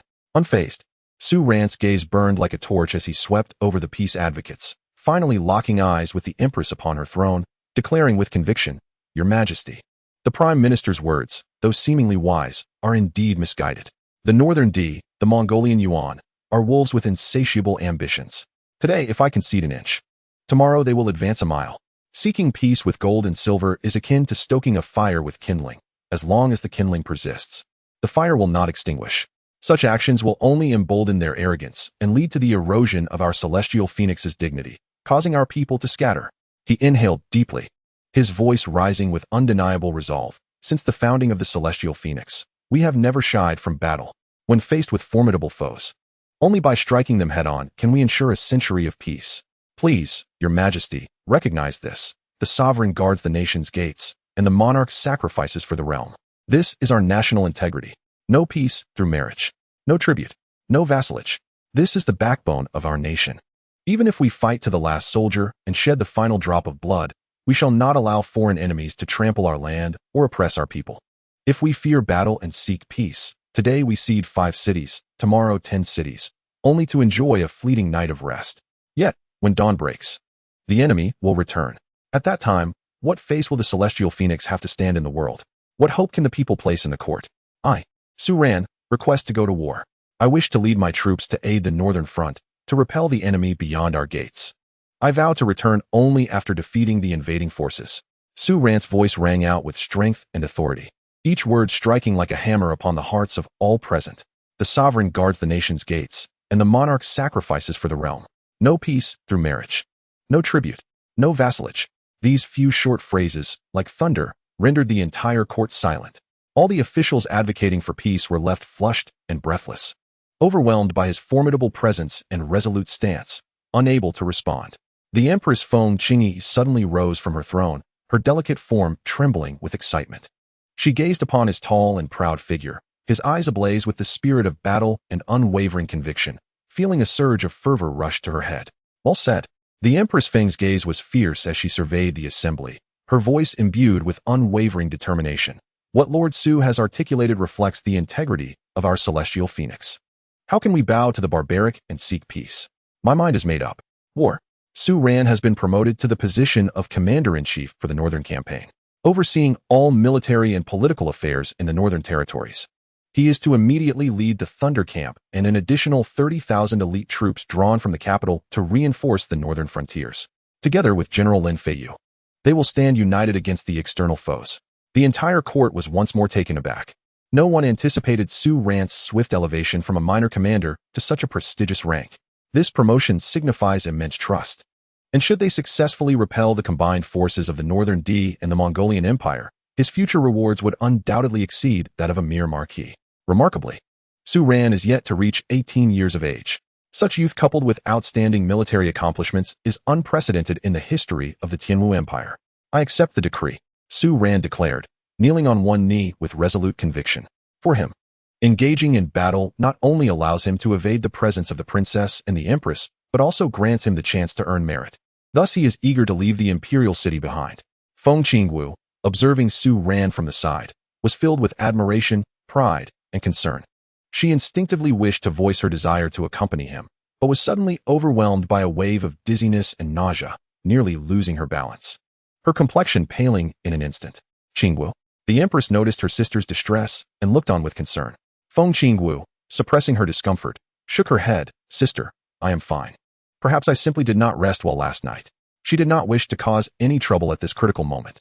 After the court session concluded, Feng Qingwu returned to the princess's residence, yet the feelings of nausea and dizziness intensified, leading her to dry heave. A sense of foreboding began to rise within her, prompting her to discreetly summon her trusted imperial physician. After meticulously examining her pulse, the physician's expression transformed into one of utter bewilderment and shock. As he fell to his knees, trembling, Your Highness, you are with child. You have been pregnant for over a month. What? Feng Qingwu felt as though she had been struck by lightning, her entire being frozen in place, her mind a blank slate. Pregnant? How could this be? She had never been with a man. Suddenly, a chaotic and vague memory of that night in the southern wilderness surged forth. The intoxicating allure of the dragon's venom. The 3 male slaves Su Ran had mentioned. It had to have been then. The physician, trembling with fear, added, Moreover, Your Highness, it appears that the phoenix blood within you has been activated. This child is very likely to inherit the phoenix bloodline, and the gestation period may far exceed that of ordinary individuals, potentially lasting up to 18 months. Additionally, the phoenix blood is dominant, and typical medications will not suffice to terminate the pregnancy. Attempting to do so may endanger your life. Upon hearing this, Feng Qingwu's face drained of color, and she collapsed onto the couch. The Empress soon learned of the news and hurried over, witnessing her sister's despondent state. Her heart filled with both shock and fury. What on earth is happening? Who is responsible? Feng Qingwu could no longer conceal the truth. tearfully recounting the incident in the secret realm, the poison, and Su Ran's quest for an antidote in fragmented sentences. Su Ran. The Empress's eyes blazed with fury, her anger boiling over. How dare she treat this matter so lightly? To desecrate your purity with those lowly male slaves. I shall have her torn to shreds. P.S. The verification has concluded. Those who did not read even 1,000 words or fail to urge updates fewer than 10, there are still 30,000 words in reserve. After completing these, I will contemplate how to conclude the story. I had not anticipated such a drastic drop in interest. It seems this theme is less favored. Thank you for your support. 1,000 words a day. Chapter 061. The Essence of Yuanyang No. Sister, do not blame her. Feng Qingwu hastily grasped her sister's hand, for the situation was dire. She had acted in a moment of desperation to save my life. She had not foreseen such an outcome. No one could have anticipated that, from that singular event, she would conceive and awaken the essence of Feng blood. Should this become known to the world, it would not merely bring shame upon the royal family. The Empress, suppressing her fury, immediately summoned Su Ran to the palace. Su Ran, who was preparing for a military expedition, was abruptly called into the palace, his mind clouded with confusion. Enough with the formalities. Feng Qingyi restrained her anger.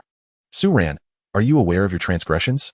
I am unaware of any wrongdoing, Su Ran replied, taken aback and perplexed. He had done nothing to betray the kingdom of Tianfeng. Turning to Feng Qingwu, he noticed her flushed cheeks and downcast eyes, glistening with unshed tears. Through clenched teeth, Feng Qingyi declared, Qingwu is pregnant. Approximately a month along. What? That is impossible.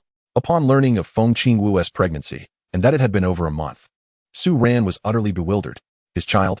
How had he remained oblivious?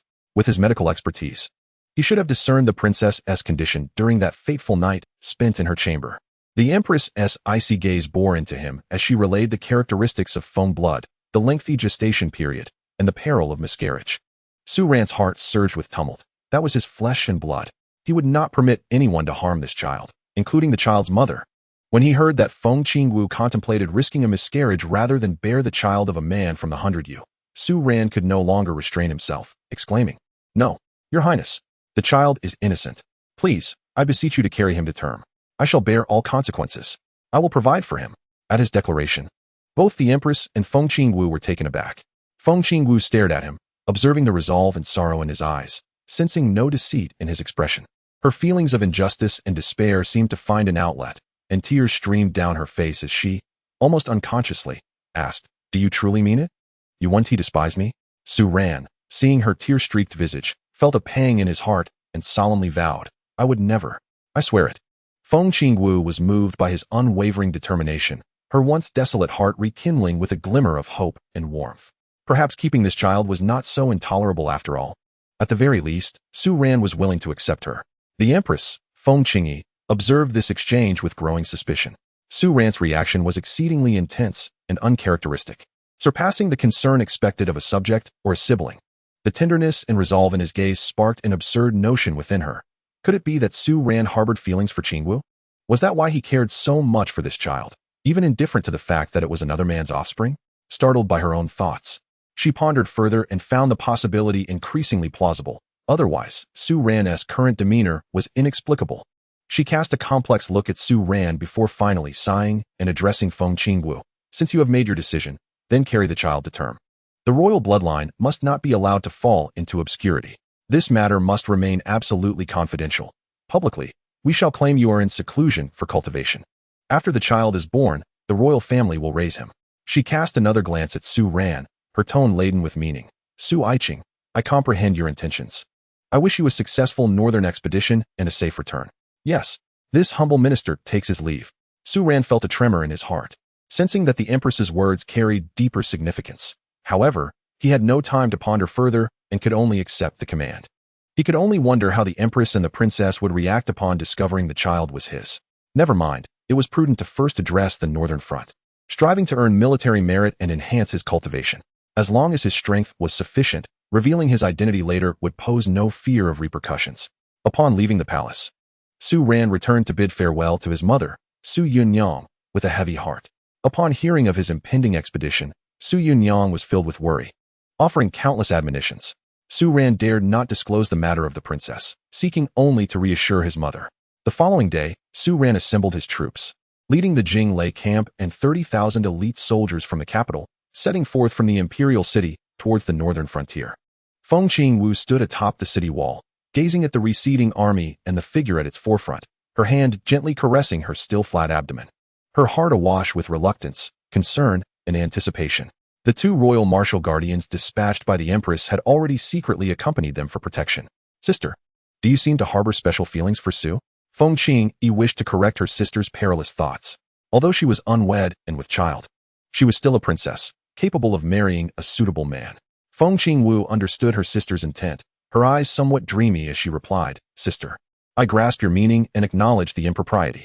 Yet, I find no man in this world who captivates me. If I cannot find a suitable partner, then if Su does not mind, it would not be unthinkable for us to raise the child together. She admitted that for Su Ran, she could embrace her true self. Feng Qingyi placed a hand to her forehead, unsure of where to begin her counsel. Even she felt a twinge of shameful thoughts when faced with Su Ran. How could her daring sister, who loved fiercely, be restrained? Reflecting further, Su Ran possessed an abundance of virtues. With exceptional talent and cultivation, he could bring peace through words and establish order through might, a true talent for governance. But even if her sister did not intend to marry, could they truly impose restrictions on Su Ran's right to wed? Yet, Su was still young and perhaps not contemplating such matters. What would happen if one day she developed feelings for a man? Feng Qingwu found herself at a loss for words. She had indeed never considered this. Or perhaps, she was afraid to contemplate it. She was unsure when it began, but she felt a sense of possessiveness towards Su Ran, despite knowing he was also a woman. If Su truly finds someone she loves, I shall raise the child alone.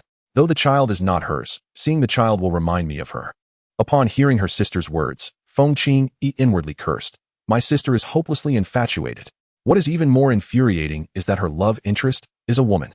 If there was anything more vexing, it was her inability to feel anger, even wishing that Su Ran would also love a woman. What am I even anticipating? The army marched for several days, having traveled far from the imperial city. On one occasion, as they passed a wooded area along the official road, a sudden commotion erupted ahead, accompanied by the cries of a man in distress. Help! Let me go! Help! A disheveled yet strikingly handsome young man emerged from the woods. Panic-stricken, sprinting towards the direction of the army. Behind him, a woman clad in red, alluring yet exuding a sinister aura, pursued him leisurely. Her laughter ringing out melodically. Little lord, why run? Sister will take good care of you. Su Ran stood in stunned disbelief. A flower-thieving vixen in a world dominated by women? Beside him, his loyal guard, Li Yuan, whispered in explanation. General, these are female fiends practicing dark arts, who specifically target young and handsome men to replenish their vitality. Those captured often suffer severe depletion of their essence, and some even perish. Even if they manage to survive, they become shells of their former selves. Upon hearing this, Su Ran's fury ignited. In broad daylight, abducting men? Is there no law? The flower thief, upon spotting the mighty army, not only felt no fear, but instead her eyes sparkled with intrigue, scanning the ranks until they settled directly upon Su Ran. She licked her crimson lips and wickedly remarked, Oh, that little general, such pure vitality. Vitality. Su Ran's heart jolted. Could this woman see through his disguise? Before he could react, the female thief disregarded the tens of thousands of soldiers, her form flickering like a specter as she lunged towards Su Ran, her claw, painted with vivid vermilion, aimed straight for his face. What a handsome little general. Come, let's have some fun. Her speed was astonishing, her aura already reaching the initial stage of martial sovereign. Protect the general.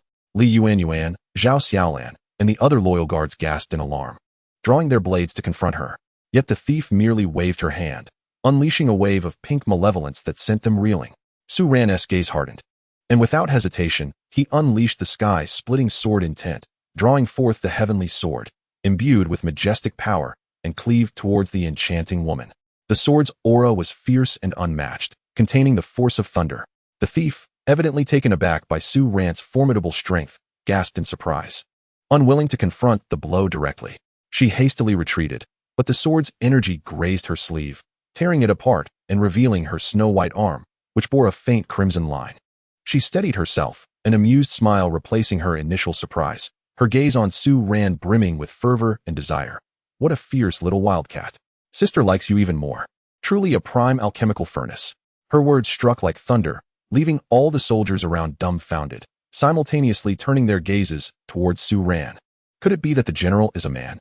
Or is that flower thief indiscriminate in her pursuits? Was she drawn to the profound cultivation of General Su, wishing to claim him as her furnace? Li Yuan, Zhao Xiaolan, and the other guards were equally shaken. Suddenly recalling numerous overlooked details, the general never bathed or relieved himself in their presence. They had never witnessed him manage his monthly cycle. And his physique was indeed more upright than that of ordinary women, especially certain defining features, which often appeared remarkably flat. They had assumed it was merely underdevelopment, and none dared to voice their thoughts, fearing to invoke the general's insecurity or anger. Su Ran was struck with profound shock, yet his face contorted with rage as he bellowed, "Witch, cease your nonsensical chatter and tarnish not my reputation. Prepare to meet your end." He could never concede, especially now that the princess is with child. Discovering her true identity as a male would not only be an act of treason against the emperor. The assault suddenly intensified, each strike aimed at her vital points, employing a desperate fighting style.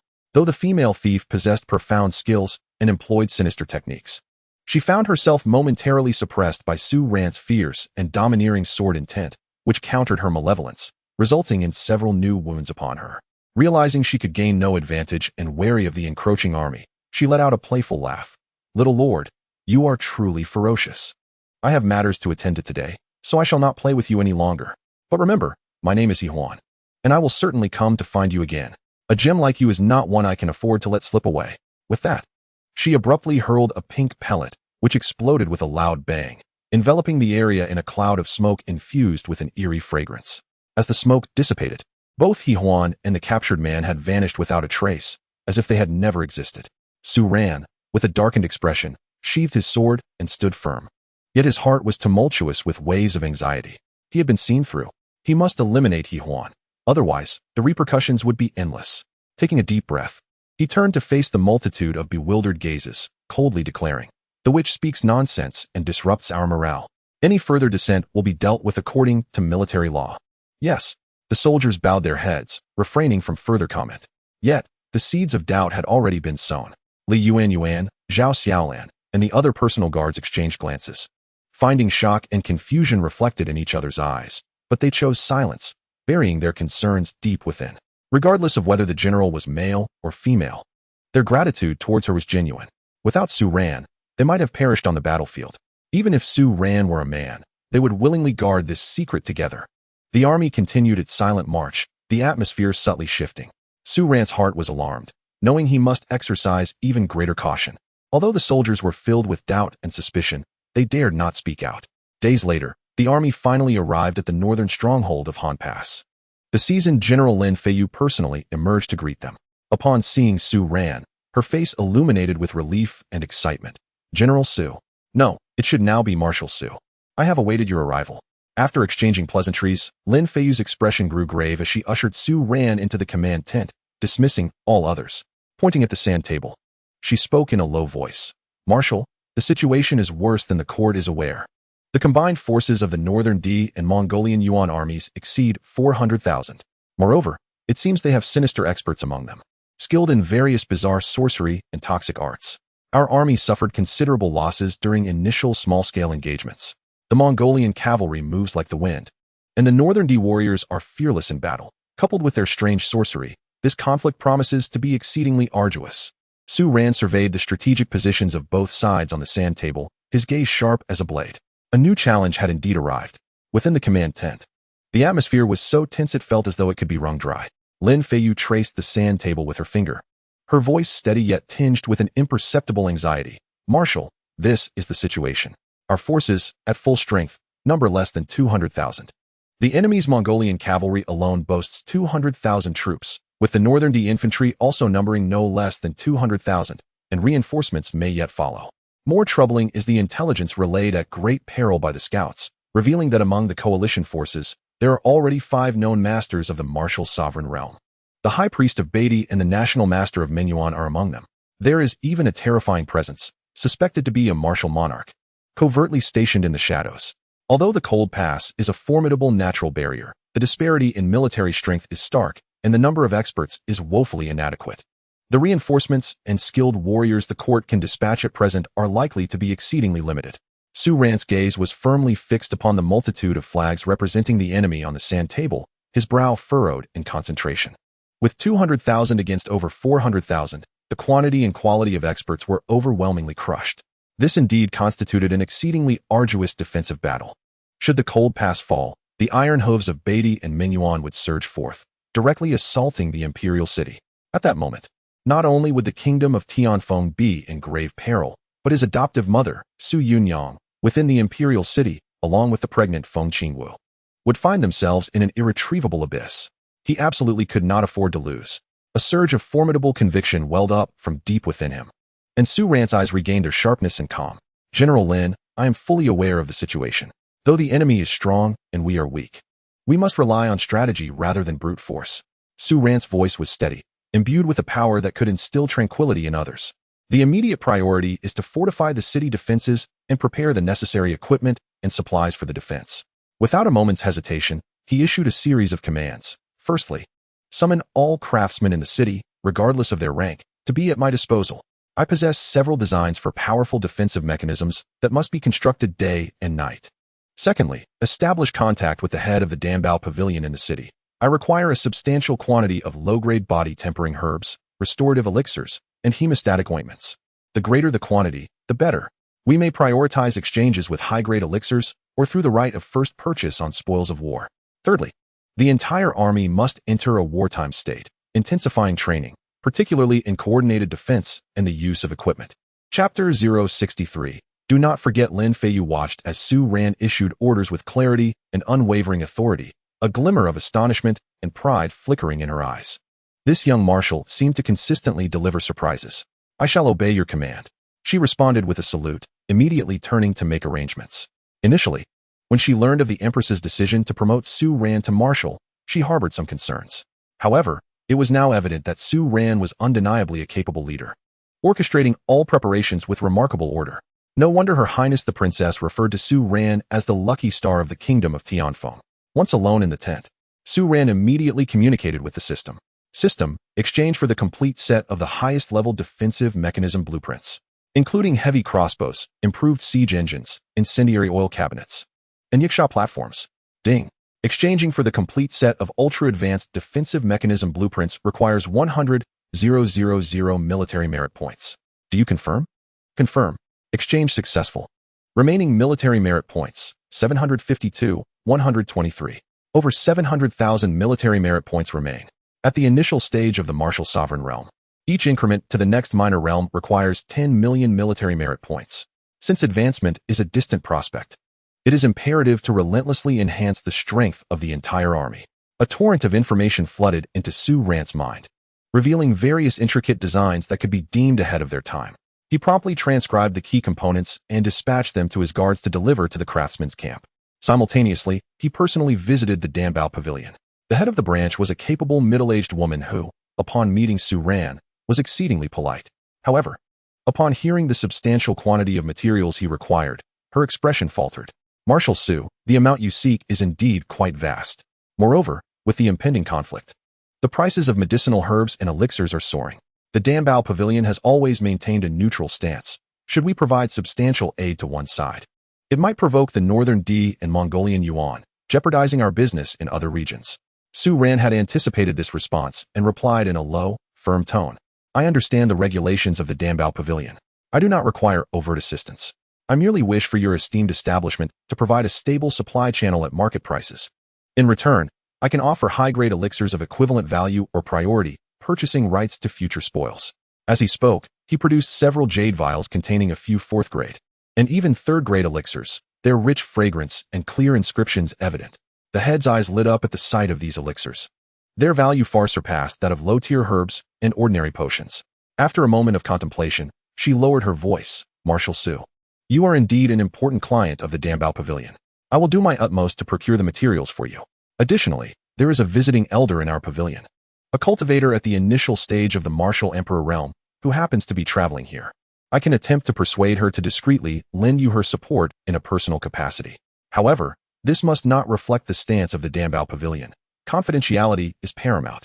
Su Ran felt a surge of joy at this unexpected fortune. Thank you, esteemed lady. This kindness shall be etched in my heart. The assistance of a martial emperor expert at a critical juncture would wield tremendous influence. Clearly, the Danbao Pavilion held significant regard for him as a high-tier alchemist. and such a gesture was indeed commendable. Nevertheless, even with the two royal offerings sent by the Empress, one at the mid-stage of the martial emperor realm and the other at its peak, and himself, they totaled merely 4 martial emperors. The opposing side openly boasted 5, and there could be an additional martial sovereign. The disparity in high-tier combat strength remained suffocating. More assistance was imperative. It was nearly impossible to dispatch more experts from the imperial city, should both martial emperors and martial sovereigns leave. What would happen if a formidable foe attacked the city? He wished to avoid burdening the Empress and the princess, so he resolved to explore alternative methods. Su Ran swiftly penned 2 heartfelt letters, articulating that the dire situation in the northern borders pertained to the fate of the Tianfeng kingdom and could potentially disrupt the balance of the entire southern continent. He entrusted loyal guards to deliver them with utmost urgency to Elder Yi Qingxian of the Piaomiao sect and Saintess Ling Qingsno of the Xianyu sect. He was aware that sects typically refrained from intervening in national conflicts, yet he hoped that their personal connections would persuade them to assist. However, he was uncertain whether their relationships with him would compel them to engage in such turbulent waters. Thus, he prepared for the worst, intending to elevate the cultivation levels of the 2 offerings. During the waiting period, the entire Han Pass operated like a colossal war machine, fully mobilized. The artisan camp worked tirelessly day and night, forging remarkable and powerful heavy crossbows and catapults according to the designs provided by Su Ran. He personally supervised the process, even taking the initiative to implement improvements. The soldiers intensified their training, becoming familiar with the new equipment. Su Ran nearly resided in the temporary alchemical chamber provided by the Dambao Pavilion, diligently refining pills. On one hand, he aimed to exchange a substantial quantity of urgently needed low-tier supplies. On the other, he prepared for himself and the potential arrival of reinforcements. 2 days later, 2 messengers returned in succession with responses. Ling Qingshue's reply was as consistently cold and succinct as ever. The situation in the northern region is well understood. The sect's stance is not to intervene. However, personal friendships cannot be overlooked. I shall arrive shortly to assist you in my personal capacity. Yi Qingshan's response was even more familiar. General Su faces difficulties. How could Qingshan not come? Rest assured, I will find an excuse for my travels. I will manage matters with the sect. A weight lifted slightly from Su Ran's heart. With Ling Qingxue, mid-martial emperor, Yi Qingshan, mid-martial emperor, and that esteemed elder from Dambao Pavilion, early martial emperor, he now had 3 formidable allies. Together with Lin Feiyu, their advanced combat strength had reached 7 martial emperors. Yet, the presence of the suspected martial venerable on the opposing side loomed over everyone like an insurmountable mountain. The difference between a martial venerable and a martial emperor, though seemingly 1 tier apart, was indeed as vast as the heavens and the earth. A newly ascended martial venerable could effortlessly contend with several peak martial emperors at once. The highest combat power currently at Han Pass was the peak martial emperor elder of the royal family, but she was aged, her vitality waning, with no hope for further breakthroughs, rendering her incapable of matching the enemy's emerging martial venerable. It was imperative to cultivate a martial venerable of their own. This thought surged wildly in Su Ran's mind. His gaze fell upon the alluring pill icon in the system's shop. Nirvana pill. Seize the essence of heaven and earth. Reshape one's foundation, aiding martial artists in breaking barriers and striving for higher realms. Particularly effective for those who have been stuck at a bottleneck for years. The exchange required 100,000 military merit points. 1 pill for a staggering price of 100,000 military merit points. The cost was suffocating, yet he had no other choice. A glimmer of resolve flashed in Su Ran's eyes. He exchanged for 6 Nirvana pills. Ding. Consumed 600,000 military merit points. Exchange for Nirvana pill X5. Remaining military merit points, 212, 123. The military merit accrued from alchemical refining over the past 2 days was also depleted, leaving him with merely 200,000 points. Watching his military merit points dwindle significantly, Su Ran felt a pang of regret, yet his determination remained unwavering. He immediately summoned 5 martial emperors in secret, 2 royal elders, 1 mid and 1 peak, Ling Qingxue, Yi Qingshan, the esteemed elder from Dambao Pavilion, and General Lin Feiyu. Lin Feiyu, a veteran general of the north, expressed respect towards the newly appointed marshal, showing no dissatisfaction with Su Ran's rise to power. Thus, Su Ran did not hold back. When it came to enhancing their advanced combat strength, he certainly could not neglect her. Chapter 064. Dark clouds over the city. In the tent, the atmosphere was solemn. Su Ran took out 6 jade boxes, each containing a pill the size of a longan. Intricately patterned, exuding an overwhelming vitality and Tao rhythm. Esteemed guests, a great battle looms ahead, and the enemy's might is formidable, with a martial sovereign lurking in the shadows. Here lies the Nirvana pill, which may aid you in transcending your limitations and ascending to greater heights. I, Su, earnestly implore you all, for the sake of our Tianfeng and for this battle, to make every effort. With genuine sincerity, Su Ran presented the pill before the 6 individuals. The moment they beheld the Nirvana pill, their breaths nearly caught in their throats. This is a second-grade pill. Throughout the continent, those capable of refining second-grade pills are exceedingly rare, and even when they exist, the success rate is alarmingly low. For high-tier alchemists, besides talent and fortune, the most crucial element is the presence of extraordinary fire. However, throughout the millennia, few have been known to possess the ability to refine such high-tier extraordinary fire. Everyone was aware of Su Ran's alchemical skills and his long-standing collaboration with the Pill Treasure Pavilion. Yet, they were astonished by the remarkable proficiency he displayed in alchemy. At that moment, the elders of the Pill Treasure Pavilion, Ling Qingxue and Yi Qingshan, who initially approached with a casual attitude, found their sentiments transformed in an instant. A second-grade pill is sufficient to incite their utmost efforts. Even venturing into secret realms may not yield such an opportunity. The Nirvana pill, even if it does not enhance one's cultivation, can at least prolong life, granting an additional 50 years to those whose lifespans are nearing their end.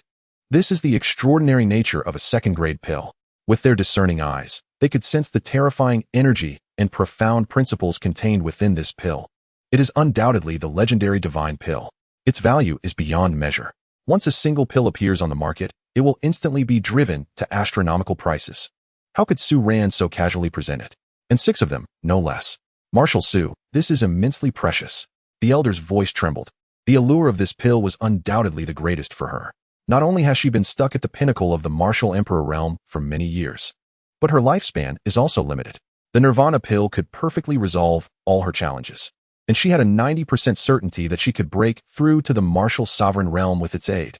In the current market, such a pill is priceless. Otherwise, with the Empress Feng Qingyi's disposition, she would certainly be willing to assist in acquiring such a miraculous elixir. To be precise, any major power or nation would covet such a pill. No matter how precious the pill, it pales in comparison to the enhancement of your cultivation, the safety of Hongguan, or the fortune of Tianfeng. Su Ran declared resolutely, urging them to accept it without hesitation. The 6 exchanged glances, each reflecting shock and gratitude in their eyes.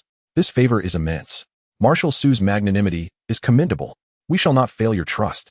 They solemnly accepted the pills, their eyes misting with emotion. Time is of the essence. Su Ran turned to the eldest among them, who had been stuck at the pinnacle of the martial emperor realm for many years. Senior, your foundation is the most profound, and your chances of breakthrough are the greatest. Please follow me. I have a hidden place that can assist you in seclusion, where a day outside equates to 10 days within. The elder, though initially surprised, now held an unwavering trust in Su Ran and nodded without hesitation. Su Ran led her into the jade pendant space, a tenfold acceleration of time. The elder, feeling the magic of this place, was left in awe, filled with respect for Su Ran's background and methods. She immediately consumed the Nirvana pill and entered seclusion to strive for the coveted martial sovereign realm. In the external world, merely a day and a night have passed. Yet, within the jade pendant space, over 10 days have elapsed. On this day, a vast and formidable pressure, far exceeding the realm of the martial emperor, erupted suddenly from the depths of the command tent, instantly enveloping the entire cold pass. In the sky, ominous clouds began to gather, and the essence of heaven and earth surged wildly toward the command tent. All martial artists felt a tremor resonating from the depths of their souls. It was a success. The venerable elder had successfully broken through, stepping into the realm of martial sovereign. Furthermore, due to the miraculous effects of the Nirvana pill and years of accumulation, her vitality astonishingly recovered significantly post-breakthrough, making her appear as if she had regained 20 years of youth, transforming from a frail old woman into an enchanting middle-aged beauty. She emerged from the command tent, overwhelmed with emotion as she sensed the immense power and renewed vigor within her, tears of joy filling her eyes. She bowed deeply to Su Ran, expressing her heartfelt gratitude.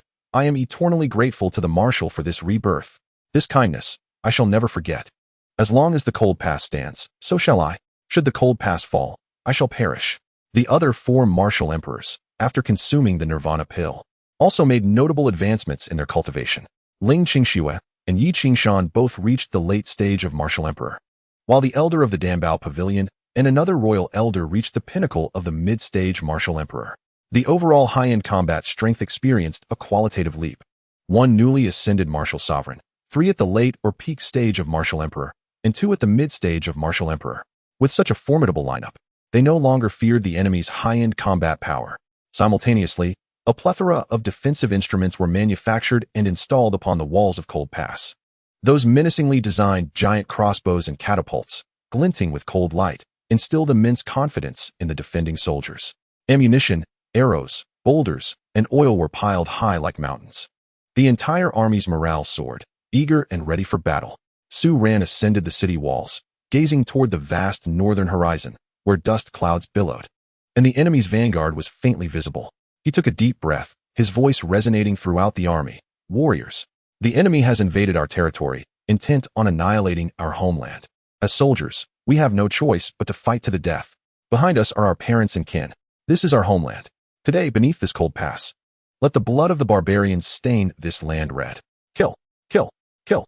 The thunderous roar surged to the heavens, igniting a fervent spirit of battle. The war was on the brink of eruption. Beyond the cold pass, dark clouds loomed, threatening to crush the city. The encampment of the Northern D and Mongolian Yuan allied forces stretched for miles, an endless sight, suffused with an atmosphere of death. On this day, several riders galloped out from the allied forces, led by a middle-aged woman clad in the noble attire of Northern D, her demeanor haughty. She approached the gates, channeling her true energy, her voice echoing across the city walls. Listen, those on the wall. I am the envoy of Northern D. By command of the coalition leader of the 2 nations, I come to offer you one final chance. The fate of the Tianfeng kingdom has run its course. To resist is to court death. Surrender and open the gates swiftly to avoid annihilation. Otherwise, when our forces breach the city, not a soul will remain. Upon the city walls, Su Ran, clad in dark armor, stood with his sword at the ready, merely responding with a cold smile upon hearing her words. He was even too disinterested to engage in conversation with this envoy, directly ordering Li Yuanyuan beside him. Bring the bow. Li Yuanyuan immediately handed him a powerful bow.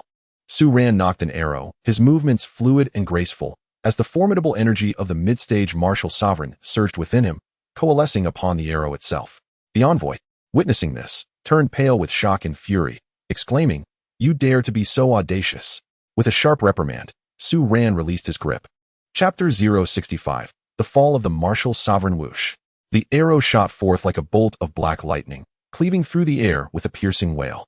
Traversing hundreds of paces in the blink of an eye, a masterful display of archery. Thud! The envoy had no time to react.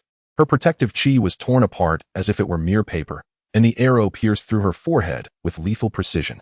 The shock and arrogance on her face froze instantly, her body swaying before toppling lifelessly from her steed. A single arrow, a swift demise. A profound silence enveloped both the city above and the forces below. The soldiers stationed at the gates, as well as the allied troops outside, were left stupefied by this sudden and ruthless act of defiance. In the midst of battle, it was an unwritten rule to spare envoys. No one anticipated that this young commander, the Celestial Phoenix, would so brazenly defy convention and directly slay the envoy. A commendable act. Following a brief pause, an eruption of thunderous cheers resonated from the ramparts of Han Pass, invigorating the defenders' spirits. Conversely, the allied forces erupted in outrage, their voices a cacophony of fury. Arrogance! How dare you slay our envoy? Flatten Han Pass. Leave no one standing. The commander of the allied forces, a burly and fierce-looking Mongolian princess, turned ashen with rage. Drawing her curved blade, she pointed it towards Han Pass and commanded, "Advance. Crush them underfoot." The mournful yet bloodthirsty sound of a horn echoed across the plains, as the allied troops surged forward like a tide of darkness, launching a full-scale assault on Han Pass. At the forefront, infantry from the Northern D brandished enormous shields, attempting to shield themselves from the arrows. Behind them, a line of crude siege ladders and siege engines followed, while the Mongolian cavalry galloped back and forth, using their archery to suppress the defenders atop the walls. "All troops, heed my command. Prepare for battle." Su Ran's voice rang out, calm and resolute, echoing across the battlements. "Crossbows ready. Catapults at the ready. No one is to fire without my order." The defenders gripped their weapons tightly, holding their breath as they observed the enemy swarming like ants, palms sweating, yet none dared to retreat. 300 paces, 250 paces, 200 paces. They were now within optimal range. Fire! With a decisive wave of his flag, Su Ran commanded. Buzz. Bang. Bang. Bang. On the walls, dozens of heavy crossbows, modified by Su Ran, roared in unison. The specially crafted bolts, thick as a man's arm and glimmering ominously, tore through the air at terrifying speed, creating a deadly storm of metal that crashed into the ranks of the Allied forces. These bolts possessed immense power, often able to pierce through 3 or 4 shields and the soldiers behind them, showering the battlefield with a rain of blood and severed limbs.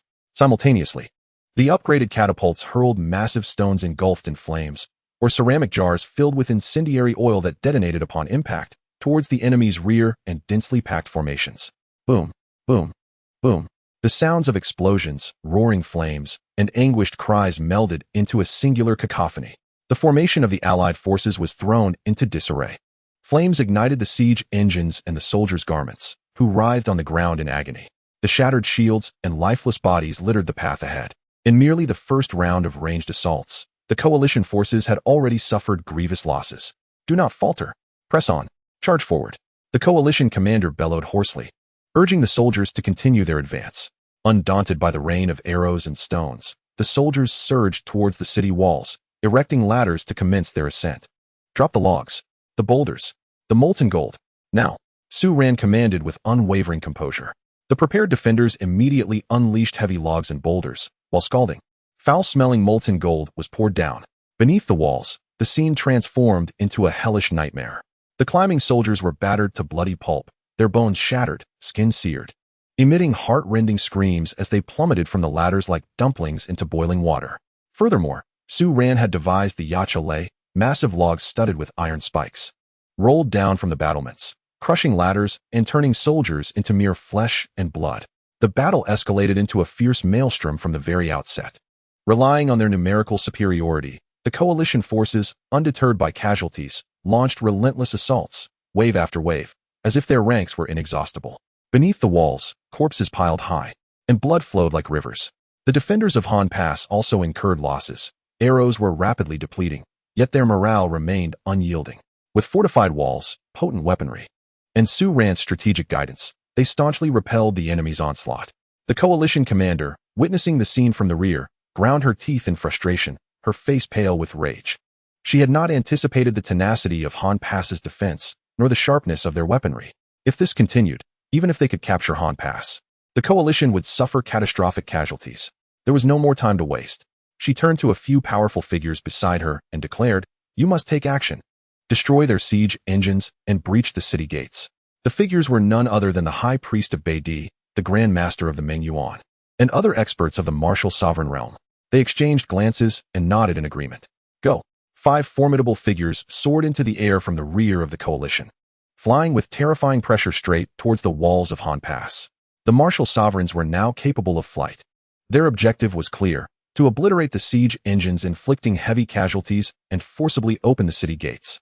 The defenders atop the walls felt the overwhelming pressure bearing down upon them, their faces paling in fear. Here they come. Su Ran's eyes gleamed with determination, unafraid. It is our turn. The prepared experts on their side, including the newly appointed martial sovereign, the venerable Ling Qingxue, Yi Qingxian, an elder from the Dambao Pavilion, another royal guardian, and Lin Feiyu, leapt from the battlements to confront the 5 figures. What? The 5 martial sovereigns of the coalition abruptly halted midair, staring at the 6 figures approaching them, particularly struck by the terrifying aura emanating from the middle-aged beauty, far exceeding that of a martial sovereign. A martial sovereign? How could Tianfeng Kingdom possess a martial sovereign? Not just one, but multiple peak martial sovereigns. The intelligence was wrong.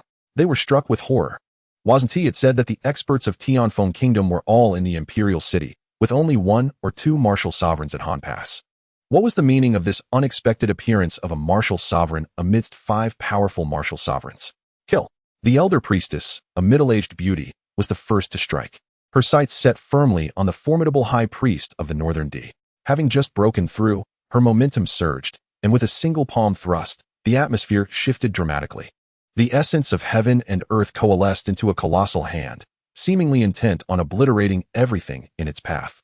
The Northern D high priest let out a shriek, exerting all his strength to defend himself, yet was violently repelled, blood surging within him as he was sent flying. Ling Qingshue's sword light shimmered like the moon's radiance, ensnaring the national master of the Meng Yuan. Yi Qingshan's treasures danced through the air, launching a fierce offensive. The elders of the Dambao Pavilion and the Imperial Priestess each sought their adversaries. Lin Feiyu stood vigilantly beside Su Ran, ready to assist at a moment's notice. In the skies above, a cataclysmic battle of titans erupted. The cacophony of clashing energies was deafening, while multicolored lights illuminated the heavens. The shockwaves of the unleashed energy sent tremors through the ordinary soldiers below, instilling a sense of dread.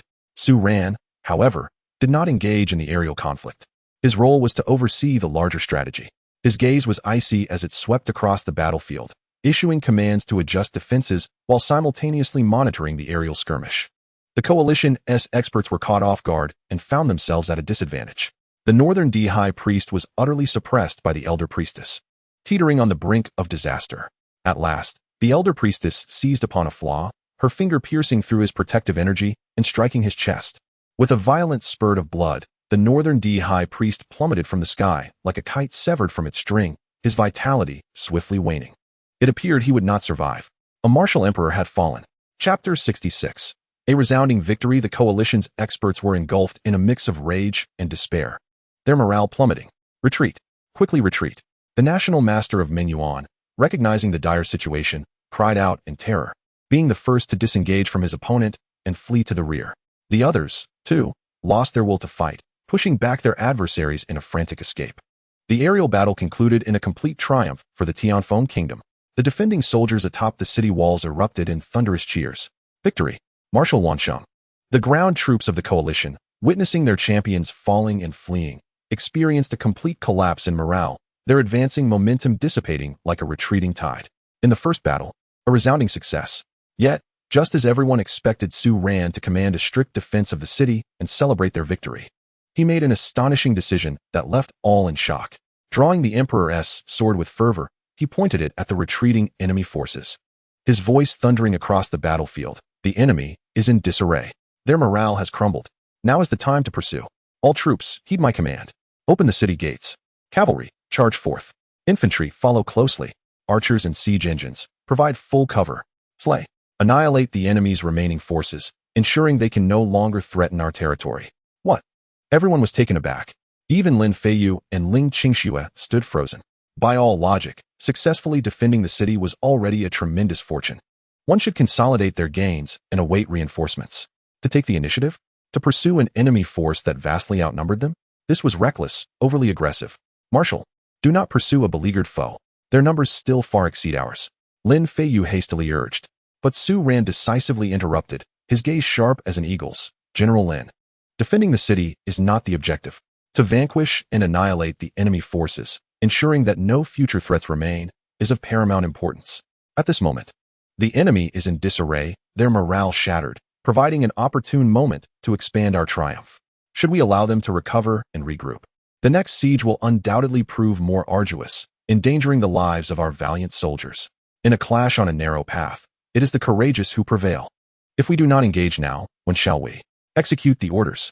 His words resonated with undeniable resolve and formidable confidence. Beep. The host has made a strategic decision. Pursue the victory. Reward, 50,000 military merit points. Beep.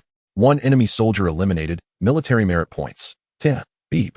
1 enemy soldier eliminated, military merit points. 10. The system's notifications began to flood the screen. But Su Ran was too consumed by the intensity of the moment to pay heed. Persuaded by Su Ran's fervor and reasoning, Lin Feiyu gritted his teeth and clasped his fists, declaring, "I shall obey your command. Open the city gates.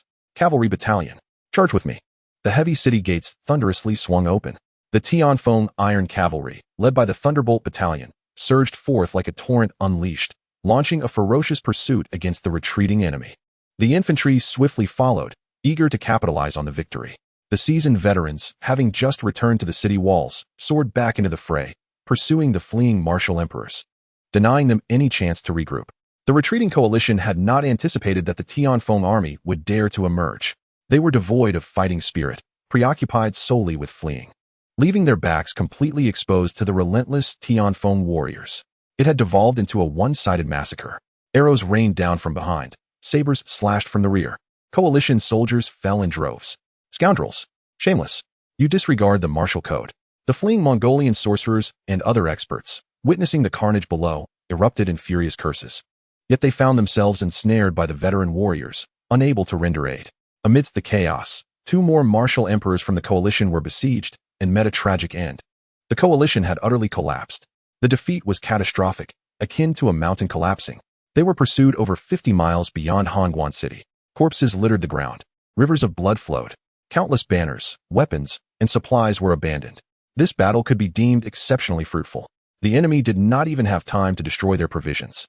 It was only when Su Ran observed the fleeing enemy soldiers gradually merging with the reinforcements from their rear, their formations beginning to reorganize, that he decisively ordered the retreat signal sounded. The Tianfeng warriors returned in triumph, laden with bountiful spoils and immense honor. Upon tallying the spoils, it was revealed that over 150,000 enemy soldiers had been vanquished in this battle, the majority during the pursuit. Countless captives were taken. Meanwhile, the Tianfeng army suffered losses of less than 10,000. This was an unprecedented and resounding victory. Beep.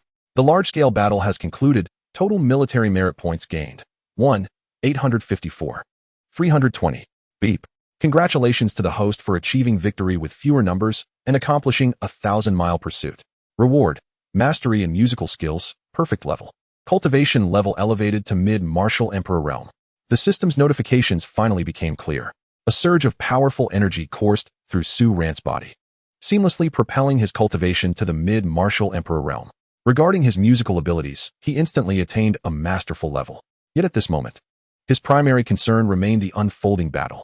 Following this battle, the Northern Coalition forces suffered a significant blow, particularly the Northern D, whose already fragile national strength was severely depleted, rendering them incapable of further southern incursions in the near term. However, the Mongol Empire, with its profound reserves, though not unscathed, remained unbroken and would undoubtedly seek vengeance. Several formidable experts who had come to assist lingered for a few more days, observing that the enemy had retreated completely and that there would be no immediate hostilities. They took their leave from Su Ran. Before departing, they expressed profound gratitude to Su Ran, assuring him that should he require aid in the future, they would readily return to assist.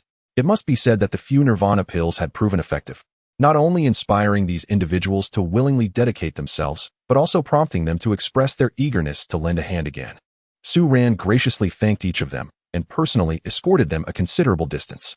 The experts felt deeply touched by Su Ran's attentive demeanor, which conveyed earnest sincerity. Even in the absence of Nirvana pills next time, they would still be inclined to support Su Ran. The goodwill of these skilled individuals brought a sigh of relief to Su Ran. News of the victory at Han Pass reached the imperial capital with remarkable swiftness, sending the entire nation into a state of upheaval. From the highest ranks to the common populace, disbelief quickly transformed into ecstatic cheers. A great triumph. The victory at Han Pass. Marshal Su achieved the remarkable feat of defeating an enemy force of 150,000 with a smaller contingent. Heaven bless the heavenly phoenix. Marshal Su's might is unparalleled.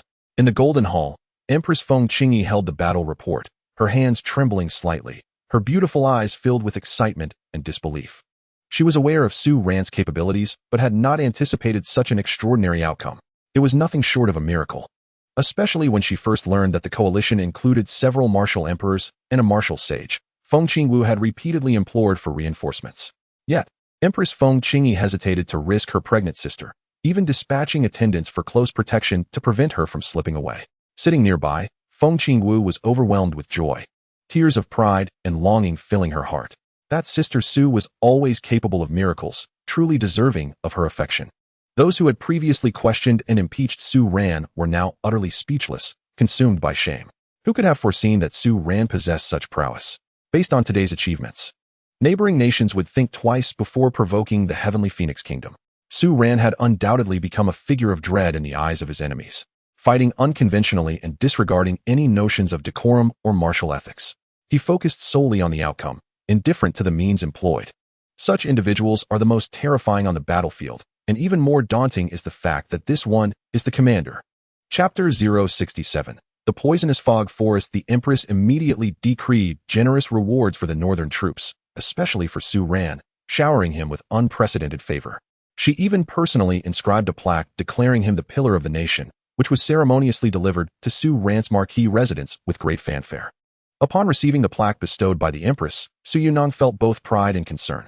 The more extraordinary her son became, the more she worried about the exposure of his secret identity, often haunted by nightmares in which Su Ran's true nature was revealed, transforming him from a revered marshal into a prisoner of state.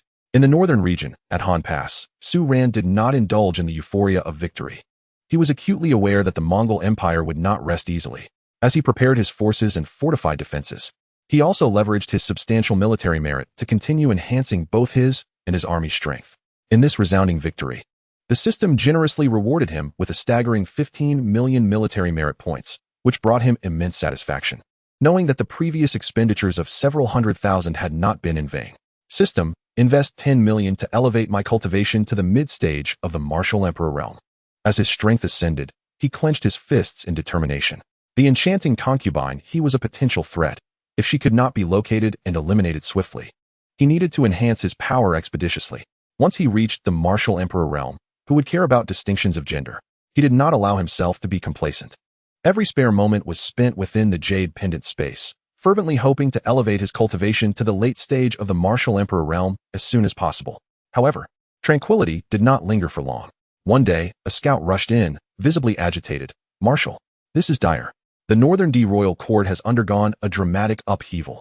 The newly appointed Northern D king has declared fealty to our heavenly phoenix and sent us the subsequent military advancement routes and troop deployments of the Mongolian Yuan Empire. They claim that the Mongolian Yuan has coerced them into further military action, which they are reluctant to undertake, hence their defection."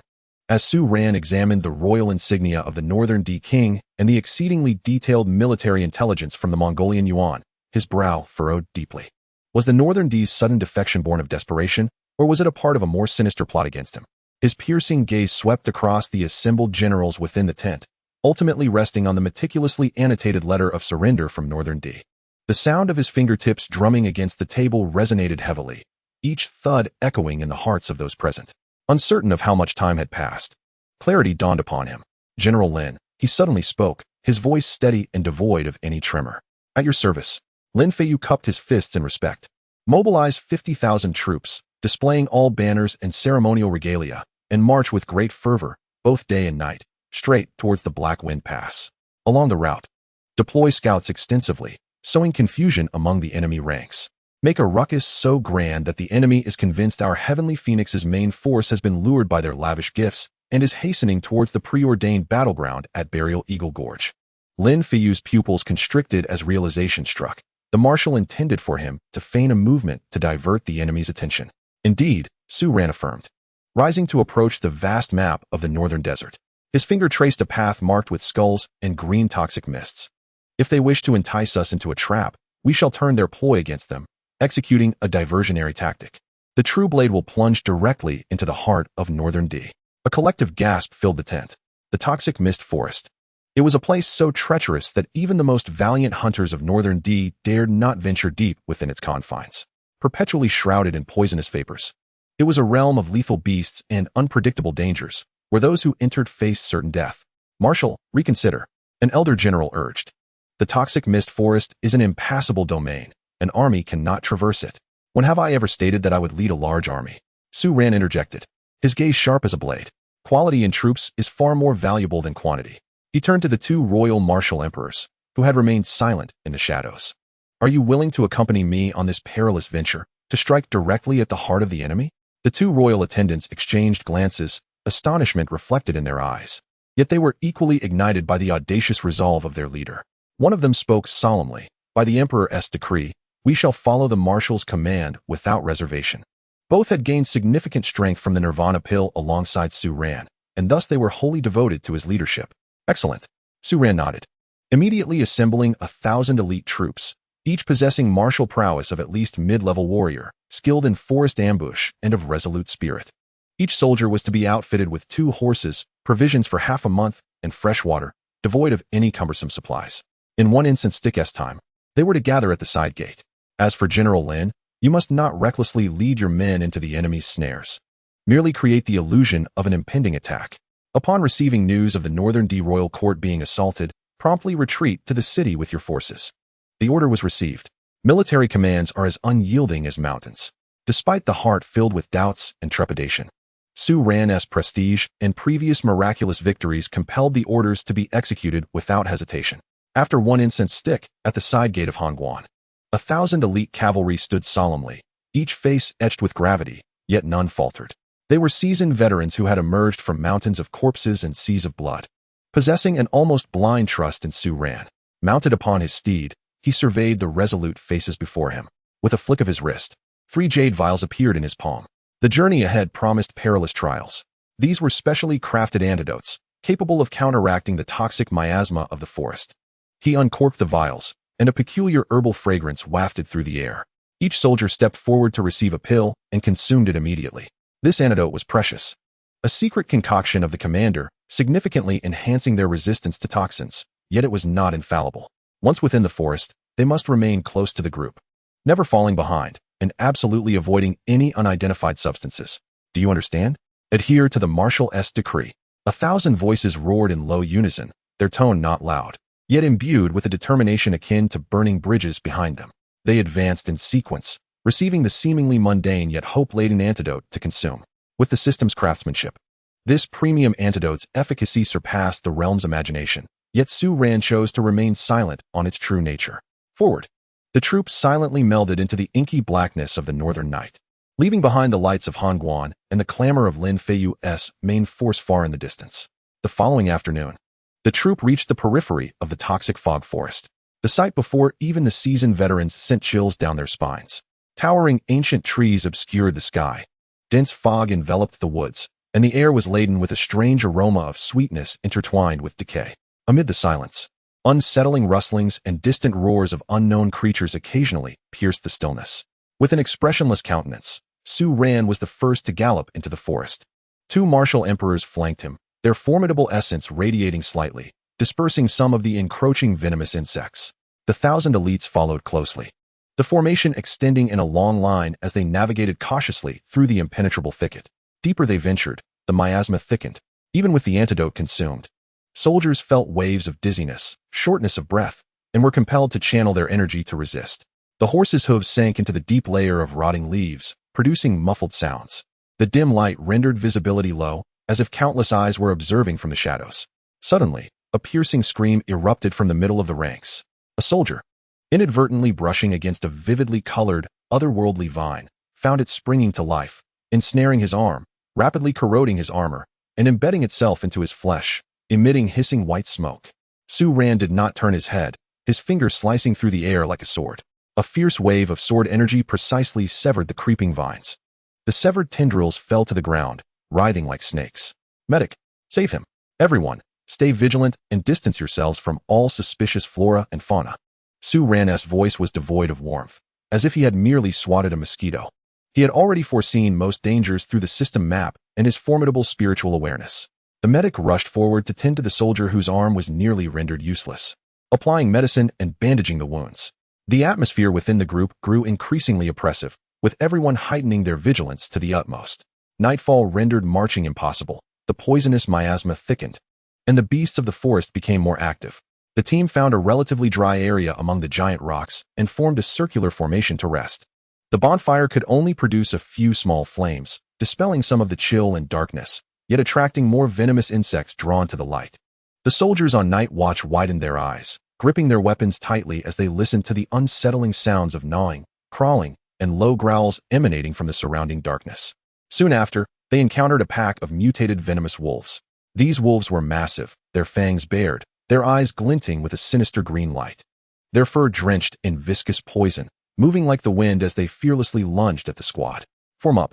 Archers, prepare. Su Ran commanded sternly. The team instantly tightened their formation, shields at the front, spears like a forest, as archers shot accurately through the gaps. The 2 martial sovereigns did not intervene. This was a test for the soldiers. The battle was brutal. The venomous wolves were exceedingly difficult to deal with, and the corpses of the injured or slain wolves would even explode with poison. Soldiers fell, bitten or clawed, succumbing to the toxins, while the medic was overwhelmed with work. The antidotes provided by Su Ran proved remarkably effective, saving the majority of the poisoned soldiers, though their combat capabilities were diminished. Su Ran remained at the forefront, his spiritual awareness continuously scanning ahead, issuing early warnings of significant threats, and occasionally flicking his finger to eliminate venomous insects or small poisonous beasts that approached from unexpected angles. His composure and strength became the spiritual pillar of the team amid despairing circumstances. That night, they encountered a vast marsh, swarming with fist-sized poisonous mosquitoes that emitted a buzzing sound, sending chills down their spines. Lurking in the marsh were enormous venomous crocodiles, camouflaged as deadwood. Circumventing the area would take 2 days. While a direct passage was fraught with peril, one of the sovereigns remarked gravely. Su Ran observed for a moment, a fierce glint in his eyes. There is no time. We must go straight through.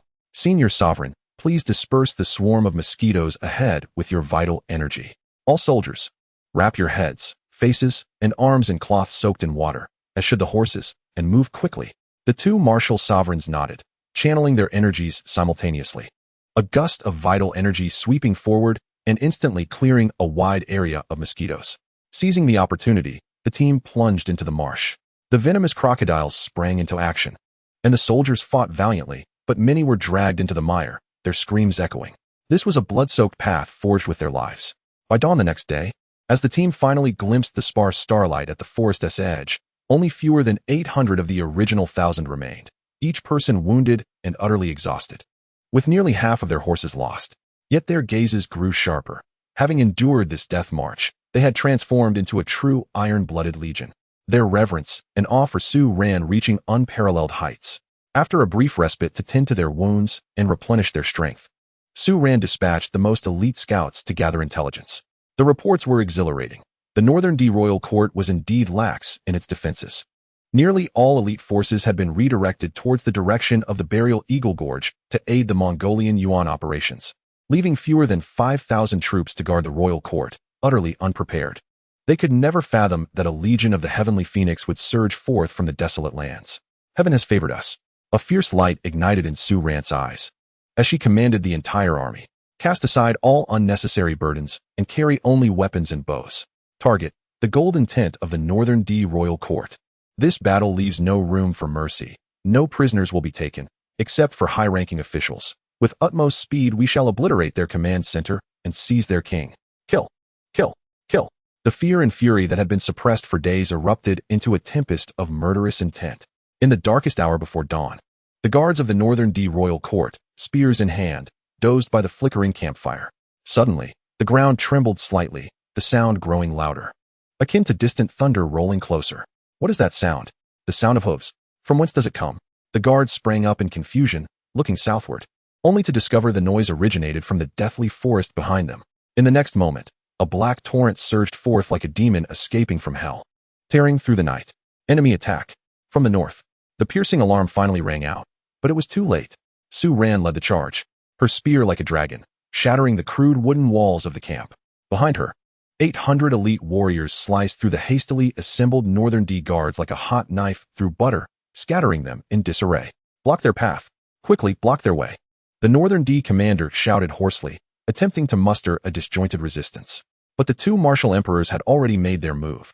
They soared into the air, their overwhelming martial emperor pressure enveloping the battlefield. A single strike caused the earth to quake and stones to shatter, instantly dismantling the hastily formed defense of the Northern D. The soldiers fell before them like chaff. With a clear objective, Su Ran charged towards the central, grandest golden tent. Any Northern D warriors attempting to impede her were no match for her prowess. Where her spear pointed, blood and flesh flew. The might of a late-stage martial emperor rendered her an invincible force on this battlefield. Protect the queen. Quickly, escort the queen away. Inside the golden tent, the Northern D queen had just been roused, her attire disheveled, and upon hearing the clamor of slaughter and the increasingly proximity of screams, her countenance paled. The Mongolian Yuan envoy scrambled up in panic. Boom! The golden tent's drapery, along with the entrance, was violently torn apart by a surge of chaotic energy. Su Ran's figure, illuminated by the morning light and the flames, resembled a deity of war, stepping into the opulent golden tent. Clad in bloodied armor, the tip of her spear dripping crimson. Her icy gaze swept across the gathered assembly, ultimately landing on the Northern D queen, who lay slumped upon her throne. Why you are Su Ran? The Northern D queen's voice trembled, filled with disbelief and terror. How could you possibly be here? Weren't you supposed to be at the Burial Eagle Gorge? Burial Eagle Gorge? Su Ran's lips curled into a mocking smile, declaring, I shall go wherever I please. For instance, to your royal court as a guest. Your Majesty. The palace is quite splendid. His tone was calm, yet imbued with an oppressive force that left the Mongolian envoy pale, instinctively drawing his curved blade to shout, "Protect!" Yet before he could finish, a martial emperor struck him from afar, sending him crashing into a golden pillar, unconscious from the impact. Outside the tent, the battle was nearing its conclusion. Chapter 069, Sealing the Northern King. The disorganized Northern D defense forces crumbled swiftly under the assault of the Heavenly Phoenix's fierce troops and the overwhelming power of 2 martial emperors and a martial sovereign. Those who resisted were ruthlessly slain, while those who surrendered were disarmed and detained. By the time the sun had fully risen, the Northern D royal court had completely changed hands. All noble families, civil and military officials were escorted to the open ground before the golden tent, kneeling in despair. Pallid and trembling, they gazed at the young Heavenly Phoenix Marshal, who now occupied the throne that once belonged to their queen, their eyes filled with fear, confusion, and disbelief. Who could have imagined that he would dare lead 1,000 soldiers through the treacherous poison fog forest to assault the Northern D royal court? At that moment, the Northern D queen deeply regretted her alliance with the Mongolian Empire and her enmity with the Heavenly Phoenix Kingdom. Su Ran, uninterested in further discourse, presented 2 choices: unconditional surrender and the signing of a capitulation document, merging Northern D into Heavenly Phoenix, or death, bringing an end to the royal lineage that day. Under the threat of absolute martial force, the Northern D queen trembled as she took up the pen, signing her name on the pre-prepared document of surrender and affixing the imperial seal. She did not dare to propose any conditions. The remaining nobles and officials also prostrated themselves, pledging their loyalty. However, Su Ran sought more than mere superficial submission. He stepped forward, disregarding the queen's terror, and pressed his finger to her forehead. Demonic seed of the heart. A formidable spiritual force forcefully invaded, planting an absolute control seed deep within her consciousness. From that moment on, her life, her will, would be at Su Ran's command. Employing the same method, all senior officials and high-ranking generals of Northern D were quietly implanted with the demonic seed. The entire process was silent yet thorough, establishing complete and permanent dominion over the highest authority of Northern D. Subsequently, he issued the first and final command as the Northern D Queen through the seed, to immediately relay messages to all Northern D troops, particularly those near the Eagle's Grave Gorge, to turn their blades and launch a full-scale assault against the Mongolian forces. The Mongolian Empire's army outnumbered and outclassed the Northern D forces by several folds. Su Ran's command was evidently a call to sacrifice the soldiers of Northern D, aiming to exhaust the Mongolian army as much as possible before their demise. Ruthless. It was exceedingly ruthless. The 2 attendants following Su Ran and the 1,000 soldiers trembled in shock, relieved that they were not his enemies. Although the Northern D forces understood the implications of this command, under the influence of the demonic seed of the heart, they found themselves utterly unable to resist any directive from Su Ran. The order was dispatched through special channels. As the commanders of the Northern D army, who were lurking around the outskirts of Eagle's Grave, prepared to enact their roles in conjunction with the Mongol Yuan's ambush, they were taken aback by the stern, and even frenzied, orders relayed from the royal court. However, bound by the dictates of the king and the absolute control of the demon seed over the queen, the Northern D army, despite their profound confusion, ultimately complied. Thus, near Eagle's Grave, the Mongol Yuan general, poised to witness the Heavenly Phoenix army fall into the trap, was astounded to find that their erstwhile allies, the Northern D, had suddenly launched a frenzied assault from the flanks and rear, attacking with a ferocity that was far from theatrical. This was a fight to the death. The Northern D had betrayed them. Madness. These savages are insane. Hold the line. Annihilate them. The Mongol Yuan forces, caught off guard, fell into disarray, suffering severe casualties. What was anticipated to be a flawless ambush devolved into a chaotic and costly skirmish. Although the Mongol Yuan ultimately stabilized their ranks and repelled the Northern D's fervent onslaught thanks to their superior strength, they were left severely weakened, their morale plummeting to an all-time low, rendering them incapable of executing their original plan, forcing a begrudging and furious retreat for regrouping. They could not fathom why the Northern D had suddenly gone mad and fought with greater ferocity than they had against the Heavenly Phoenix. Following this battle, the military strength of the Northern D, under Su Ran's manipulation, was nearly exhausted, leaving them incapable of further resistance. Su Ran left a contingent of troops to guard the royal court, taking over the defense and implementing the policies of the Heavenly Phoenix, while he himself led the main force, escorting the now-puppet Northern D Queen and her nobles back to Han Pass. News spread like wildfire, first reaching Han Pass, where the garrison erupted in joyous cheers, and then conveyed with utmost haste back to the capital of the Heavenly Phoenix. A resounding victory. A grand triumph in the northern front. Marshal Su Ran executed a surprise raid spanning thousands of miles, breaching the Northern D royal court, leading to the Queen's signing of a surrender decree and incorporating the entirety of the Northern D territory into the Heavenly Phoenix domain. The messenger's hoarse cries echoed through the streets of the imperial city. Initially, a profound silence enveloped the capital, which then erupted into thunderous applause. Heaven bless the Heavenly Phoenix. Long live Marshal Su. Expanding territories. This is an unprecedented achievement. I always knew Marshal Su could accomplish this. At barely 20 years of age, General Su has achieved such remarkable feats. Why do I not have a daughter of such merit? Surely, this accomplishment will earn Marshal Su a princely title. In tea houses and taverns, the populace buzzed with excitement, discussing this astonishing victory, as Su Ran's reputation soared to unprecedented heights. In the Golden Luan Hall, Empress Feng Qingyi grasped the detailed battle report, her delicate hands trembling slightly, her exquisite visage flushed with excitement, her phoenix eyes shimmering with a blend of disbelief and elation. She even lost her composure, rising to pace back and forth. Good, good, good, she repeated thrice, her voice quavering with emotion. Su Aiqing is indeed the pillar of our nation, an extraordinary achievement for the ages. To expand our territories, this is the grand enterprise that every predecessor had yearned for but could not realize, and it has been accomplished by Su Ran. Beyond the beaded curtain, Feng Qingwu listened to the resounding accolades echoing through the court and the unrestrained praises from the Empress sister, her face aglow with an overwhelming sense of pride and happiness, her eyes shimmering with tears of pride and longing. She was certain that her sister Su was the most formidable and remarkable person in the world. Her heart swelled with a secret affection that surged even more intensely. Those who had once questioned and impeached Su Ran, the officials of the peace faction, now appeared ashen. Wishing they could burrow into the earth, their heads bowed low in fear of attracting the Empress's attention.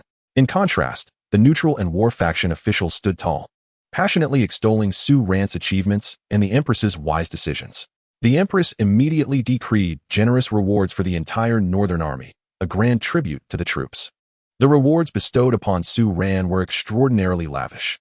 He was granted the title of King of the North, showered with gold, silver, and jewels, miraculous elixirs, countless estates. And his mother, Su Yunyan, was bestowed with a first-class noble title. His title plaque was replaced with that of the King of the North, accompanied by a golden plaque inscribed with the Empress's own hand, declaring him the pillar of the nation, an honor unparalleled.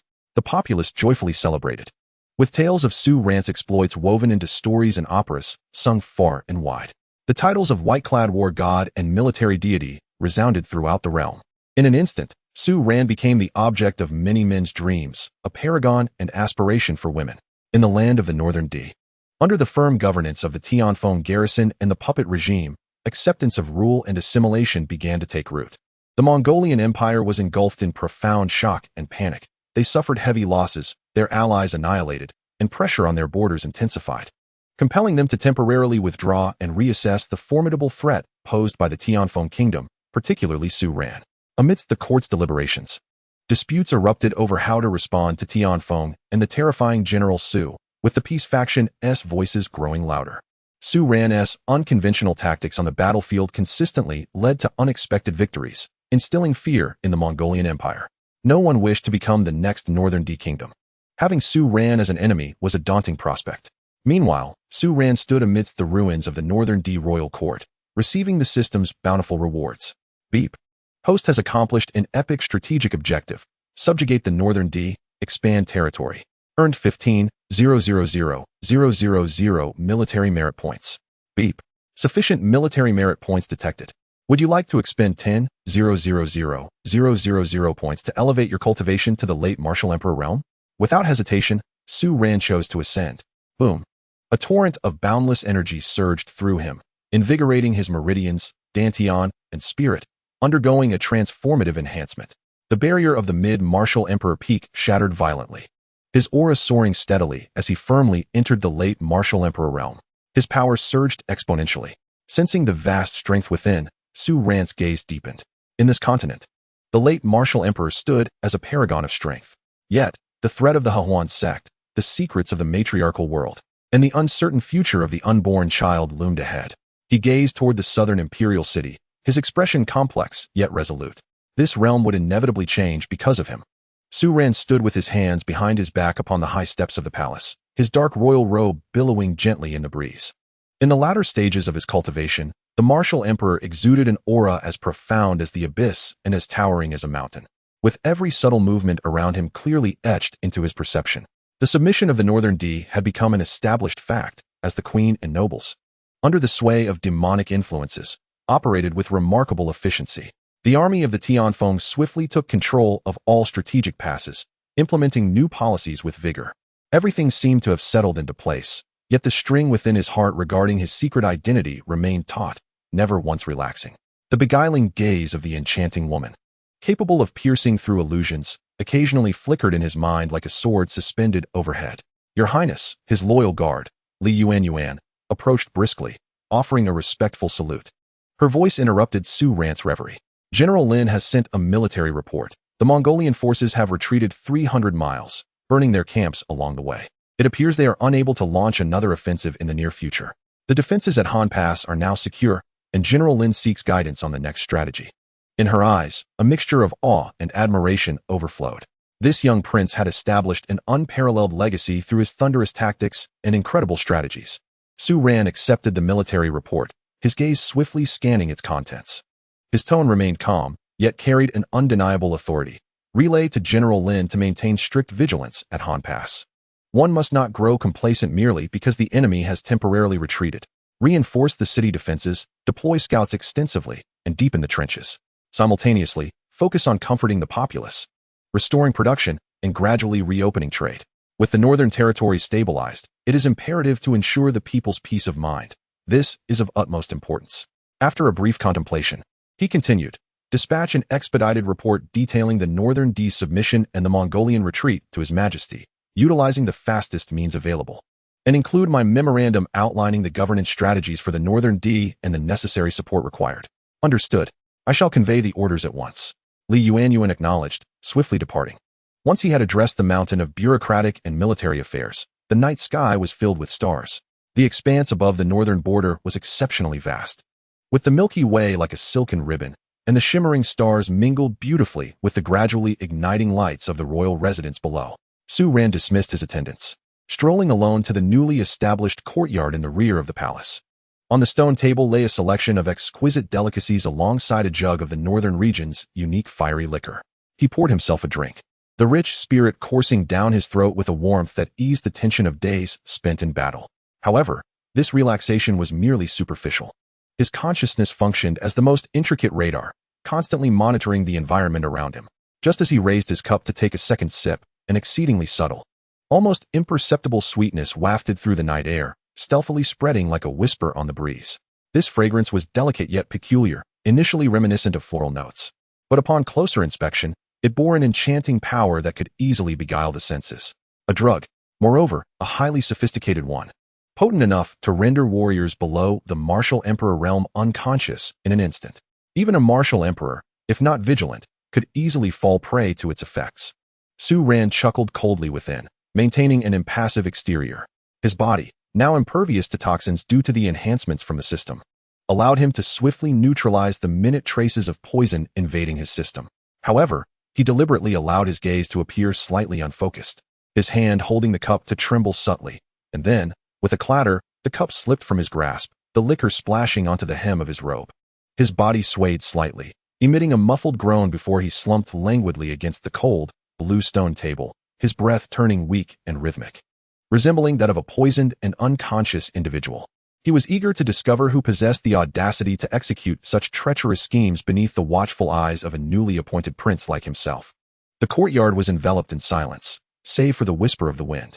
After approximately 10 heartbeats, a seductive figure draped in red, akin to a poisonous poppy blooming in the dark of night, descended silently from the wall, landing without stirring a speck of dust. It was none other than the enchanting Madame Hua Rumling. Gazing at the unconscious Su Ran, a triumphant and covetous smile blossomed on her exquisite face. She extended her tongue to languidly trace her luscious red lips, her captivating eyes gleaming with an unwavering determination. "Oh, how pure and vigorous your young energy is, my dear young lord. Even from a distance, it ignites a yearning within me," she mused softly, her voice laced with an alluring sweetness. "Last time, amidst the bustling military camp, and with those two old geezers by my side, I could not act.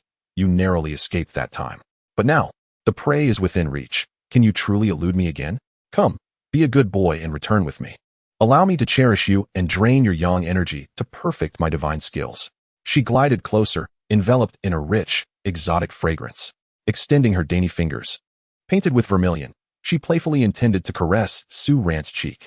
Yet, just as her fingertips were about to make contact, she abruptly halted, a flicker of apprehension flashing in her eyes. After all, this individual was a master at the peak of the martial emperor rank. Although he was under the influence of a narcotic, one could not discount the possibility of hidden defenses.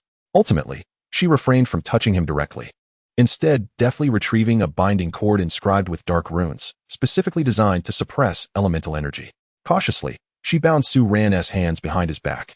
Having completed her task, she exhaled a sigh of relief, effortlessly hoisting the unconscious Su Ran onto her shoulder, relishing the warmth and solidity of his form. With a satisfied sigh, she vanished like a specter, melding into the thick shadows of the night. Chapter 071. The chivalrous hero Su Ran scoffed inwardly, allowing her to proceed with her plans. His consciousness had already locked onto this woman. He had been troubled by the difficulty of locating this source of chaos, yet now she had walked directly into his trap. Saving him the trouble of searching, he resolved to strike with thunderous force once she reached her lair.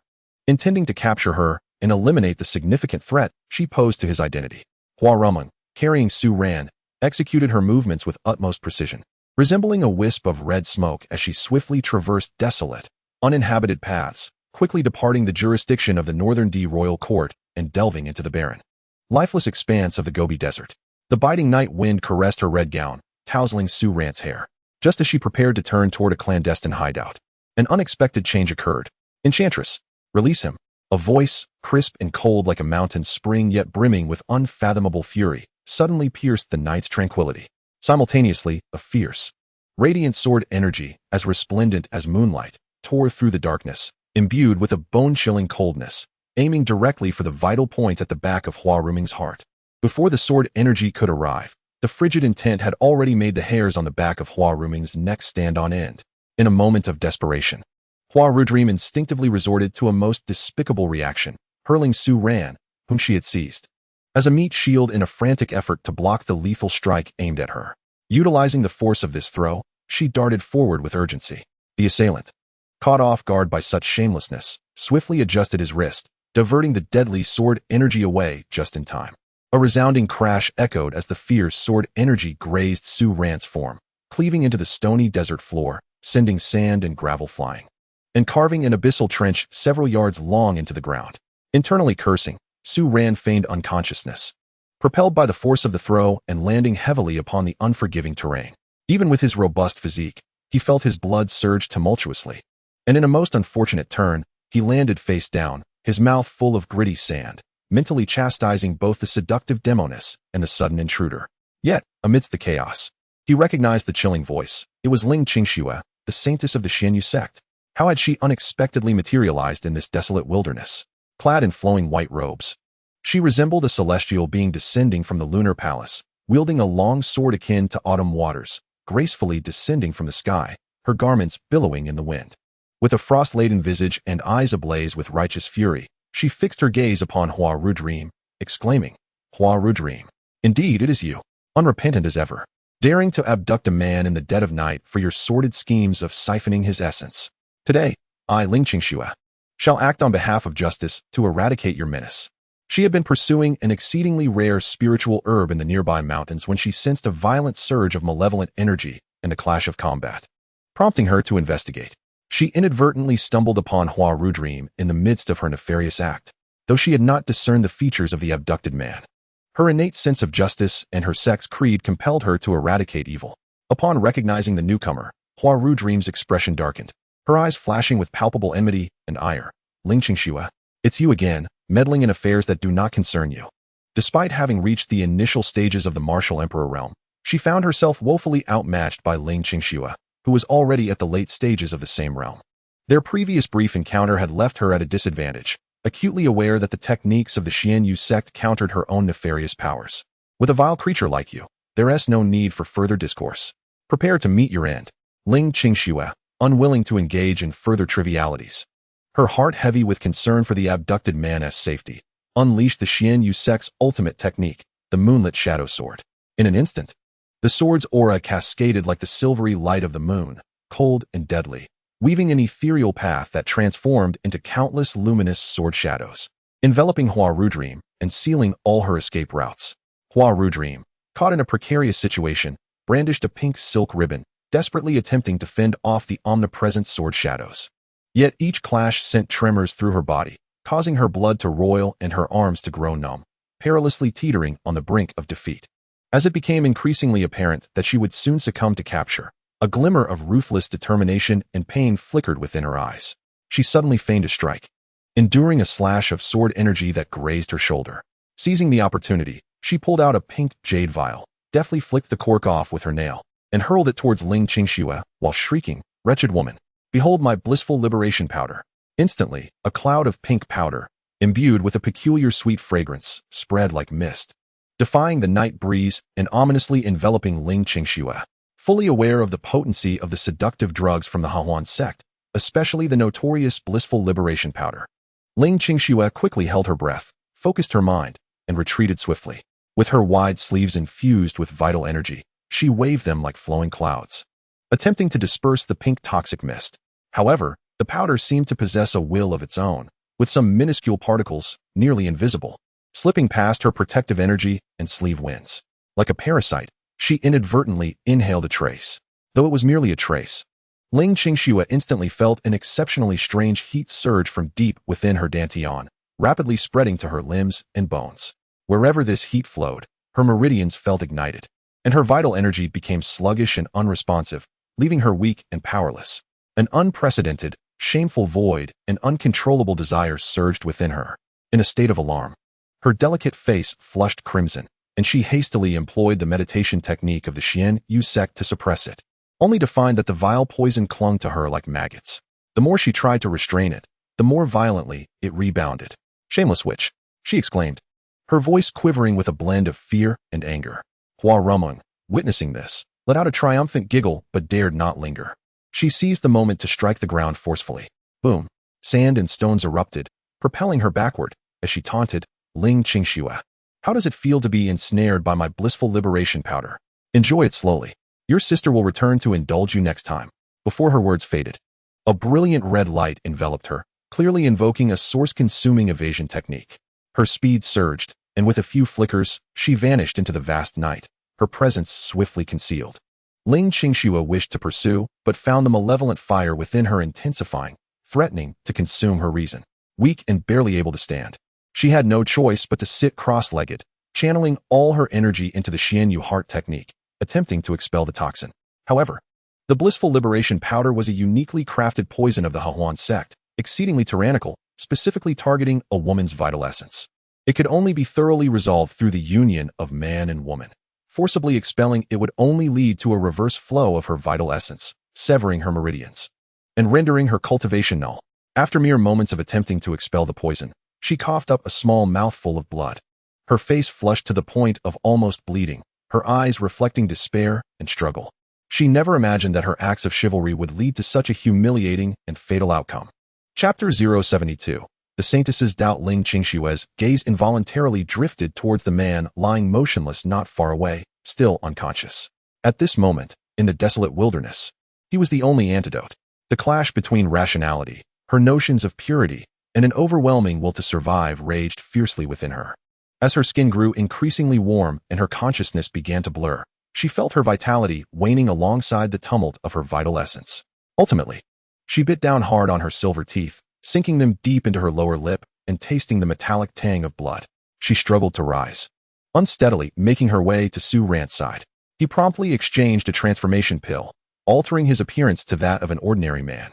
When Ling Qingxue laboriously turned Su Ran over, the moonlight revealed a face rather unremarkable, even bearing a rugged quality, far from the handsome companion she had envisioned.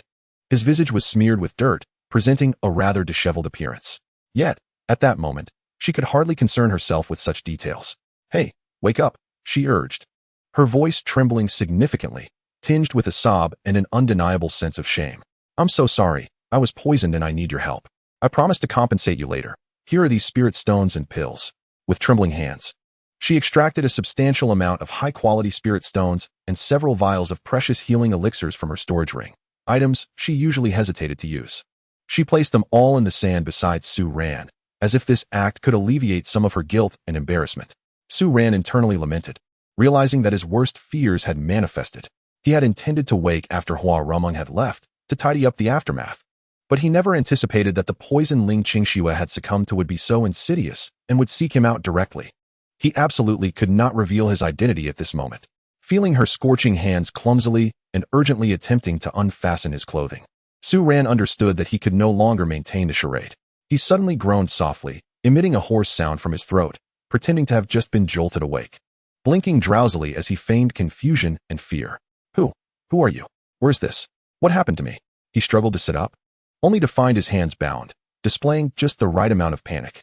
Ling Qingxue was startled by his sudden awakening, her movements freezing in place.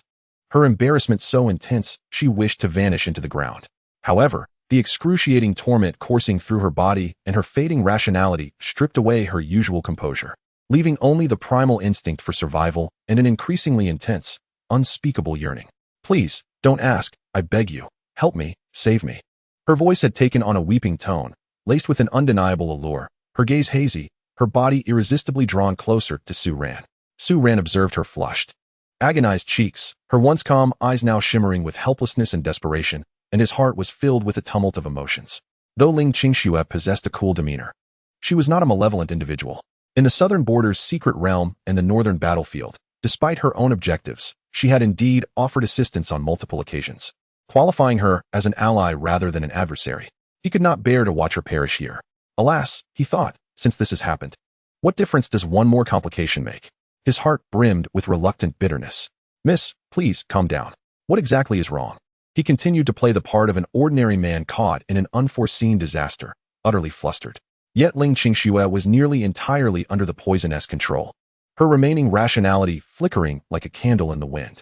No longer responding, she instinctively lunged forward, her scorching tears cascading on Su Ran's neck. At this point, a multitude of indescribable details were omitted.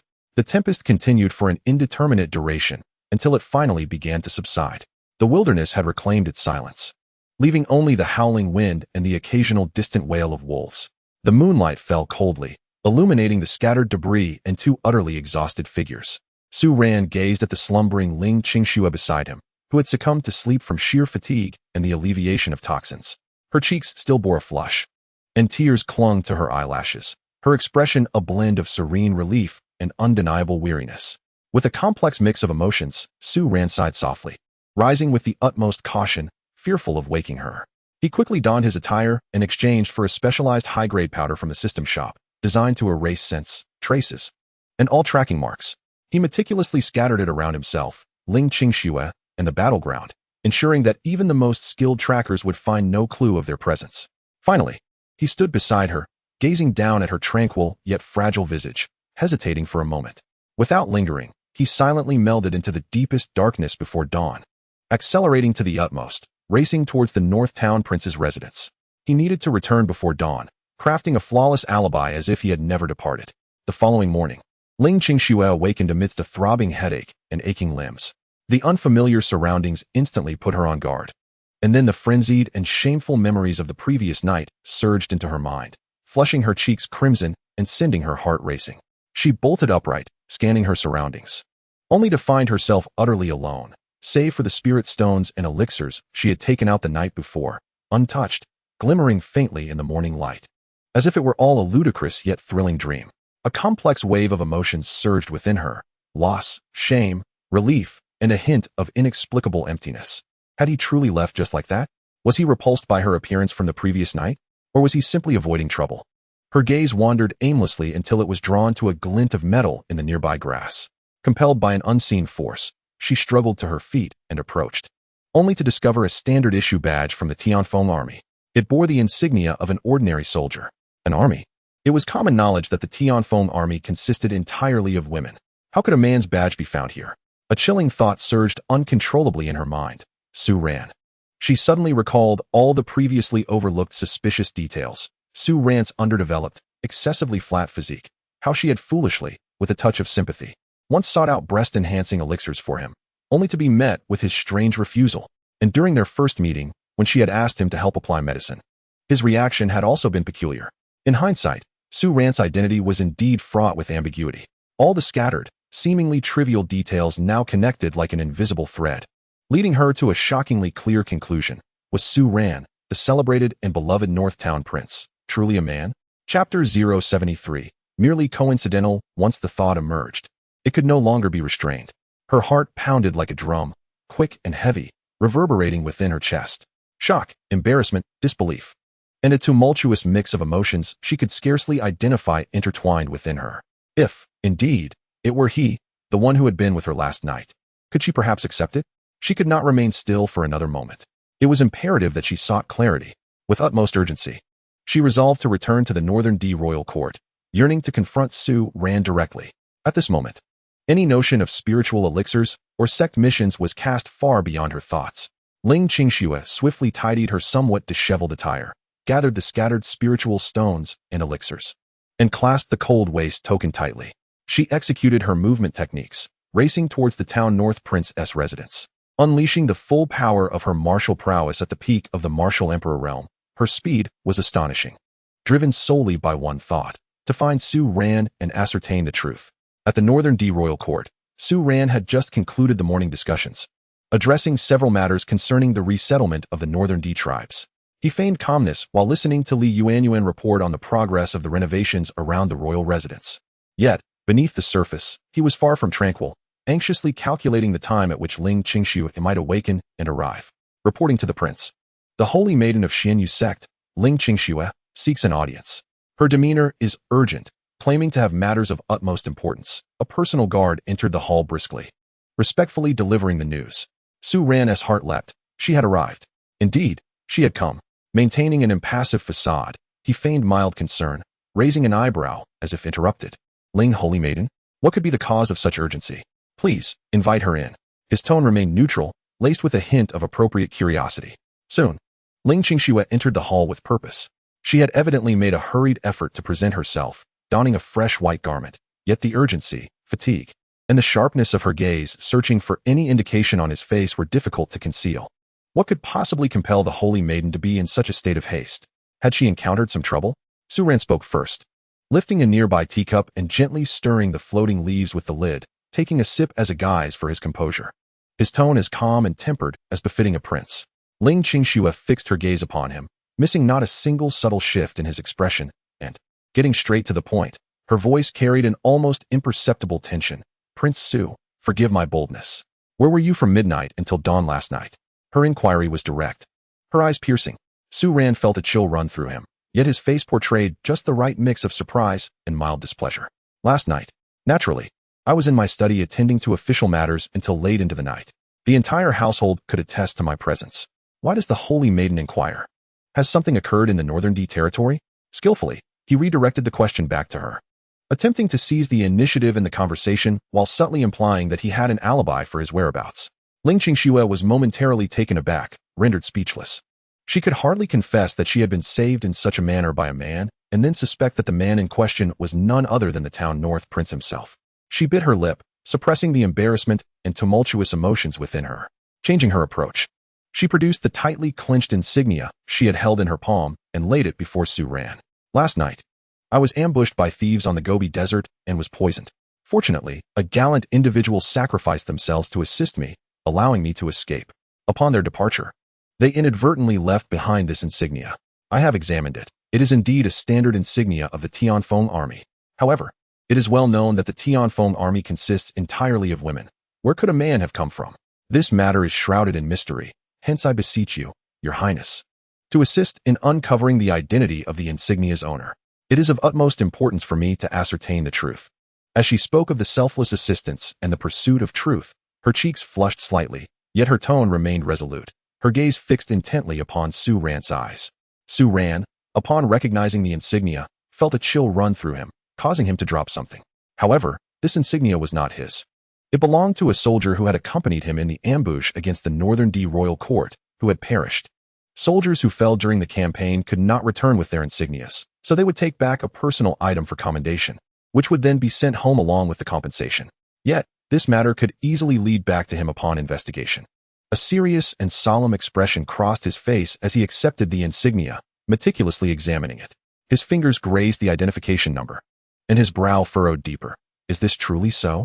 In our northern D territory, someone dares to ambush the sacred maiden Ling, and to leave behind an insignia from my army? This matter shall be thoroughly investigated.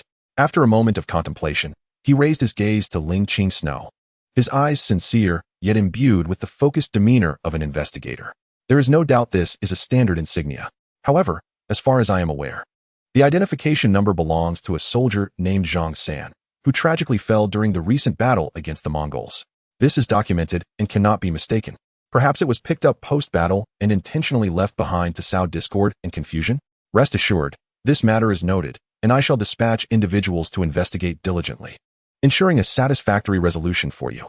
His performance was nearly flawless. His gaze was earnest, his tone resolute, and his analysis logical and reasonable, as if he were genuinely unaware of the matter, yet held it in high regard. Ling Qing Snow observed his seemingly impeccable response, and her doubts wavered slightly. Could it truly not be him? Merely a coincidence? Had a fallen soldier's insignia been exploited by thieves? Reluctantly, she pressed on with some subtle inquiries regarding whether the palace guards had noticed anything unusual the previous night, or if Su Ran had felt he was being observed recently. Su Ran answered each question with ease and composure, flawlessly addressing every potential gap, even turning the concern back to Ling Qing Snow, inquiring if she was recovering well from the poisoning and whether she required the palace physician's assistance. After this exchange, Ling Qing Snow found herself lacking any concrete evidence. Instead, she was left with a sense of self-doubt, disheartened by Su Ran's impenetrable responses. Ultimately, she could not extract anything of greater value. And with a heart full of lingering doubts and an inexplicable sense of loss, along with the cold insignia, she took her leave. Before departing, she cast a deep, complex glance at Su Ran, her expression inscrutable. As he watched Ling Qingxue depart, her silhouette seemingly imbued with a hint of desolation, Su Ran secretly exhaled, a fine sheen of sweat forming upon his back. He had successfully navigated this perilous situation, albeit temporarily. Yet, it was evident that the woman had not entirely dispelled her suspicions, necessitating caution in future encounters. The incessant entanglements of romantic obligations weighed upon him more heavily than any battlefield skirmish. However, before he could fully relax, a sudden commotion erupted outside the Wangfu, accompanied by the rapid sound of hoofbeats, followed by the resounding creak of the main gate. A messenger, clad in the attire of the palace guards and appearing travel-worn yet spirited, strode purposefully into the Wangfu, holding a bright yellow scroll. Announcing his presence with a commanding voice that resonated throughout the hall, he declared, "The imperial edict has arrived. The Northern Protector, Su Ran, is summoned." Upon hearing this, Su Ran and all the civil and military officials, along with the attendants and guards within the Wangfu, promptly knelt, bowing their heads in reverence.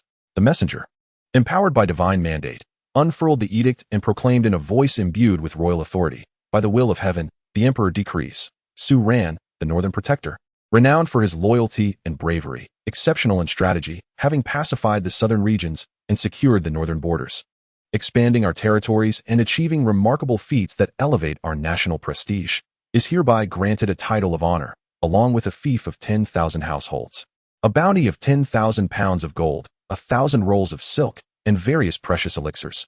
The defense of the northern territories is entrusted to General Lin Feiyu, who shall act as commander in my absence. Let it be known, I, Su Ran, humbly accept the decree with gratitude. Long live our emperor." Su Ran respectfully accepted the weighty edict, his voice steady. The Empress wished for him to return to the capital immediately to receive his formal accolades and an audience with the sovereign. The situation with the northern tribes had stabilized. General Lin Feiyu was capable enough, supported by the royal martial authority, ensuring the region's tranquility. It was indeed time to return. Within the imperial city, countless unfinished matters awaited him, along with the intricate emotions and secrets that remained unresolved. Yet, the journey back would likely not be as tranquil as his arrival had been. Holding the edict, Su Ran's gaze turned southward, a flicker of gravity crossing his deep-set eyes. News of the Northern Protector Su Ran's return, buoyed by wings of rumor, had swiftly traversed the counties along the route. Crowds had gathered along the official road, a sea of humanity, filled with eager faces. Families, young and old, carried food and drink, eagerly anticipating a glimpse of the legendary young military hero. They're coming. The Northern Protector's procession has arrived. The shout ignited the throng into a frenzy of excitement. Cheers, praises, the resounding clash of gongs, and the crack of firecrackers created a symphony of jubilation. At the forefront of the procession, Su Ran donned a majestic black dragon robe, lined with dark gold armor, seated upon an extraordinarily magnificent white steed. His stature was as upright as a pine, and his features, weathered by the harshness of the frontier, were sharply defined, exuding a blend of handsome resolve and military authority. Sunlight cascaded upon him, enveloping him in a soft halo, akin to a war deity descending upon the earth. In the face of such overwhelming glory, he bore no trace of arrogance. Rather, he exhibited a composed humility, frequently nodding in acknowledgement to the exuberant populace lining the road, occasionally raising a hand in response. The profound gaze swept over the crowd, exuding both an approachable demeanor and the majestic grace befitting a prince. Long live the prince! The northern duke is formidable. The divine army of Tianfeng. Behold, there stands Prince Su. So youthful, so handsome. The prince has cast his eyes this way. An abundance of flowers, fragrant sachets, and embroidered handkerchiefs rained down upon him and his retinue, while many young men flushed with excitement, their eyes brimming with admiration and fervor. The chief bodyguards, Li Yuanyuan and Zhao Xiaolan, flanked him on either side, vigilantly surveying their surroundings, their hearts swelling with pride for their lord. They had fought alongside Su Ran, emerging from the ranks of new recruits, fully aware of the hardships and dangers that lay behind this glory. Yet, at the eye of the storm, Su Ran's heart was far from tranquil. A tall tree attracts the wind. The pinnacle of honor often serves as the vortex's center. He acutely felt that beneath the fervent cheers, countless gazes of scrutiny, jealousy, reverence, and even ill intent lay hidden. The secret of his identity hung over him like a sword poised to fall at any moment. Particularly concerning was the enchanting woman, He Huan, who could discern his true nature, still lurking in the shadows like a venomous serpent, rendering him unable to relax even for an instant. The procession moved majestically forward amidst the ceaseless cheers towards the imperial city. Meanwhile, a figure clad in white, reminiscent of a solitary and aloof crane, quietly concealed itself atop a distant mountain along the official road. It was Ling Qingxue, the saintess of the Xianyu sect. After departing from the northern duke's residence, Su Ran's meticulously crafted responses not only failed to quell her suspicions, but instead pierced her heart like a thorn. The fragmented memories obscured by the transformation elixir intertwined with the irrational details of Su Ran's reality, leaving her restless and anxious.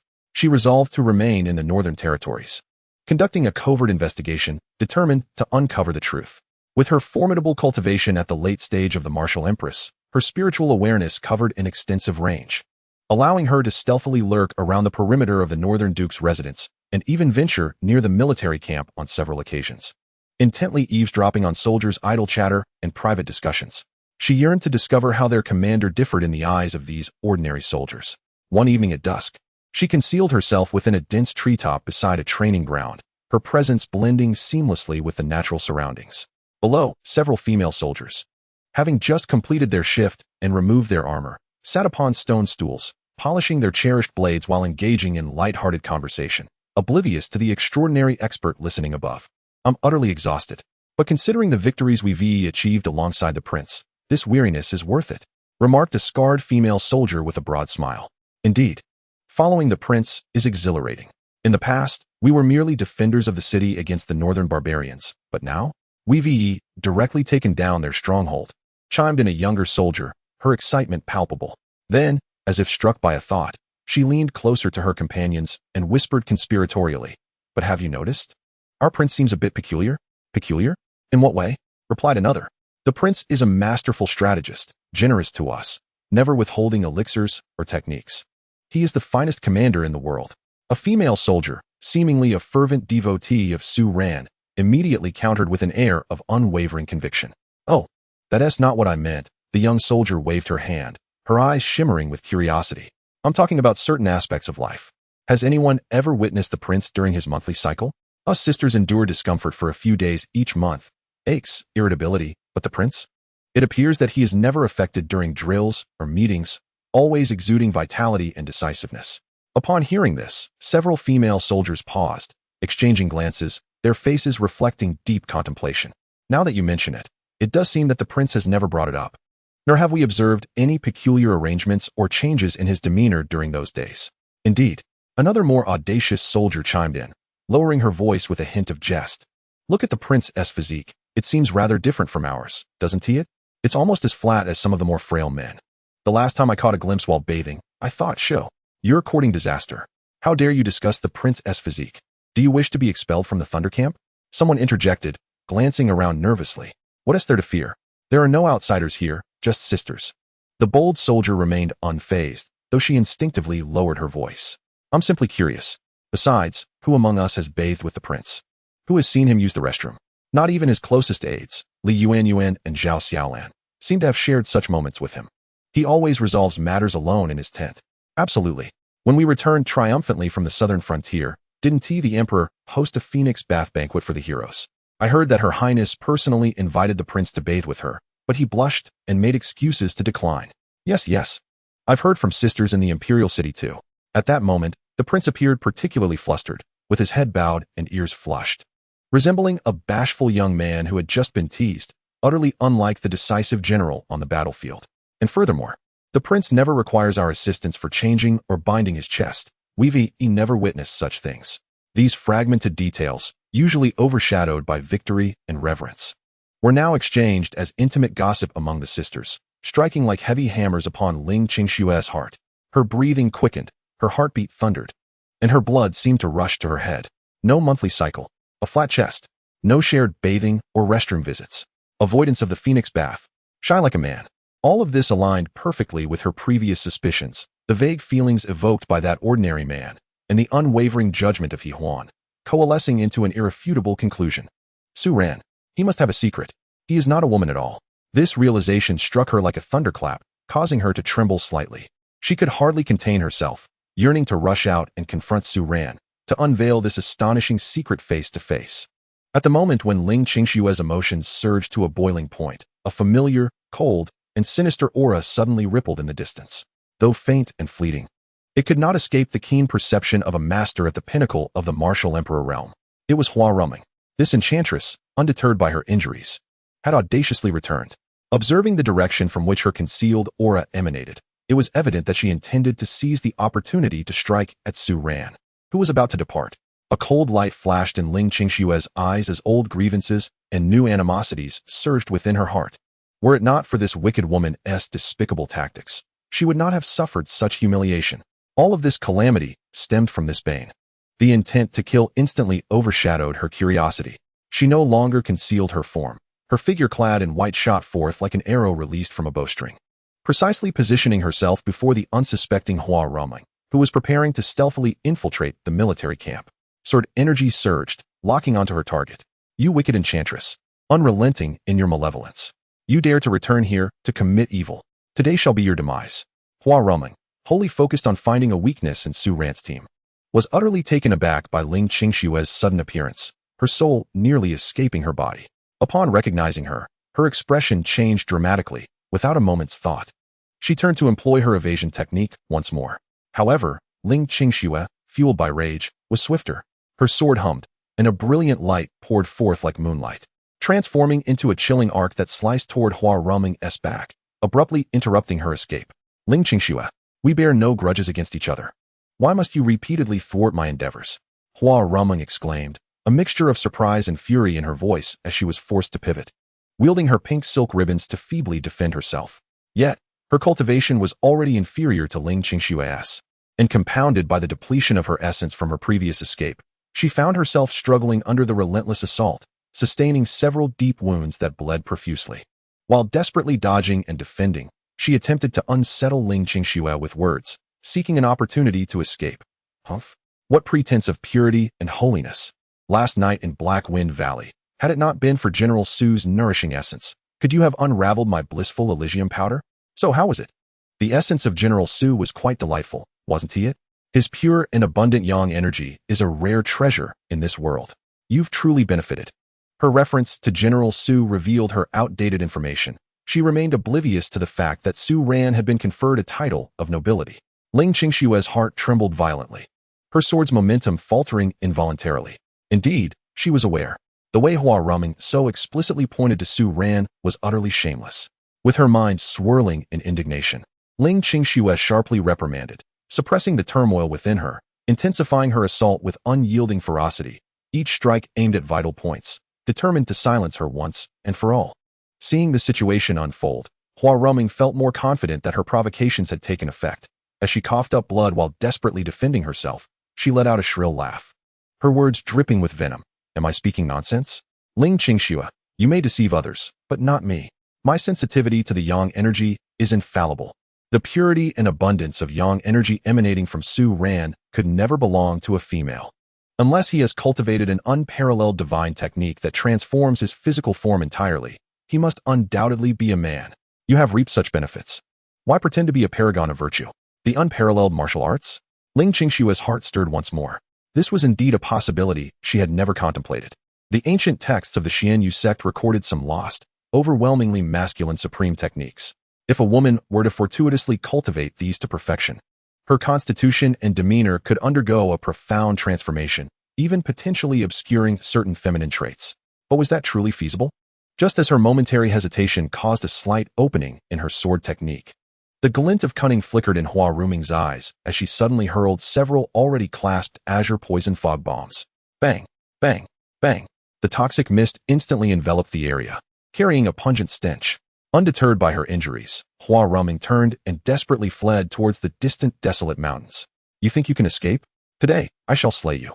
In a fit of rage, Ling Qingxue waved her sleeve to disperse the poison mist, transforming into a beam of sword light, relentlessly pursuing.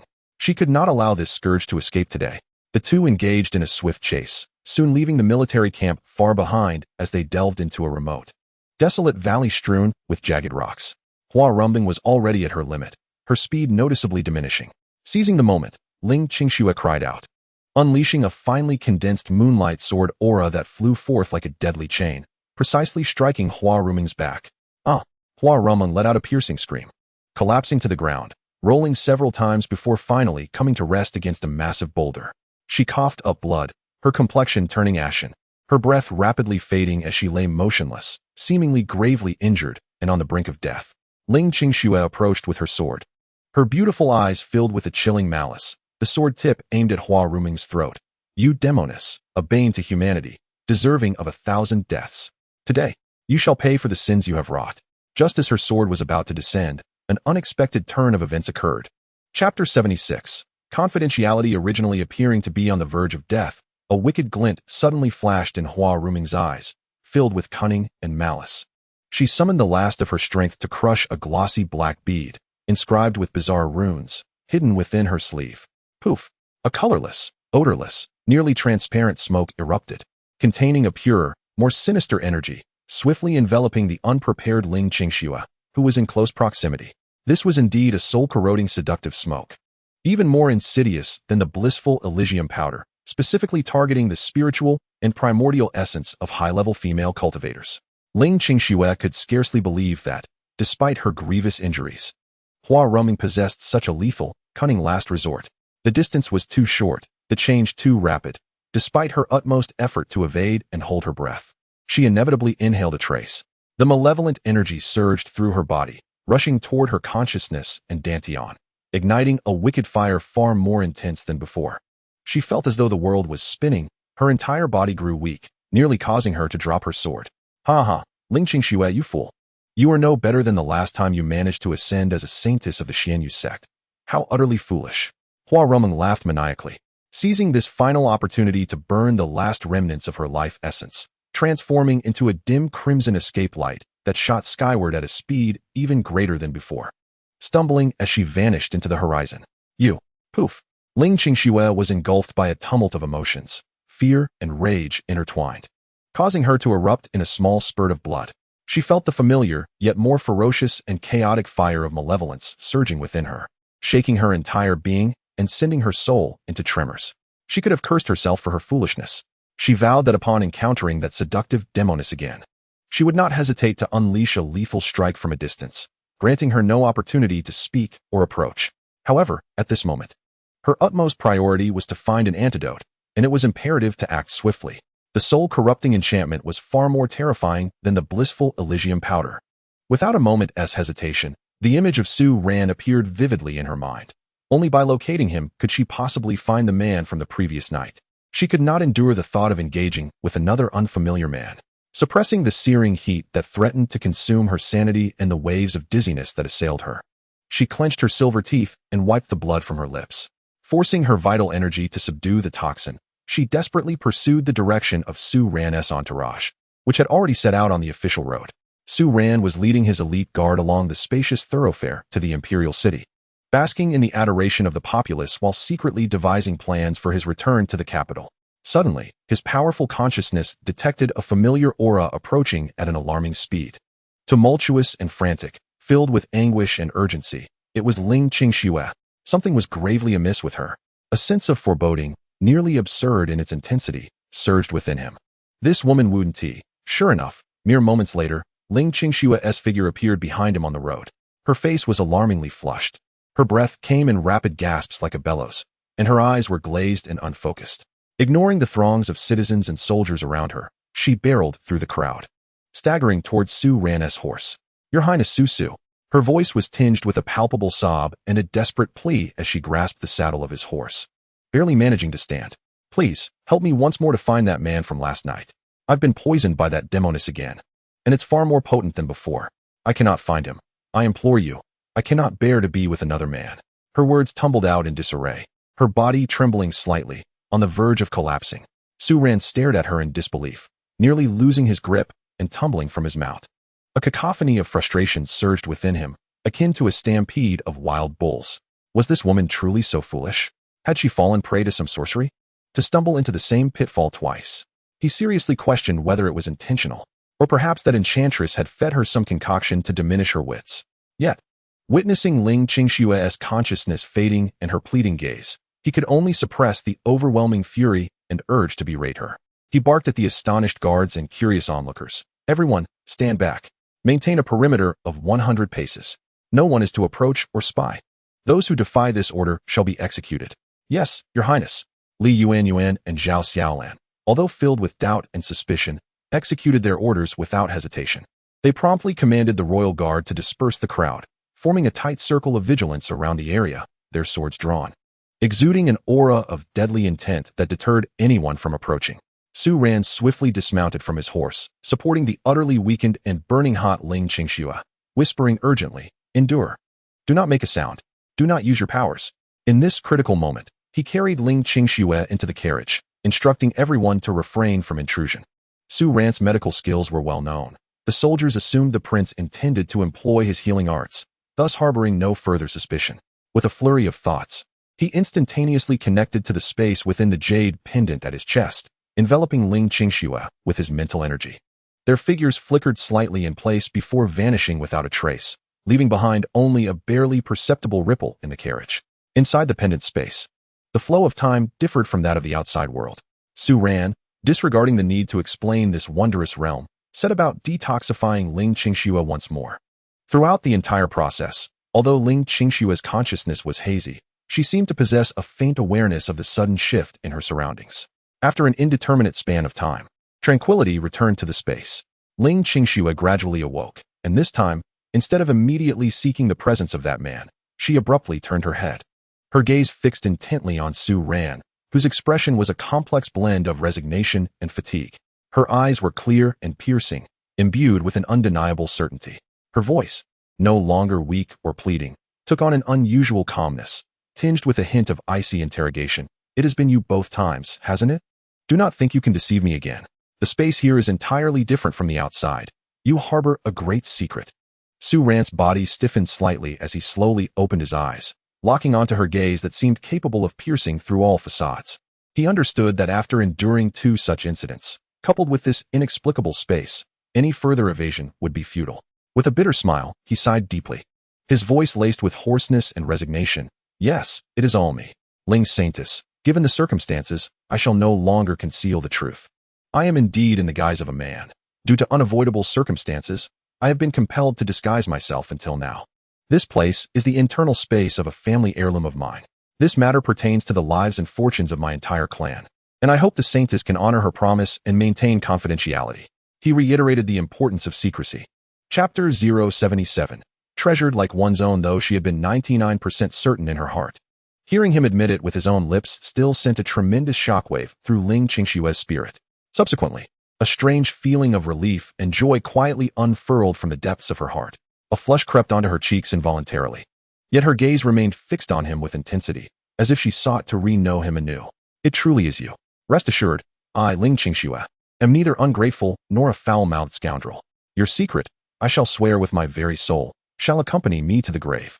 After a pause, her tone became somewhat bashful.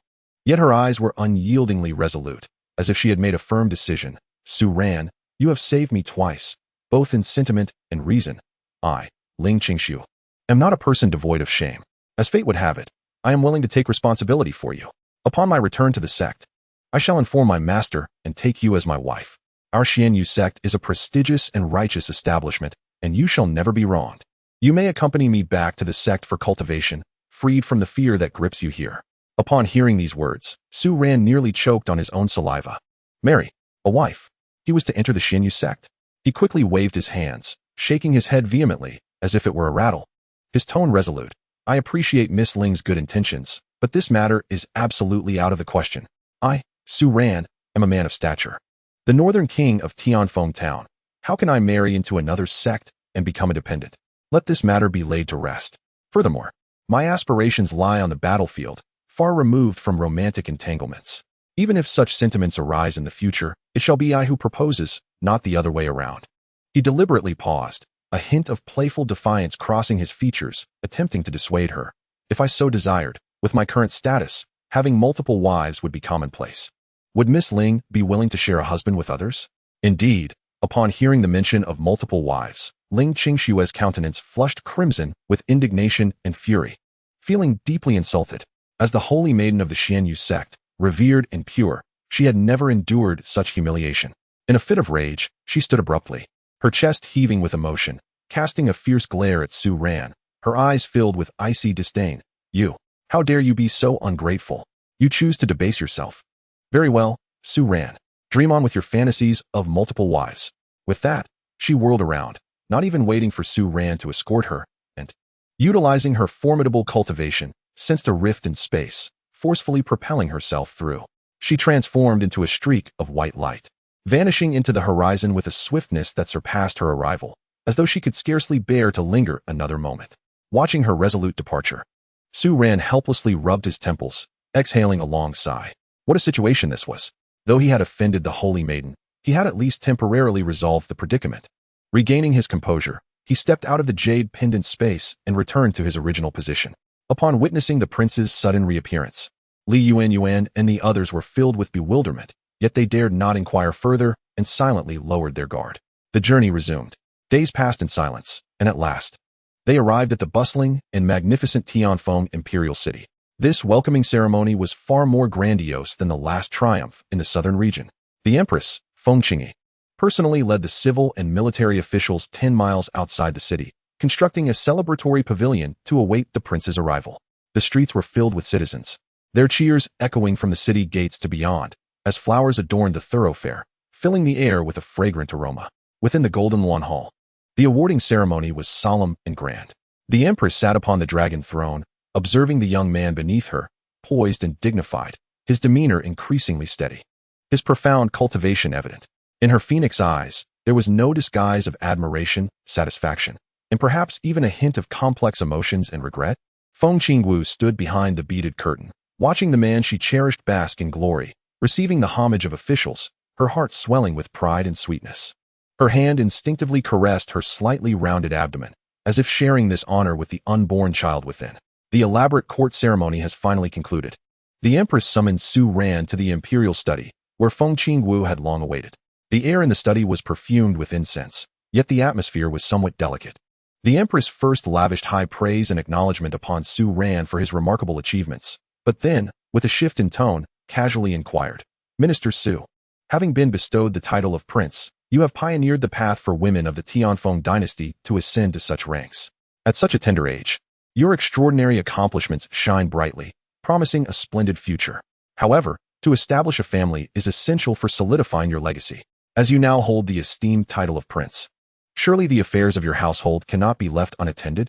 Do you have someone in mind, perhaps a gentleman who has captured your heart? If so, do not be shy. I can arrange the marriage for you. Regardless of their background, I will take charge. A sense of alarm surged within Su Ran, and a fine sheen of sweat broke out on his back. It has come. Indeed, it has come. He quickly bowed, his tone earnest and resolute. "Thank you for your concern, Your Majesty. I am deeply grateful for your kindness. However, I believe that although the northern territories are now stabilized, the ambitions of the Mongol Yuan have not been extinguished, and much work lies ahead. I am not in a position to entertain matters of romance. Moreover, being still youthful, I must prioritize the affairs of the state. Matters of marriage can be deliberated upon in the future." The Empress and Feng Qingwu exchanged a glance, a flicker of intrigue passing between them. Feng Qingwu lifted her teacup, gently blowing on it, her tone becoming even more laden with meaning, tinged with a hint of provocation. "Oh, is it that you are currently preoccupied, or perhaps you have no inclination towards men at all? I have heard that you and my royal sister have developed quite a rapport. It seems you are well suited." She cast a sidelong glance at Feng Qingwu, whose cheeks were slightly flushed. Su Ran felt a wave of trepidation, his heart racing, fearing that the Empress might whimsically arrange a marriage with a gentleman whose name he had never even heard. He could only brace himself and respond vaguely. "Your Majesty sees clearly. I indeed harbor no particular thoughts regarding men." This was not entirely a falsehood, as his inclinations were quite normal. Upon hearing this, both the Empress and Feng Qingwu's eyes sparkled with surprise. Although they had their suspicions, hearing the confirmation aloud brought immense relief to their hearts. Feng Qingwu, unable to contain her excitement and anticipation, stepped forward, gazing at Su Ran with eyes shimmering with hope and shyness. "Su sister, since you two have no interest in men, and I unexpectedly find myself with child, do you still wish to raise this child together, as you promised in the Golden Hall?" Her voice trembled slightly, fearful of a negative response. Looking into Feng Qingwu's hopeful yet fragile eyes, and recalling that the child she bore was indeed his flesh and blood, the softest part of Su Ran's heart was touched, making it impossible for him to be unkind. He nodded solemnly, his voice gentle yet firm. "Rest assured, Your Highness. A promise made by Su Ran is as good as gold. I shall cherish this child as my own." Chapter 078. Accelerated Development. Feng Qingwu was overjoyed, exclaiming without restraint, "That is splendid. In that case, why not move into my princess chamber tonight? After all, we are both women, and there is no need for hesitation. It will be a wonderful opportunity to spend more time together." Su Ran was nearly startled into a leap. Living together, and as women. If we were to spend every day together, he would undoubtedly reveal his true self. He quickly declined, exclaiming, "Your Highness, this is entirely improper. As a mere vassal, how could I possibly reside in the princess's inner chamber? Absolutely not." However, Feng Qingwu insisted, "What is improper about it? We are like sisters. Moreover, if not my place, you could always stay at your own residence at the Northern Duke's estate. I shall seek my elder sister's permission at once." Su Ran could only acquiesce under the relentless persuasion of Feng Qingwu and the seemingly helpless yet tacit approval of the Empress, allowing her to temporarily reside at the Northern Duke's estate under the guise of sisterly companionship. Upon returning to the estate, Su Ran first sought out his mother, Su Yunyan. The sight of her son, now a lord, brought her immense joy, leading her to tears. Yet, upon learning that the princess would be staying in their residence, her concern grew. She grasped Su Ran's hands, urging him to be exceedingly cautious. Subsequently, he found himself inundated with numerous dignitaries arriving to offer their congratulations, leaving him overwhelmed. As night descended, the princess indeed arrived at the estate. Su Ran steeled himself to face the occasion. After dinner, Feng Qingwu unexpectedly proposed they bathe together, claiming she wished to experience the joy of sisterly bathing. Terrified, Su Ran quickly refused, citing his habit of bathing alone and old injuries that would render it inconvenient. Although Feng Qingwu felt a tinge of disappointment, she did not press the matter further. When bedtime approached, trouble arose anew. Feng Qingwu directly carried a pillow into Su Ran's chamber. "Su sister, let us sleep together tonight, just like last time at the princess's residence. You held me close, and I felt so secure." As she spoke, she began to undress and climb into bed. Su Ran, alarmed, hastily interjected, "Your Highness, this is truly inappropriate. I am restless in my sleep and fear I might disturb you." "What is inappropriate about it?" Feng Qingwu's eyes suddenly glistened with unshed tears, her tone turning despondent. "Su Ran, do you find me distasteful? Do you think I am unclean because I have been touched by the men of Baiwa?" Su Ran's heart ached at her words, and he quickly refuted, "Not at all. You shall always be the purest princess in my heart." "Then that is good." Feng Qingwu instantly brightened, diving into Su Ran's bed and patting the space beside her. "Come. Rest assured, I will not mind your shortcomings." Su Ran could only lie down fully clothed, his body rigid as a stone. Yet, Feng Qingwu naturally nestled closer, wrapping her arm around his, resting her head on his shoulder, sighing contentedly, "Su Ran, you smell wonderful. Holding you brings me such peace. If only you were a man, I would be the happiest woman in the world." Su Ran's heart raced uncontrollably, pounding wildly. Feng Qingwu distinctly felt the tremor radiating from his chest, momentarily taken aback, then overwhelmed with joy. She lifted her head, gazing at Su Ran's indistinct silhouette in the darkness, and whispered excitedly, "Su sister, your heart beats so fast. You truly like women, do you not? Even if you are not a man, it matters not. As long as our hearts are in harmony, we can be together for a lifetime." Su Ran silently lamented, his body becoming ever more tense due to anxiety and some ungovernable reaction. Feng Qingwu seemed to find the situation quite amusing. As her hand began to wander restlessly over his body, her lips murmuring, "Let me feel if it's truly so flat. Oh, it appears there is a hint of muscle." Unlike the softness typical of most women, her hand inadvertently glided across Su Ran's chest and abdomen, causing him to tremble, nearly raising a flag on the spot. He quickly seized her mischievous hand, his voice hoarse as he pleaded, "Your Highness, please, not like this, let us sleep." Feng Qingwu chuckled sweetly, seemingly delighted by his shyness. Finally settling down, she wrapped her arms tightly around his neck, contentedly closing her eyes, soon drifting into a rhythmic slumber. Meanwhile, Su Ran lay awake, staring at the tent above, enduring a sleepless night. This life was undeniably thrilling. Days swiftly passed, and the residents of the Northern King experienced an unprecedented blend of bustle and embarrassment. The arrival of Princess Feng Qingwu infused the formerly austere palace with a touch of gentle vitality, plunging Su Ran, its master, into a tumultuous sea of blissful torment. Each morning, he rose early, diligently entering the jade pendant space to cultivate for several hours. Utilizing his substantial military merit points to exchange for resources and fervently elevate his strength. His cultivation at the late stage of martial emperor steadily solidified, advancing toward its pinnacle. Following this, he had to muster all his energy to entertain the esteemed guests within the palace.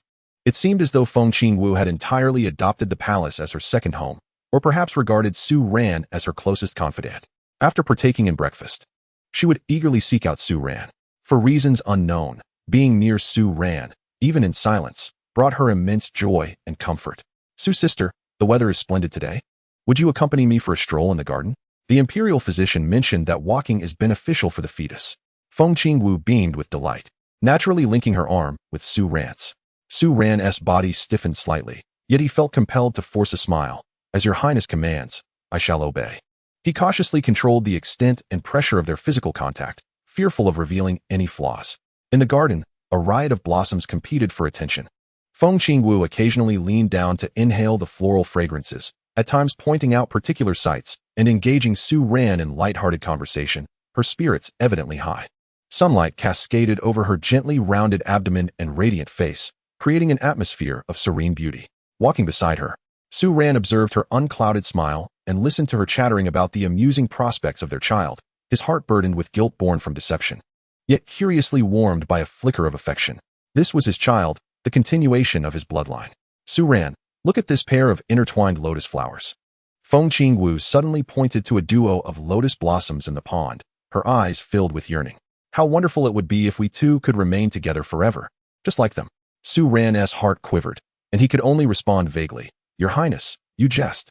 In the afternoons, Feng Qingwu would sometimes languidly recline on the soft couch, requesting Su Ran to read military texts or poetry to her, under the pretense of prenatal education.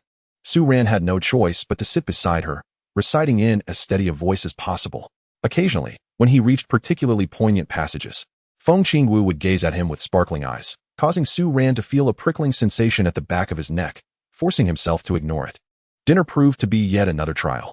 Feng Qingwu insisted on sharing meals with Su Ran, personally arranging the dishes for him. "Sister Su, you must eat more. Look at you. You have grown slimmer than when you were at the border. This will nourish your vitality and blood, and this will promote your growth." Su Ran could only bury himself in his food, striving to minimize conversation. Yet, each night's rest posed the greatest challenge for him.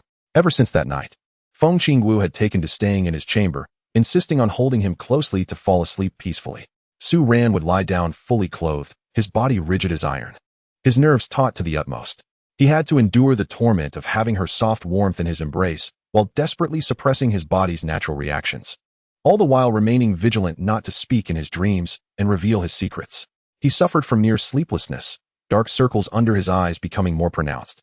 However, all of this, in Feng Qingwu's eyes, was merely a manifestation of Su Ran's shyness, modesty, and the affection he felt for her. which only served to heighten her joy and sense of security. Within the imperial palace, Empress Fengqingyi, having concluded her state affairs, would occasionally don a disguise to visit her sister. Each time she arrived, she would see the genuine, radiant happiness illuminating Feng Qingwu's face. A sight unseen for over a decade. Though Su Ran appeared somewhat reserved, his attentiveness to Feng Qingwu was meticulous, and the concern reflected in his eyes was unmistakable. "Your Majesty, observe how wonderful Su Ran is," Feng Qingwu would whisper while nestled beside Feng Qingyi. "With him by my side, I feel fearless, whether man or woman. Being together in joy and happiness is paramount, is it not?" Feng Qingyi watched her sister's contented expression, feeling both comforted and inexplicably tinged with a sense of bittersweet envy. She had to admit that Su Ran possessed an extraordinary charm. Not only could he stabilize the nation, but he could also make her sister, who had always been indifferent to men, so deeply reliant on him. Alas, she too was a woman. In the court, Su Ran did not allow the sweetness of his life at the Wangfu to distract him from his responsibilities. Leveraging his advanced insights and systematic support, he proposed several significant policies beneficial to the nation and its people. One day, during the morning court session, he stood forward and proclaimed, "Your Majesty, the Northern D have been pacified, yet their vast and sparsely populated land poses governance challenges. I propose we emulate the Southern region's method of labor in lieu of relief, further advancing to implement a system of military settlement and civilian reclamation. We could station a portion of our troops in key areas of the Northern D, serving as soldiers in times of war and as farmers in peace, cultivating the land to be self-sufficient. This would also serve to guide the remaining Northern D people towards agriculture, gradually assimilating them, fortifying our borders, and enriching the national treasury." Upon hearing this, the officials, both civil and military, were enlivened. If this plan were to succeed, the Northern D would fully integrate into Tianfeng, eliminating any concerns of rebellion. The Empress's eyes sparkled with approval, and she immediately sanctioned the proposal. "The strategy of Duke of the North is indeed commendable. Assign the Ministry of War and the Ministry of Revenue to draft the detailed regulations and implement them swiftly." On another day, Su Ran presented another request. "Your Majesty, though the world is now settled, information still relies on the relay of horses, which is too slow for urgent matters. I have come across a substance known as cement, which solidifies upon contact with water, surpassing stone in hardness, and is cost-effective. If we were to use this material to construct smooth and wide roads connecting the various states and prefectures, unhindered by rain or snow, the transmission of decrees and military news could increase tenfold. Commerce and travel would flourish unprecedentedly." He presented a small bag of cement samples that had been meticulously prepared by the system. Witnessing the mixture of sand and water rapidly solidify into a substance as hard as iron astounded all the ministers. If it could indeed be produced and laid on a large scale, it would be a monumental achievement. The Empress, filled with excitement, rose from her dragon throne. "Minister Su, you are truly a divine treasure bestowed upon our Phoenix Empire. This substance is extraordinary. Ministry of Works, immediately gather all craftsmen, heed the commands of the Prince of the North, and develop this cement for mass production of roads." Furthermore, Su Ran proposed a series of progressive measures far ahead of their time, including tax reform to encourage commerce and industry, and the establishment of schools. Although some traditionalists expressed skepticism, with the staunch support of the Empress and Su Ran's remarkable contributions, these initiatives were gradually implemented. Feng Qingyi gazed at Su Ran, who spoke eloquently in the court, his brilliance shining through, and her admiration and affection for him deepened. She found herself increasingly looking forward to summoning him, relishing his imaginative ideas, and appreciating his earnest demeanor. At times, she would inexplicably recall his poignant verse about seeking him tirelessly among the throngs. Startled by this dangerous thought, she admonished herself, "Feng Qingyi, he is a man. More importantly, he is a pillar of the nation. As a sovereign, how can I entertain such absurd notions?" Yet, the fluttering of her heart proved difficult to suppress. Meanwhile, Su Ran made full use of his time. During the day, he handled state affairs and accompanied the princess, while at night, he entered the space of the jade pendant, fervently cultivating and refining elixirs. He produced a significant number of high-level pills, some for nurturing his own power and rewarding his subordinates, while the majority were quietly returned to the system in exchange for a vast amount of military merit points. His cultivation advanced rapidly under the accumulation of resources and a tenfold acceleration of time, and after a month, he successfully broke through to the pinnacle of the martial emperor realm. The legendary martial sovereign realm seemed to be just a step away. However, just as he was making great strides in his power and thought he could momentarily relax, an unexpected and deadly crisis descended upon him. That night, The moon was dark and the wind howled. As usual, Su Ran finished the last official document in his study, preparing to quietly enter the space of the jade pendant to cultivate. Just as he was about to connect with the pendant, a deafening roar erupted. Two terrifying pressures, far surpassing the martial emperor realm, descended upon him like a mountain crashing down. The very space of the Prince of the North's residence seemed to freeze. Two shadowy figures, as dark as ink and blurring at the edges, tore through the night sky like phantoms, disregarding all defensive formations of the residence, directly appearing outside the study. Without a moment's hesitation, both figures attacked simultaneously. A colossal black hand, entirely composed of condensed vital energy, surged with destructive force, slamming toward the study. The other person, with fingers pointed like a sword, unleashed an exquisitely refined gust of energy that seemed capable of piercing through the void, aimed directly at Su Ran's brow. Martial sovereigns. Moreover, two formidable martial sovereigns. Their intent was clear, to strike decisively and eliminate Su Ran, a significant threat. Su Ran's pupils constricted, and the hair on his body stood on end. The shadow of death enveloped him in an instant. His peak martial emperor cultivation appeared so insignificant before these two overwhelming forces. He let out a furious roar, unleashing his inner power without reservation. The profound essences of the sky-splitting sword intent and the god-slaying 9 spears instantaneously merged. With a powerful punch, he sought to withstand the colossal black hand. Simultaneously, he twisted his form desperately, attempting to evade the lethal wind of the fingers.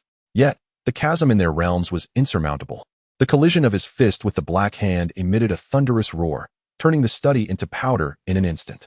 Su Ran was struck hard, blood spurting forth as he was sent flying, his internal energy thrown into disarray. Though he narrowly avoided the deadly wind aimed at his brow, it still shot fiercely towards his heart. Just as it seemed he would be pierced through, at that critical moment, a feminine voice rang out. Su Ran. Feng Qingwu, who should have been peacefully asleep in the palace, appeared nearby without warning. Sensing the terrifying aura of the martial sovereign, she thoughtlessly ignited her blood essence, erupting with a speed far surpassing that of a mid-level martial emperor, and lunged fiercely in front of Su Ran. With a piercing sound, the fatal wind of the fingers violently pierced her left shoulder, spewing forth a spray of blood, and the residual force even injured her heart meridian. Chapter 080. Temporary Mission, Your Highness. Feng Qingyi, who rushed over, screamed in anguish at the sight. Princess. Simultaneously, furious shouts echoed from the direction of the imperial city. The royal martial sovereign guardians and numerous skilled experts stationed in the city were alarmed and hurried to the scene. The two black-clad martial sovereigns, upon witnessing this, seemed somewhat astonished that the princess would be here to shield Su Ran from harm. Exchanging glances, they showed no desire to linger in battle. Their forms flickered like phantoms, melding into the night, vanishing without a trace, leaving behind a scene of devastation and the severely injured princess. Your Highness, Your Highness. Su Ran caught the slumping Feng Qingwu, gazing at her pale face and the blood streaming from her wound. His heart surged with unprecedented panic and fury. Without hesitation, he redeemed the finest healing elixir from the system store, promptly placing it in her mouth, channeling pure inner energy to activate its potency. The royal guardians soon arrived, their expressions shifting dramatically upon seeing the princess gravely wounded.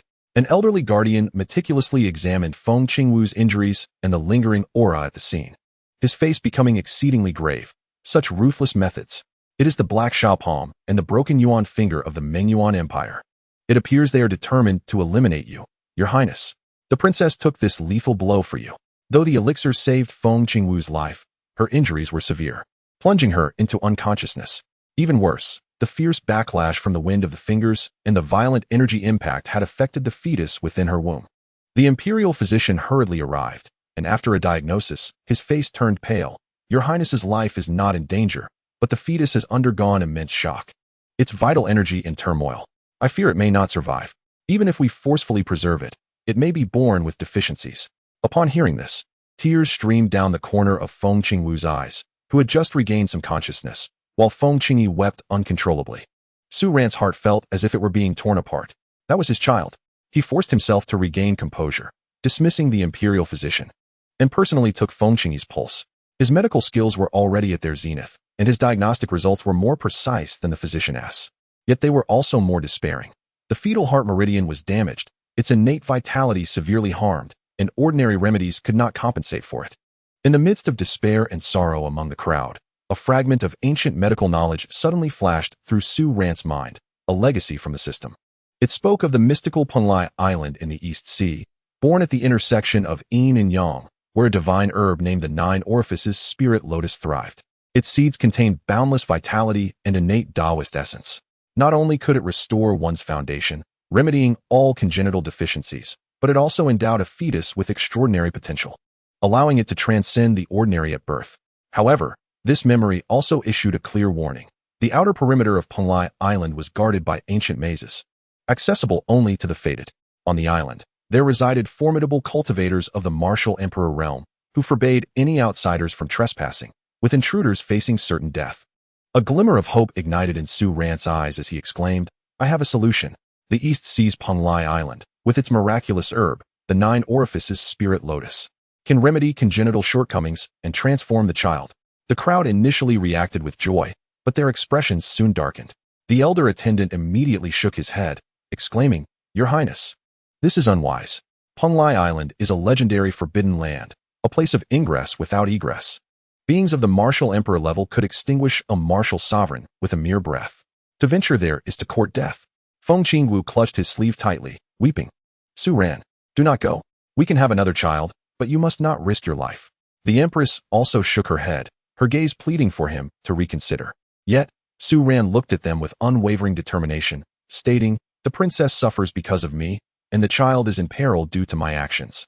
This situation arises from my choices. How can I fear for my own life and stand idly by? There is no need for further persuasion. My decision is made." "Absolutely not. You cannot go.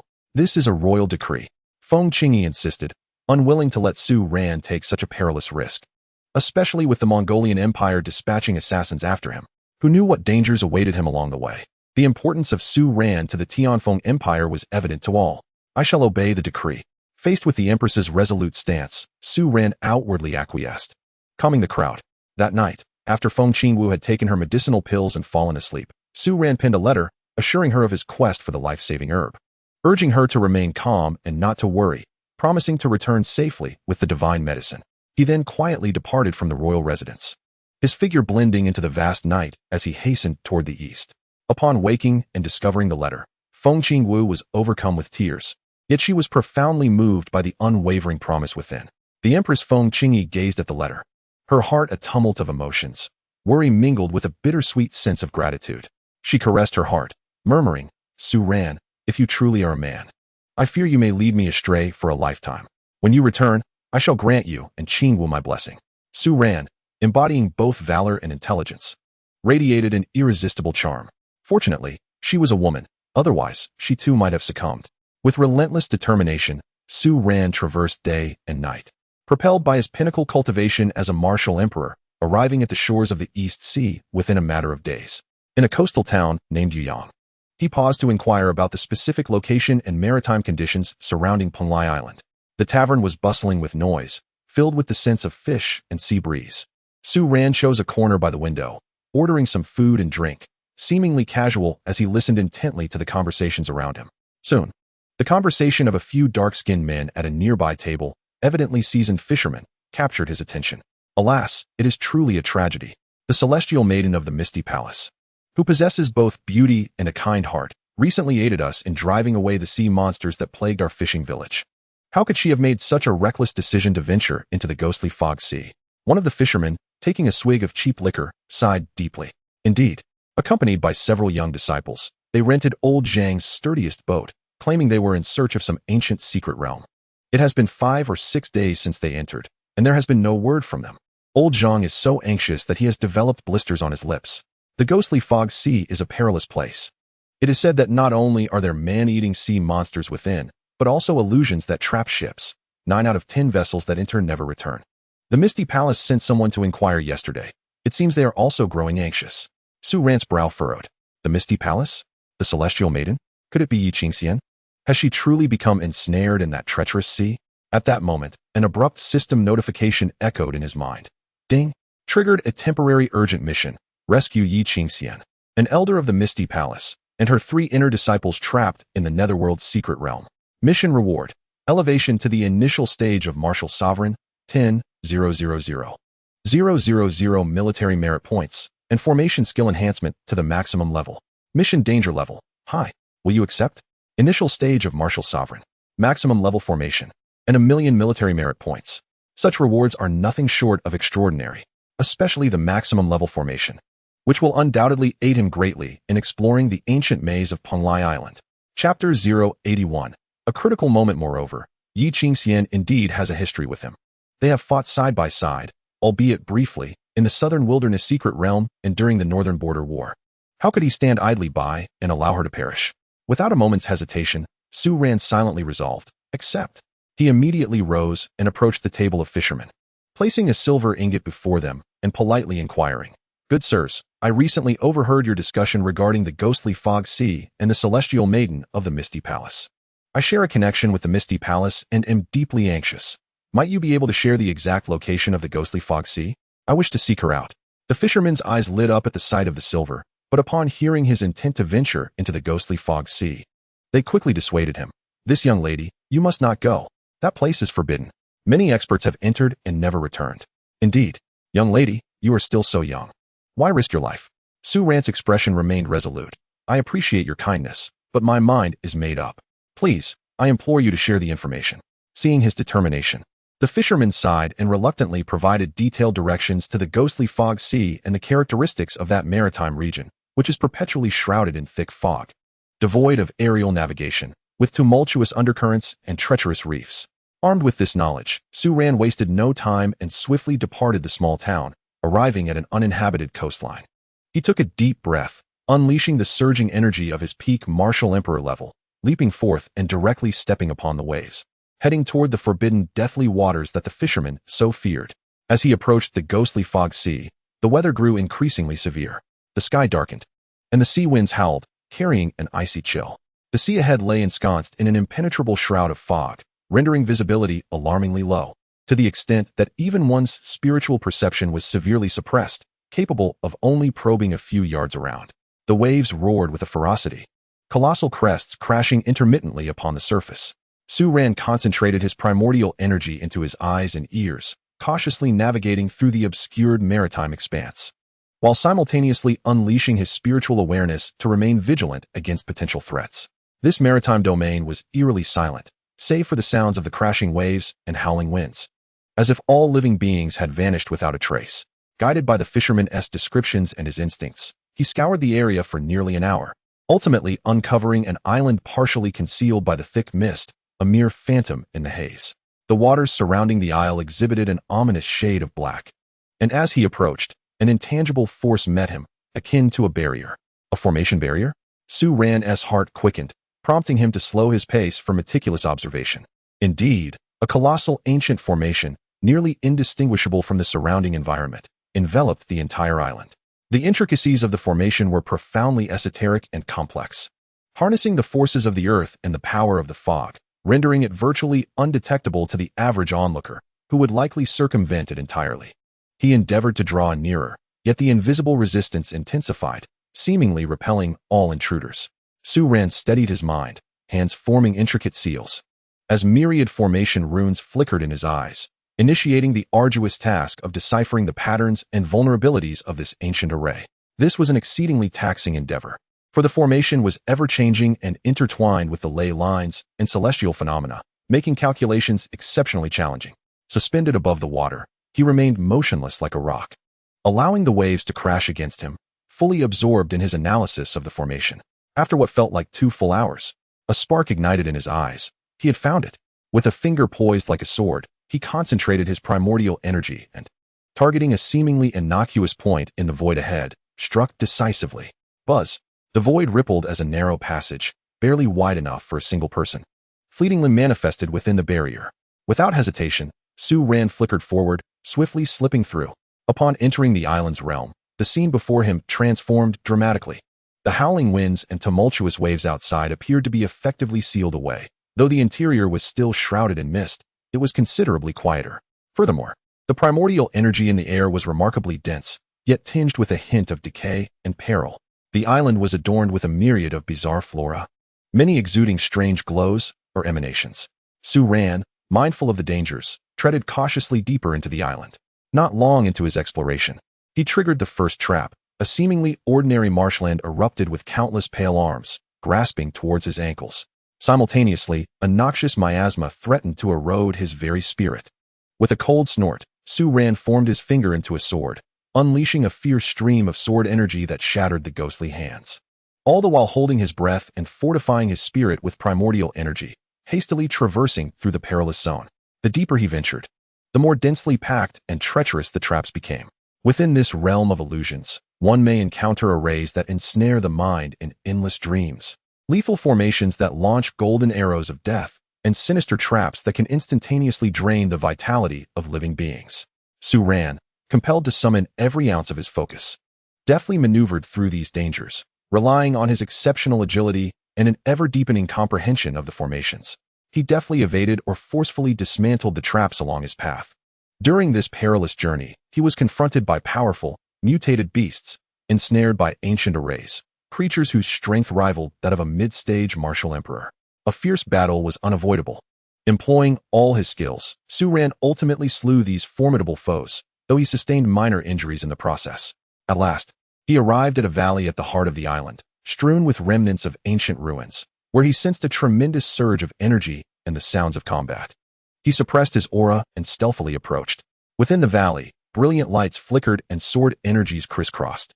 Yi Qingshan, donned in a tattered purple robe stained with blood, wielded a resplendent sword, leading three similarly injured, pallid young women who formed a rudimentary sword array, struggling to fend off the relentless assaults from all directions.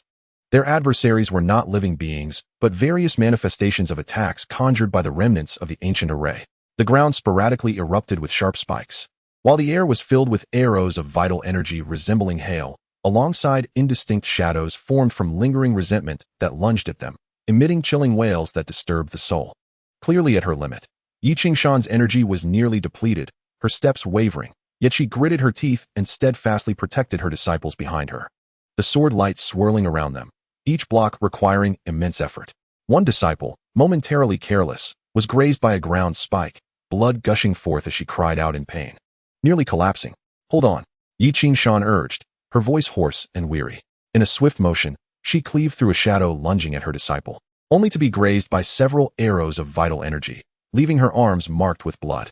Just as the sword array teetered on the brink of collapse and their lives hung in the balance, a sudden, icy command resonated like thunder at the valley's entrance. "Break!" Following this proclamation, a dazzling, formidable spear light, akin to a thunderbolt from the heavens, cleaved through the mist and struck a critical point of the array with unmatched force. The valley trembled violently, the relentless barrage of attacks faltered in an instant, and the vengeful shadows emitted terrified shrieks, their forms becoming noticeably thinner. The pressure on Yi Qingshan and her companions abruptly diminished, leaving them momentarily stunned, gazing incredulously toward the valley's mouth. There stood a towering figure, entering the valley with the imposing presence of a war god, wielding a dark golden spear that radiated the overwhelming aura of a peak martial emperor, none other than Su Ran himself. Su Ran. Yi Qingshan could scarcely believe her eyes. The overwhelming surprise of this fortuitous encounter shattered her composure, her voice trembling with emotion. How could he be here? How had he found this place? "Elder Yi, hold on. I shall break the array." Su Ran had no time for explanations. His sharp gaze swept across the array's layout in the valley. At that moment, the system's reward arrived. Ding. Task completed. Reward granted. You have obtained 10 million military merits, full-level formation skills, and a strength level of 1. As he reached the safe zone, the system's notification echoed. An overwhelming and majestic power surged into Su Ran's body like a torrent breaking through a dam. His meridians, dantian, and spirit underwent a profound transformation. The barriers of the peak martial emperor shattered with a thunderous crash, and his aura ascended at an astonishing speed, firmly stepping into a new realm, the early stage of martial sovereign. Simultaneously, countless esoteric insights into formations and runic mysteries were imprinted deep within his mind, instantly coalescing into an unparalleled mastery. The 10 million military merit points also arrived as expected, although Su Ran endeavored to suppress the effects of the breakthrough. The perceptive Yi Qingshan, nearby, sensed an unusual shift. She gazed at Su Ran in astonishment, feeling that his aura had become even more unfathomable, as if he had merged with the heavens and earth, instilling a sense of pressure that surpassed even some elders within the sect. Had he broken through again, in such a short span of time? Previously, when assisting Su Ran against the Coalition's experts, he had merely been at the initial stage of martial emperor. And she, Having relied on the Nirvana pill to elevate herself to the late stage of Martial Emperor, had barely advanced since then. She had not yet reached the pinnacle of Martial Emperor, yet Su Ran had ascended to Martial Sovereign? It was a claim no one would dare believe. In this moment, his mastery of formations was fully displayed as he effortlessly discerned multiple weaknesses and energy flow hubs within the complex killing array. He moved like the wind through the valley, his spear striking with the ferocity of a dragon, shattering seemingly ordinary rocks, the formation's foundation. At other times, he would point towards the void, interrupting the gathering of energy. Or he would throw out several formation flags to temporarily stabilize a region. His movements were fluid and precise, as if he were intimately familiar with the ancient array. Often, just as the array initiated its attack, Su Ran would preemptively neutralize or divert it. The once perilous killing array, under his intervention, transformed into a flawed mechanism. Its power significantly diminished. Yi Qingxian and her disciples were left awestruck, their eyes wide with disbelief. The lethal array that had stymied their efforts for days was dismantled before Su Ran as if it were a mere child's plaything. Within the span of a single incense stick, the attacks in the valley subsided entirely. The vengeful shadows wailed as they dissipated into the air. Su Ran halted his spear, slightly panting, beads of sweat forming at his temples. The continuous dismantling of the array and the journey had taken a toll on him. Approaching Yi Qingxian, he observed her disheveled yet delighted expression and sighed in relief. "Elder Yi, are you all right?" Yi Qingxian, now emerging from her profound shock and joy, quickly sheathed her sword and bowed deeply with her disciples. "Thank you, Marshal Su, for saving our lives. I truly do not know how to express my gratitude." The three disciples were so overwhelmed with emotion that tears welled up in their eyes as they repeatedly expressed their thanks. Su Ran waved his hand dismissively. "It was merely a small effort. There is no need for excessive gratitude. How are your injuries?" He immediately retrieved the finest healing elixirs from his system space and distributed them among them. Yi Qingxian consumed the elixir, feeling its potent energy coursing through her, rapidly mending her injuries. Yet her heart was fraught with uncertainty. The prowess, the methods, and even the exquisite elixir casually presented by Su Ran far exceeded her expectations. Unable to contain her curiosity, she inquired, "Prince Su, how did you come to this place? It is exceptionally concealed and guarded by ancient formations." Su Ran offered a succinct explanation. "I was passing nearby and heard from fishermen that someone from the mysterious palace was trapped in the ghostly mist sea. I suspected it might be you, Elder Yi, so I ventured into search. Fortunately, I arrived in time." Though he spoke nonchalantly, Yi Qingxian understood the terror of this sea and the island. Realizing that Su Ran had undoubtedly risked great peril, this debt of gratitude weighed heavily upon her. She refrained from further questions, burying her appreciation deep within her heart. Under Su Ran's escort, they swiftly departed from the perilous island. Once outside the ancient formation and back in the misty waters, Su Ran unleashed a formidable aura of a martial emperor, intimidating several sea monsters that dared approach, and successfully delivered Yi Qingxian and her disciples to the safe waters near Yuyang town. After escaping danger, Yi Qingxian earnestly expressed her gratitude, her emotions overflowing. When she learned that Su Ran intended to brave the legendary forbidden land of Panlai Island to seek a life-saving elixir for the princess, her shock was profound. "Panlai Island? That place is home to martial emperors," Yi Qingxian exclaimed, her eyes filled with concern. Su Ran's expression remained calm, yet resolute. "Your Highness has been gravely injured due to my actions, and the life of the unborn child hangs in the balance. I have no other choice." Yi Qingxian gazed into his determined eyes, deeply moved. For the sake of the princess and the unborn child, he was willing to venture into a place from which few return. This loyalty and sense of duty. After a moment of contemplation, a glimmer of resolve flashed in her eyes. From the depths of her storage ring, she retrieved an unadorned yet ancient jade pendant, imbued with a peculiar spatial fluctuation, and solemnly handed it to Su Ran. "Prince Su, your kindness is beyond words.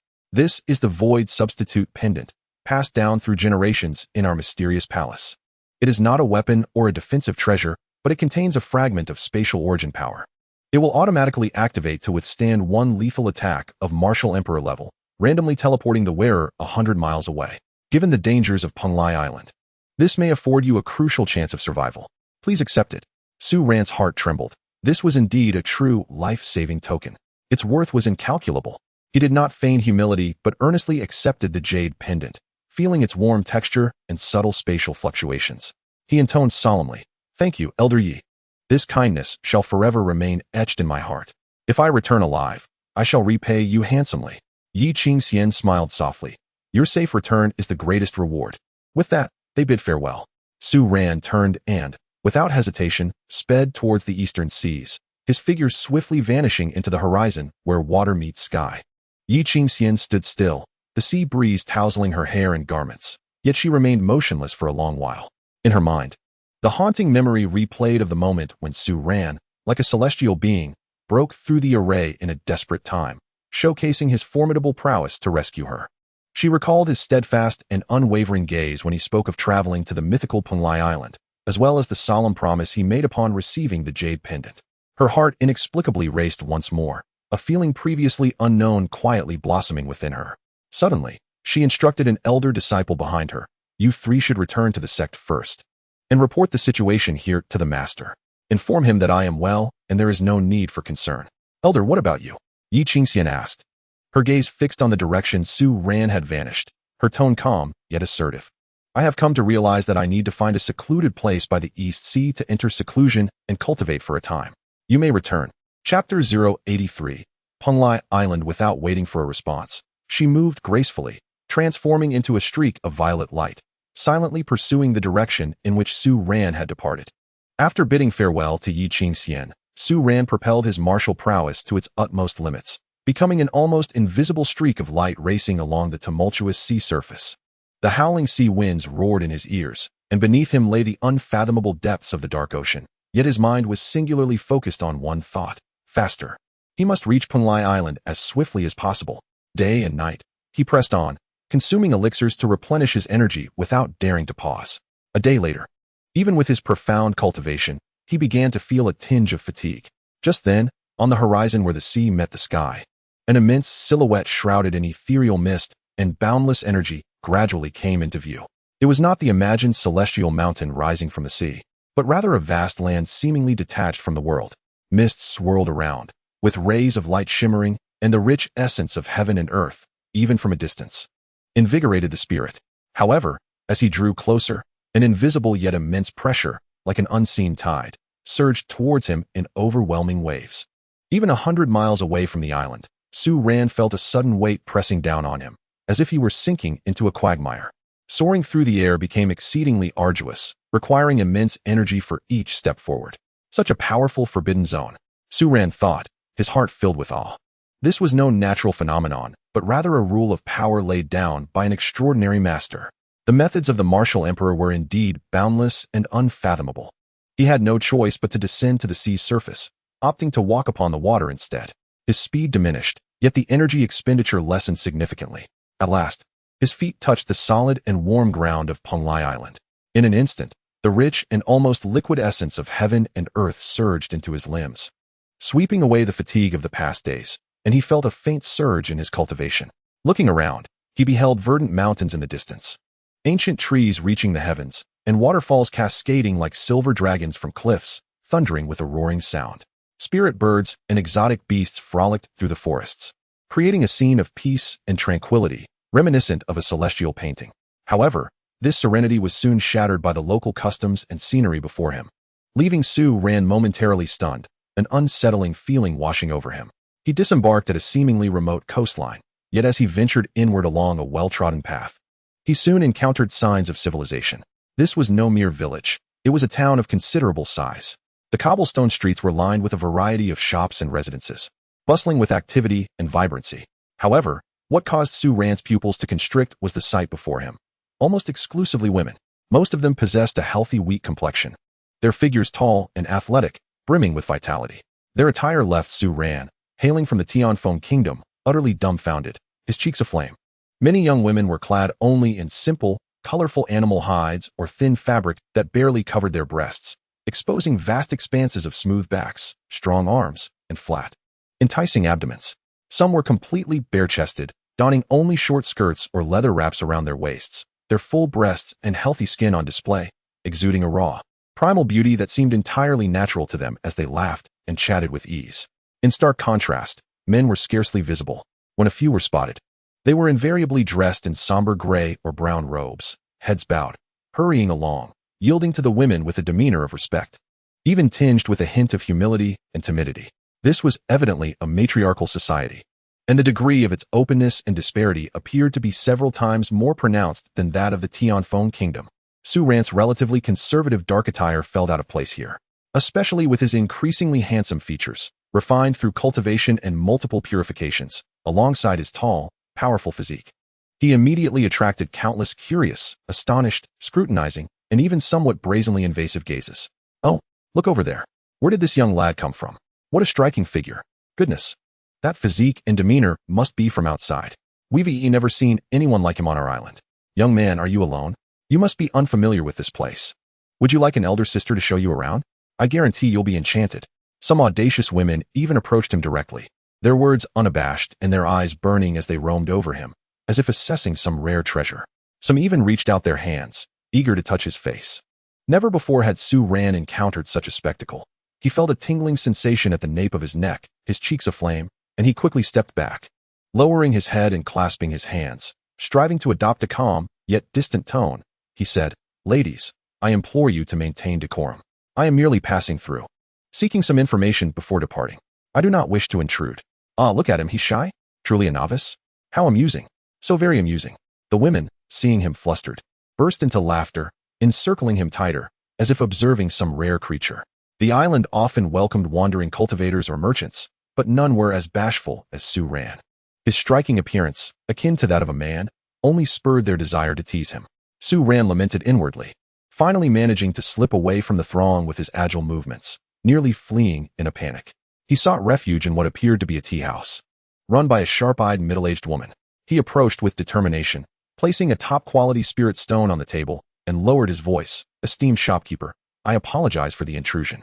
Could you kindly direct me to the path leading deep into the island's celestial mountain?" Upon seeing the spirit stone, the woman's eyes sparkled with interest. After sizing up Su Ran, she spoke leisurely. "The celestial mountain, you say? You possess quite the audacity, young man. That place is a forbidden zone, a sanctuary for the island's master and elders, where ordinary islanders dare not tread.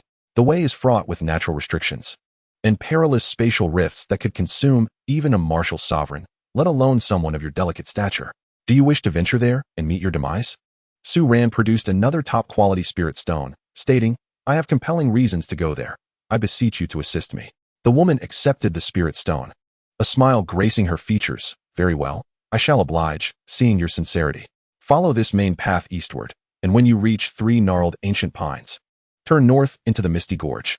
Beyond the gorge, the outline of the celestial mountain will come into view.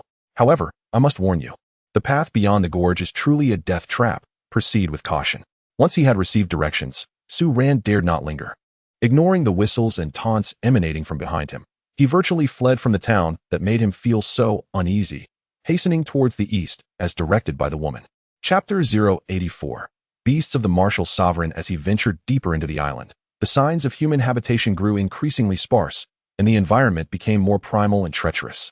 Towering ancient trees obscured the sun, and jagged rocks littered the terrain. The air was thick with abundant vitality, yet it bore a tinge of disturbing danger.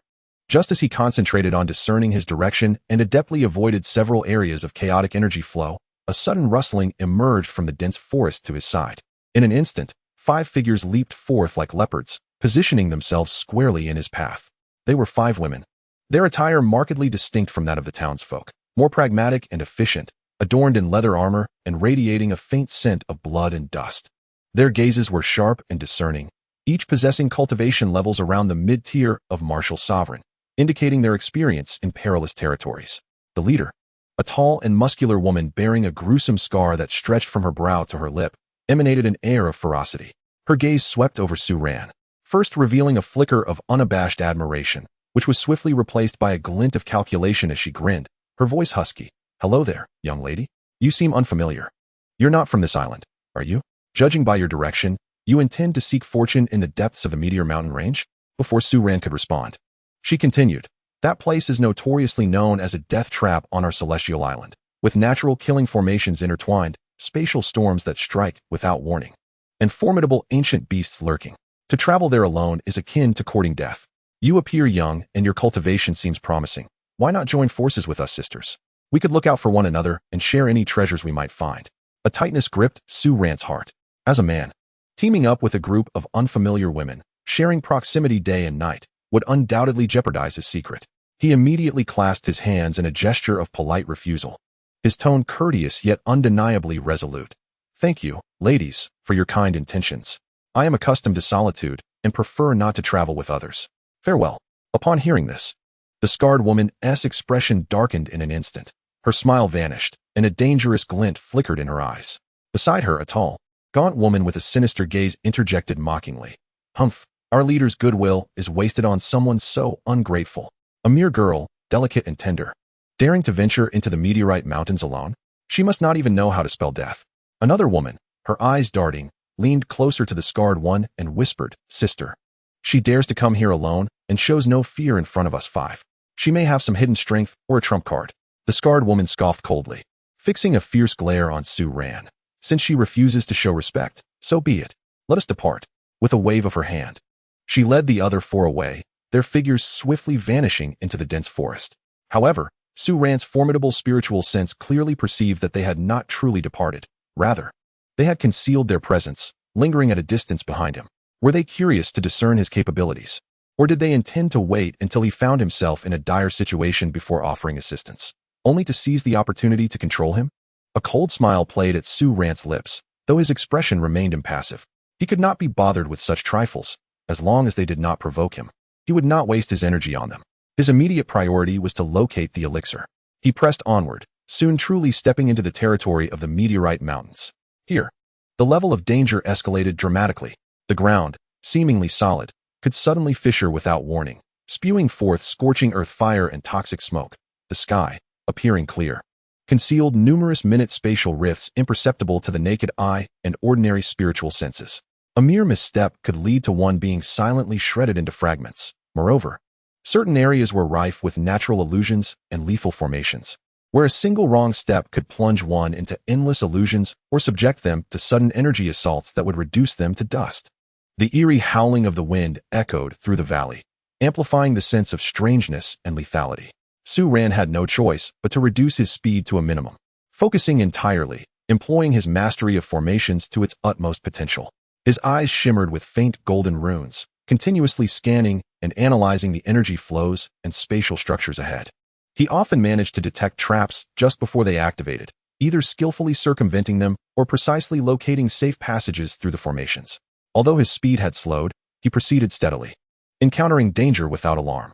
Meanwhile, the 5 female cultivators trailing behind him were utterly taken aback, their expressions shifting from curiosity to a mix of exhilaration and trepidation. They had intended to observe what tricks this young girl possessed, or to intervene when she found herself in peril, hoping to gain some advantage. Yet, they could hardly have anticipated that this seemingly youthful and handsome individual would be so intimately familiar with this deadly territory that even seasoned veterans like themselves found intimidating. They witnessed Su Ran casually kick a few stones into a specific spot before the ghostly Fear Swamp, a site where they had previously lost 2 companions. To their astonishment, the treacherous mire that devoured both man and beast momentarily calmed, allowing him to pass with ease. They observed him in an area that appeared deceptively tranquil, yet was riddled with lethal spatial rifts. With a mere flick, he cast several elemental stones into the void, stabilizing the rifts, and effortlessly navigated around them. On another occasion, an unexpected spatial tempest, potent enough to tear apart a martial sovereign, surged towards him. Yet, he sensed it a mere tenth of a second in advance, striking the rocky wall beside him with a powerful palm, redirecting the storm's trajectory, which then thundered against the distant cliffs, sending debris flying. Could it be that he was a master of formations? How could someone so young possess such prowess? The tall, slender woman swallowed hard, her voice trembling with disbelief. The scarred-faced woman's eyes shimmered with a mix of greed and shock, ultimately replaced by a fierce resolve. Silence. Keep up. Stay close behind him. The stones he treads upon are surely safe. Truly, heaven is aiding us. With this young man clearing our path, we may very well delve deep into the Meteor Mountain range and strike it rich. Thus, the 5 of them shamelessly trailed several dozen paces behind Su Ran.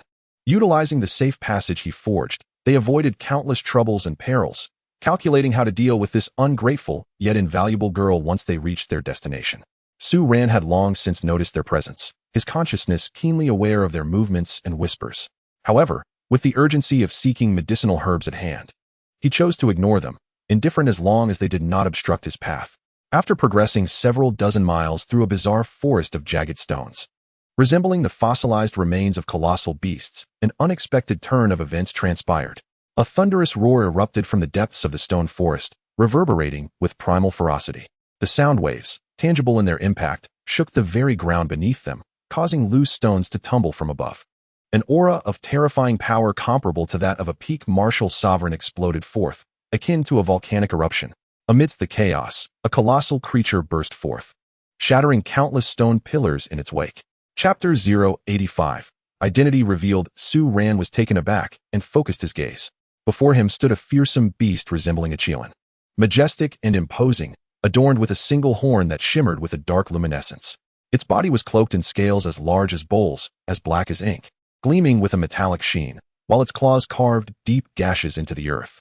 Most disconcerting were its eyes, crimson as blood, brimming with madness and savagery. It seemed thoroughly incensed by the presence of intruders, locking onto Su Ran, the nearest and most discernible target, and let out a ferocious roar before lunging forward with lightning speed. It was the mountain guardian chelan, one of the sacred beasts of the immortal island. How could it be awake? Retreat! Retreat at once! The scarred woman at the rear, her voice trembling with terror, was seized by an overwhelming panic, urging her and the other four to scramble away in haste, lamenting the lack of 2 more legs. Su Ran's expression shifted dramatically.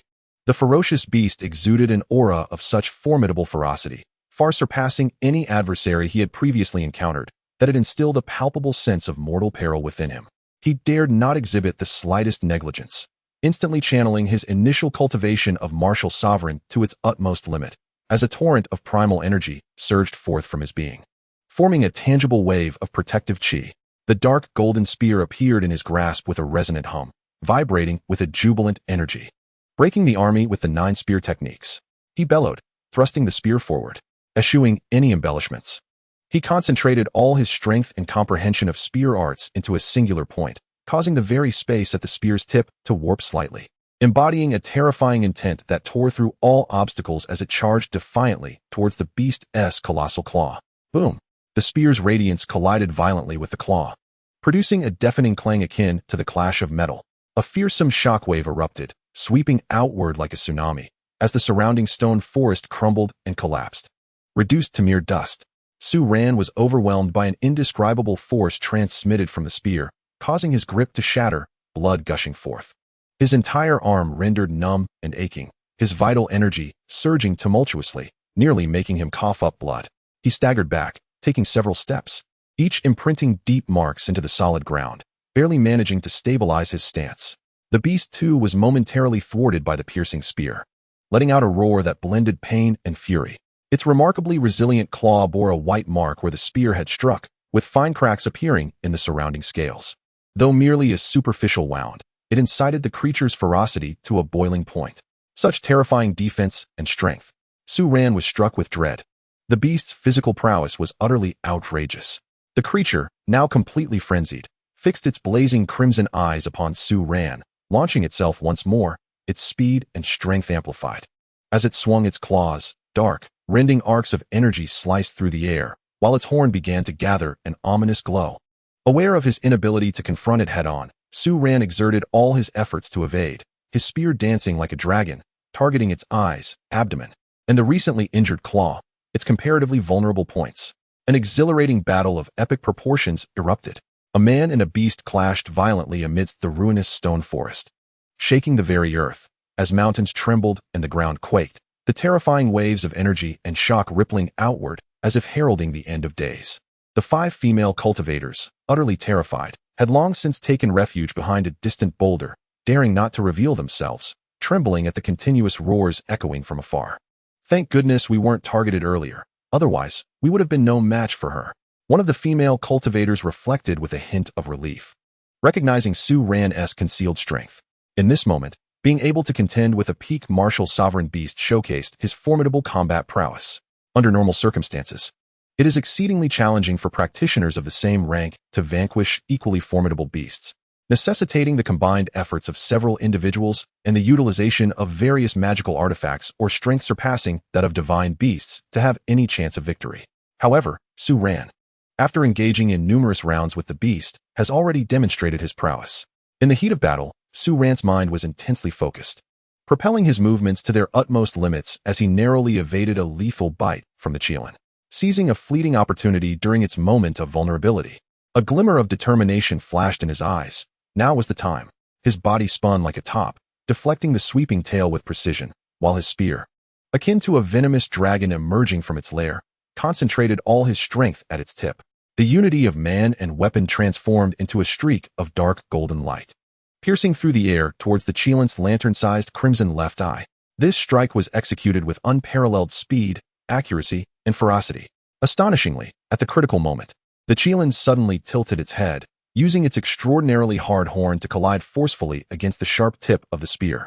Simultaneously, its tail, resembling a steel whip, swept towards Su Ran's lower body with immense force from an exceedingly cunning angle. Su Ran hastily adjusted his stance, raising his spear to block the tail. Clang! Another thunderous sound erupted, sparks flying. Although he barely managed to intercept the tail's strike once more, the overwhelming force still transmitted through the spear, striking him with brutal intensity. With a ripping sound, the ordinary quality of his dark-hued battle attire could no longer withstand the successive assaults. It was torn apart by the immense power. Instantly, his robust and muscular chest, along with a faint old scar, was laid bare to the air, though he swiftly channeled his energy to cover his body. This moment was vividly witnessed by the 5 female cultivators watching from a distance, their hearts in their throats, fixated on the battlefield. A man? The scarred-faced woman was the first to exclaim in astonishment, her eyes wide as saucers, nearly popping out of her head. He is actually a man. How can this be? How can a man cultivate? And to such an extent that he can contend with the guardian Chelan? My heavens! Am I seeing things? Isn't a man supposed to stay home and tend to the children and chores? A man of martial sovereign rank. This is even rarer than divine beasts. The 5 women were as if they had seen a ghost in broad daylight, encountering one of the most unfathomable spectacles imaginable. Utterly stunned, their minds nearly blank. In this realm where the notion of female superiority and male subservience was deeply entrenched, and where men were almost universally deemed incapable of cultivation, the revelation of a man possessing the strength of a martial sovereign, capable of battling the guardian divine beast, was nothing short of revolutionary, explosive. Their gasps, although muted by fear, still reached Su Ran's ears amidst the fierce conflict and his heightened awareness. A sudden heaviness enveloped his heart. Disaster struck. The worst fear had materialized. His identity was fully exposed. In that fleeting moment of unexpected revelation, as his mind momentarily fractured, a roar erupted. The Chelan seemed to keenly sense his fleeting moment of disarray, seizing the opportunity to abruptly open its gaping maw and unleash a surge of pitch-black breath, exuding an aura of decay and deathly silence. This breath traveled with astonishing speed, swiftly enveloping a vast area surrounding Su Ran. Chapter 086, Lord of Penglai Island. Su Ran hurriedly executed his utmost evasive maneuvers, narrowly avoiding the core of the breath's range, yet still found himself grazed by its edges.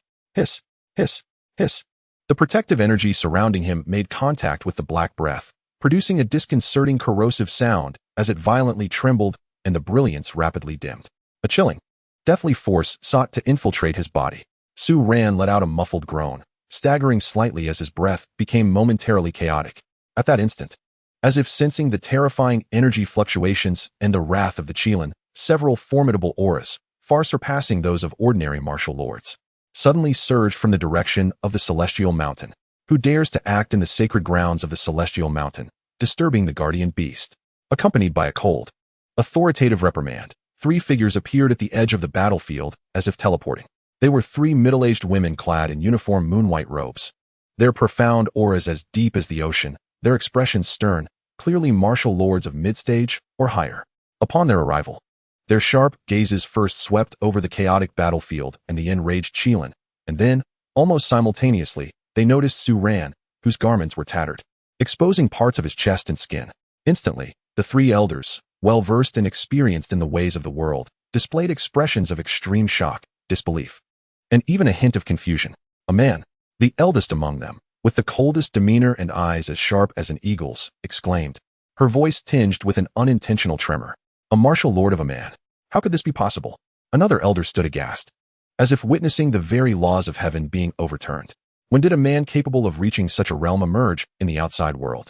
The 3rd elder instinctively murmured to herself. The eldest elder was the first to regain her composure, her eyes sparkling with intensity as her shock swiftly transformed into a fierce curiosity. She suddenly acted, flicking her fingers to unleash an exquisitely condensed white energy that shot forth like a spirit snake, instantly morphing into a shimmering, rune-imbued rope aimed at Su Ran, while sternly commanding the other two, "Capture him. Alive.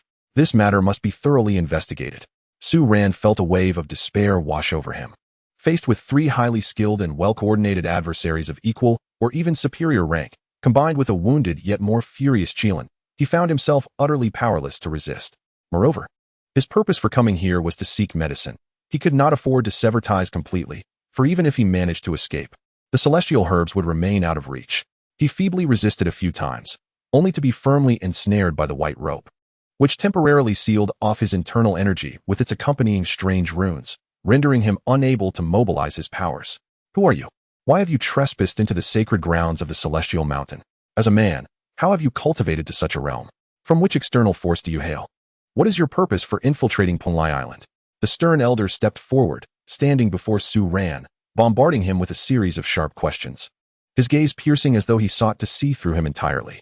His spiritual sense continuously scanned, evidently attempting to uncover any concealed cultivation or means of disguise. Su Ran's mind raced, countless thoughts flashing through his consciousness in an instant. He must not reveal his identity as the Northern King of Tianfeng. Such a disclosure could not only spell his own demise, but might also bring catastrophic disaster to the Tianfeng kingdom. He could only brace himself and weave a narrative that was half truth and half fabrication, striving to present a sincere yet anxious expression. "I am Su Ran, a mere wandering cultivator from overseas, who by sheer misfortune stumbled upon the legacy of an ancient practitioner. After enduring countless trials, I have fortuitously cultivated to this trifling level of achievement. My incursion into the Immortal Island was entirely unintentional and compelled by dire circumstances. My wife has sustained grave injuries, her life hanging by a thread, and the unborn child within her is in peril. Upon hearing that Punlai Immortal Island is a realm of wonder, possessing the miraculous 9-portal spirit lotus that can revive the dead, I took the perilous risk to seek a single immortal herb to save my wife and child. I harbor no intentions of offending the Immortal Island or prying into its secrets. Should I have overstepped, I am willing to offer any compensation." Pleading for the elder's compassion to grant me the life-saving herb. His words carried a blend of sincerity and desperation, his anxious gaze painting a vivid portrait of a husband willing to risk everything for the sake of his beloved wife. A wandering cultivator? Seeking a herb? The elder's brow furrowed deeply, suspicion lingering in his eyes. How could a mere wandering man cultivate to the level of a martial sovereign? This was more implausible than mere legend. To what degree had the legacy of that ancient practitioner been defied? Just then, a gentle yet exuding supreme authority voice, resonating as if it echoed deep within every soul present, floated down from the peak of the immortal mountain. "Bring him to Xinmiao Palace to meet me." Upon hearing this voice, the three previously imposing law enforcement elders immediately shifted their demeanor, suppressing all emotions, bowing respectfully towards the mountain. "We shall obey the island master's decree." Xinmiao Palace, perched atop the highest peak of the immortal mountain, was enveloped in swirling mists, with immortal cranes dancing through the air, flowers in their beaks, while glazed tiles shimmered with a spectrum of colors under the sun. The entire palace appeared to be sculpted from white and exquisite jade, untainted by dust, resembling a true paradise on earth. Inside the grand hall, spacious and solemn, lingered a faint, refreshing fragrance. Upon the main seat sat a woman who appeared to be in her 30s, adorned in an intricately ornate palace gown, her breathtaking beauty leaving one gasping, exuding a regal grace intertwined with an undeniable authority. She seemed to merge with the palace and the entire immortal mountain, her aura unfathomable. She was the island master of Punlai, a genuine martial emperor. Her gaze fell upon Su Ran, brought before her, and within her deep, starry eyes, an unusual flicker of curiosity, exploration, and immense interest emerged. "A martial sovereign," she remarked, her lips parting, her voice carrying a unique cadence that gently reverberated through the hall. "Truly a rare treasure, unheard of until now. You claim you have come seeking a herb to save your wife." She leaned slightly forward, an invisible pressure enveloping Su Ran, yet it was not discomforting. Rather, it bore a peculiar allure. "Tell me, what manner of woman is your wife, so breathtakingly beautiful that you, an extraordinary man, would dare to venture into this perilous place? Fraught with death?" Su Ran dared not raise his gaze to meet hers, feeling the overwhelming weight of her presence. He could only lower his head, respectfully and earnestly reiterating his previous words. "I report to the island master, my wife is not a peerless beauty. She is merely an ordinary woman with whom I share a deep bond, steadfast and affectionate. She is now in imminent danger, and our child is at risk as well. As her husband, how could I stand idly by? Even if the path ahead is fraught with peril, I must press on. I implore you, Island Master, to show mercy. Considering my earnest desire to save her, I am willing to pay any price, to toil and labor, in gratitude for your great kindness. Any price? The Island Master suddenly smiled, a grin that seemed to illuminate the entire palace. Rising gracefully, she descended the jade steps, approaching Su Ran. A fragrant aroma wafted towards him. She extended her delicate fingers, gently lifting Su Ran's chin, compelling him to meet her gaze. Chapter 087. Seizing the opportunity, her eyes were no longer merely curious. They brimmed with a domineering, almost predatory possessiveness. I do not place great value on this elixir. The Isle of Punlai is abundant in rare treasures. I find you quite intriguing. Stay, and become my husband. I can provide your wife with other miraculous potions, sufficient to ensure her safety and even prolong her life. As for the child, she paused, her tone indifferent yet cruel. If lost, then so be it. In the future, you and I could bear many more, even more exceptional offspring. What say you? Su Ran felt as though struck by lightning, stumbling back a step, breaking free from her grasp. He had merely come to seek a remedy, and this woman had the audacity to desire him? He vehemently refused, his voice trembling with agitation. No, absolutely not. The Island Master's affection is too much for me to bear. My love for my wife is as deep as the ocean. We vowed to live and die together. And I could never take another nor abandon my child. I beseech the Island Master to grant me the remedy to save her. The smile vanished from the Island Master's exquisite face, the temperature plummeting, her gaze turning icy. In my domain, your refusal is not an option. What I desire, I shall possess. If you do not comply, her voice took on a dangerous tone. I shall personally send someone to find your wife and ensure she disappears completely. At that point, you will have no choice. Su Ran's heart trembled, a mix of shock and fury coursing through him, leaving him chilled. He dared not reveal Feng Qingwu's true identity and background. Gritting his teeth, a look of resolute determination flashed in his eyes as he boldly met the Island Master's gaze. If you compel me thus, threatening the lives of my loved ones, I shall choose death. Better to be shattered like jade than remain whole like a tile. Seeing his unwavering stance, even willing to face death, a flicker of genuine anger crossed the Island Master's eyes. Yet more so, there was an intensified interest in what she perceived as an almost foolish loyalty. She had ruled the fairy island for many years, encountering countless men who were invariably submissive and humble. Never had she encountered one so fierce, powerful, and imbued with loyalty and affection. After a moment of contemplation, the chilling aura surrounding her suddenly softened. A mesmerizing smile blossomed on her exquisite face, and her tone became slightly gentler. Indeed, a devoted romantic. Very well, I do not wish to force your hand, nor do I desire a lifeless corpse, which would be rather dull. She strolled back to her throne, reclining languidly as she regarded Su Ran. Here is my proposition. I shall take a step back. You shall marry me, and after our wedding night, I will personally procure a seed from the 9 quarters spirit lotus for you, allowing you to save your wife. How does that sound? This is the utmost mercy and concession I can offer. Otherwise, you shall not leave this fairy meow palace today, and no one will be able to rescue your wife. Winning Su Ran's heart would not be an easy endeavor, but this man had cultivated to the level of a martial sovereign and could potentially father a child. Perhaps the offspring of Su Ran might possess the capability to cultivate, even if it were a boy. Upon hearing her words, Su Ran's mind raced as he weighed his options. Physically, he would not suffer in the wedding night, and he could gain the life-saving elixir. Although he felt immense guilt towards Qing Wu, desperate times called for desperate measures. The lives of her and their child were at stake. In a matriarchal world, men were also expected to uphold chastity. However, for Su Ran, future opportunities would allow for multiple wives. The notion of chastity was trivial. His face betrayed a tumultuous struggle, revealing pain and humiliation. Ultimately, he bowed his head and, with a hoarse voice, conceded, "Very well, I accept, but I implore the Island Master to keep her promise." One could not deny his acting skills were commendable. The Island Master smiled with satisfaction, a gleam of triumph and anticipation in her expression. Excellent.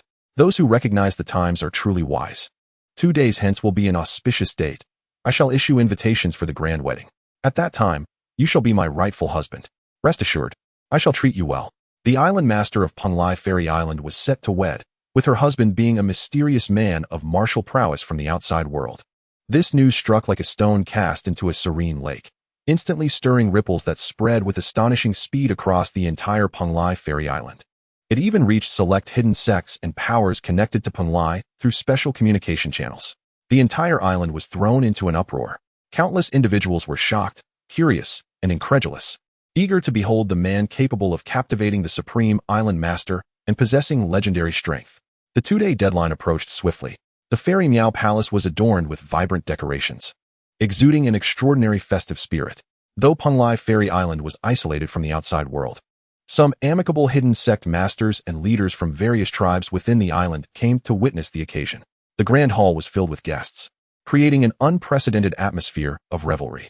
In a corner of the bustling hall stood a woman clad in a delicate purple gown, her face veiled with a light gauze, her figure graceful and poised. She radiated an aura of coolness, contrasting sharply with the surrounding clamor. This was Yi Qingxian, who had gained entry through her association with the Fairy Meow Palace and had quietly followed along. When she beheld the dazzling crimson wedding attire of the groom, who emerged from the side hall surrounded by a throng of maidens, her heart was struck as if by lightning, despite his lowered gaze. The familiar silhouette and outline of his profile rendered her utterly motionless. Her delicate hand trembled slightly, nearly causing the glass cup to slip from her grasp. Su ran. He is actually a man, and he is truly to wed the Lord of Penglai Island. How could this be possible? A tempest of emotions surged within her, almost rendering her unable to trust her own eyes. Yet in the next moment, as she observed the seemingly calm, yet taut lines of Su Ran's profile, along with the fleeting glimmer of humiliation and urgency in his downcast eyes, she instantly comprehended that he was not acting of his own volition. He was being coerced. Swiftly, she discreetly transmitted a message to Su Ran, her voice imbued with urgency. Prince Su, is it you? What brings you here? What has transpired? This place is not safe for lingering. I will find a way to help you escape. Upon hearing Yi Qingxian's familiar voice, Su Ran felt a jolt in his heart, as though he had glimpsed a ray of hope amidst the engulfing darkness. He forcefully suppressed his excitement, daring not to reveal any change in expression, and quickly responded through thought, his words tumbling forth with great speed. Elder Yi, it is I. I am compelled by circumstance, feigning compliance solely to obtain the divine herb, the 9 apertures spirit lotus, to save my wife and child. If Elder Yi can assist me in procuring the herb, I shall forever be indebted to your kindness. In an instant, Yi Qingxian grasped the situation, her admiration and concern for Su Ran reaching an apex. She promptly replied, the Lord of the island possesses the cultivation of a martial emperor. How can I rescue you? I can break the restrictions upon me, but you must create a diversion to draw them away while I procure the herb and make my escape. Upon hearing this, Yi Qingxian immediately transmitted her response. Agreed. I will devise a means to create chaos. Act accordingly and proceed with caution. Chapter 088. A solid foundation. The wedding ceremony was intricate and grand. The lord of the island, adorned in a phoenix crown and colorful robes, radiated unmatched elegance and appeared to be in high spirits, graciously receiving the reverence and congratulations of the attendees. Meanwhile, Su Ran forced a smile, mechanically participating in the various rites, yet inwardly, he was aflame with anxiety, each passing second a torment. Just as the ceremony was nearing completion and the lord of the island prepared to announce the end of the rites, the guests poised to indulge in revelry. A resounding explosion reverberated through the air. Boom, boom, boom, boom. From several pivotal nodes of the array surrounding the island, a series of violent detonations erupted almost simultaneously. The terrifying fluctuations of energy could be sensed even from a great distance, causing the entire immortal Meow Palace to tremble violently. Dust cascading from the ceiling. What is happening? An enemy attack. Who dares to assault Penglai Island? Protect the lord of the island. Instantly, chaos erupted within the grand hall, confusion reigning supreme. The expressions of the lord of the island and the elders shifted dramatically. How dare anyone launch an attack on such an important day beneath their very noses? Such audacity. Esteemed guests, please remain calm. I shall return shortly. The lord of the island's eyes glinted with ferocity, and with a haughty snort, she swiftly led several of the most powerful elders, transforming into streaks of light as they hurried towards the source of the explosive disturbance. Amidst the turmoil, a spark of brilliance ignited in Su Ran's eyes. The opportunity had arrived. Based on his covert observations over the past few days, coupled with his profound understanding of the ultimate formation, he swiftly extricated himself from the crowd and stealthily proceeded towards the Celestial Island's forbidden area, where the 9 aperture spirit lotus was nurtured within the ethereal pond. With his mastery of formations, he effortlessly sensed and evaded the numerous protective arrays surrounding the forbidden territory, traversing through a bamboo grove shrouded in spiritual mist. Before long, he discovered a milky white pool nestled deep within the valley, where the essence of immortality seemed almost tangible. At the center of the pool, a 9-colored lotus bloomed serenely, each petal radiating a distinct, resplendent glow, while within the lotus seed pod lay several seeds, radiant like stars, imbued with boundless vitality and the rhythm of the Tao. Suppressing his excitement, Su Ran cautiously approached, retrieving a pre-prepared cold jade box. With a specially crafted jade knife, he delicately extracted the most plump and lustrous seed, quickly placing it into the box and sealing it. However, just as he intended to depart, a voice filled with fury and incredulity erupted in his ear. "Dare you deceive me?" It was the island master. She had returned far sooner than expected. Clearly, she had realized the ruse, understanding that her true self had likely not strayed far at all. A terrifying pressure emanating from the martial emperor descended upon him, solidifying the very space around Su Ran. A colossal hand, formed entirely from pure essence, blotted out the sky, descending with an overwhelming force that threatened to crush him into oblivion. Su Ran felt his blood run cold. The might of the martial emperor was beyond his current capacity to withstand. In that precarious moment between life and death, the void substitute pendant he carried suddenly erupted with an unprecedented brilliance. A transparent shield, adorned with countless intricate spatial runes, enveloped him in an instant. Boom! The martial emperor's enraged strike collided forcefully with the shield. The barrier quaked violently, emitting a strained groan as countless fissures appeared upon its surface. Yet it ultimately withstood the fatal blow, thanks to its inherent connection to the primal essence of space. Simultaneously, an immense spatial fluctuation completely engulfed Su Ran. The island master's exquisite visage displayed shock and disbelief for the first time. The power of the void?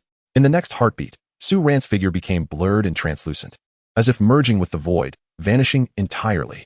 He had been randomly teleported away. No, the island master quickly regained her composure, unleashing a roar that reverberated throughout the celestial mountain, filled with rage and resentment. The powerful resonance swept across the landscape, causing the entire celestial Miao Palace to tremble. The guests who had come to witness the event were left shivering in fear, bewildered by the terrifying fury. Over 100 miles away, above the surface of the sea, spatial fluctuations surged violently as Su Ran's silhouette staggered into view, his complexion pale, blood trickling from the corner of his mouth. Although the pendant had absorbed much of the attack, the terrifying shockwave still inflicted internal injuries upon him. He dared not linger for an instant, barely taking the time to orient himself, and immediately accelerated towards the direction he vaguely remembered, fleeing with all his might. 2 days later, with unwavering resolve and profound cultivation, he stealthily returned to the Tianfeng realm, reuniting with Yi Qingshan at a secluded location. "Your Highness, are you unscathed? How is your injury?" Yi Qingshan inquired with genuine concern, her beautiful eyes reflecting worry as she noted his slightly pale complexion and the bloodstains on his garments. Su Ran solemnly clasped his fists and bowed deeply, expressing, "This fortunate escape is entirely due to Elder Ye's formidable assistance. Had it not been for your timely chaos and the precious talisman you provided, I would surely have perished on Penglai Island. This gratitude I shall never forget and will cherish for eternity. I implore you, Elder, to keep my identity a secret." Yi Qingshan quickly averted her gaze, gesturing humbly, "Your Highness, you must not say such things. Your bravery in rescuing the princess, venturing into perilous depths, is truly commendable. This is but a trifling matter, not worthy of mention. Rest assured, I vow upon my heart's demon to speak of this to no one." As Su Ran expressed his heartfelt thanks, her heart inexplicably raced, and her cheeks flushed slightly. A man so loyal, wise, and courageous, how could one not be moved? Nodding in acknowledgement, Su Ran hastily turned and made his way back to the Northern King's residence. Within the mansion, the atmosphere remained heavy with sorrow. When Su Ran, weary and bearing signs of injury, appeared before Feng Qingwu's sickbed, trembling as he revealed the cold jade box containing the 9-petal spirit lotus seed, the onlookers were astonished, soon erupting in exclamations of joy and emotion. Disregarding his fatigue, Su Ran carefully infused the lotus seed into warm water using his vital energy, gently feeding it to Feng Qingwu. The potent medicine swiftly took effect. Her previously pallid complexion visibly regained its color, her weak breath stabilizing into a strong and profound rhythm. Meanwhile, the life within her womb absorbed the unparalleled essence of the celestial medicine with fervor and joy. An overwhelming aura, brimming with vitality and potential, emanated from her abdomen, faint glimmers of dawn-like light shimmering through her form. After the imperial physician examined her pulse again, tears of joy streamed down his face as he trembled with excitement, exclaiming, "A miracle! A truly monumental miracle! Your Highness's body is unharmed, and fortune has arisen from misfortune, with her meridians expanded and nurtured by the divine medicine. The fetus has not only fully recovered, but possesses an extraordinary foundation and immense potential. In my lifetime as a physician, I have never heard nor seen such a thing. When born, it shall surely be extraordinary. Perhaps the legendary realm of innate existence truly exists." In Chapter 089, luring the snake from its hole, the Empress, Feng Qingyi, observes with a face of exquisite beauty, filled with gratitude, excitement, and trepidation. She clasps her sister's hand tightly, tears glimmering in her eyes as she reflects, "Heaven has favored my royal sister. Through misfortune comes blessing.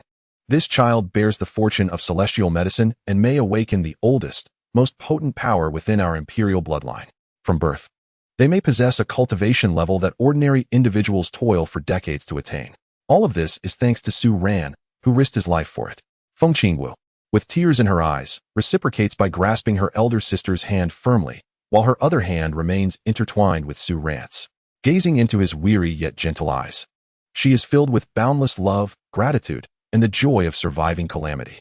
As Su Ran observes her complete recovery and senses the vibrant, almost supernatural vitality of the unborn child, the immense weight that had hung over his heart for an indeterminate duration finally crashes down.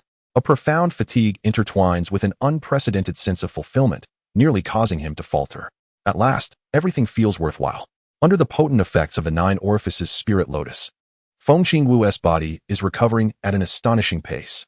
The joy of surviving and the impending happiness of motherhood envelop her in a soft yet radiant glow. Her dependence on and affection for Su Ran reach unprecedented heights. On this day, sunlight streams through the intricately carved window panes into the cozy chamber. Feng Qingwu nestles beside Su Ran, playfully toying with a strand of his hair, her eyes brimming with admiration and sweetness. Suddenly, she softly speaks, "Su Ran, once the child is born, shall we announce our relationship to the world? I no longer wish to hide. I want everyone to know that the princess of Tianfeng Kingdom is with the king of the north. We must also host the grandest wedding." Su Ran, in the midst of slicing a spirit fruit for her, suddenly halts, nearly nicking his finger. The princess truly loves him, unconcerned about the world's judgment. She desires to make their bond public. Yet, not only does Su Ran agree, but he also hastily sets down the fruit knife. Grasping Feng Qingwu's hand with a serious and urgent tone, "Your Highness, this must not be done." "Why not?" Feng Qingwu replies, her eyes filled with confusion and a hint of grievance. "You have done so much for me, even risking your life. Do you still fear the world's knowledge of our relationship? Or do you disdain me?" "Absolutely not." Su Ran interrupts swiftly, his mind racing for an excuse. "How could I ever disdain your Highness? However, if you consider it carefully, I currently hold significant power, having gained His Majesty's trust. Yet, many in the court harbor envy and fear towards me. If we were to publicly declare our relationship now, it would invite criticism, suggesting I harbor treasonous intentions by leveraging your Highness to ascend the throne, or even insinuating that His Majesty intends to pass the crown to our child, which would undoubtedly incite turmoil in the court and be detrimental to the kingdom." He pauses, his tone growing even more somber. "Moreover, the Mongolian Empire remains intent on our destruction, as evidenced by their recent assassination attempt. Should our relationship become public, they would undoubtedly intensify their targeting of your Highness and the child. For the safety of both, we must not act hastily. At the very least, I must first eradicate the treacherous threat posed by the Mongolian Yuan before we discuss anything further." His words were both reasonable and just, reflecting his loyalty to the royal family, while also revealing his deep desire to protect Feng Qingwu and the child. Although Feng Qingwu felt a twinge of disappointment upon hearing this, she was nonetheless moved by Su Ran's thorough consideration and leaned her head against his shoulder. "You are right. I have been too simplistic in my thoughts. I will heed your counsel, yet it seems I have put you in a difficult position. For His Highness, what difficulty could there be?" Su Ran secretly sighed with relief as he gently embraced her. His true concern, however, lay in the secret of his male identity. Should the truth be revealed, and Feng Qingwu discover that the person she adored was, in fact, the man Su Ran, he would surely face dire consequences. Moreover, the vendetta against the Mongolian Yuan Empire could not be left unavenged.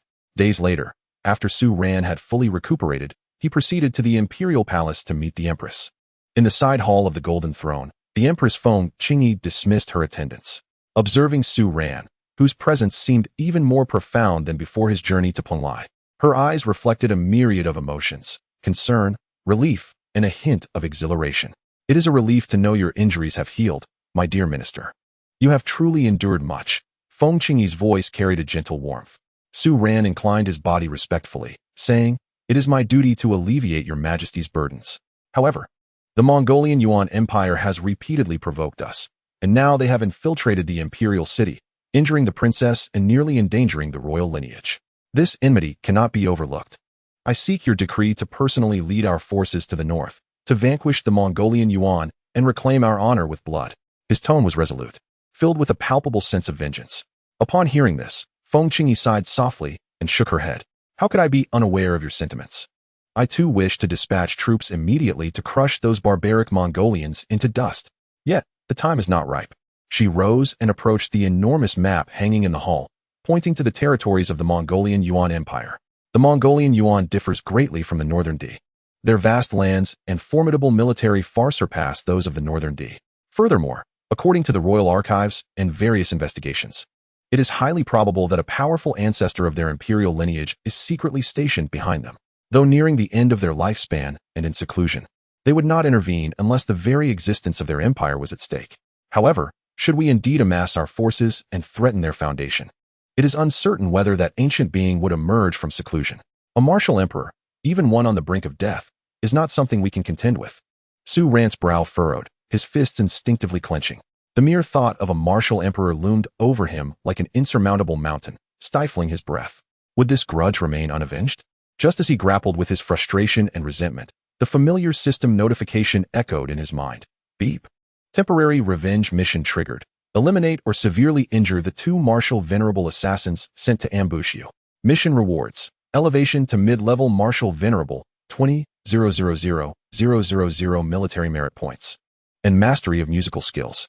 Mission danger level, high. Do you accept? Mid-level martial venerable, 20 million military merit points. Mastery of musical skills. The prospect of such rewards reignited Su Ran's fervor. Moreover, the targets were those very assassins, providing a perfect opportunity to vent his frustration. Accepted, Su Ran silently declared within himself. A glint of cold light flickered in his eyes as he raised his head to address the Empress. Your Majesty, since we are currently unable to mobilize the army, we cannot let those two assassins who attacked go unpunished. If we do not eliminate these two, what face will the Heavenly Phoenix have left? Where is the dignity of the royal family? They must believe we are too fearful to retaliate. And they may even be lurking nearby, waiting for another opportunity to strike. The Empress, with her keen eyes, inquired, "What do you suggest, my loyal minister?" "We shall draw the snake out of its hole." Su Ran replied solemnly. "I implore your majesty to discreetly dispatch two royal martial artists disguised as my personal guards. Tomorrow, I shall make a grand display, taking only a modest retinue, and venture outside the city to enjoy the autumn at the Western Mountain Royal Villa. Should those two assassins be in the vicinity, they will surely seize the chance when they see me alone.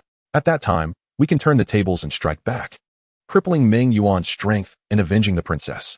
Chapter 090. Encircling the assassins. Feng Qingyi's eyes sparkled with excitement. Indeed, this was an excellent idea. It would allow for vengeance, while simultaneously weakening Meng Yuan's power without overly provoking the martial emperor behind them. "Very well, we shall proceed with your plan," the Empress declared, her eyes aflame with battle intent. Su Ran's strategy was both meticulous and audacious. He understood well that the two Meng Yuan assassins, having failed their initial attempt, would not retreat easily. They would undoubtedly lie in wait like venomous snakes, hidden around the imperial city, anticipating their next lethal opportunity. As the primary target on their assassination list, he would serve as the perfect bait. The Empress, Feng Qingyi, promptly assigned 3 of the royal family's most adept martial artists, who had been trained for many years in stealth and teamwork, as well as an additional mid-tier martial artist renowned for speed and surprise attacks to bolster their ranks. These 4 constituted the utmost elite force the Heavenly Phoenix royal family could discreetly muster in a short span of time. "Su, my dear minister, prioritize your safety above all. If the situation turns dire, retreat at once," the Empress earnestly cautioned, a flicker of concern crossing her gaze. The following day, under a clear autumn sky and radiant sunshine, the procession of the King of the North indeed set forth grandly from the imperial city. Su Ran sat majestically within a luxurious carriage, donned in the attire of a prince, his expression tranquil, as though he were merely embarking on a leisurely outing. The entourage comprised only a few dozen personal guards. Appearing formidable, yet to a true expert, this level of defense for a prince was patently lax. The procession advanced leisurely, soon departing from the main road and turning onto the mountain path leading to the western mountain villa. The road gradually narrowed, flanked by undulating hills, while dense foliage cast mottled shadows, rendering the environment tranquil yet ominously solemn. Within the carriage, Su Ran closed his eyes to rest. Yet his formidable consciousness had already spread out, meticulously sensing any subtle disturbances around him. The four royal guardians, disguised as personal attendants, appeared to stroll casually among the procession. Yet their muscles were taut, their breaths restrained to the utmost, ready to unleash their power at a moment's notice. As the convoy reached a bend in the road, with a steep hillside on one side and dense forest on the other, visibility became considerably constrained. Su Ran, you wretched scoundrel, prepare to die. Two thunderous roars, imbued with boundless hatred and lethal intent, erupted like a clap of thunder, shattering the tranquility of the mountains. Before the echoes faded, two shadowy figures shot forth from the depths of the dense forest, their speed unparalleled, leaving behind fleeting afterimages in the air. They were none other than the two Mongolian martial artist assassins. One was tall and robust, his visage fearsome. Upon his arrival, he unleashed a furious roar as a torrent of formidable energy surged from within, coalescing in the air into a massive, dark hand, extending several dozen feet and etched with intricate patterns, exuding a terrifying pressure. This colossal hand blotted out the sun, carrying a destructive aura intent on obliterating everything in its path, as it descended mercilessly upon Su Ran's carriage, an embodiment of the Mongolian martial art, the Black Evil Palm. The other assassin, lean and hawkish-eyed, formed a sword-like gesture with his fingers, concentrating an intense, dark radiance at the tip, a light seemingly capable of devouring all illumination, warping the surrounding space. He locked onto the carriage and, with a swift thrust of his finger, unleashed an almost imperceptible gust of force that tore through the air, aimed directly at the core of the carriage. This was the insidious breaking Yuan finger. From the onset, they wielded their full power without reservation, intent on delivering a fatal blow, leaving Su Ran no opportunity to react or escape. The oppressive aura of the martial artist descended like a tangible force, causing the ordinary guards within the convoy to turn ashen, gasping for breath, nearly collapsing under the weight of their fear. The steeds pulling the carriage neighed in terror, rising on their hind legs, just as the imminent danger threatened to reduce the carriage to dust and the deadly wind was about to pierce through all. A voice, aged yet resonant, thundered forth, "Humph! Mongolian vermin, I have awaited you for quite some time." Beside the carriage, an ostensibly ordinary old guard suddenly tore away his disguise, unleashing a martial presence that rivaled that of his adversaries. He formed seals with his hands, summoning a substantial, earthen-hued shield of light that surged forth to meet the overwhelming Black Evil Palm. Simultaneously, cries of "Protect the Prince! Kill!" erupted from three other disguised guardians, who sprang into action. One, like a bolt of lightning, appeared in front of the oncoming gust of the breaking Yuan finger and brandished a peculiar shield, shimmering like rippling water, to intercept the attack. Another charged directly at the lean assassin wielding the breaking Yuan finger, drawing his sword, its brilliance cascading like a waterfall, imbued with a chilling aura. The last, the swiftest among them, materialized beside the towering assassin, delivering a ferocious palm strike to his ribcage with unparalleled ferocity. At that very moment, Su Ran ascended into the air, unleashing the full extent of his early martial artist prowess. The dark golden spear tear the heavens, appearing in his grasp with an exhilarating hum. His gaze turned icy as he fixed his sights on the lean assassin, old grievances and new animosities surging within him. "Tear the heavens 9 spears, break the formation," he bellowed, merging with his spear, transforming into a dark golden meteor that tore through the sky, propelled by an indomitable and fierce resolve. The turn of events unfolded with breathtaking swiftness. The sinister grins on the faces of the two Mongolian martial artist assassins froze in an instant, morphing into expressions of sheer horror and disbelief. They could never have anticipated that amidst this seemingly lax convoy lay the concealed might of 4 martial artists. With Su Ran included, there are 5 in total. This is undeniably a meticulously crafted death trap for them. They've fallen for it. Retreat quickly. The towering assassin, consumed by rage, let out a furious roar, attempting to retract the dark palm and withdraw. But it was far too late. Boom. The earthen-hued light shield collided violently with the dark palm, producing a deafening roar. The light shield trembled violently, developing cracks, yet the unstoppable dark palm was forcefully halted. Simultaneously, the lethal wind from the breaking Yuan finger was narrowly deflected by the water wave shield, skimming past the carriage and reducing a massive boulder behind it to mere dust. The sword light directed at the slender assassin was already upon him, compelling him to turn and defend himself. The fierce palm wind from the mid-stage martial venerable struck solidly against the towering assassin's protective aura, sending her reeling back in a tumult of blood and energy. Seizing this fleeting opportunity, Su Ran's sky-rending spear thrust forward, aiming directly at the slender assassin. Damn it! The slender assassin, both startled and furious, hastily struck at her waist, detonating a bone talisman that formed a pale bone shield before her. Clang! The spear tip pierced the bone shield with a jarring clash of metal. Instantly, the shield was riddled with cracks and shattered. Utilizing this recoil, the slender assassin spat out a mouthful of blood, rapidly retreating. A breathtaking clash of 5 against 2 erupted on this narrow mountain path. Radiance soared. Various energies clashed violently, producing an unending cacophony of explosions. The terrifying shockwaves spread like a tsunami, uprooting ancient trees and effortlessly tearing apart and crushing the solid rocks. The entire mountain path seemed to have been ravaged by a colossal beast, instantly transformed into a scene of devastation. Chapter 091. A toast to you. Although the two masked martial venerables fought desperately, unleashing their most secret techniques and treasures, they soon found themselves overwhelmed by the coordinated assault of 5 equally matched opponents, particularly with 4 seasoned royal guardians among them, leaving them in a perilous predicament. The towering assassin howled in fury, unleashing frenzied strikes with the dark palm, yet remained ensnared by 2 guardians, sustaining continuous new injuries. The slender assassin fared even worse, as she was relentlessly targeted by Su Ran and another guardian skilled in swordplay. Weaving through the fray but still suffering grievous wounds from the sharp spear light and sword energy that tore through her garments, leaving her in a wretched state. A piercing scream echoed. The towering assassin, in a moment of carelessness, was struck in the back by a cunning hand seal from the mid-stage martial venerable, shattering her protective aura and sending her careening forward, spewing blood. Seizing the fleeting opportunity, cold light flashed in Su Ran's eyes. Death! The energy within her surged like a tempest, all focused into the sky-rending spear. A dark golden radiance erupted from the spear's shaft, and a spear light, honed to perfection and seemingly capable of rending the heavens, shot forth, surpassing the limits of sight, instantly catching up to the staggering towering assassin. With a swift thrust, the spear light effortlessly pierced her heart, emerging from her back and carrying forth a torrent of scorching blood and shattered internal organs. The imposing assassin's body suddenly stiffened, the brilliance in his eyes swiftly dimming, filled with reluctance and disbelief. He opened his mouth but could not utter a sound, his massive form crashing to the ground like a mountain, stirring up a cloud of dust. Sister! The gaunt assassin, witnessing her companion's tragic demise, let out a heart-wrenching wail. Her spirit momentarily shattered.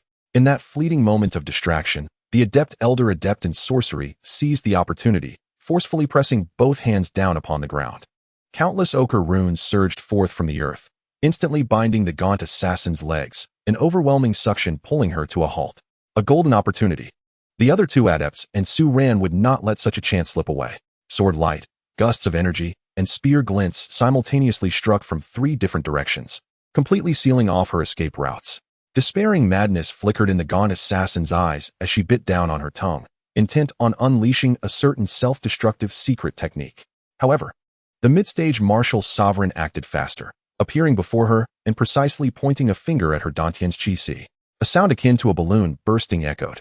The gathered essence within the gaunt assassin instantly dissipated, her body collapsing, blood spurting forth, her cultivation utterly ruined. The battle abruptly ceased.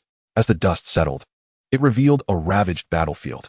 One Mongolian martial sovereign lay cold as ice, while the other slumped to the ground like dead ash, despair filling her eyes. Su Ran stood, spear in hand, panting slightly, finally releasing a long-suppressed wave of resentment, feeling refreshingly liberated. He approached the incapacitated assassin, his gaze as frigid as eternal ice. The royal adepts swiftly cleared the battlefield, ensuring no foes remained. News raced back to the palace at breakneck speed.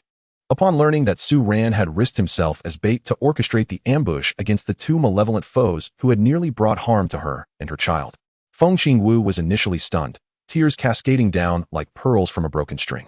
These were not tears of sorrow, but rather of profound emotion, happiness, and overwhelming affection. She dismissed those around her, sitting alone by the window, caressing her slightly rounded belly, laughing and crying simultaneously. Child, did you see? Your Aunt Su fought fiercely for us, avenging us. she murmured softly, her feelings for Su Ran intensifying to an unimaginable degree, realizing that to have such a person in her life was a blessing beyond measure. An absurd thought crossed her mind. How wonderful it would be if Su Ran were indeed a man. She immediately blushed and reprimanded herself, deeming such thoughts a sacrilege against Su Ran. Having someone who wholeheartedly cared for her, whom she cherished deeply, was already a tremendous fortune. Whether male or female became inconsequential. In the imperial study, Empress Feng Qingyi received the battle report, abruptly rising from her dragon throne, pacing back and forth in excitement, her exquisite face flushed with exhilaration. Excellent! Excellent! Excellent! My beloved minister has indeed never disappointed me. A thunderous strategy, ensuring no future troubles. 2 martial sovereigns, no less, and elite assassins nurtured by the Mongolian Empire. This loss is enough to make the Mongolian emperor spit blood thrice. Witness their audacity to dispatch emissaries so recklessly again. She forcefully struck the imperial table, her eyes shimmering with excitement and wisdom, the ebb and flow of fortune. After this battle, the Mongolian forces have suffered a significant blow, whilst the morale of our Tianfeng is soaring. In the forthcoming national conflict, our odds of victory have undoubtedly increased. Minister Su's actions have greatly benefited the realm. In her exhilaration, she gazed at the name of Su Ran on the battle report, and images of his occasionally composed, occasionally sharp, and somewhat mysterious visage flooded her mind.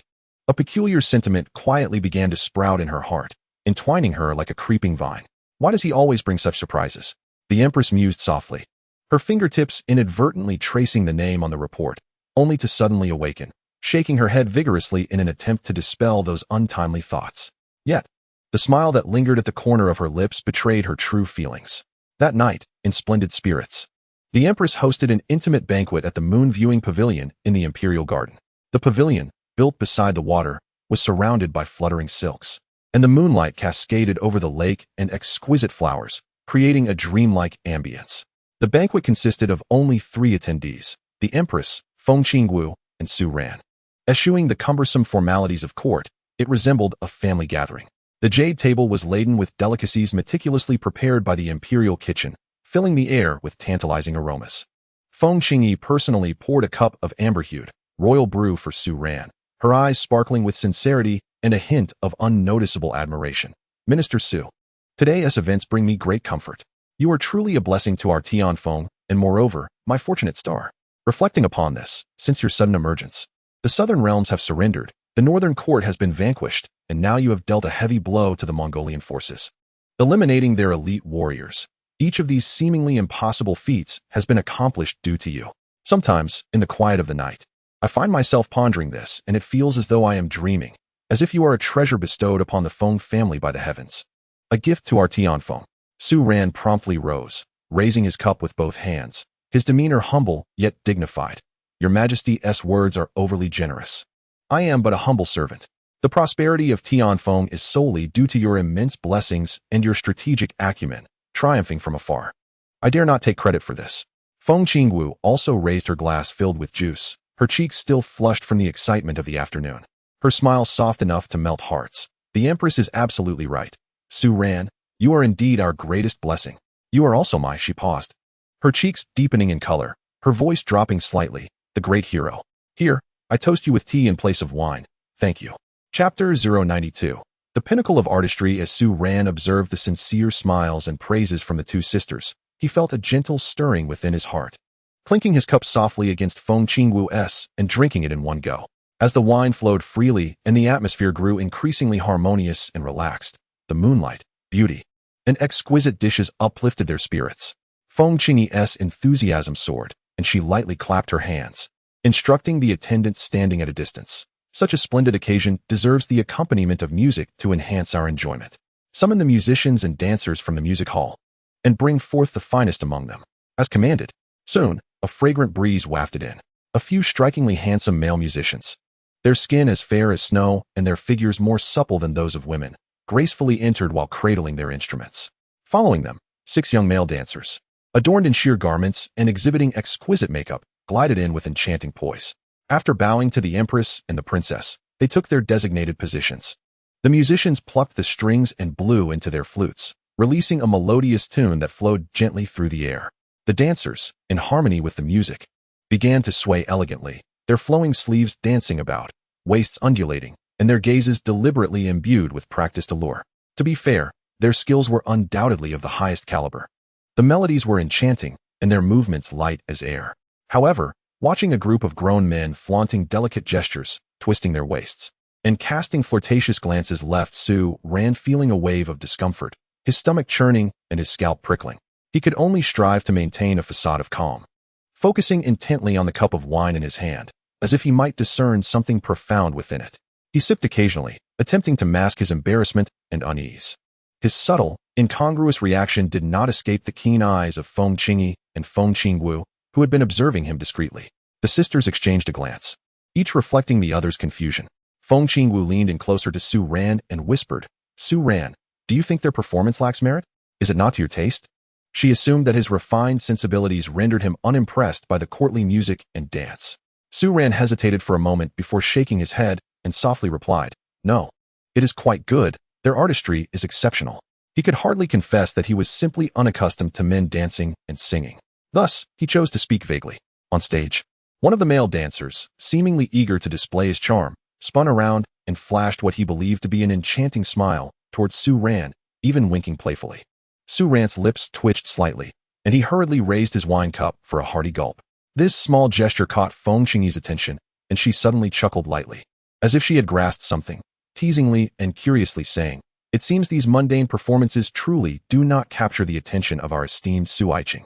I have long heard that Su Aiqing is a paragon of both literary and martial prowess, not only a master of strategy, but also possessing celestial cultivation. Surely, you must have dabbled in and studied the fine arts of music and rhythm as well." She paused, her beautiful eyes sparkling with anticipation, half jokingly and half seriously suggesting, "Might we be so fortunate today as to request a personal performance from you, Su Aiqing? It would allow us to witness what constitutes true elegance and sound."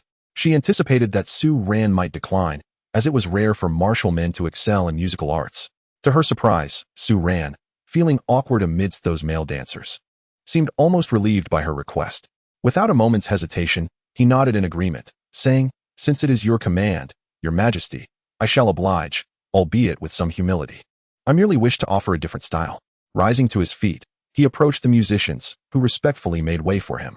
The onlookers were filled with curiosity and admiration for this prominent figure of the Tianfeng kingdom, who had ascended from a mere recruit to a prince in less than a year, his numerous achievements silencing even the most discerning of ministers, all the while being so remarkably young. It can be said that in the entire realm of Tianfeng, there is not a single man who does not hold him in admiration. Su Ran's gaze swept over the exquisite musical instruments, pipa, guzheng, jade flute, and bamboo flute, until it finally settled on an ancient, gracefully crafted 7-stringed zither. "This one," he declared. The attendant promptly arranged the zither stand and stool. Su Ran cleansed his hands, accepted the premium sandalwood incense offered by the attendant, ignited it, and placed it in the incense burner. Wisps of fragrant smoke rose delicately, emanating a calming and tranquil aroma. He slowly took his seat on the zither stool, his back straight, exuding a natural elegance. As his slender fingers gently hovered over the strings, a profound transformation seemed to envelop him. The previous aura of battle and royal authority was retracted, replaced by an ineffable tranquility, focus, and an unfathomable depth of artistic essence and mastery. It was as if he were no longer a general accustomed to the chaos of war, but rather a grandmaster steeped in the art of the zither for centuries. In that moment, even the wind appeared to cease its flow, and all eyes were irresistibly drawn to him. With a soft pluck, his fingers caressed the first string. A crystal-clear note, akin to droplets from an icy spring falling into a deep pool,